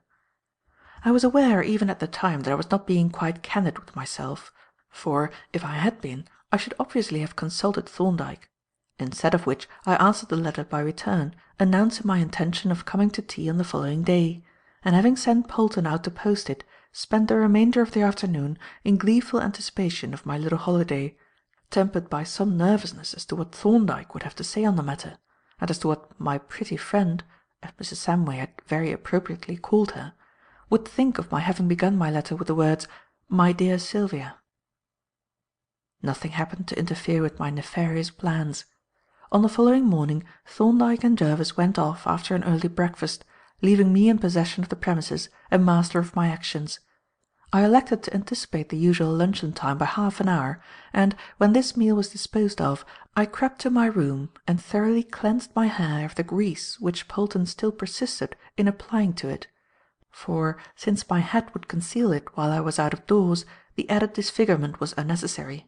I was even tempted to tamper slightly with my eyebrows, but this impulse I nobly resisted, and, having dried my hair and combed it in its normal fashion, I descended on tiptoe to the sitting-room and wrote a short explanatory note to Polton, which I left conspicuously on the table. Then I switched the door-bell on to the laboratory, and letting myself out like a retreating burglar, closed the door silently and sneaked away down the dark staircase. Once fairly outside, I went off like a lamplighter, and shooting out through the Tudor Street gate, made my way eastward to Broad Street Station, where I was fortunate enough to catch a train that was just on the point of starting. At Hampstead Heath Station I got out, and, snuffing the air joyfully, set forth at my best pace up the slope that leads to the summit, and in little over 20 minutes found myself at the gate of the Hawthorns. There was no need to knock or ring. My approach had been observed from the window, and as I strode up the garden path the door opened and Sylvia ran out to meet me. "It was nice of you to come," she exclaimed as I took her hand and held it in mine. "I don't believe you ought to have ventured out, but I'm most delighted all the same. Don't make a noise. Mopsy is having a little doze in the drawing-room. Come into the morning-room and let me have a good look at you." I followed her meekly into the front room, where, in the large bay window, she inspected me critically, her cheeks dimpling with a mischievous smile. "There's something radically wrong about your eyebrows," she said. "But really you are not in the least the fright that you made out. As to the beard and moustache, I'm not sure that I don't rather like them." "I hope you don't," I replied, "because off they come at the first opportunity, unless, of course, you forbid it." "Does my opinion of your appearance matter so much, then?" "It matters entirely. I don't care what I look like to anyone else." "Oh, what a fib!" exclaimed Sylvia. "Don't I remember how very neatly turned out you always were when you used to pass me in the lane before we knew one another?" "Exactly," I retorted. "We didn't know one another then. That makes all the difference in the world, to me at any rate." "Does it?" she said, colouring a little and looking at me thoughtfully. "It's very, very flattering of you to say so, Dr. Jardine." "I hope you didn't mean that as a snub," I said, rather uneasy at the form of her reply and thinking of my letter. "A snub?" she exclaimed. "No, I certainly don't. What did I say?" "You called me Dr. Jardine. I addressed you in my letter as Sylvia, my dear Sylvia." "And what ought I to have said?" she asked, blushing warmly and casting down her eyes. "Well, Sylvia, if you like me as well as I like you, I don't see why you shouldn't call me Humphrey.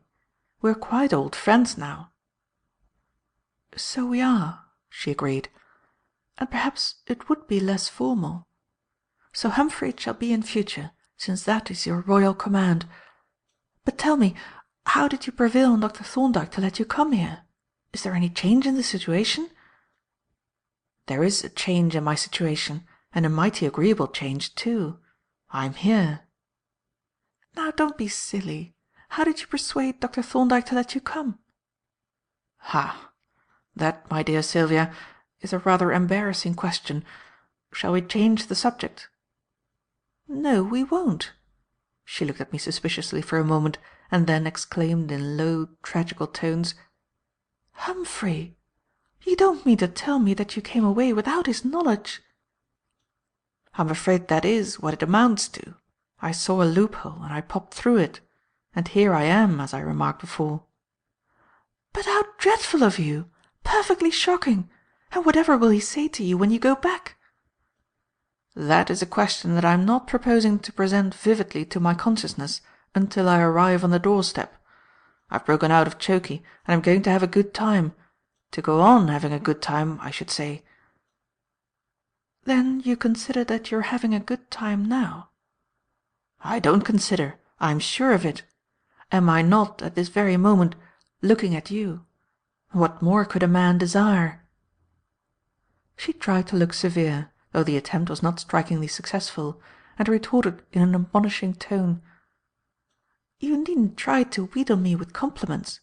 You are a very wicked person and most indiscreet. But it seems to me that some sort of change has come over you since you retired from the world. Don't you think I'm right?" "You're perfectly right. I've improved. That's what it is. Matured and mellowed, you know, like a bottle of claret that has been left in its cellar and forgotten. Say you think I've improved, Sylvia." "I won't," she replied, and then, changing her mind, she added: "Yes, I will. I'll say that you are more insinuating than ever, if that will do. And now, as you are clearly quite incorrigible, I won't scold you any more, especially as you broke out of chokey to come and see me. You shall tell me all about your adventures." I didn't come here to talk about myself, Sylvia. I came to tell you something. Well, about myself, perhaps, but, not my adventures, you know, or that sort of thing, but I've been thinking a good deal, since I've been alone so much. About you, I mean, Sylvia. And, oh, the deuce!" The latter exclamation was evoked by the warning voice of the gong, evidently announcing tea, and the subsequent appearance of the housemaid, who was certainly not such a goose as she was supposed to be, for she tapped discreetly at the door and waited 3 full seconds before entering, and even then she appeared demurely unconscious of my existence. "If you please, Miss Sylvia, Miss Vyne has woke up, and I've taken in the tea." Such was the paltry interruption that arrested the flow of my eloquence and scattered my flowers of rhetoric to the winds. I murmured inwardly, "Blow the tea," for the opportunity was gone. But I comforted myself with the reflection that it didn't matter very much, since Sylvia and I seemed to have arrived at a pretty clear understanding, which understanding was further clarified by a momentary contact of our hands as we followed the maid to the drawing-room.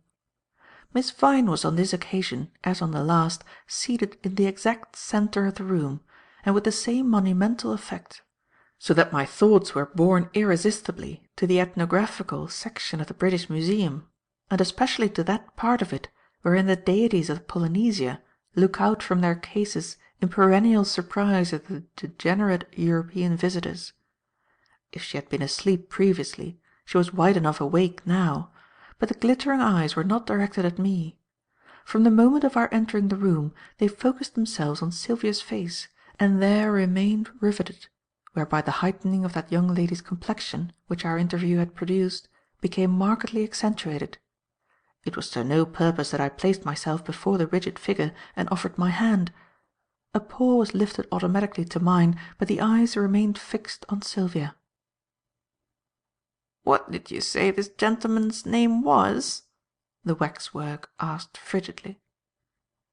"This is Dr. Jardine," was the reply. "Oh, indeed. And who was the gentleman who called some 3 weeks ago?" "Why, that was Dr. Jardine. You know it was." "So I thought, but my memory is not very reliable. And this is a Dr. Jardine too. Very interesting. A medical family, apparently, but not much alike." I was beginning to explain my identity and the cause of my altered appearance when Sylvia approached with a cup of tea and a carefully dissected muffin, which latter she thrust under the nose of the elder lady, who regarded it attentively and with a slight squint, owing to its nearness. "It's of no use, you know," said Sylvia, "for you to pretend that you don't know him, because I've told you all about the transformation, that is, all I know myself. Don't you think it's rather clever make-up?" "If," said Miss Vyne, "by make-up you mean a disguise, I think it is highly successful. The beard is a most admirable imitation." "Oh, the beard is his own, at least I think it is." I confirmed this statement, ignoring Polton's slight additions. "Indeed," said Miss Vyne. "Then the wig, it is a wig, I suppose?" "No, of course it isn't," Sylvia replied. "Then," said Miss Vyne majestically, "perhaps you will explain to me what the disguise consists of."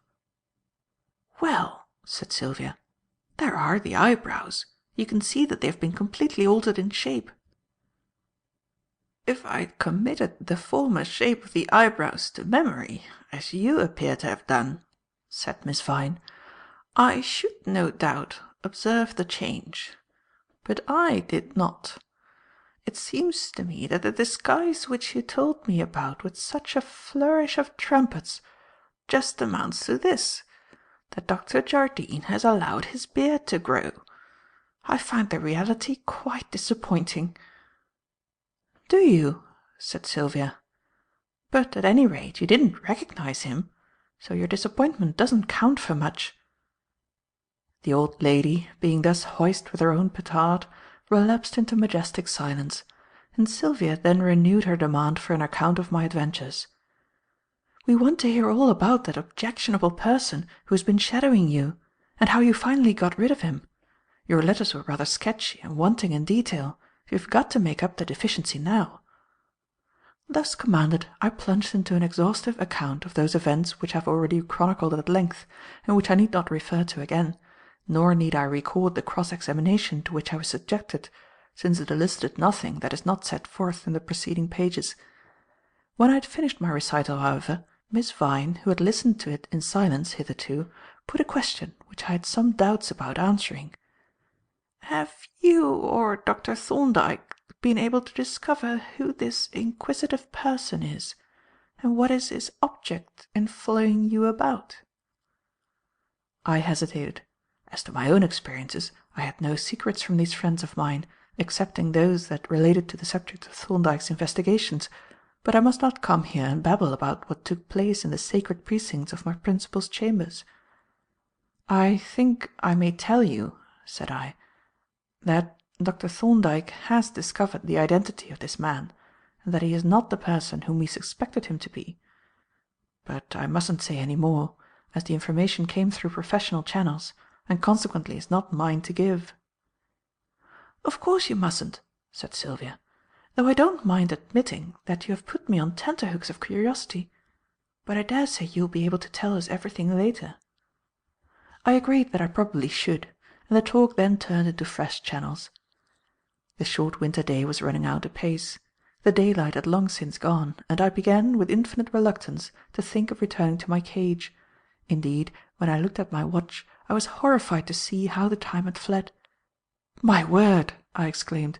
"I must be off, or Thorndyke will be putting the sleuth-hounds of the law on my track, and I don't know what you will think of me for having stayed such an unconscionable time." "It isn't a ceremonial visit," said Sylvia, as I rose and made my adieu to her aunt. "We should have liked you to stay much longer." Here she paused suddenly, and, clasping her hands, gazed at me with an expression of dismay. "Good heavens! Humphrey!" she exclaimed. "Eh?" said Miss Vyne. "I was addressing Dr. Jardine," Sylvia explained, in some confusion. "I didn't suppose you were addressing me," was the withering reply. "Do you know," said Sylvia, "that I haven't shown you those sketches, after all? You must see them. They were the special object of your visit." This was perfectly untrue, and she knew it, but I did not think it worth while to contest the statement in Miss Vyne's presence. Accordingly, I expressed the utmost eagerness to see the trumpery sketches, and the more so since I had understood that they were on view in the studio, which turned out to be the case. "It won't take a minute for you to see them," said Sylvia. "I'll just run up and light the gas, and you're not to come in until I tell you." She preceded me up the stairs to the little room on the first floor in which she worked, and, when I had waited a few moments on the landing, she summoned me to enter. "These are the sketches," said she, "that I've finished. You see, they are quite presentable now. I cleaned off the rough daubs of paint with a scraper and finished up with a soft rag dipped in chloroform." I ran my eye over the framed sketches, which, now that the canvases were strained on stretchers and the disfiguring brush strokes removed, were, as she had said, quite presentable, though too rough and unfinished to be attractive. "I dare say they are very interesting," said I, "but they are only bare beginnings. I shouldn't have thought them worth framing." "Not as pictures," she agreed, "but as examples of a very curious technique, I find them most instructive. However, you haven't seen the real gem of the collection. This is it, on the easel. Sit down on the chair and say when you are ready. I'm going to give you a surprise." I seated myself on the chair opposite the easel, on which was a canvas with its back towards me. "Now," said Sylvia, "are you ready? 1, 2, 3." She picked up the canvas and, turning it round quickly, presented its face to me. I don't know what I'd expected, if I'd expected anything, but certainly I was not in the least prepared for what I saw. The sketch had originally represented, very roughly, a dark mass of trees which occupied nearly the whole of the canvas, but of this the middle had been cleaned away, exposing an under-painting, and this it was that filled me with such amazement that, after a first startled exclamation, I could do nothing but stare open-mouthed at the canvas; for, from the opening in the dark mass of foliage there looked out at me, distinct and unmistakable, the face of Mrs. Samway. It was no illusion or chance resemblance. Rough as the painting was, the likeness was excellent. All the well-known features which made her so different from other women were there, though expressed by a mere dexterous turn of the knife. The jet-black, formally parted hair, the clear, bright complexion, the pale, inscrutable eyes, all were there, even to the steady, penetrating expression that looked out at me from the canvas as if in silent recognition. As I sat staring at the picture with a surprise that almost amounted to awe, Sylvia looked at me a little blankly. "Well," she exclaimed at length, "I meant to give you a surprise, but what is it, Humphrey? Do you know her?" "Yes," I replied, "and so do you. Don't you remember a woman who looked in at you through the glass door of Robinson's shop?" "Do you mean that black and scarlet creature? I didn't recognize her. I had no idea she was so handsome, for this is really a very beautiful face, though there is something about it that I don't understand. Something, well, eerie, rather uncanny and almost sinister. Don't you think so?" "I've always thought her a rather weird woman, but this is the weirdest appearance she has made. How on earth came her face on that canvas?" "It is an odd coincidence, and yet I don't know that it is. She may have been some relative of that rather eccentric artist, or even his wife. I don't know why it shouldn't be so." Neither did I, but the coincidence remained a very striking one, to me, at least, much more so than Sylvia realized, though what its significance might be, if it had any, I could not guess. Nor was there any opportunity to discuss it at the moment, for it was high time for me to be gone. "You will send me a telegram when you get back to say that you have arrived home safely, won't you?" said Sylvia, as we descended the stairs with our arms linked together. "Of course nothing's going to happen to you, but I can't help feeling a little nervous. And you'll go down to the station by the High Street and keep to the main roads. That is a promise, isn't it?"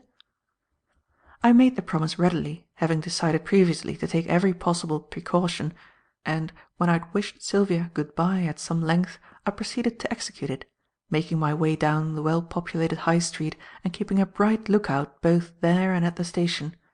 Once more I was fortunate in the matter of trains, and, having taken a hansom from Broad Street to the Temple, was set down in King's Bench Walk soon after 6:30. As I approached our building, I looked up with some anxiety at the sitting-room windows, and when I saw them brightly lighted, a suspicion that Thorndyke had returned earlier than usual filled me with foreboding. I had had my dance, and now I was going to pay the piper, and I did not much enjoy the prospect. In fact, as I ascended the stairs and took my latchkey from my pocket, I was as nervous as a schoolboy who has been playing truant. However, there was no escape unless I sneaked up to my bedroom, so, inserting the key into the lock, I turned it as boldly as I could and entered. End of chapter 17.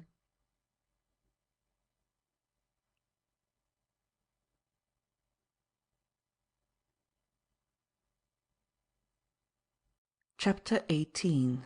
A Visitor from the States. As I pushed open the inner door and entered the room, I conceived the momentary hope of a reprieve from the wrath to come, for I found my two friends in what was evidently a business consultation with a stranger, and was on the point of backing out when Thorndyke stopped me.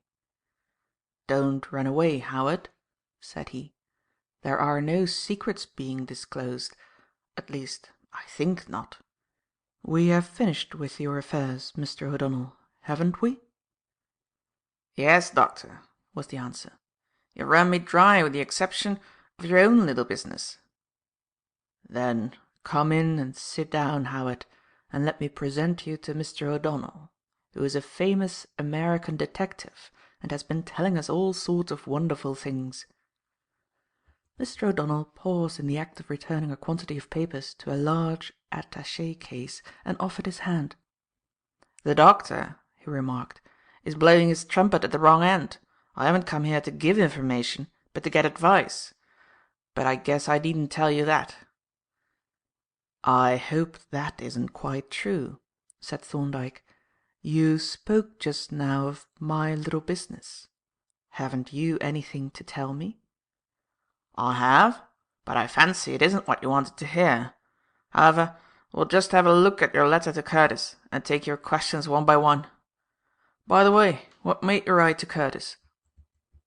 "I saw, when I inspected Maddock's will at Somerset House, that he had left a small legacy to Curtis. Naturally, I inferred that Curtis knew him and could give me some account of him."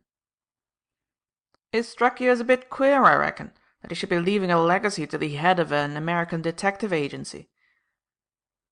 "The circumstance suggested possibilities," Thorndyke admitted.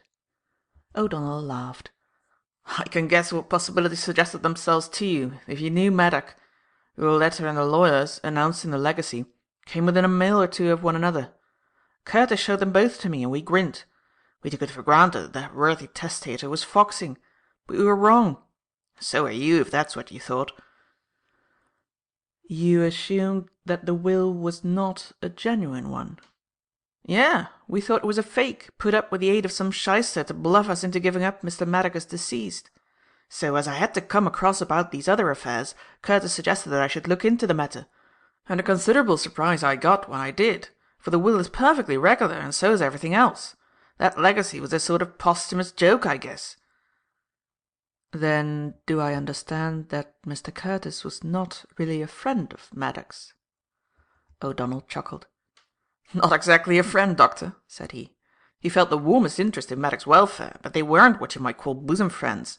The position was this: Curtis was the chief of our detective agency. Maddock was a gentleman whom he'd been looking for and not finding for a matter of 10 years. At last he found him, and then lost him again. And this legacy, I take it, was a sort of playful hint to show which hole he'd gone down."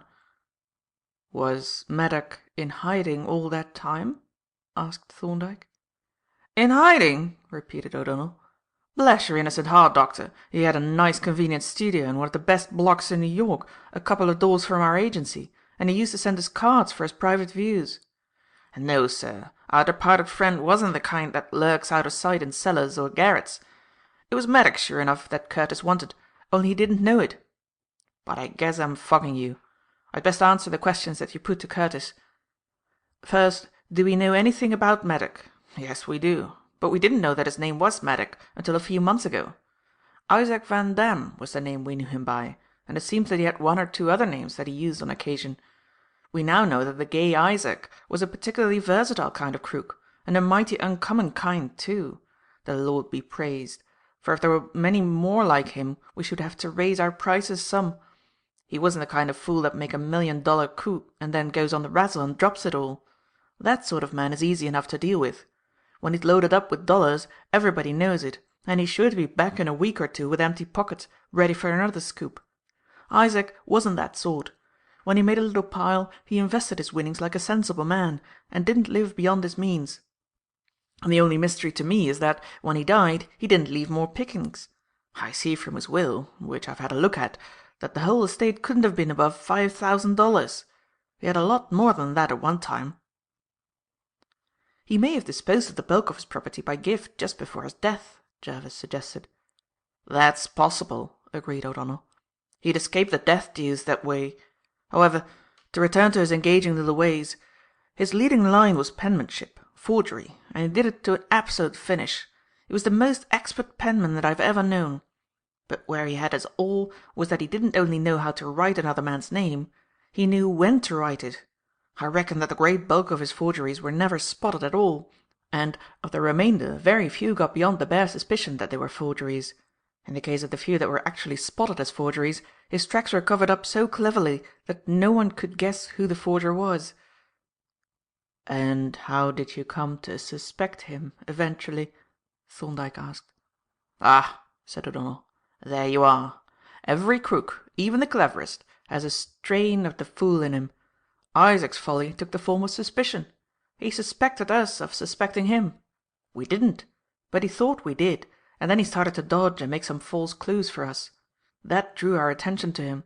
We looked into his record, traced his little wanderings, and then we began to find things out. A nice collection there was, too, by the time we'd worked a month or two at his biography. Forgeries, false notes, and at least 2 murders that had been a complete mystery to us all. We made ready to drop on Isaac, but at that psychological moment he disappeared. It looked as if he had left the States, and, as we have no great affection for extradition cases, we let the matter rest, more or less, expecting that he would turn up again sooner or later. And then came this lawyer's letter, and yours, announcing his decease. Of course Curtis and I thought he was the old game, that it was a bit of that sort of extra caution that won't let well alone. So as I was coming over, I thought I'd just look into the affair as I told you. And to my astonishment, I found everything perfectly regular, the will properly proved, the death certificate made out correctly, and a second certificate signed by 2 doctors.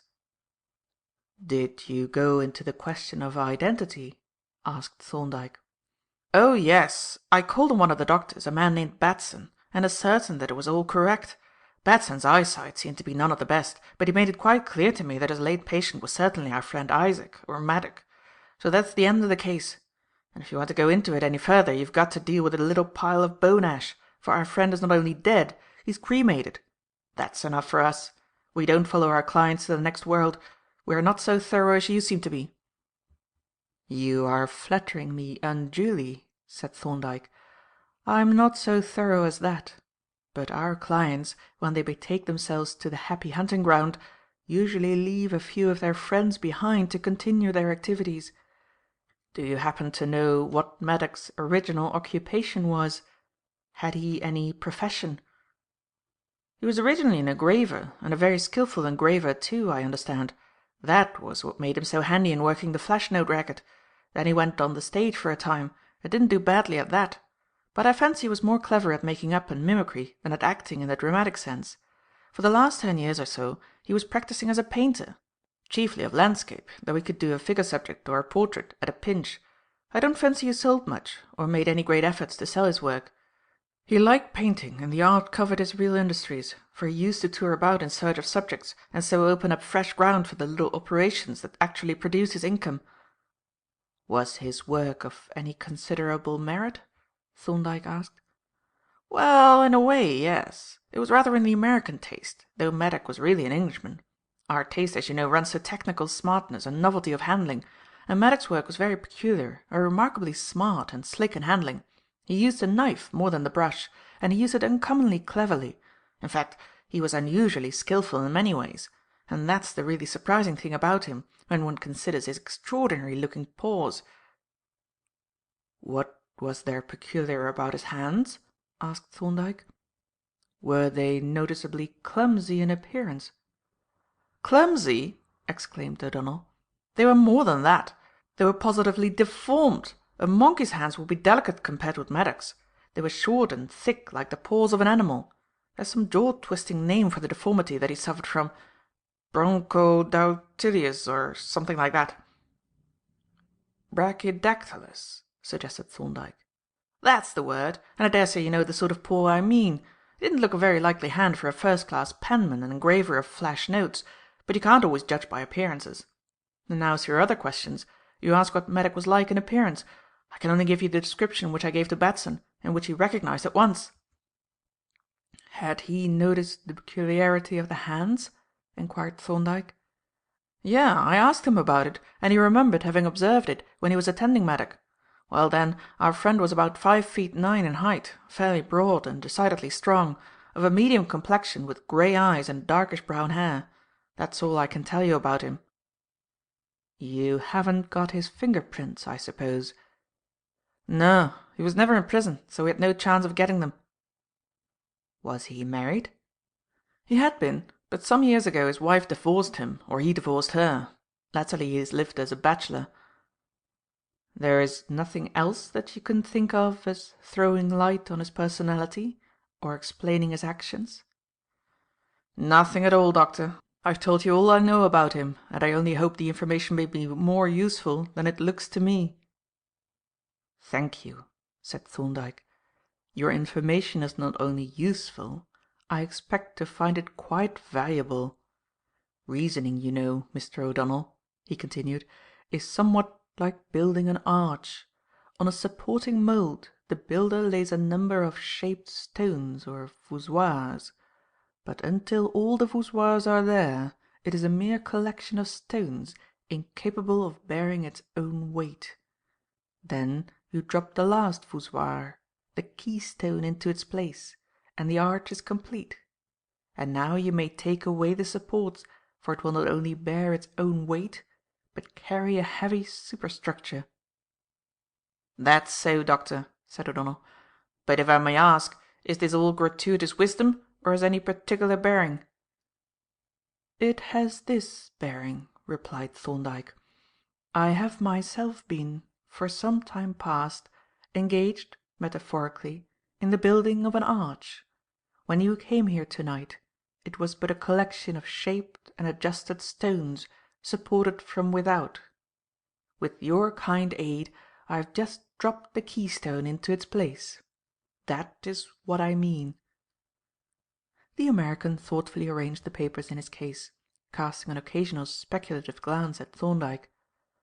"I'd like to know," he said presently, "what it was that I told you. It doesn't seem to me that I've produced any startling novelties.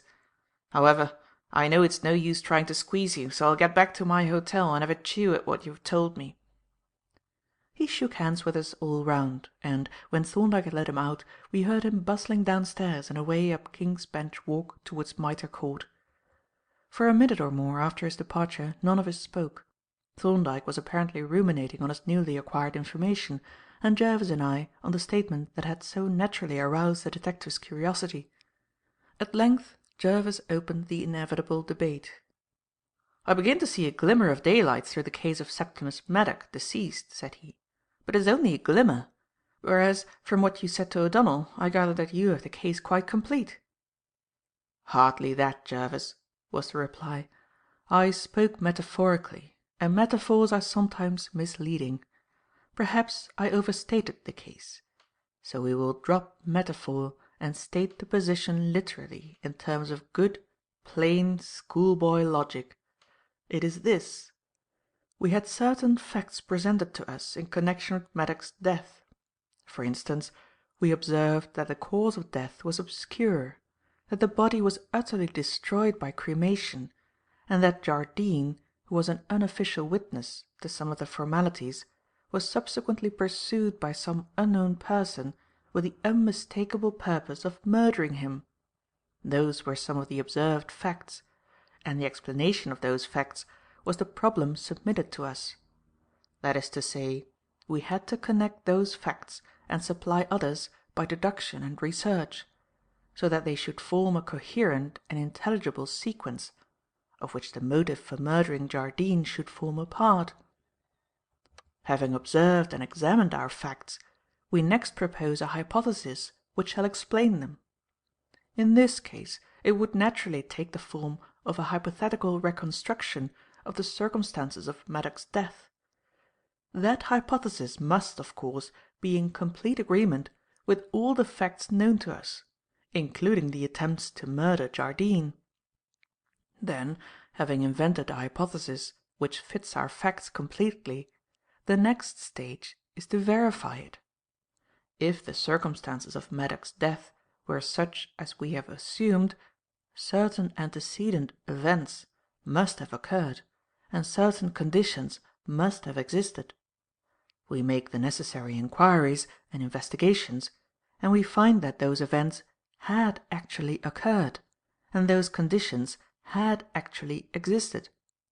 Then it is probable that our hypothesis is correct, particularly if our researches have brought to light nothing that disagrees with it. With our new facts we can probably amplify our hypothesis, reconstruct it in greater detail, and then we have to test and verify it afresh in its amplified and detailed form. And if such new tests still yield an affirmative result, the confirmation of the hypothesis becomes overwhelmingly strong. It is, however, still only hypothesis. But perhaps we light on some final test which is capable of yielding a definite answer, yes or no. If we apply that test, the crucial experiment of the logicians, and obtain an affirmative result, our inquiry is at an end. It has passed out of the region of hypothesis into that of demonstrative proof." "And are we to understand," asked Jervis, "that you have brought Maddock's case to the stage of complete demonstration?" "No," answered Thorndyke. "I am still in the stage of hypothesis, and when O'Donnell came here tonight there were 2 points which I had been unable to verify. But with his aid I have been able to verify them both, and I now have a complete hypothesis of the case which has been tested exhaustively and has answered to every test. All that remains to be done is to apply the touchstone of the final experiment." "I suppose," said Jervis, "you've obtained a good many new facts in the course of your investigations?" "Not a great many," replied Thorndyke, "and what new data I have obtained I have, for the most part, communicated to Hue and Jardine. I assure you, Jervis, that if you would only concentrate your attention on the case, you have ample material for a most convincing and complete elucidation of it." Jervis looked at me with a wry smile. "Now, Howard," said he, "why don't you brush up your wits and tell us exactly what happened to the late Mr. Maddock, and why some person unknown is so keen on your vile body? You have all the facts, you know." "So you tell me," I retorted. "But this case of yours reminds me of those elaborate picture puzzles that used to weary my juvenile brain. You had a hatful of irregular shaped pieces which, if you fitted them together, made a picture. Only the beggars wouldn't fit together." "A very apt comparison," said Thorndyke. "You put the pieces together, and, if they made no intelligible part of a picture, you knew you were wrong, no matter how well they seemed to fit. On the other hand, if they seemed to make parts of a picture, you had to verify the result by finding pieces of the exact shape and size of the empty spaces. That is what I have been doing in this case, trying the data together and watching to see if they made the expected picture. As I have told you, O'Donnell's visit found me with the picture entire save for 2 empty spaces of a particular shape and size, and from him I obtained 2 pieces that dropped neatly into those spaces and made the picture complete. All I have to do now is to see if the picture is a true representation or only a consistent work of imagination." "I take it that you've worked the case out in pretty full detail," said Jervis. "Yes. If the final verification is successful, I shall be able to tell you exactly what happened in Maddock's house, what was the cause of death, and I may say that it was not that given in the certificates, who the person is who has been pursuing Jardine and what is his motive, together with a number of other very curious items of information.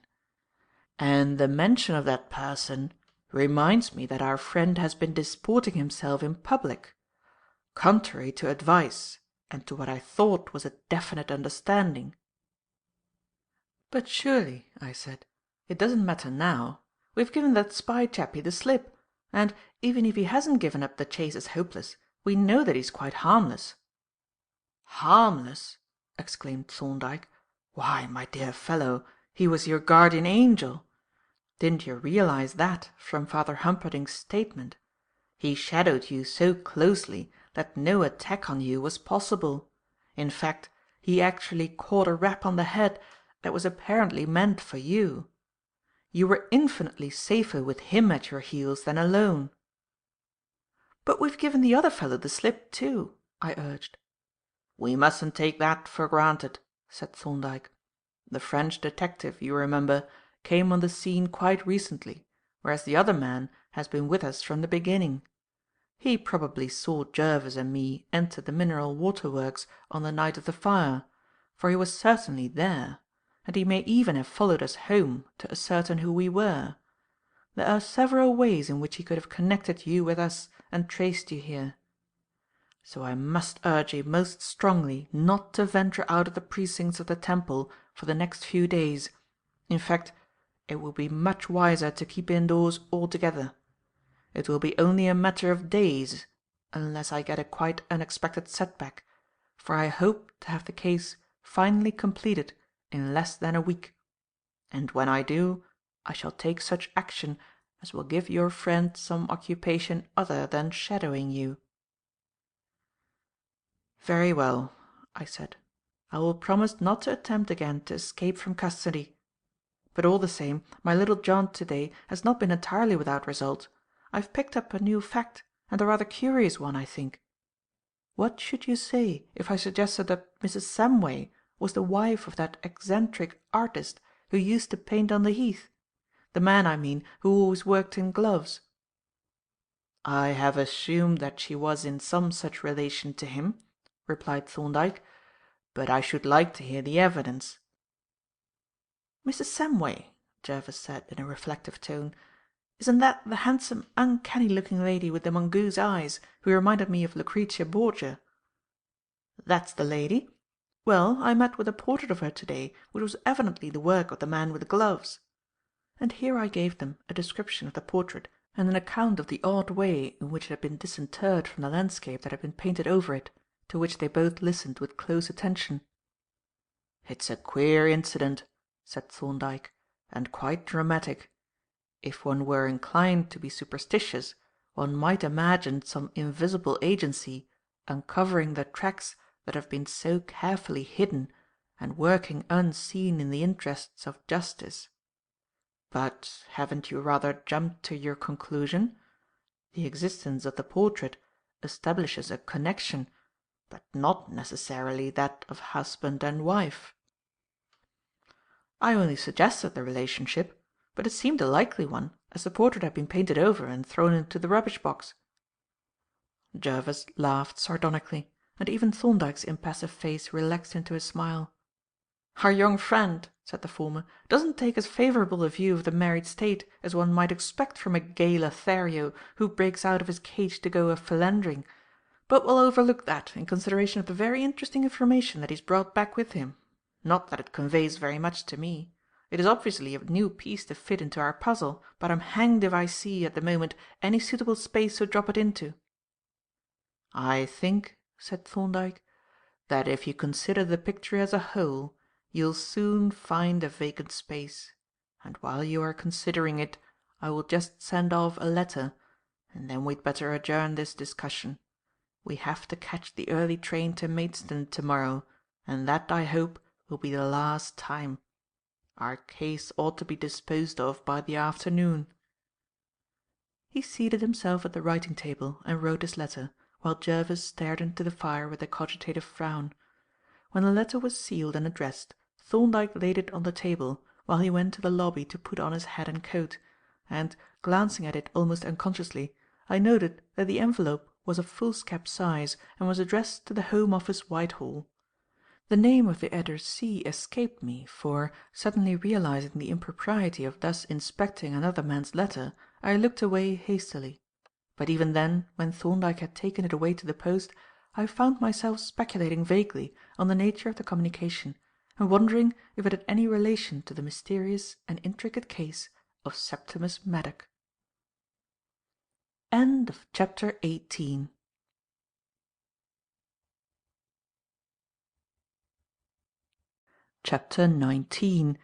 Tenebrae. The resigned composure with which I accepted Thorndyke's sentence of confinement within doors was not entirely attributable to discretion or native virtue. My resolution to follow scrupulously my principal's very pointed advice was somewhat like the ascetic resolutions formed by the gourmet as he rises replete from the banquet table. For, just as the latter is in a peculiarly favourable condition for the unmoved contemplation of a temporary abstinence from food, so I, having enjoyed my little dissipation, could now contemplate with fortitude a brief period of retirement. Moreover, the weather was in my favour, being, as Polton reported when he returned, blue-nosed and powdered with snow, with a fresh supply of tobacco for me, bitterly cold, with a threatening of smoky fog from the east.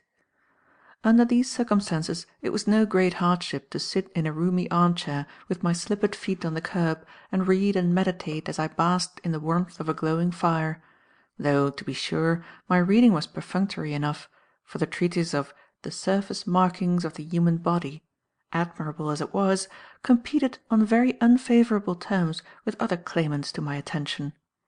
In truth, I had plenty to think about, even if I went no farther for matter than to the events of the previous day. There was my visit to Sylvia, for instance. I had not said much to her, but what I had said had pledged me to a lifelong companionship, which was a solemn thing to reflect upon, even though I looked forward to the fulfilment of that pledge with nothing but hopeful pleasure. The dice were thrown. Of course they would turn up sixes, every one. But still, the dice were thrown. From my own strictly personal affairs my thoughts rambled by an easy transition to the singular episode of the buried portrait, and thence to the subject of that strange palimpsest. Viewed by the light of Mr. O'Donnell's revelations, Mrs. Samway's position was not all that could have been desired. She and her husband had unquestionably been closely associated with Maddock, but Maddock was, it seemed, a habitual criminal. Could this fact have been known to the Samways, or was it that the cunning forger and swindler had sheltered himself behind their respectability? It was impossible for me to say. Then there was the strange and perplexing case of the man Maddock himself. I could make nothing of that, had not indeed been aware that there had been a case until Thorndyke's investigations had put me in possession of the fact. And even now I could see nothing on which to base any suspicion, apart from the attempts on my life, which we were assuming to be in some way connected with events that had occurred in Maddock's house. The cause of death was apparently not morbus cordis, which might easily enough be, seeing that the diagnosis of heart disease was a mere guess on Batson's part. But if not morbus cordis, what was it? Thorndyke apparently knew, and seemed to hint that it was something other than ordinary disease. Could there have been foul play? And if so, were the Samways involved in it in any way? It seemed incredible, for had not Maddock himself suspected that he was in a dangerous state of health? There was certainly one possibility which I considered with a good deal of distaste, namely, that Maddock had been in a hypochondriacal state, and that the Samways had taken advantage of his gloomy views as to his health to administer poison. The thing was actually possible, but I did not entertain it, for, even if one assumed that poison had been administered, at any rate the cremation of the body was not designed to hide the traces of the crime. The Samways had nothing to do with that. The cremation had been adopted in preference to burial by Maddock's own wish. So my thoughts flitted from topic to topic, with occasional interludes of service markings, through the lazy forenoon until Polton came to lay my solitary luncheon. And after this little break in the comfortable monotony, another spell of meditative idleness set in. Polton was busy upstairs in the laboratory with some photographic copying operations, and I was disposed to wander up and look on, but my small friend politely but very firmly vetoed any such proceeding. On some other occasion he would be delighted to show me the working of the great copying camera, but just now he had a big job in hand, and, as he was working against time, he would prefer to be alone. He even suggested that I might attend to any stray callers and make my own tea on the gas ring so as to avoid interrupting his work. And when I had agreed to relieve him to this extent, he thanked me profusely and retired, and I saw no more of him. For some time after his departure I stood at the window looking out across the wide space at Paper Buildings and the end of Crown Office Bow. It was a wretched afternoon. The yellow, turbid sky brooded close down upon the house roofs and grew darker and more brown moment by moment, as if the invisible sun had given the day up in despair and gone home early. A comfortless powdering of snow filtered down at intervals and melted on the pavements, along which depressed wayfarers hurried with their coat collars turned up and their hands thrust deep into their pockets. I watched them commiseratingly, reflecting the superior advantages of being within doors and forbidden to go out; and then, having flung another scoopful of coal on the fire, I betook myself once more to the armchair, the service markings, and idle meditation. It was some time past 4 when my reflective browsings had begun to proceed in the direction of the tea kettle, that I heard a light footstep on the landing as of some one wearing goloshes. Then a letter dropped softly into the box, and, as I instantly pushed back my chair to rise, the footsteps retreated. I crossed the room quickly and opened the door, but the messenger had already disappeared down the dark staircase and had gone so silently on his rubber soles that, though I listened attentively, I could hear no sound from below. Having closed the door, I extracted the letter from the box and took it over to the window to examine it, when I was not a little surprised to find that it was addressed to W. M. Howard, Esq. This was the first communication that I had received in my borrowed name, and my surprise at its arrival was not unreasonable, for, of the few persons who knew me by that name, none with the exception perhaps of Mr. Marchmont was in the least likely to write to me.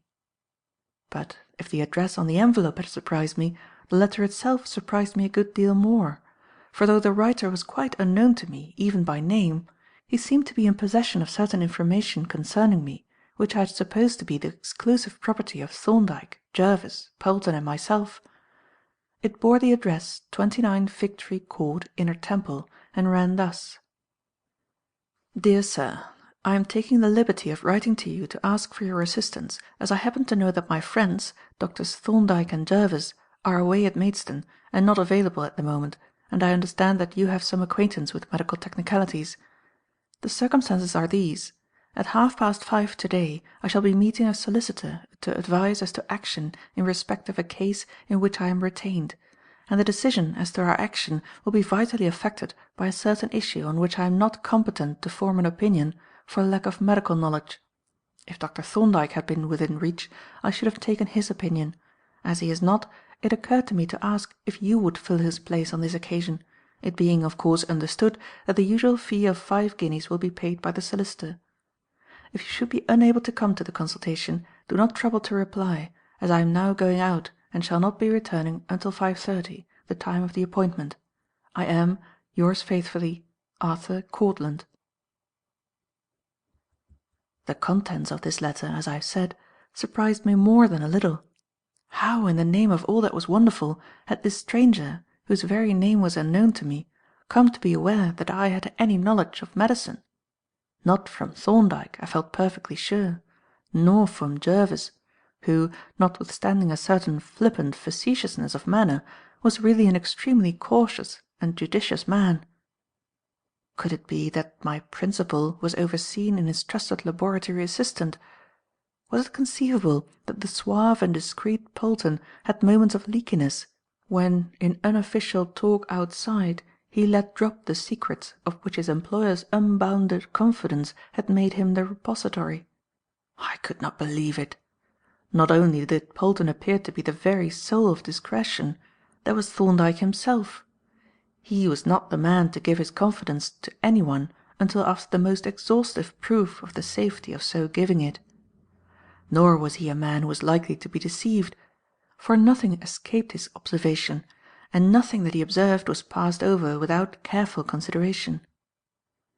My lethargy having been shaken off, I addressed myself to the task of preparing tea, and, as I listened to the homely crescendo of the kettle's song, I turned the matter over in all its bearings. By some means this Mr. Courtland had become aware that I was either a doctor or a medical student. But by what means? Was it possible that he had merely inferred from the circumstance of my being associated with Thorndyke that I was of the same profession? That was just barely conceivable. But if he had, then, as Jervis had said of Father Humperdinck, he must be "a devil at guessing." As I made the tea and subsequently consumed it, I continued to ruminate on the contents of that singular letter. No answer to it was required. Then what was Mr. Courtland going to do if I did not turn up? He admitted that the issue, which seemed to be an important one, was beyond him, and yet he had to give an answer to the solicitor. And he was prepared to pay 5 guineas for the advice of a man of whom he, presumably, knew nothing. That was odd. In fact, the whole tone of the letter, with its inconsistent mixture of urgency and casual trusting to chance, seemed irreconcilable with the care and method that one expects from a professional man. And there was another point. The time of the consultation was 5:30. Now, within an hour of that time, Thorndyke would be back, or even sooner if he came by the earlier train as he had done on the previous day. And Mr. Courtland must have known, since he knew whither my principal had gone, and he must have often attended assizes himself. Could he not have waited an hour? And again, had this business been sprung upon him so suddenly that he had had no time to get Thorndyke's opinion? And, yet again, why had he written at all, instead of dropping in at our chambers with the solicitor, as was so commonly done by Thorndyke's clients? All of which were curious and puzzling questions which I put to myself one by one and had to dismiss unanswered. And then I came to the practical question, to which I had to find an answer, and which was, could I, under the existing circumstances, accede to Mr. Courtland's request? To go outside the precincts of the inn was, I recognized, absolutely forbidden, but I had given no actual promise to remain in our chambers, nor had I been positively forbidden to leave them. Thorndyke had advised me to remain indoors, and his advice had been given so pointedly and with so evident a desire that it should be followed that I had not hitherto even thought of leaving our premises. But this was an unforeseen contingency, and the question was, did it alter my position in regard to Thorndyke's advice? I think I have never been so undecided in my life. On the one hand, I was strongly tempted to keep the appointment. The prospect of triumphantly handing to Thorndyke a 5-guinea fee which I had earned as his deputy appealed to me with almost irresistible force. On the other hand, my knowledge of Thorndyke did not support this appeal. I knew him to be a man to whom a principle was much more important than any chance benefit gained by its abandonment, and my inner consciousness told me that he would be better pleased by a strict adherence to our understanding than by the increment of 5 guineas. So my thoughts oscillated to and fro, now impelling me to risk it and earn the fee, and now urging me to keep to the letter of my instructions, and meanwhile the time ran on and the hour of the consultation approached. What decision I should have reached in the end it is impossible to say. As matters turned out, I never reached any decision at all, for, just as the Treasury clock struck 5:15, I heard a light, quick step on our landing, and immediately after a soft but hurried knock at the door. I strode quickly across the room and threw the door open. And then I started back with an exclamation of astonishment, for the visitor, who stood full in the light of the landing lamp, was a woman, and the woman was Mrs. Samway. As I stood gazing at her in amazement, she slipped past me into the room and softly shut the door. And then I saw very plainly that there was something amiss, for she was as pale as death and had a dreadful, frightened, hunted look which haunts me even now as I write. She was somewhat dishevelled too, and, though it was a bitter evening, her plump, shapely hands were ungloved and cold as ice, as I noted when I took them in mine. "Are you alone?" she asked, peering uneasily at the door of the little office. "Yes, quite alone," I replied. She gazed at me with those strange, penetrating eyes of hers, and said in a half whisper: "How strange you look with that beard! I should hardly have known you if I had not expected—" She stopped short, and casting a strange, scared glance over her shoulder at the dark windows, whispered: "Can they see in? Can anyone see us from outside?" "I shouldn't think so," I replied, but nevertheless I stepped over to the windows and drew the curtains. "That looks more comfortable, at any rate," said I. "And now tell me how in the name of wonder you knew I was here." She grasped both my wrists and looked earnestly, almost fiercely, into my eyes. "Ask me no questions!" she exclaimed. "Ask me nothing. But listen. I have come here for a purpose. Has a letter been left here for you?" "Yes," I replied. "Asking you to go to a place in Fig Tree Court?" "Good God!" I exclaimed. "How on earth—" She shook my wrists impatiently in her strong grasp. "Answer me!" she exclaimed. "Answer me!" "Yes," I replied. "I was to go there at 5:30."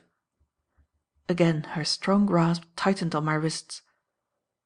"Humphrey," she said in a low, earnest voice, "you are not to go.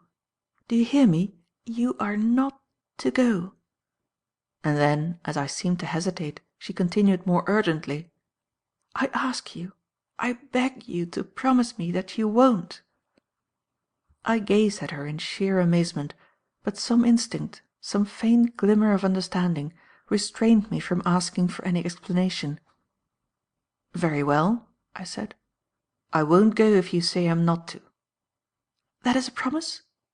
"Yes, it's a promise. Besides, it's nearly half-past already, so if I don't go now the appointment falls through." "And you won't go outside these rooms to-night? Promise me that, too."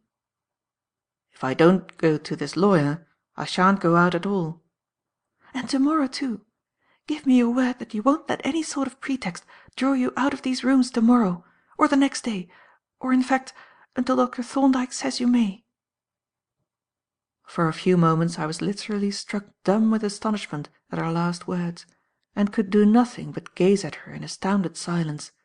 At length, recovering myself a little, I exclaimed, "My dear Mrs. Samway!" But she interrupted me. "Don't call me by that horrible name. Give me my own name, Letitia. Or," she added, a little shyly and in a soft, coaxing tone, "call me Letty. Won't you, Humphrey, just for this once? You needn't mind. You wouldn't if you knew. I should like, when I think of my friend, the only friend that I care for, to remember that he called me by my own name when he said good-bye. You'll think me silly and sentimental, but you needn't mind indulging me just once. It's the last time." "The last time?" I repeated. "What do you mean by that, Letty, and by speaking of our saying good-bye? Are you going away?" "Yes, I am going away. I don't suppose you will ever see me again. I am going out of your life." "Not out of my life, Letty. We're always friends, even if we never see one another." "Are we?" she said, looking up at me earnestly. "Perhaps it is so, but still, this is good-bye. I ought to say it and go, but, oh God!" she exclaimed with sudden passion, "I don't want to go, away from you, Humphrey, out into the cold and the dark." She buried her face against my shoulder, and I could feel that she was sobbing though she uttered no sound. It was a dreadful situation. Instinctively certain though I was that her grief had a real and tragic basis, I could offer no word of comfort. For what was there to say? She was going, clearly, to a life of wretchedness, without hope of any relief or change, and without a single friend to cheer her loneliness. That much I could guess, vaguely and dimly.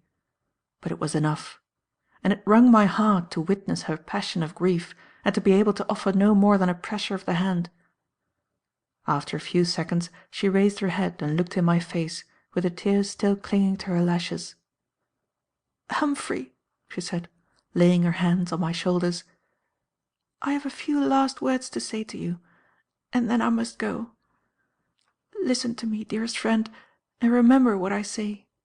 When I am gone, people will tell you things, and you will come to know others. People will say that I am a wicked woman, which is true enough, God knows. But if they say that I have done or connived at wickedness against you, try to believe that it was not as it seemed, and to forgive me for what I have done amiss. And say to yourself, this wicked woman would have willingly given her heart's blood for me. Say that, Humphrey. It is true. I would gladly give my life to make you safe and happy. And try to think kindly of me in the evil report that will reach you sooner or later. Will you try, Humphrey?" "My dear Letty," I said, "we are friends, now and always. Nothing that I hear shall alter that." "I believe you," she said, "and I thank you from my heart. And now I must go. I must go. And it's good-bye. Good-bye, Humphrey, for the very last time." She passed her arms around my neck and pressed her wet cheek to mine. Then she kissed me, and, turning away abruptly, walked across to the door and opened it.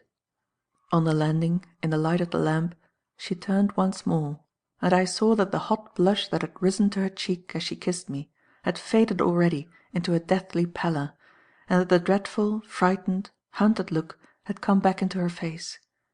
She stood for a moment with her finger raised warningly, and whispered, "Good-bye, dear, good-bye. Shut the door now, and shut it quietly." And then she passed into the opening of the dark staircase. I closed the door softly and turned away towards the window, and, as I did so, I heard her stumble slightly on the stair a short way down, and utter a little startled cry. I was nearly going out to her, and did, in fact, stand a moment or two listening, but, as I heard nothing more, I moved over to the window, and, drawing back the curtain, looked down on our doorstep to see her go out.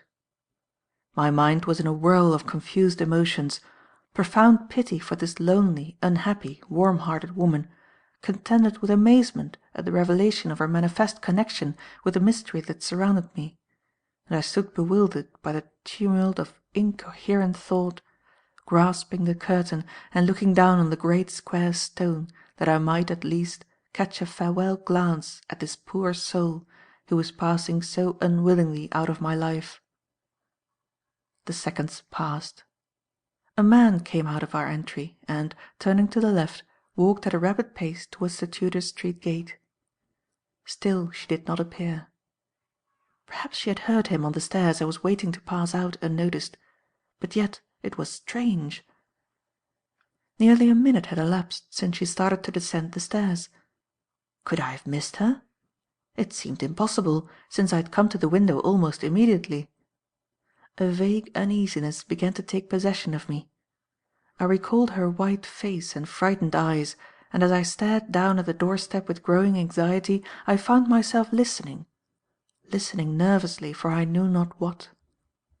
Suddenly I caught a sound, faint and vague, but certainly a sound, and it seemed to come from the staircase. In a moment I had the door open and was stealing on tiptoe out on the landing. The house was profoundly silent. No murmur even penetrated from the distant streets.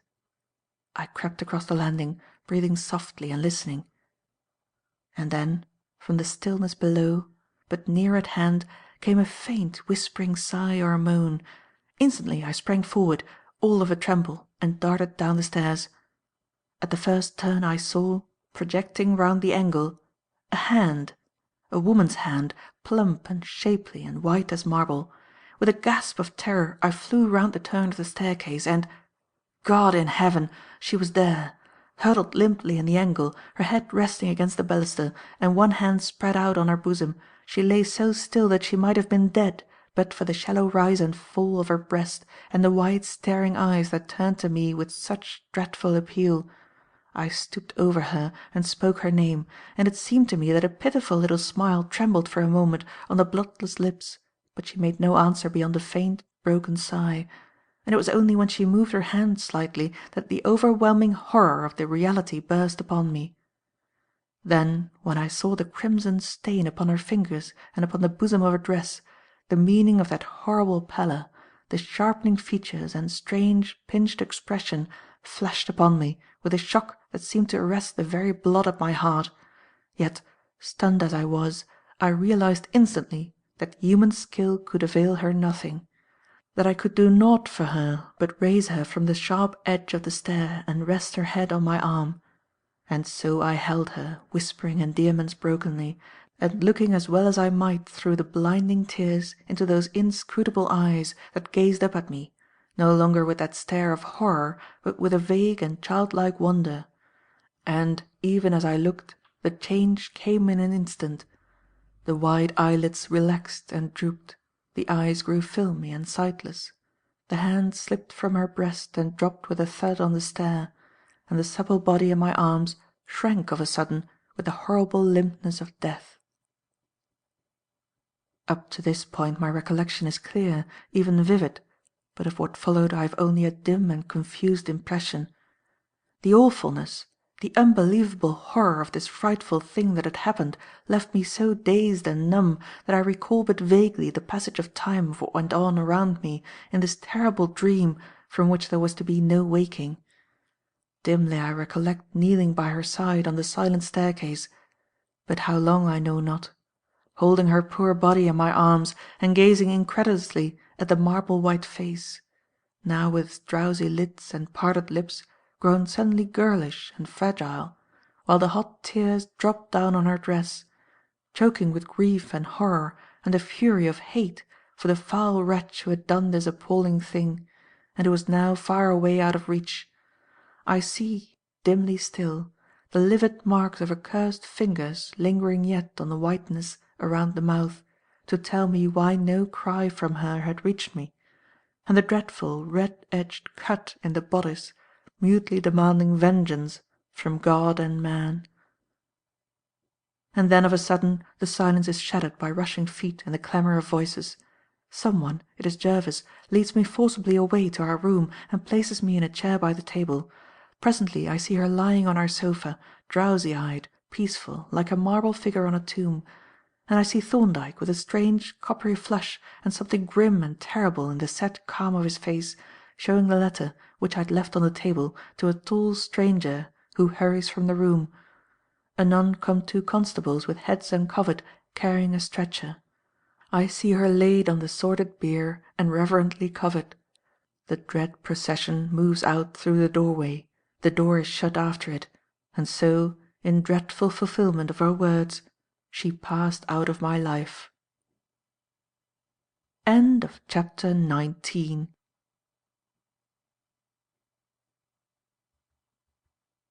Chapter 20. The Hue and Cry.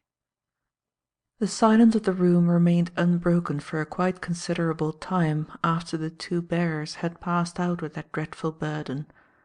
My two friends sat apart and, with a tact of which I was gratefully sensible, left me quietly undisturbed by banal words of consolation to sustain the first shock of grief and horror and get my emotion under control. Still dazed and half incredulous, I sat with my elbows on the table and my teeth clenched hard, looking dreamily across the room, half unconsciously observing my two friends as they silently examined the fatal letter. I saw Thorndyke rise softly and take a small bottle from a cabinet, and watched him incuriously as he sprinkled on the paper some of the dark-coloured powder that it contained. Then I saw him blow the powder from the surface of the paper into the fire, and scan the letter closely through a lens. And still no word was spoken. Only once, when Jervis, in crossing the room, let his hand rest for a moment on my shoulder, did any communication pass between us. And that silent touch told me unobtrusively, if it were needful to tell me, how well he understood my grief for the woman who had walked open-eyed into the valley of the shadow, had offered her heart's blood that I might pass unscathed. In about a quarter of an hour the tall stranger returned, bringing with him an atmosphere of bustling activity that at once dispelled the gloomy silence. His busy presence and brisk, matter-of-fact speech, though distressing to me at the moment, served as a distraction and brought me out of my painful reverie to the grim realities of this appalling catastrophe. "You are quite right, sir," said he. "The chambers were an empty set. Mr. Courtland left them about 6 weeks ago, so they tell me at the office. I've looked them over carefully, and I think it is pretty clear what this man meant to do." "Did you go in?" asked Thorndyke. "Yes. Mr. Polton went with me and picked the lock, so I was able to go right through the rooms, and it is evident that this villain was not acting on the spur of the moment. He had made a very neat plan, and I should say that it was pretty near to coming off. He had selected his chambers with remarkable judgment, and uncommonly well suited they were to his purpose. In the first place, they were the top set, nothing above them, no chance strangers passing up or down, and they were the only set on that landing. Then some previous tenant had made a little trap or grille in the outer door, a little hole about 6 inches square, with a sliding cover on the inside. That was the attraction, I fancy. The landing lamp was alight. He must have lighted it himself, as the landing was out of use, and I fancy he meant to watch through the grille for your friend to come and shoot him as he knocked at the door." "That would be taking more risk than he usually did," said Thorndyke. "You mean that the report of the shot would have been heard? Perhaps it might, but these modern, small-bore, repeating pistols make very little noise, though they are uncommonly deadly, especially if you open the nose of the bullets." "But," objected Thorndyke, "if he had been heard, there he would have been, boxed up in the chambers with no means of escape." Our acquaintance shook his head. "No," said he, "that's just what he wouldn't have been, and there is where he had planned the affair so neatly. These chambers are a double set. They have a second entrance that opens on the staircase of the next house. You see the idea. when he's fired his shot and made sure that it was all right, or all wrong, if you prefer it, he would just have slipped through to the other entrance, let himself out, shut the door quietly, and walked down the stairs. Then, if the shot had been heard, there was he, coming out of the next house to join the crowd and see what was the matter.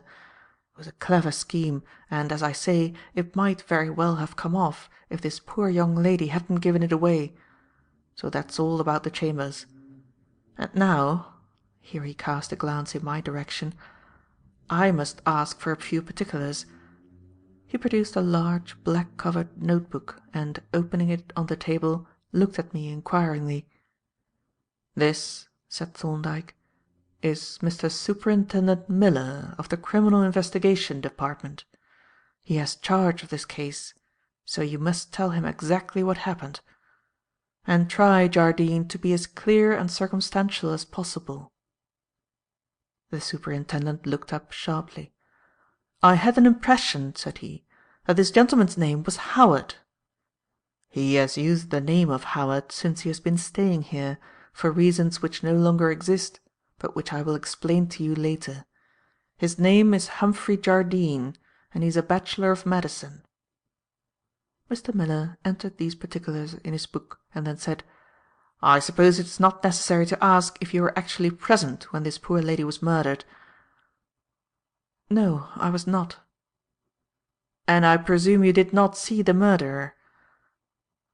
"I saw a man, whom I believe to have been the murderer, come out of our entry and walk quickly towards the Tudor Street gate.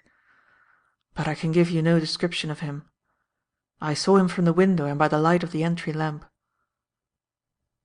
The Superintendent wrote down my answer and reflected for a few moments. "Perhaps," said he, "you had better just give us an account of what happened, and we can ask you any questions afterwards. It's very painful for you, I know, but it has to be, as you will understand." It was more than painful. It was harrowing to reconstitute that hideous tragedy step by step, with the knowledge that the poor murdered corpse was still warm. But it had to be, and I did it, haltingly indeed, and with many a pause to command my voice. But, in the end, I gave the Superintendent a full description of the actual occurrences, though I withheld any reference to those words that my poor dead friend had spoken for my ear alone.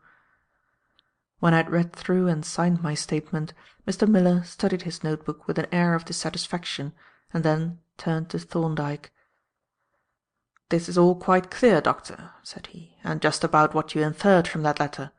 But it doesn't help us much. The question is, who is this man? I have an inkling that you know, Doctor." "I have a very strong suspicion as to who he is," replied Thorndyke. "That will do for me," said Miller. "Your strong suspicion is equal to another man's certainty. Do you know his name, sir?" "He has recently passed under the name of Samway," replied Thorndyke. "What his real name is, I think I shall be able to tell you later. Meanwhile, I can give you such particulars as are necessary for making an arrest." The Superintendent looked narrowly at Thorndyke as the latter pressed the button of the electric bell.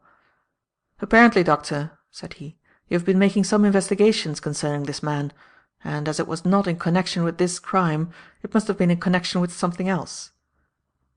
"Yes," replied Thorndyke, "you are quite right, Miller, and it will be a matter of the deepest regret to me to my dying day that circumstances have hindered those investigations as they have. The delay has cost this poor woman her life.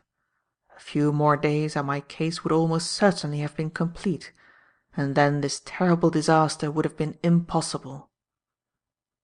As Thorndyke finished speaking, the door opened quietly, and Polton entered, with a small, neatly made parcel in his hand. "Ah," said Thorndyke, "you guessed what I wanted, and guessed right, as you always do, Polton. How many are there in that parcel?" "3 dozen, sir," replied Polton. "That ought to be enough for the moment. Hand them to the Superintendent, Polton. If you want any more, Miller, we can let you have a further supply, and I am having a half-tone block made which will be ready to-morrow morning." "Are these portraits of the man you suspect?" asked Miller. No, I haven't his portrait, unfortunately, but on each card is a photograph of 3 of his finger prints, which are all I have been able to collect, and on the back is a description which will enable you easily to identify him. You can post them off to the various seaports and telegraph the description in advance, and I would recommend you specially to keep a watch on Dover and Folkestone, as I know that he has been in the habit of using that route." "Speaking of finger prints," said Miller, "have you tried that letter for them?" "Yes," replied Thorndyke. "I powdered it very carefully, but there is not a single trace of a finger print. He must have realized the risk he was taking, and worn gloves when he wrote it." The superintendent pocketed the parcel with a thoughtful air, and, after a few moments' cogitation, turned once more to Thorndyke. "You've supplied me with the means of arresting the man, Doctor," said he, "but that's all. Supposing I find him and detain him in custody, what then? I don't know that he murdered this poor woman. Do you? Dr. Jardine can't identify him, and apparently no one else saw him. I've no doubt that you have substantial grounds for suspecting him, but I should like to know what they are." Thorndyke reflected for a moment or two before replying. "You are quite right, Miller," he said at length. "You ought to have enough information to establish a prima facie case, but I think that on this occasion I can say no more than that, if you produce the man, you can rely upon me to furnish enough evidence to secure a conviction. Will that do?" "It will do from you, sir," replied Miller, rising and buttoning his overcoat. "I will get this description circulated at once. Oh, there was one more matter. The name of the deceased lady was Samway, the same as that of the suspected murderer. What was the relationship?" "She passed as, and presumably was, his wife." "Ah," said Miller, "I see. That was how she knew. Well, well, she was a brave woman to take the risk that she did, and she deserved something very different from what she got. But we are taught that there is a place where people who suffer injustice and misfortune in this world get it made up to them. I hope it's true, for her sake. And for his," he added abruptly, with a sudden change of tone. "Naturally you do," said Thorndyke. "But, meanwhile, our business is with this world. Spread your net close and wide, Miller. I shall never forgive you if you let this villain slip. It is our sacred duty to purge the world of his presence. You do your part, Miller, and be confident that I will do mine." "You can depend on me to do my best, sir," said Miller, "though I am working rather in the dark. I suppose you couldn't give me any sort of hint as to what you've got up your sleeve. You've no doubt, for instance, that it was really the man Samway who committed this murder?" Thorndyke, according to his usual habit, considered the superintendent's question for a while before answering. At length he replied: "I don't know why I shouldn't take you into my confidence to some extent, Miller, knowing you as I do, but you will remember that this is a confidence. The fact is that I am proposing to proceed against this man on an entirely different charge, but I am not quite ready to lay in information, and I want you to secure his person on the charge of murdering his wife while I complete the other case." "Is that another case of murder?" asked Miller. "Yes. The facts are briefly these. A certain Septimus Maddock, who was living with the Samways, died some time ago under what seemed to me very suspicious circumstances. He was nursed by Samway and his wife, and by no one else. The cause of death given on the certificate was, in my opinion, not the true one, and I am proceeding to verify my theory as to what was the real cause of death." "I see," said Miller. "You are applying for an exhumation of the body?" "Well, hardly an exhumation. The man Maddock was cremated." "Cremated!" exclaimed Miller. "Then we're done. There isn't any body to exhume." "No," agreed Thorndyke. "There is no body, but there are the ashes." "But surely," said Miller, "you can't get any information out of a few handfuls of bone ash." "That remains to be proved," replied Thorndyke. "I've applied for an authority to make an exhaustive examination of those ashes, and, if my opinion as to the cause of death is correct, I shall be able to demonstrate its correctness, and that will involve a charge of murder against this man Samway. It will also support a charge against him of attempt to murder Dr. Jardine, and furnish strong evidence connecting him with the horrible crime that has just been committed. So you see, Miller, that the important thing is to get possession of him before he has time to escape from this country, and hold him in custody, if necessary, while the evidence against him is being examined and completed. And I must impress on you that no time ought to be lost in getting the description circulated." "No, that's true," said Miller. "I'll go and telegraph it off at once, and I'll send 1 or 2 of our best men to watch the likely seaports." He shook hands with us all round, and, when we had all most fervently wished him success, he took his departure. As soon as he was gone, Jervis turned to his senior, and, looking at him with a sort of puzzled curiosity, exclaimed, "You're a most astounding person, Thorndyke. You really are. I thought I had begun to see daylight in that Maddock case, and now I find that I was all abroad. And I can't, for the life of me, conceive what in the world you expect to discover by examining a few pounds of calcined phosphates. Suppose Maddock was poisoned, what evidence will be obtainable from the ashes?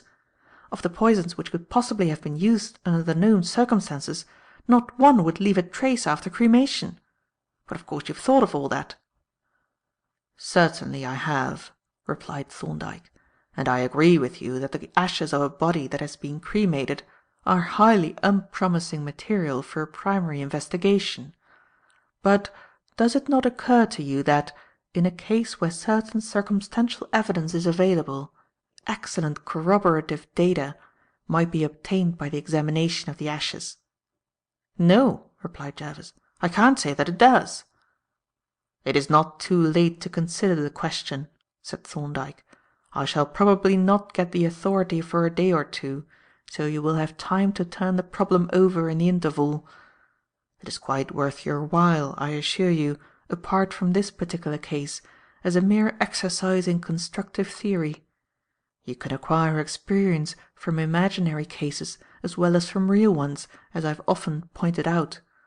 In fact, much of my own experience has been gained in this way.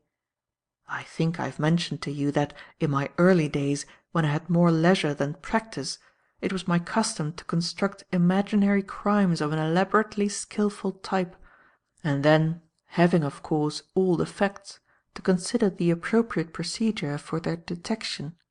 It was a most valuable exercise, for I was thus able to furnish myself with an abundance of problems of a kind that, in actual practice, are met with only at long intervals of years. And since then a quite considerable number of my imaginary cases have presented themselves in a more or less modified form for solution in the course of practice, and have come to me with the familiarity of problems that have already been considered and solved. That is what you should do, Jervis. Try the synthetic method, and then consider what analytical procedure would be appropriate to your result." "I have," Jervis replied gloomily. "I've worked at this confounded case until I feel like a rat that has been trying to gnaw through a plate-glass window. Still, I'll have another try.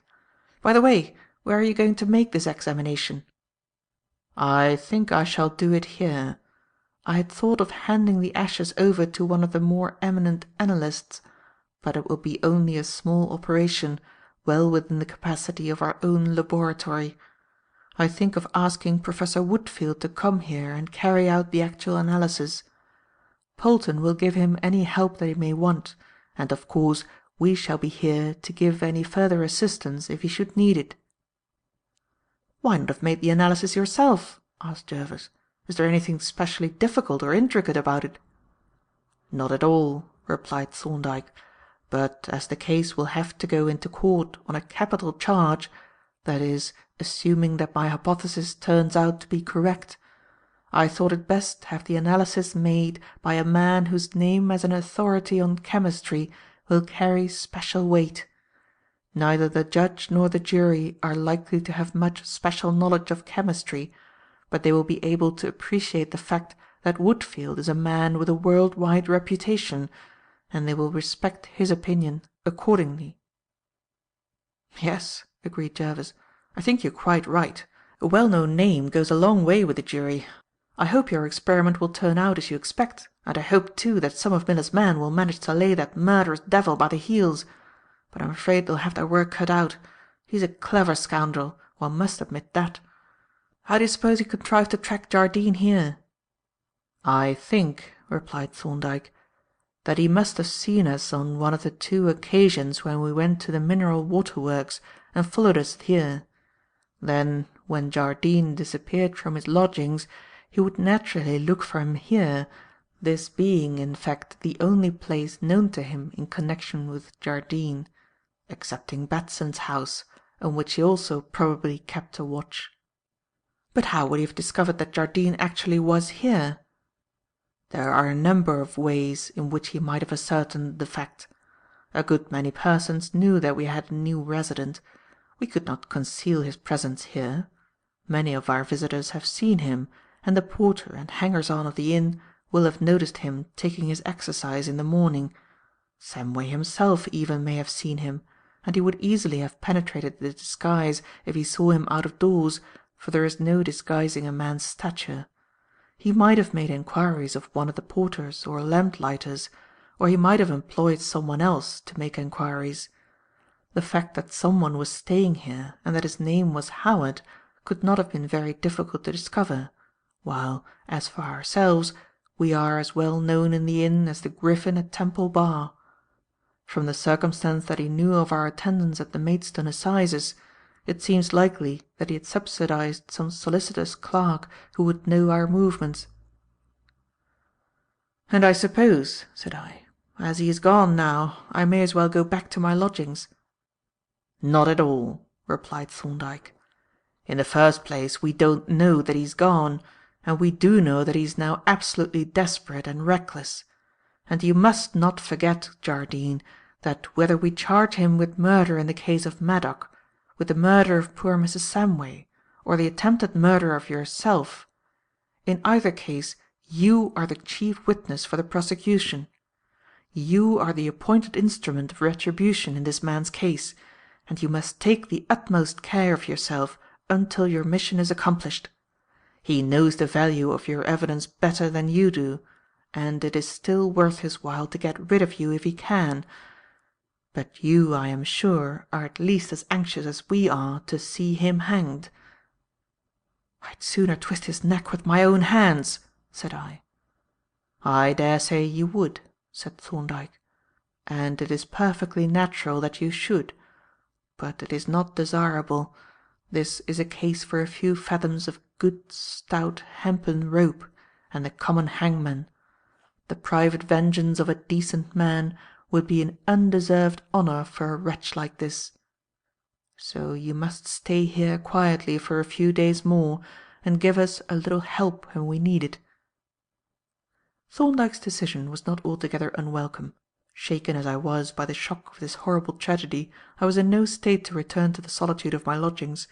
The quiet and tactful sympathy of my 2 friends, or I should rather say 3, for Polton was as kind and gentle as a woman, was infinitely comforting, and their sober cheerfulness and the interest of their talk prevented me from brooding morbidly over the catastrophe of which I had been the involuntary cause; and, dreadful as the associations of the place were, I could not but feel that those of my older resorts would be equally painful. For me, at present, the Heath would be haunted by the figure of poor Letitia walking at my side, telling me her pitiful tale, and so pathetically craving my sympathy and friendship.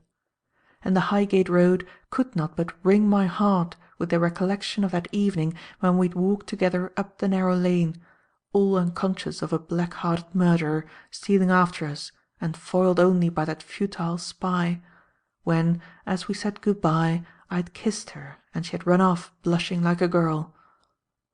Moreover, if Thorndyke's chambers were fraught with terrible and gloomy associations, they were also pervaded by an atmosphere of resolute, relentless preparation which was itself a relief to me. for, as the first shock of horrified grief passed, it left me possessed by a fury of hatred for the murderer, and consumed by an inextinguishable craving for vengeance. Nor by the time of suspense so long as we had anticipated, as the very next morning a letter arrived from the Home Office containing the necessary authority to make the proposed examination, and informing Thorndyke that on the following day the police would take possession of the ashes, which would be delivered to him by an officer who would remain to witness the examination and to resume possession of the remains when it was concluded. I saw very little more of Thorndyke that day, but gathered that he was busy making the final arrangements for the important work of the morrow, and clearing off various tasks so as to leave himself in from engagements. Nor did I enjoy much of Jervis's society, for he, too, was anxious to have the day free for the crucial experiment, which was, we hoped, to solve the mystery of Septimus Maddock's death, and explain the villain Samway's strange vindictiveness towards me.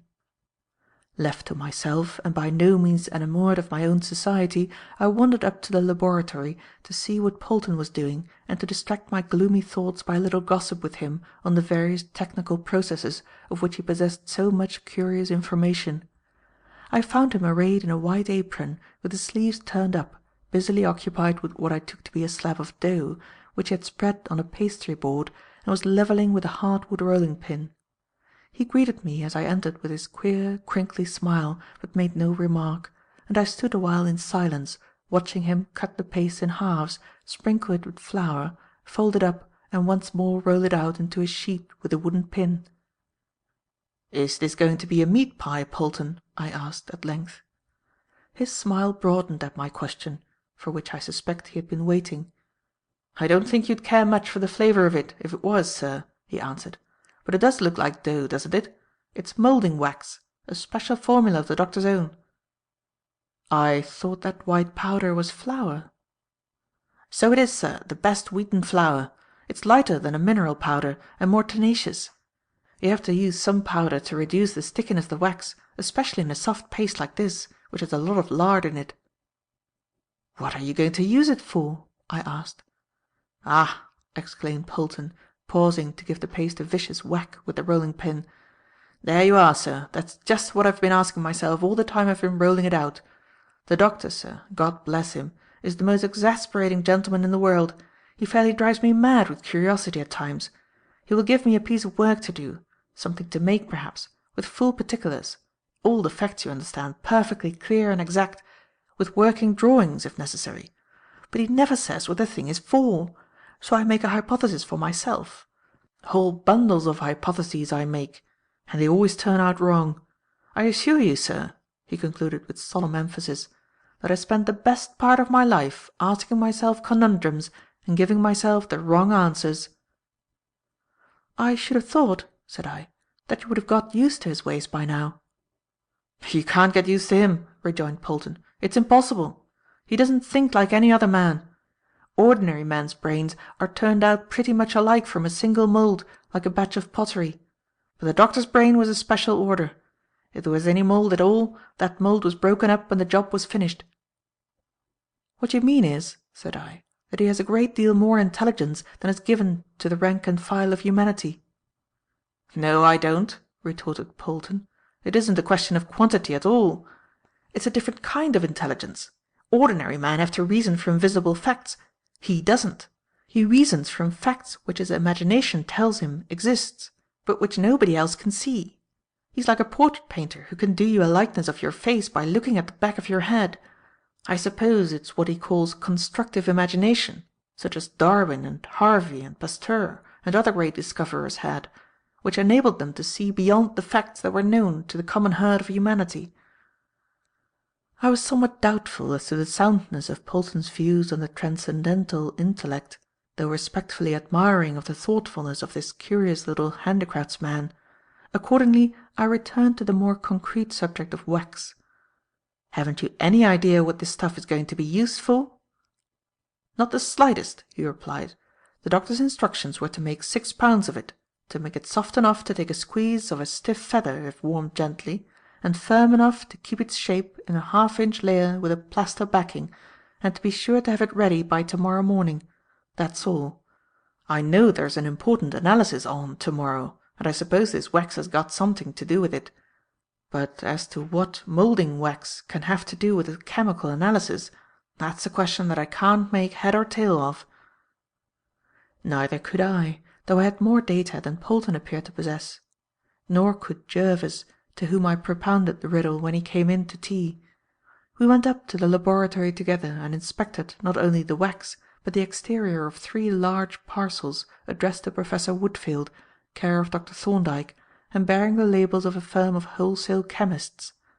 But neither of us could suggest any solution of the mystery, and the only result of our visit to the laboratory was that Polton was somewhat scandalized by the conduct of his junior employer, who consoled himself for his failure by executing with the wax a life-sized and highly grotesque portrait of Father Humperdinck.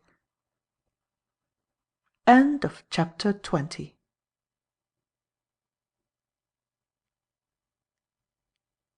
Chapter 21. The Final Problem. At exactly 11:30 in the following forenoon, Professor Woodfield arrived, bearing a massive cowhide bag which he deposited on a chair as a preliminary to taking off his hat and wiping his forehead. He was a big, burly, heavy-browed man, sparing of speech and rather gruff in manner. "Stuff arrived yet?" he asked when he had brought his forehead to a satisfactory polish. "I think it came yesterday morning," replied Thorndyke. "The deuce it did!" exclaimed Woodfield. "Yes. Draper's. 3 parcels from Townley and—" "Oh, you're talking of the chemicals. I meant the other stuff." "No. The officer hasn't arrived yet, but I expect he will be here in a few minutes. Superintendent Miller is a scrupulously punctual man." The Professor strode over to the window and glared out in the direction of Crown Office Row. "That man of yours got everything ready?" he asked. "Yes," answered Thorndyke, "and I've looked over the laboratory myself. Everything is ready. You can begin the instant the ashes are delivered to us." Woodfield expressed his satisfaction, or whatever he intended to express, by a grunt, without removing his eyes from the approach to our chambers. "Cab coming," he announced a few moments later. "Man inside with a parcel. That the officer?" Jervis looked out over the Professor's shoulder. "Yes," said he, "that's Miller. And confound it, here's Marchmont with old Humperdinck. Shall we bolt up to the laboratory and send down word that we're all out of town?" "I don't see why we should," said Thorndyke. "Woodfield won't be inconsolable if we have to leave him to work by himself for a while." The Professor confirmed this statement by another grunt, and, shortly afterwards, the clamour of the little brass knocker announced the arrival of the first contingent, which, when I opened the door, was seen to consist of the solicitor and his very reverend client. "My dear Thorndyke," exclaimed Marchmont, shaking our principal's hand, "what a shocking affair this is! This murder, I mean. I read about it in the paper. A dreadful affair." "Yes, indeed," Thorndyke assented. "A most callous and horrible crime." "Terrible, terrible!" said Marchmont. "So unpleasant for you too, and so inconvenient. Actually on your own stairs, I understand. But I hope they'll be able to catch the villain. Have you any idea who he is?" "I have a very strong suspicion," Thorndyke replied. "Ah!" exclaimed Marchmont. "I thought so. The rascal brought his pigs to the wrong market. What? Like doing a burglary at Scotland Yard. He couldn't have known who lived here. Hallo! Why, here's Mr. Miller. How d'ye do, Superintendent?" The officer, for whom I had left the door ajar, entered in his usual brisk fashion, and, having bestowed a comprehensive salutation on the assembled company, deposited on the table an apparently weighty parcel, securely wrapped and decorated with a label bearing the inscription, "This side up." "There, sir," said he, "there's your box of mystery, and I don't mind telling you that I'm on tenterhooks of curiosity to see what you're going to make of it." "Professor Woodfield is the presiding magician," said Thorndyke, "so we will hand it over to him. I suppose the casket is sealed?" Yes, it was sealed in my presence, and I've got to be present when the seals are broken." "We'll break the seals up in the laboratory," said Woodfield, "but we may as well undo the parcel here." He produced a solid-looking pocket-knife, fitted with a practicable corkscrew, and having cut the string, stripped off the wrappings of the parcel. "God bless my soul!" exclaimed Marchmont, as the last wrapping was removed. "Why, it's a cremation urn! What in the name of fortune are you going to do?" Miller tapped the lid of the urn with a dramatic gesture. "Dr. Thorndyke," said he, "is going, I hope, to extract from the ashes in this casket an instrument of vengeance on the murderer of Mrs. Samway." "Ach!" exclaimed Father Humperdinck, "do not speak of vengeance in the presence of these poor remains of a fellow creature. Justice, if you like, but not vengeance. Vengeance is mine, says the Lord." Yes," agreed Miller. "That's perfectly true, sir, and we quite understand your point of view. Still, we've got our job to do, you know." "But," said Marchmont, "I don't understand. What is the connection? These appear to be the remains of Septimus Maddock, whoever he may have been, and he seems to have died last November. What has he to do with the murder of this poor woman Samway?" "The connection is this," replied Thorndyke. "The man who murdered Mrs. Samway murdered the man whose ashes are in this urn. That is my proposition, and I hope, with the skilful aid of my friend Professor Woodfield, to prove it." "Well," said Marchmont, "it is a remarkable proposition, and the proof will be still more remarkable. I certainly thought that a body that had been cremated was beyond the reach of any possible inquiry." "I am afraid that is so, as a rule," Thorndyke admitted, "but I hope to find an exception in this case. Shall we go upstairs and commence the examination?" Woodfield having agreed with gruff emphasis, Miller picked up the casket, and we all proceeded to the laboratory, where Polton, like a presiding analytical demon, was discovered amidst his beloved apparatus. The casket was placed on a table, the seals broken, and the cover removed by Woodfield, whereupon we all, with one accord, craned forward to peer in at what looked like a mass of fragments of snowy madrepore coral. "Ach!" exclaimed Father Humperdinck, "but it is a solemn thought that these poor ashes was once a living man just like ourselves." "Yes," said Marchmont, "it is, and I suppose we shall all be pretty much alike by the time we reach this stage. Cremation is a leveller, with a vengeance. Still, I will say this much, these remains are perfectly unobjectionable in every way. In fact, they are almost agreeable in appearance, whereas an ordinary disinterment after this lapse of time would have been a most horrid business." "Yes, indeed," agreed Thorndyke. "I have had to make a good many examinations of exhumed bodies, and, as you say, they were very different from this. If I were not a practitioner of legal medicine, in which exhumation often furnishes crucial evidence, I should say that this cleanly and decent method of disposing of the dead was incomparably superior to any other. Unfortunately, it has serious medico-legal drawbacks. I think, Woodfield, that we will turn the ashes out on that sheet of paper on the bench, and then, with your permission, I will pick out the recognizable fragments and examine them while you are working on the small, powdery portions." He took up the urn, which was an oblong terracotta vessel some 14 inches in length, and very carefully inverted it over the large sheet of clean white paper. Then, from the dazzling, snowy heap, he picked out daintily the larger fragments, handling them with the utmost tenderness, for of course they were excessively fragile, and finally transferring them one by one to another sheet of paper at the other end of the bench. The appearance of the remains was not quite as I had expected. Among the powdery debris was a quite considerable number of larger fragments, most of which were easily recognizable by the anatomical eye, while some of the larger long bones almost gave the impression of having been broken to enable them to be placed in the urn, and suggested that a partial reconstitution, for the purpose of determining the stature or other peculiarities of the skeleton was by no means as impossible as I had supposed.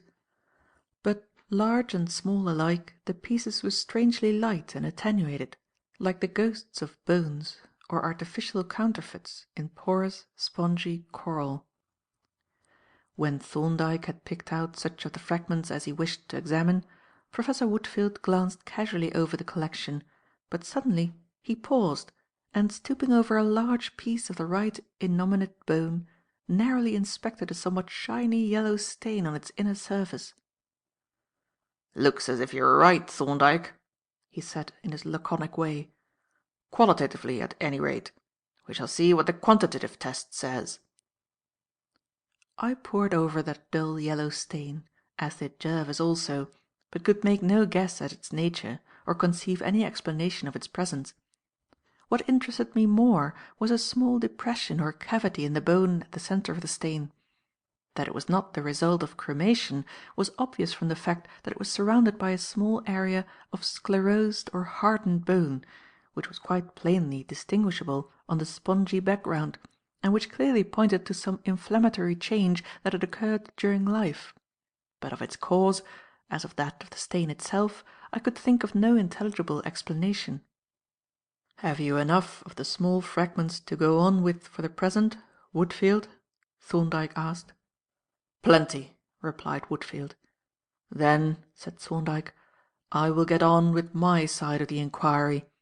I shall want the whole plate camera first, Polton." While his assistant was preparing the camera, he laid several of the fragments on a baize-covered board and secured them in position by threads attached to wooden-headed pins like diminutive bradawls. When the fragments were fixed immovably, he placed the board in a vertical position on a stand in a good light, by which time Polton was ready to make the exposure. Meanwhile, Professor Woodfield was proceeding, under the horrified supervision of Father Humperdinck, with his part of the investigation. He was a matter-of-fact man, a chemist to the backbone, and to him it was evident that the late Septimus Maddock was simply so many pounds of animal phosphates. Quite composedly he shovelled up a scoopful of the ashes, which he emptied into the pan of a spring balance, and, having weighed out 1 1/4 pounds, shot the contents of the pan into a large mortar and forthwith began to grind the fragments to a fine powder, humming a cheerful stave to the ring of the pestle.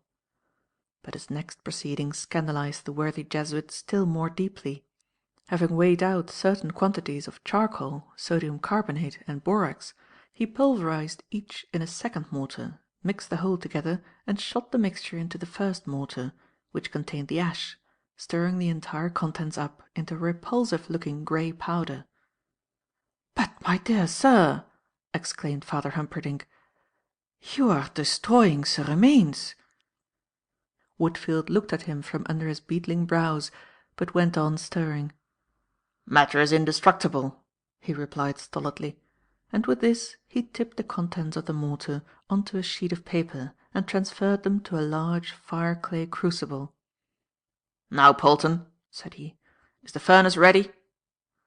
Polton disengaged himself for a moment from the camera and took up a position by the side of the big fire-clay drum with his hand on the gas-cock. Then Woodfield, having dropped 3 or 4 large iron nails into the crucible, carried the latter over to the furnace and lowered it into the central cavity. The cock was turned on by Polton and a match applied, whereupon a great purplish flame shot up with a roar from the mouth of the furnace, and even when this had been confined by the dropping on of the massive cover, the iron-cased cylinder continued to emit a muffled, sullen growl. While the crucible was heating, I transferred my attention to Thorndyke. The photographic operations were now concluded, and the moulding wax had just been produced from a warmed incubator. Polton's curiosity, and mine, was about to be satisfied. Thorndyke began by laying a thick slab of the warm and pliable wax on the middle of a smooth plate of varnished plaster, at each corner of which was a small hemispherical pit, and dusting powdered French chalk sparingly over the level surface of the wax. Then he took the large fragment of bone, which bore the mysterious yellow stain, and laid it on the wax with the stained side uppermost, pressing it very gently until it gradually sank into the soft pasty mass. Next he took a somewhat smaller slab of wax and, having dusted its surface with French chalk, laid it on the fragment of bone, pressing it on gently but firmly, especially in the neighbourhood of the stain. Having squeezed some irregular shaped lumps of wax on the back of the top slab, he fastened a strip of india-rubber round the edge of the plaster plate, so that it formed an upright rim, and turned to Polton. "Now mix a bowl of plaster, and mix it extra stiff, so that it will set quickly and hard." With a soft brush he painted a thin coat of oil on the exposed portion of the plaster plate, up to the edges of the wax, and including the little circular hollows. By the time he had done this, Polton reappeared from the workshop with a basin of liquid plaster, which he was beating up with a spoon as if preparing a custard or batter pudding. As soon as the plaster began to thicken, he poured it on the wax and the oiled slab until it formed a level mass, nearly flush with the top of the india-rubber rim. In a surprisingly short time the smooth, creamy liquid solidified into a substance having the appearance of icing sugar, and when Polton had stripped away the india-rubber rim, exposing the edge of the new plaster slab, this part of the process was finished. "We will put this mould aside for the plaster to harden while we make the other mould," said Thorndyke. "Aren't you going to make moulds of all the fragments?" asked Jervis. "No," Thorndyke answered. "The photographs of the rest will be sufficient, and I don't think we shall want even those. In fact, what I am doing now is merely by way of extra precaution. We are obliged to destroy the fragments in order to make the analysis, so I am just putting their appearance on record. You never know what an ingenious defending counsel may spring on you." As Polton produced a second plate of varnished plaster, and Thorndyke began to prepare the wax for the next mould, I turned my attention once more to Professor Woodfield. He had now deserted the mortar, in which he had been preparing a further supply of the stuff, and taken up a position by the furnace, with a long pair of crucible tongs in his hand. On the bench, hard by, was an iron plate, and on this an oblong block of iron in which were 6 conical hollows. Presently Woodfield glanced at his watch, turned off the gas-cock, removed the cover of the furnace with his tongs, and, reaching down into the glowing interior, lifted out the nearly white-hot crucible. Instantly Marchmont, Humperdinck and Jervis gathered round to watch, and even Thorndyke left his mould to come and see the result of the first trial. Having stood the crucible on the iron plate while he picked out the large nails one by one, Woodfield lifted it and steadily poured its molten contents into the first hollow in the iron block, which they soon filled, and overflowing ran along the iron plate in glowing streams that soon grew dull from contact with the cold surface. I noticed that, as the crucible was slowly tilted, Thorndyke kept his eyes fixed on its interior, as also did Jervis and Woodfield, and watching closely, I saw, just as the vessel was nearly empty, what looked somewhat like a red-hot oil globule floating in the last of the glowing liquid. This passed out as the crucible was tilted further, and disappeared into the iron mould, when Woodfield, having exchanged a quick, significant glance with Thorndyke, proceeded forthwith, in his matter-of-fact way, to fill up the still red-hot vessel with another pound and a quarter of the late Septimus Maddock. "I suppose," said Marchmont, "it is premature to ask you what is the final object of these very interesting operations?" "It's no use asking me," replied Woodfield, "because I don't know. I am searching for traces of a particular substance, but what may be the significance of its presence, I haven't the slightest idea. You had better ask Dr. Thorndyke, and he won't tell you." "No, I know," said Marchmont. "Thorndyke will never tell you anything until he can tell you everything. By the way, will the remains be completely destroyed, or will it be possible to recover them?" "They are not destroyed at all," replied Woodfield. "They are all in the slag that came out of the crucible. We shall simply put the slag in the urn. There's a little charcoal, soda and borax added, but nothing is taken away." I could see that to the unchemical mind of Father Humperdinck this was far from satisfactory, and I observed him poring with obvious disapproval over the dark-coloured, glassy masses of slag on the iron plate. Ashes to ashes was an intelligible formula, but ashes to slag was quite another matter, for which no provision had been made in any known ritual. After a rather hurried luncheon the wax moulds were carefully opened and the fragments of bone picked out, when it was seen that each fragment had left a perfect impression on the wax surface into which it had been pressed. These hollow impressions were now filled with liquid plaster, and, when the latter had thickened sufficiently, the two halves of each mould were quickly fitted together and kept in close contact by a weight. During the interval which was necessary to allow of the plaster setting quite firmly, I had leisure to note that Professor Woodfield had filled two more of the cavities in the iron mould. Now that the furnace was thoroughly hot, he was able to work rather more quickly, and he had economized time by leaving a crucible to heat while we were at lunch. He was preparing to take the fourth charge from the furnace when I observed Polton removing the weight from one of the moulds and hurriedly transferred my patronage to his part of the entertainment. The mould on which he was operating was the one bearing the impressions of the stained fragment of the innominate bone, and when he separated the two halves and exposed the newly made cast inside, one might have thought that the actual bone had been left in, so perfectly did the snowy plaster cast reproduce the dazzlingly white calcined bone. But naturally the stain did not appear in the cast, a defect which Thorndyke proceeded at once to remedy by making a tracing of the exact position and extent of the coloured patch and transferring it to the cast. Then, and not till then, Thorndyke regretfully handed the original fragment to Professor Woodfield, who impassively dropped it into the mortar and pounded it into a mere characterless powder. After the opening of the second mould and the removal of the casts, the interest of the investigation lapsed for a time.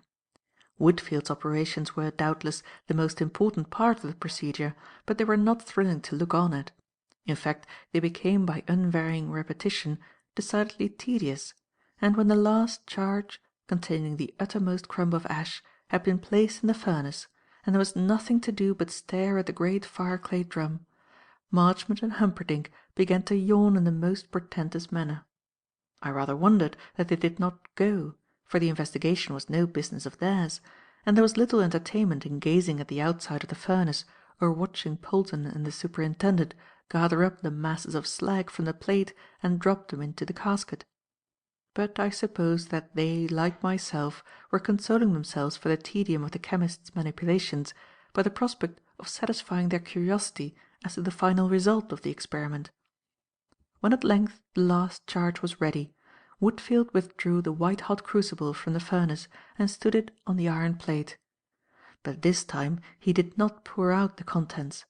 Instead, he tilted the iron mould, and, picking out the conical masses of slag that it contained, one by one, lowered them with his tongs into the hot crucible.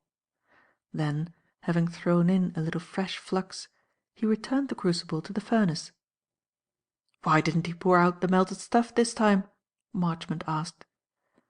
"Because," Thorndyke replied, "I want, for certain reasons, to have the total result of the analysis in a single mass. Each of those little cones of slag contains the result from a sixth part of the ash. The crucible now contains the matter extracted from the whole of the ashes. For my purposes this is more suitable, as you will see in a few minutes, for we shall not have to leave the crucible in the furnace so long this time." "I'm glad of that," said Marchmont, "though this has been a most interesting, and I may say fascinating experience. I am delighted to have had an opportunity of witnessing these most instructive and The rest of the sentence was rendered somewhat obscure by a colossal yawn, but very soon the interest of the proceedings was revived by Woodfield, who approached the furnace with a determined air and removed its cover with somewhat of a flourish. "Now we shall see, Thorndyke," said he, turning off the gas and reaching down into the glowing cavity with his tongs.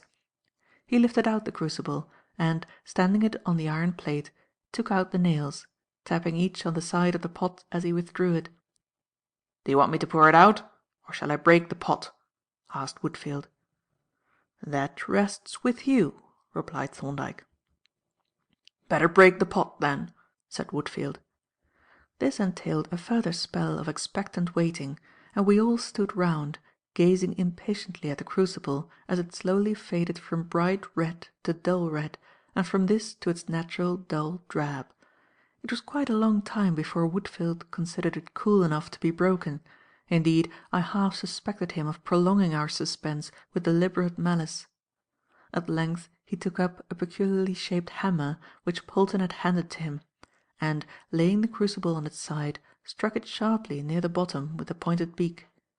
Then he turned the pot over and struck a similar blow on the opposite side, upon which the bottom of the crucible broke off cleanly, exposing the mass of dark, glassy slag, and, embedded in it, a bright button of metal. "What metal is that?" Jervis demanded eagerly. The Professor struck the button smartly with the hammer, whereupon it detached itself from the slag and rolled on to the plate. "Lead," said he. "I don't vouch for its purity, but it's undoubtedly lead." Jervis turned to Thorndyke with a puzzled look. "You can't be suggesting," said he, "that this was a case of acute lead poisoning. The circumstances didn't admit of it. And besides, the quantity of lead is impossibly large."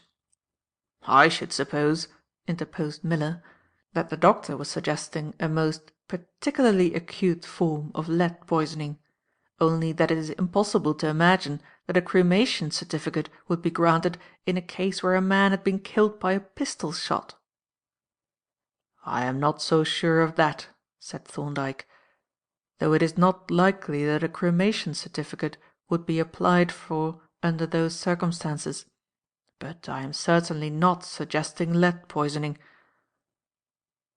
"What do you say is the weight of this button, Thorndyke?" the Professor asked.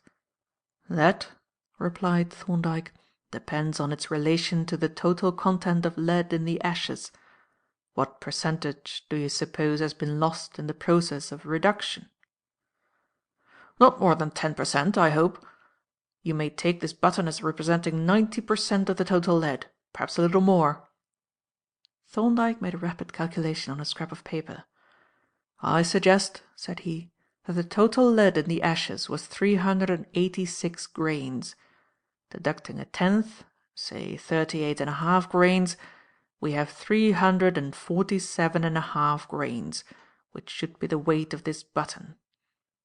Woodfield picked up the button and, striding over to the glass case which contained the chemical balance, slid up the front and, placing the button in one pan, put the weight corresponding to Thorndyke's estimate in the other. On turning the handle that released the balance, it was seen that the button was appreciably heavier than Thorndyke had stated, and Woodfield adjusted the weights with a small pair of forceps until the index stood in the middle of the graduated arc. "The weight is 349½ grains," said Woodfield. "That means that my assay was rather better than I thought. You were quite right, Thorndyke, as you generally are. I wonder what the object was that weighed 386 grains. Are you going to tell us?" Thorndyke felt in his waistcoat pocket. "It was an object," said he, "very similar to this." As he spoke he produced a rather large, dark-coloured bullet, which he handed to Woodfield, who immediately placed it in the pan of the balance and tested its weight. "Just a fraction short of 387 grains," said he. The superintendent peered curiously into the balance case, and, taking the bullet out of the pan, turned it over in his fingers. "That's not a modern bullet," said he. "They don't make 'em that size now, and they don't generally make 'em of pure lead." "No," Thorndyke agreed, "they don't. This is an old French bullet. A chassepot of about 1870." "A chassepot!" exclaimed Humperdinck, with suddenly awakened interest. "Yes," said Thorndyke, "and this button," he picked it up from the floor of the balance case as he spoke, "was once a chassepot bullet too. This, Father Humperdinck," he added, holding out the little mass of metal towards the Jesuit, "was the bullet which struck your friend Vitalis Reinhardt near Saarbrück more than 30 years ago." The priest was thunderstruck. For some seconds he gazed from Thorndyke's face to the button of lead, with his mouth agape and an expression of utter stupefaction. "But," he exclaimed at length, "it is impossible! How can it be in the ashes of a stranger?" "I take it," said Marchmont, "that Dr. Thorndyke is suggesting that this was the body of Vitalis Reinhardt." "Undoubtedly I am," said Thorndyke. "It sounds a rather bold supposition," Marchmont observed, a little dubiously. "Isn't it basing a somewhat startling conclusion upon rather slender data? The presence of the lead is a striking fact, but still, taken alone—" "But it isn't taken alone," Thorndyke interrupted. "It is the final link in a long chain of evidence. You will hear that evidence later, but, as it happens, I can prove the identity of these remains from facts elicited by the examination that we have just made. Let me put the argument briefly. First, I will draw your attention to these plaster casts which you have seen me make from the original bones. Take, to begin with, these small fragments. Dr. Jervis will tell you what bones they are." He handed the small casts to Jervis, who looked them over, not for the first time, and passed them to me. "I say that they represent 2 complete fingers in the first or proximal joint of a right thumb. What do you say, Jardine?" "That is what I had already made them out to be," I replied. "Very well," said Thorndyke. "That gives us an important initial fact. These remains contain 2 complete fingers and the first joint of a thumb. But these remains profess to be those of a man named Septimus Maddock. Now this man is known to have had deformed hands of the kind described as brachydactylous. In such hands all the fingers are incomplete. They have only 2 joints instead of the normal 3, and the first or proximal joint of the thumb is absent. Obviously, then, these remains cannot be those of Septimus Maddock, as alleged. But if not Maddock's remains, whose are they? From certain facts known to me, I had assumed them to be those of Vitalis Reinhardt. Let us see what support that assumption has received. Reinhardt is known to have been wounded in the right hip by a chassepot bullet, and the bullet was never extracted. Now I find among these remains a considerable portion of the right hip bone. In that bone is a mark which plainly shows that it has been perforated, and the perforation repaired, and there is a cavity in which a foreign body of about the size of a chassepot bullet has been partly embedded. The chemical composition of that foreign body is plainly indicated by a stain which surrounds the cavity, which stain is evidently due to oxide of lead. Clearly the foreign body was composed of lead, which will have melted in the cremation furnace and run away, but left a small portion in the cavity, which small portion, becoming oxidized, the oxide will have liquefied and become soaked up by the absorbent bone ash, thus producing the stain. Finally, we find by assay that this foreign body actually was composed of lead, and that its weight was, within a negligible amount of error, 386 grains, which is the weight of a chassepot bullet. I say that the evidence, from the ashes alone, is conclusive. But this is only corroborative of conclusions that I had already formed on a quite considerable body of evidence. Are you satisfied, Marchmont? I mean, of course, only in respect of a prima facie case." "Perfectly satisfied," replied Marchmont. "And now I understand why you insisted on my being present at this investigation and bringing Father Humperdinck, which, I must admit, has been puzzling me the whole day. By the way, I rather infer from what you said that there has been foul play. Is that so?" "I think," replied Thorndyke, "there can hardly be a doubt that Reinhardt was murdered by Septimus Maddock." Father Humperdinck's face suddenly turned purple. "And his man Maddock!" he exclaimed fiercely. "This murderer of my poor friend Vitalis. Where is he?" "He is being sought by the police at this moment," replied Thorndyke. "He must be caught!" Father Humperdinck shouted in a furious voice. "And when he is caught, he must be punished as he deserves. I shall not one moment rest until he is hanged as high as Haman." Here I caught a quick glance from Marchmont's eyes, and seemed to hear a faint murmur which framed the words, "Vengeance is mine." "But," the Jesuit continued, after a momentary pause, in the same loud, angry tone, "this villain has a double crime committed. He has murdered a good, a generous, a pious man, and he has robbed the poor, the suffering, and the unfortunate." "How has he done that?" asked Marchmont. "By murdering the benefactor of our society," was the answer. "Yes, to be sure," agreed the solicitor. "I hadn't thought of that.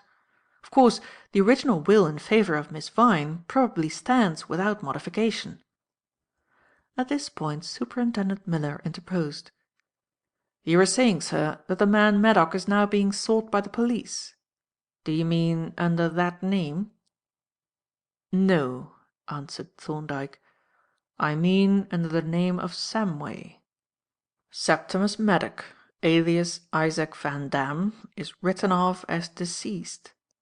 But Samway, alias Maddock, alias Burton of Bruges, alias Gill, is his reincarnation, and, as such, I commend him to your attention. And I hope, Miller, you will be able to produce him shortly in the flesh. The evidence, as you see, is now ready, and all that is lacking is the prisoner." "He shan't be lacking long, sir, if any efforts of mine can bring him to light. I see a case here that will pay for all the work that we can put into it. And now, with your permission, Doctor, I will take possession of this urn and get off, to see that everything necessary is being done." The Superintendent, as so often happens with departing guests, infected our other two visitors with a sudden desire to be gone. Father Humperdinck, especially, seemed unwilling to lose sight of the police officer, who was correspondingly anxious to escape, and, having wished us a very hasty adieu, hurried down the stairs in his wake, followed, at a greater interval, by his legal adviser. Chapter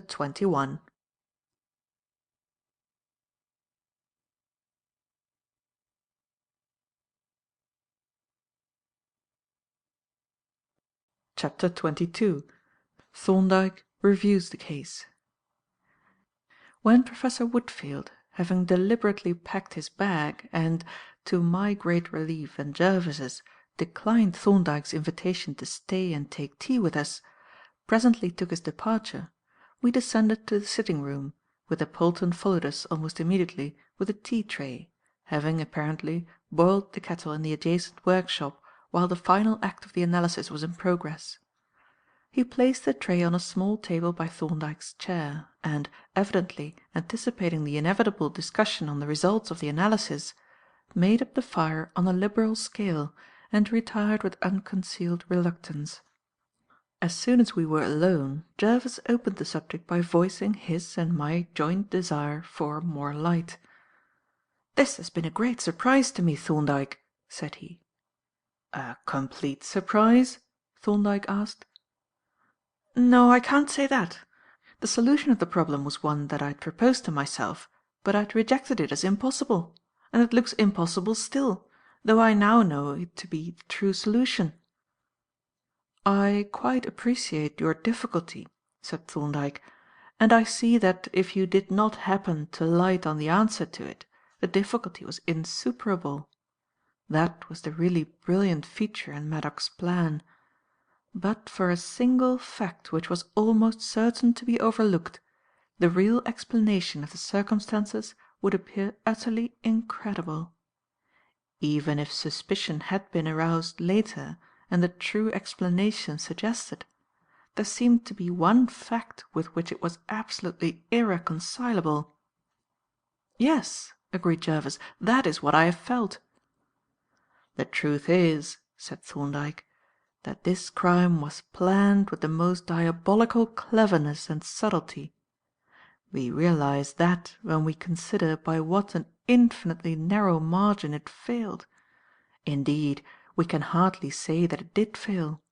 As far as we can see, it succeeded completely, and if the criminal could only have accepted its success, there seems to be no reason why any discovery should ever have taken place. Looking back on the case, we see that our experience has been the same as O'Donnell's.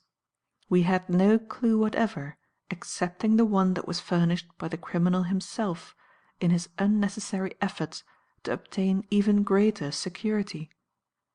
Suppose Maddock, having carried out his plan successfully, had been content to leave it at that, who would have known, or even suspected, that a crime had been committed? Not a soul, I believe. But instead of that, he must needs do what the criminal almost invariably does. He must tinker at the crime when all is going well, and surround himself by a number of needless safeguards by which, in the end, attention is attracted to his doings. He knows, or believes he knows, that Jardine has in his possession certain knowledge of a highly dangerous character. He does not ask himself whether Jardine is aware that he possesses such knowledge, but, appraising that knowledge at what he himself knows to be its value, he decides to get rid of Jardine as the one element of danger.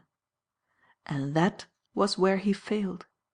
If he had left Jardine alone, the whole affair would have passed off as perfectly normal, and its details would soon have been lost sight of and forgotten.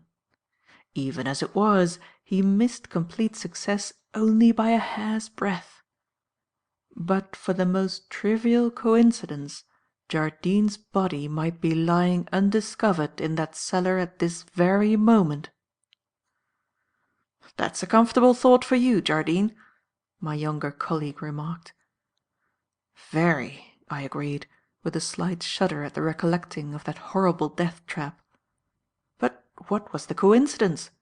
I never understood how you came to be in that most unlikely place at that very opportune moment."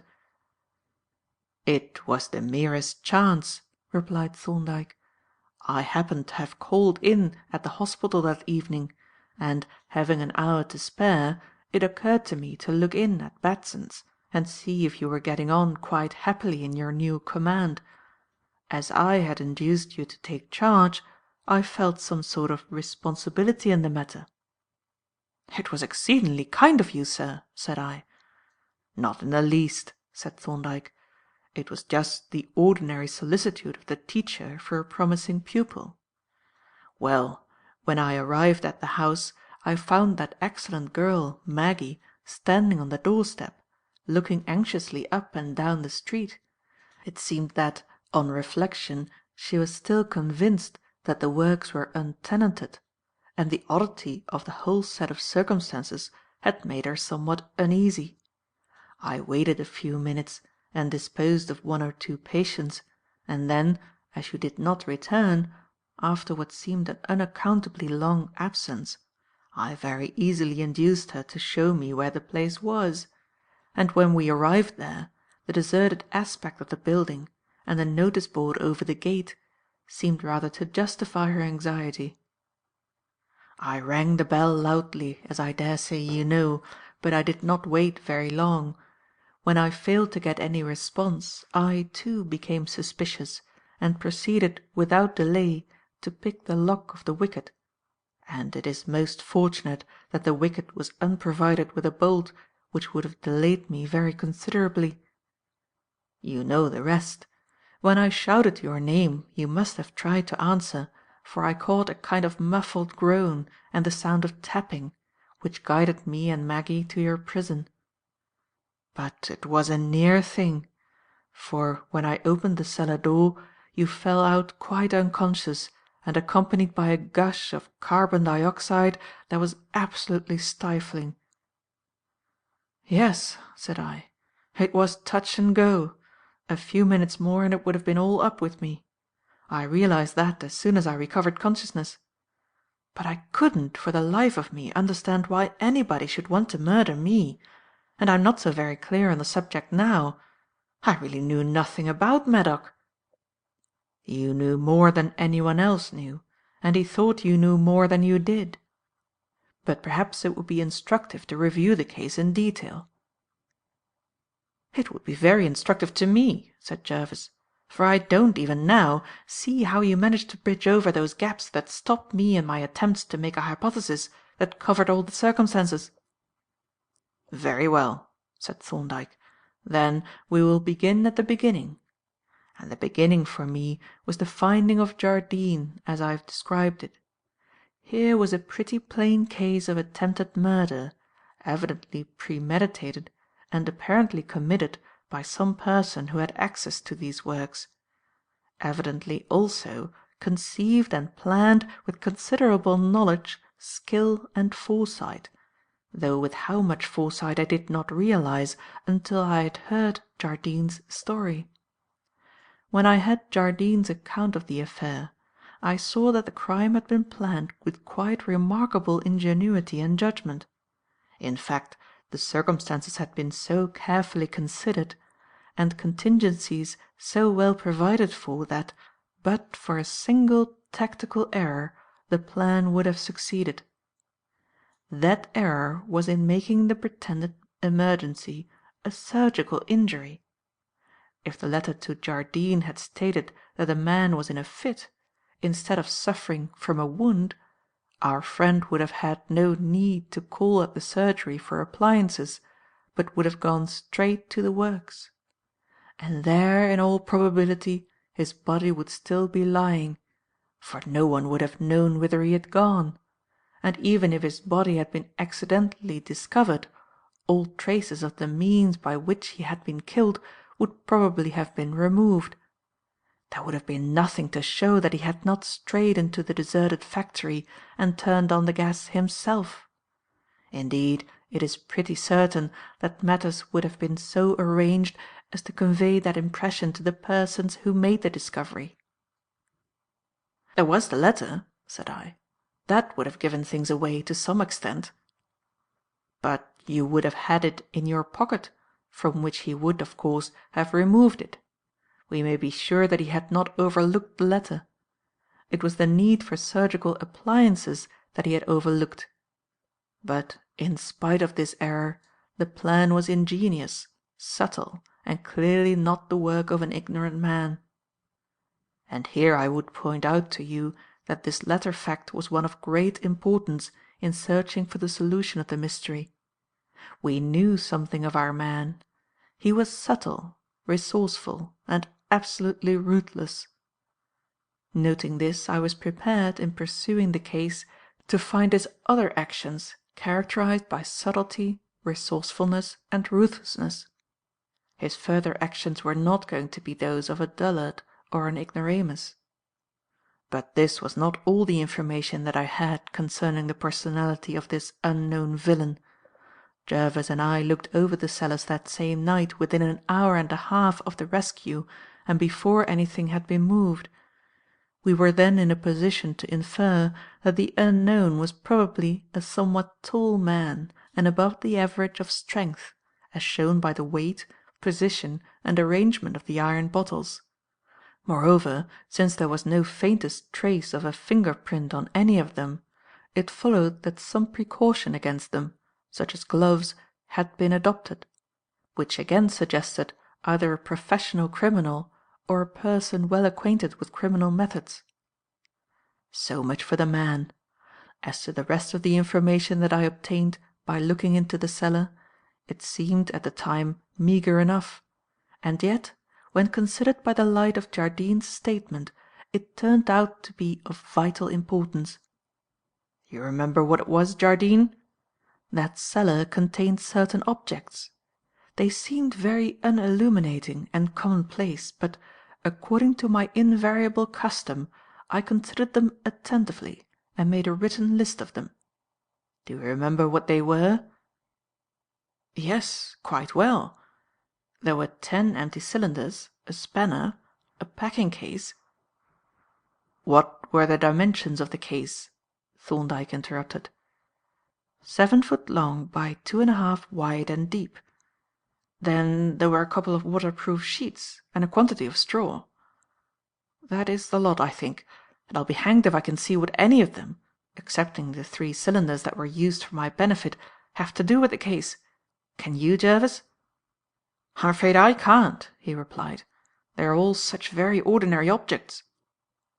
"Ordinary or not," said Thorndyke, "there they were, and I made a note of them on the principle, which I am continually impressing on my students, that you can never judge in advance what the evidential value of any fact will be, and on the further principle that, in estimating evidence, there is no such thing as a commonplace fact or object."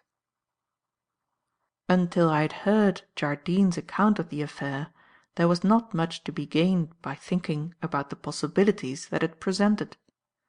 There was, however, one point to be settled, and I dealt with it at once. My slight inspection of the works had shown that no business was being carried on in them, and the question was whether they were completely untenanted or whether there was some person who had regular access to them. My enquiries resulted, as you know, in the unearthing of the mysterious Mr. Gill, but what his relation to the affair might be I was not at the moment in a position to judge. Then came our talk with Jardine, from which emerged the fact that the ordinary motives of murder apparently did not exist in this case, and that the crime appeared to have its origin in circumstances that had arisen locally and recently; and, on our proceeding to search for such conditions as might conceivably generate an adequate motive, we lighted on a case of cremation. Now, it is my habit, whenever I have to deal with death which has been followed by cremation, to approach the case with the utmost caution and scrutinize the circumstances most narrowly; for, admirable as is this method of disposing of the dead regarded from a hygienic standpoint, it has the fatal defect of lending itself most perfectly to the more subtle forms of murder, and especially to the administration of poison. By cremation all traces of the alkaloids, the toxines, and the other organic poisons are utterly destroyed, while of the metals, the 3 whose compounds are most commonly employed for criminal purposes, arsenic, antimony, and mercury, are volatilized by heat and would be more or less completely dissipated during the incineration of the body. It is true that the most elaborate precautions in the form of examination and certification are prescribed, and usually taken, I presume, before cremation is performed, but, as every medical jurist knows, precautions taken before the event are useless, for, to be effective, they would have to cover every possible cause of death, which would be impracticable. Hence, as suspicion, in case of poisoning, commonly does not arise until some time after death, I always give the closest consideration to the antecedent circumstances in cases where cremation has been performed. But in this case of Jardine's it was at once obvious that the circumstances called for the minutest inquiry, and that no inquiry had been made. On the face of it the case was a suspicious one, and the curious incident that Jardine described made it look more suspicious still, and moreover suggested a possible motive for the attempt on his life. Apparently he had seen, or was believed to have seen, something that he was not desired to see, something that it was not intended that any one should see. Now, what might that something have been? Apparently it was connected with the hand, or with the part of the arm adjacent to the hand. I considered the possibilities, and at once they fell into 2 categories. That something might have been a wound, an injury, a hypodermic needle mark, something, that is to say, related to the cause of death. Or it might have been a mutilation, a deformity, a finger ring, a tattoo mark, something, that is to say, related to the identity of the deceased. And it followed that the cremation might have been made use of to conceal either the cause of death or the identity of the body. But all this was purely speculative. The case looked suspicious, but there was not a particle of positive evidence that anything abnormal had occurred. At this point Jardine exploded on us his second mystery, that of the dead cleric at Hampstead. This gave us at once an adequate motive for getting rid of him, for it had every appearance of a case of murder with successful concealment of the body, and Jardine was the only witness who could testify to its having occurred. On hearing of this I was for a moment disposed to dismiss the cremation case, to consider that the suspicious elements in it had been magnified by our imaginations in our endeavours to find an explanation of the assault on Jardine. Moreover, since we now had a sufficient motive for that assault, the cremation case appeared to be outside the scope of the inquiry. But there was a difficulty. It was now 6 weeks since Jardine had encountered the body in the lane, and during that time he had been entirely unmolested. The assault had occurred on his moving into a new neighbourhood, to which he had come unexpectedly, unannounced. Moreover, the assault had been committed by some person who either had access to the factory or was, at least, well acquainted with it, and who, therefore, seemed to be connected with the new neighbourhood, and it was committed within a few days of the cremation incident. Furthermore, the assault was manifestly premeditated and prepared, but yet the circumstances, namely, Jardine's recent and unexpected appearance in the neighbourhood, were such as to make it certain that the crime could have been planned only a day or two before its execution; which again seemed to connect it with the cremation case rather than with the Hampstead case. There were two more points. We have seen that Jardine's would-be murderer was a subtle, ingenious, resourceful, and cautious villain, but a crime adjusted to the conditions of cremation is exactly such a crime as we should expect of such a man, whereas the Hampstead crime, assuming it to be a crime, appeared to have been a somewhat clumsy affair, though the successful concealment of the body pointed to a person of some capacity, so that the former crime was more congruous with the known personality of the would-be murderer than the latter. The second point was made on further investigation. The day after our consultation I looked round the neighbourhood with the aid of a large-scale map, when I discovered that the yard of the factory in Norton Street backed on the garden of the Samway's house in Gayton Street. This again suggested a connection between the cremation case and the assault on Jardine, and the suggestion was so strong that once more the cremation incident assumed the uppermost place in my mind. I considered that case at length. Assuming a crime to have been committed, what was the probable nature of that crime? Now, cremation, as I have said, tends to destroy two kinds of evidence, namely, that relating to the cause of death and that relating to the identity of the body, whence it follows that the two crimes which it may be used to conceal are murder and substitution. To which of these crimes did the evidence point in the present instance? Well, we had the undoubted fact that cremation had been performed pursuant to the expressed wishes of Septimus Maddock, the man who was alleged to have been cremated. But if it was a case of murder, the crime must have been hurriedly planned a few days before the man's death, that is, after the execution of the will, for we could assume that Maddock would not have connived at his own murder, whereas if it was a case of substitution, Maddock himself was probably the actual agent. Considering the circumstances, the inexplicable, symptomless illness and the unexpected death, the latter crime was obviously more probable than the former. The illness in that case would be a sham illness deliberately planned to prepare the way for the introduction of the substituted body. Moreover, the attendant circumstances were more in favour of substitution than of murder. Of the 3 doctors who saw the body, only one had seen a living man, and that one, Batson, was more than half blind and wholly inattentive and neglectful. for the purpose of substitution, no more perfectly suitable practitioner could have been selected. The identity of the body was taken for granted. Naturally enough, I admit, and no verification was even thought of. Then, as to Jardine's experience.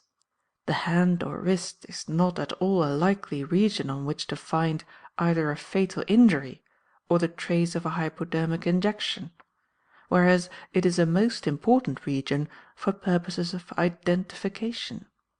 The hand is highly characteristic in itself, even when normal, and there is no part of the body that is so subject to mutilation, or in which mutilations and deformities are so striking, so conspicuous, and so characteristic.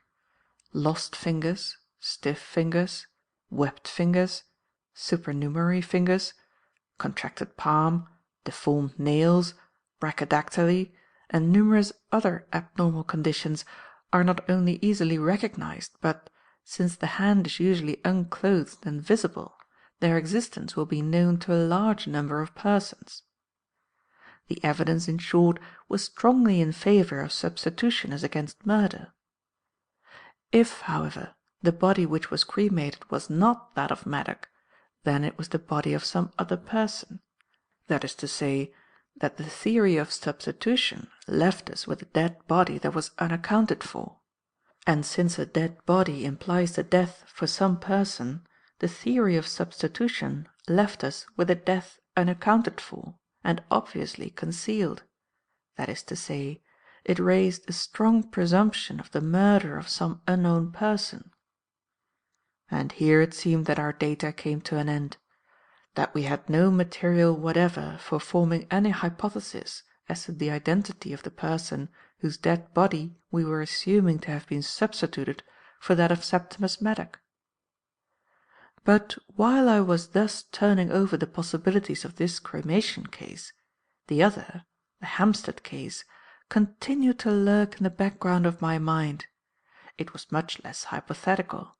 There was positive evidence of some weight that a crime had been committed, and the circumstances offered a fully adequate motive for getting rid of Jardine.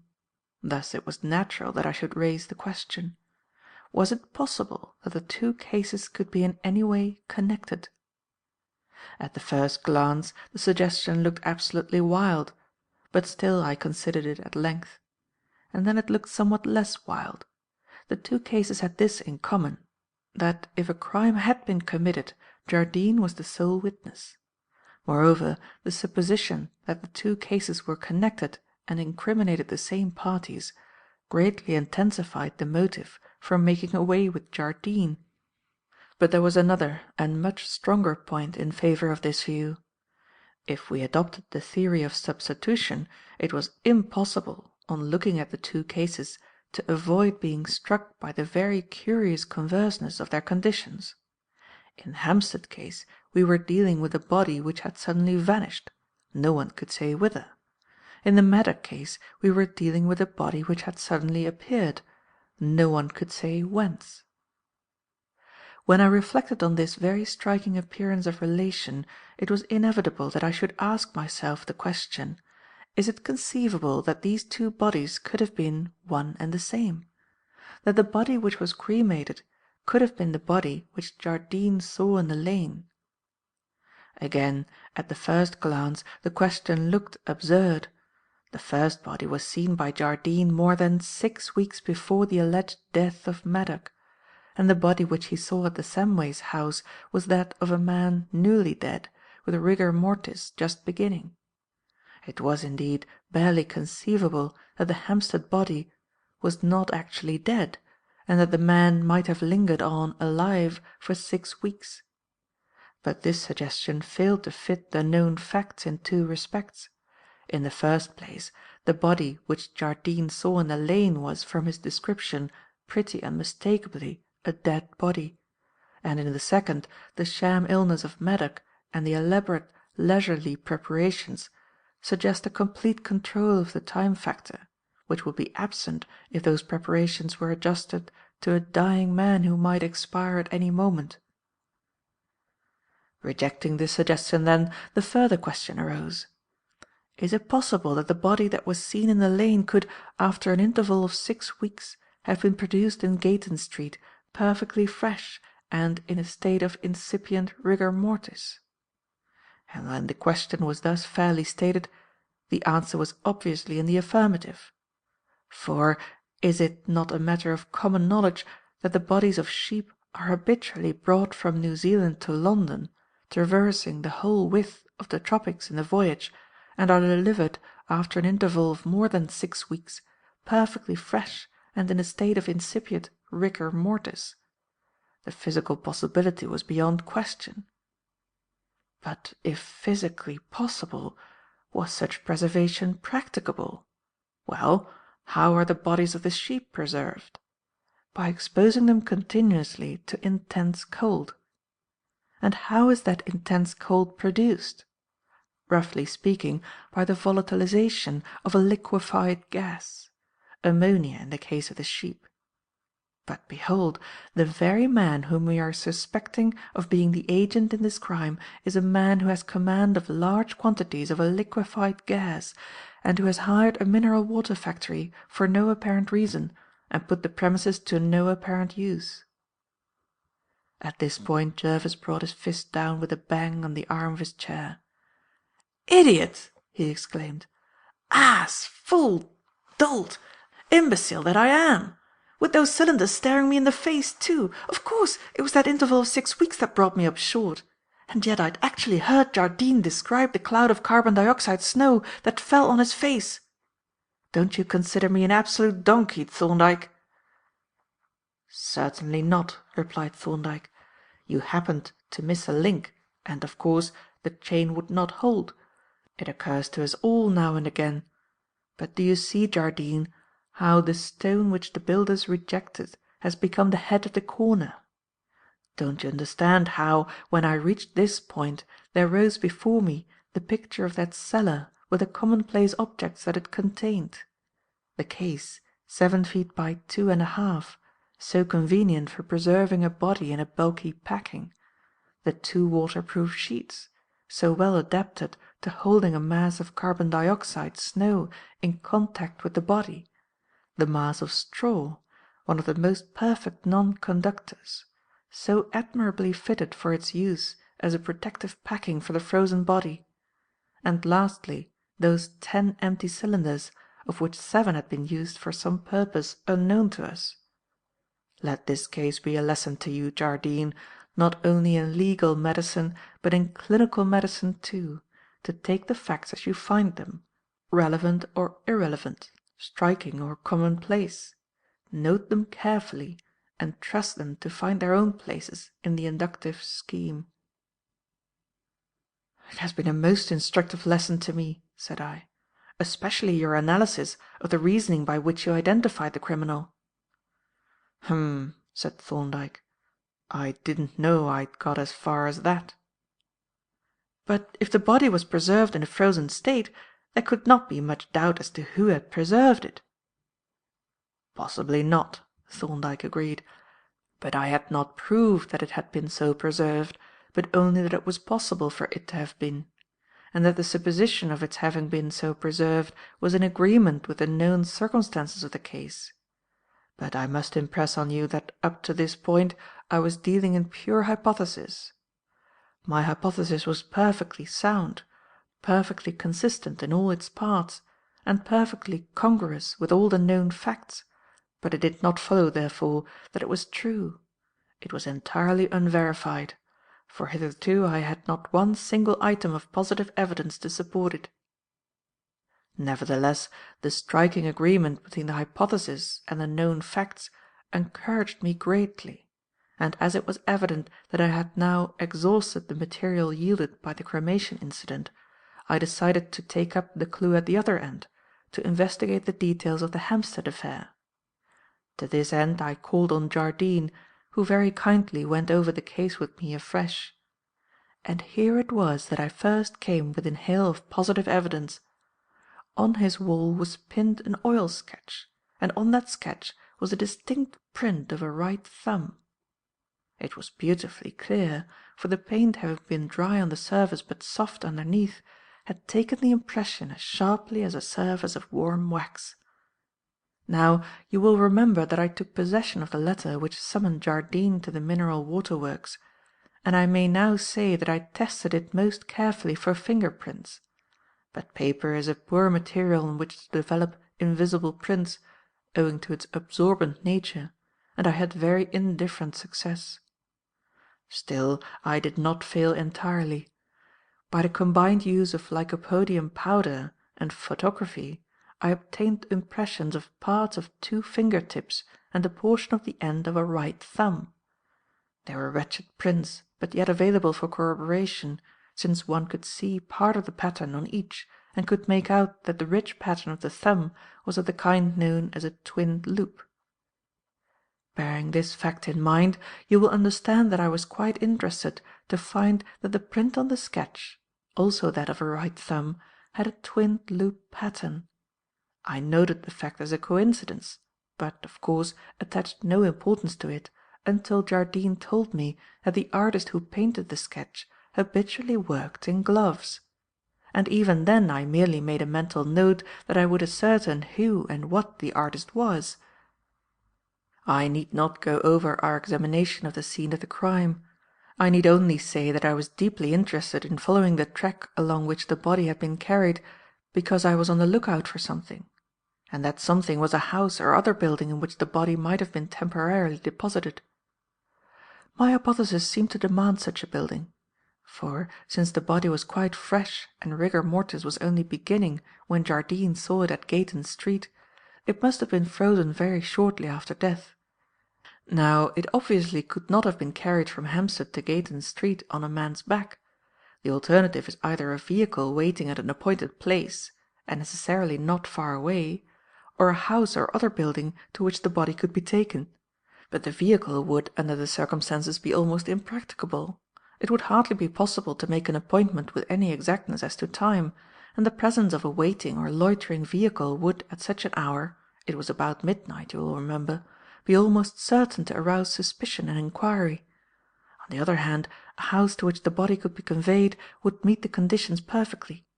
When once the body was deposited there, the danger of pursuit would be practically at an end, and it would be quite possible to have a supply of the liquid gas ready for use on its arrival. This is assuming long premeditation and very deliberate preparation, an assumption supported by Gill's peculiar tenancy of the factory. I therefore kept a sharp look-out for a likely house or building, and as Jardine and I came out of Ken Wood by the turnstile, behold, a house which answered the requirements to perfection. It was a solitary house, there was no other house near, and it lay right on the track along which the body had apparently been carried. Instantly I decided to investigate the recent history of that house and its tenants, but Jardine saved me the trouble. From him I learned that, at the time of the assumed murder, it had been inhabited by the artist whom he had mentioned, but that it had now been empty for a week or 2. Here were news indeed. This artist, who habitually wore gloves and whose right thumb print was a twinned loop, had been living in this house at the time of the assumed murder, but had been living elsewhere at the time of the cremation. It was a striking group of facts, and I eagerly availed myself of the opportunity of looking over the house. At first the examination was quite barren and disappointing. The man's habits, as shown by the few discarded articles of use or other traces, were of no interest to me, and still less to Jardine, and of traces of his personality there were none. I searched all the rejected canvases and every available scrap of paper in the hope of collecting some fresh finger-prints, but without the smallest results. In fact, the examination looked like being an utter failure up to the very last, when we entered the stable-loft. But here I came upon 1 or 2 really significant traces of occupation. The first of these was a smooth, indented line on the floor, as if some heavy, metallic object had been dragged along it, with other rougher lines apparently made by a heavy wooden case. Then there was a quantity of straw, not new straw such as you might expect to find in a stable loft, but straw that had evidently been used for packing. And finally there was a pair of canvas pliers which appeared to have been strained by a violent effort to rotate from right to left some hard metallic body, 3/4 of an inch wide, with sharp corners and apparently square in section. Some body, in fact, that in shape, in size, and apparently in material was identical with the square of the cock on one of the liquid gas bottles, which appeared to have been connected with a screw thread and had clearly required great force to turn it with this inadequate appliance.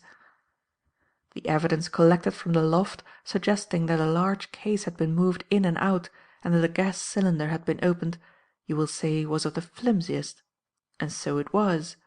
But the effects of evidence are cumulative. To estimate the value of these observations made in the loft, you must add them to the facts just obtained concerning the artist himself, the position of his house, and the date on which he vacated it; and these coincidences and agreements must be added to, or more strictly, multiplied into, the body of coincidences and agreements which I have already described. But the evidence collected at the house was the least important part of the day's catch. On returning to the Jardines' rooms I ventured to borrow the sketch and took it home with me, and when I compared the thumb print on it with the photograph of the thumb print on the letter, employing the excellent method of comparison that is in use at Scotland Yard, there could be no possible doubt, disregarding for the moment the chances of forgery, that they were the prints of one and the same thumb. Here, then, at last, I had stepped out of the region of mere hypothesis. Here was an item of positive evidence, and one, moreover, of high probative value. It proved beyond any reasonable doubt the existence of some connection between the house on the Heath and the factory in Norton Street, and it established a strong presumption that the artist and the man at the factory were the same person, the weak point in this being the absence of proof that the thumb print on the painting was made by the artist.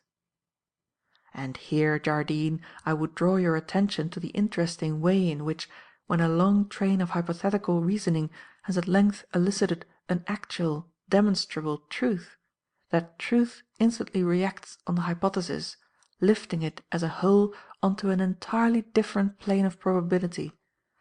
I may compare the effect to that of a crystal dropped into a supersaturated solution of salt, such as sodium sulphate. So long as it is at rest, the solution remains a clear liquid, but drop into it the minutest crystal of its own salt, and, in a few moments, the entire liquid has solidified into a mass of crystals. So it was in the present case. In the instant when it became an established fact that the house at Hampstead and the factory in Norton Street had been occupied by the same person, the entire sequence of events which I had hypothetically constructed sprang from the plane of mere conceivability to that of actual probability. It was now more likely than unlikely that the unknown cleric had been murdered, that his body had been conveyed to the artist's house, that it had there been frozen, transferred to the factory, preserved there for some weeks, passed over the wall to the Samways' house, and finally cremated under the name of Septimus Maddock. All that now remained to be done was the verification and identification of the body. As to the first, I examined the will at Somerset House and found it, as the American detectives suspected, a mere notification to the New York authorities that Septimus Maddock was dead. I wrote to the detective agency, and in due course came O'Donnell with the answers to my questions; from which we learned for certain that the artist was Septimus Maddock, and that the assumed peculiarity of the hands consisted of brachydactyly. And then came the good Father Humperdinck to enable us to give a name to the body, and to furnish us with that unlooked-for means of identification. Henceforward all was plain sailing with only one possible source of failure, the possibility that the bullet might have been subsequently extracted. But this was highly improbable. We knew that the wound had healed completely, and it was pretty certain that the bullet was lying quietly enkysted or embedded in the bone. Still, I will confess that I have never in my life been more relieved than I was when my eyes lighted on that dent in the ilium with a stain of lead oxide round it. "So I can imagine," said Jervis. "It was a triumph, and you deserved it. I've never known even my revered senior to work out the theory of a crime more neatly or with less positive matter to work from. and I suppose you have a pretty clear and connected idea of the actual sequence of events?" "I think so," replied Thorndyke, "although much of it is necessarily conjectural. I take it that Maddock, while hiding in Bruges under the name of Burton, made the acquaintance of Reinhardt, and saw in the rich, friendless, eccentric bachelor a suitable subject for a crime which he had probably already considered in general terms. I should think that they were probably somewhat alike in appearance, and that the idea of personation was first suggested by the circumstance that they both wore gloves habitually. Maddock will have learned of Reinhardt's intended visit to England, and immediately begun his preparations. His scheme, and a most ingenious one it was, I must confess, was clearly to cause Reinhardt to disappear in one locality and produce his body after a considerable interval in another at some distance; and the house on the Heath was apparently taken with this object, and to be near Reinhardt's haunts. I take it that on the night of the murder Reinhardt had an appointment to visit him at that house, but that, having learned at Miss Vyne's of the sudden illness of Brother Bartholomew, he suddenly altered his plans and refused to go. Then Maddock, who had probably waited for him on the road, seeing his scheme on the point of being wrecked, walked with him as he was going home and took the risk of killing him in Millfield Lane. The risk was not great, considering the time of night and the solitary character of the place, and the distance from the house was not too great for a strong man, as Maddock seems to have been, to carry the body. Death was almost certainly produced by a stab in the back, and Maddock was probably just about to carry the body away when Destiny, in the form of Jardine, appeared.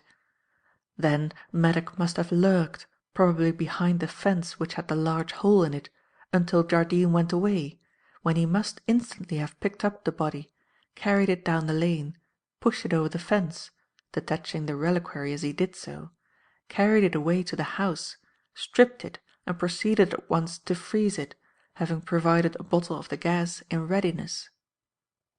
The next morning he will have gone to Marchmont's office, probably dressed in Reinhardt's clothes, from thence to Charing Cross, and with Reinhardt's luggage gone straight on to Paris, leaving the body packed in an abundance of the carbonic acid snow. At Paris he will have made his arrangements with Desire, and then disappeared, returning in disguise to England to carry out the rest of the plan. And a wonderfully clever plan it was, and most ingeniously and resolutely executed. If it had succeeded, and it was within a hair's breadth of succeeding, the hunted criminal, Maddock, would have been beyond the reach of justice for ever, and the fictitious Reinhardt might have lived out his life in luxury and absolute security. As Thorndyke concluded, he rose from his chair, and, stepping over to a cabinet, drew from some inner recess a cigar of melanotic complexion and repulsive aspect. Jervis looked at it and chuckled. "Thorndyke's one dissipation," said he. "At the close of every successful case he proceeds, as a sort of thanksgiving ceremony, to funk us out of these chambers with the smoke of a Trichinopoly cheroot. But listen, don't light it yet, Thorndyke. Here comes some harmless and inoffensive stranger." Thorndyke paused with the cigar in his fingers. A quick step ascended the stairs, and then came a sharp, official rat-tat from the little brass knocker. Thorndyke laid the cigar on the mantelpiece and strode over to the door. I saw him take in a telegram, open it, glance at the paper and dismiss the messenger. Then, closing the door, he came back to the fireside with the flimsy in his hand. "There, Jardine," said he, laying it on my knee. "There is your order of release." I picked up the paper and read aloud its curt message. "Maddock arrested Folkestone, now in custody Bow Street. Miller."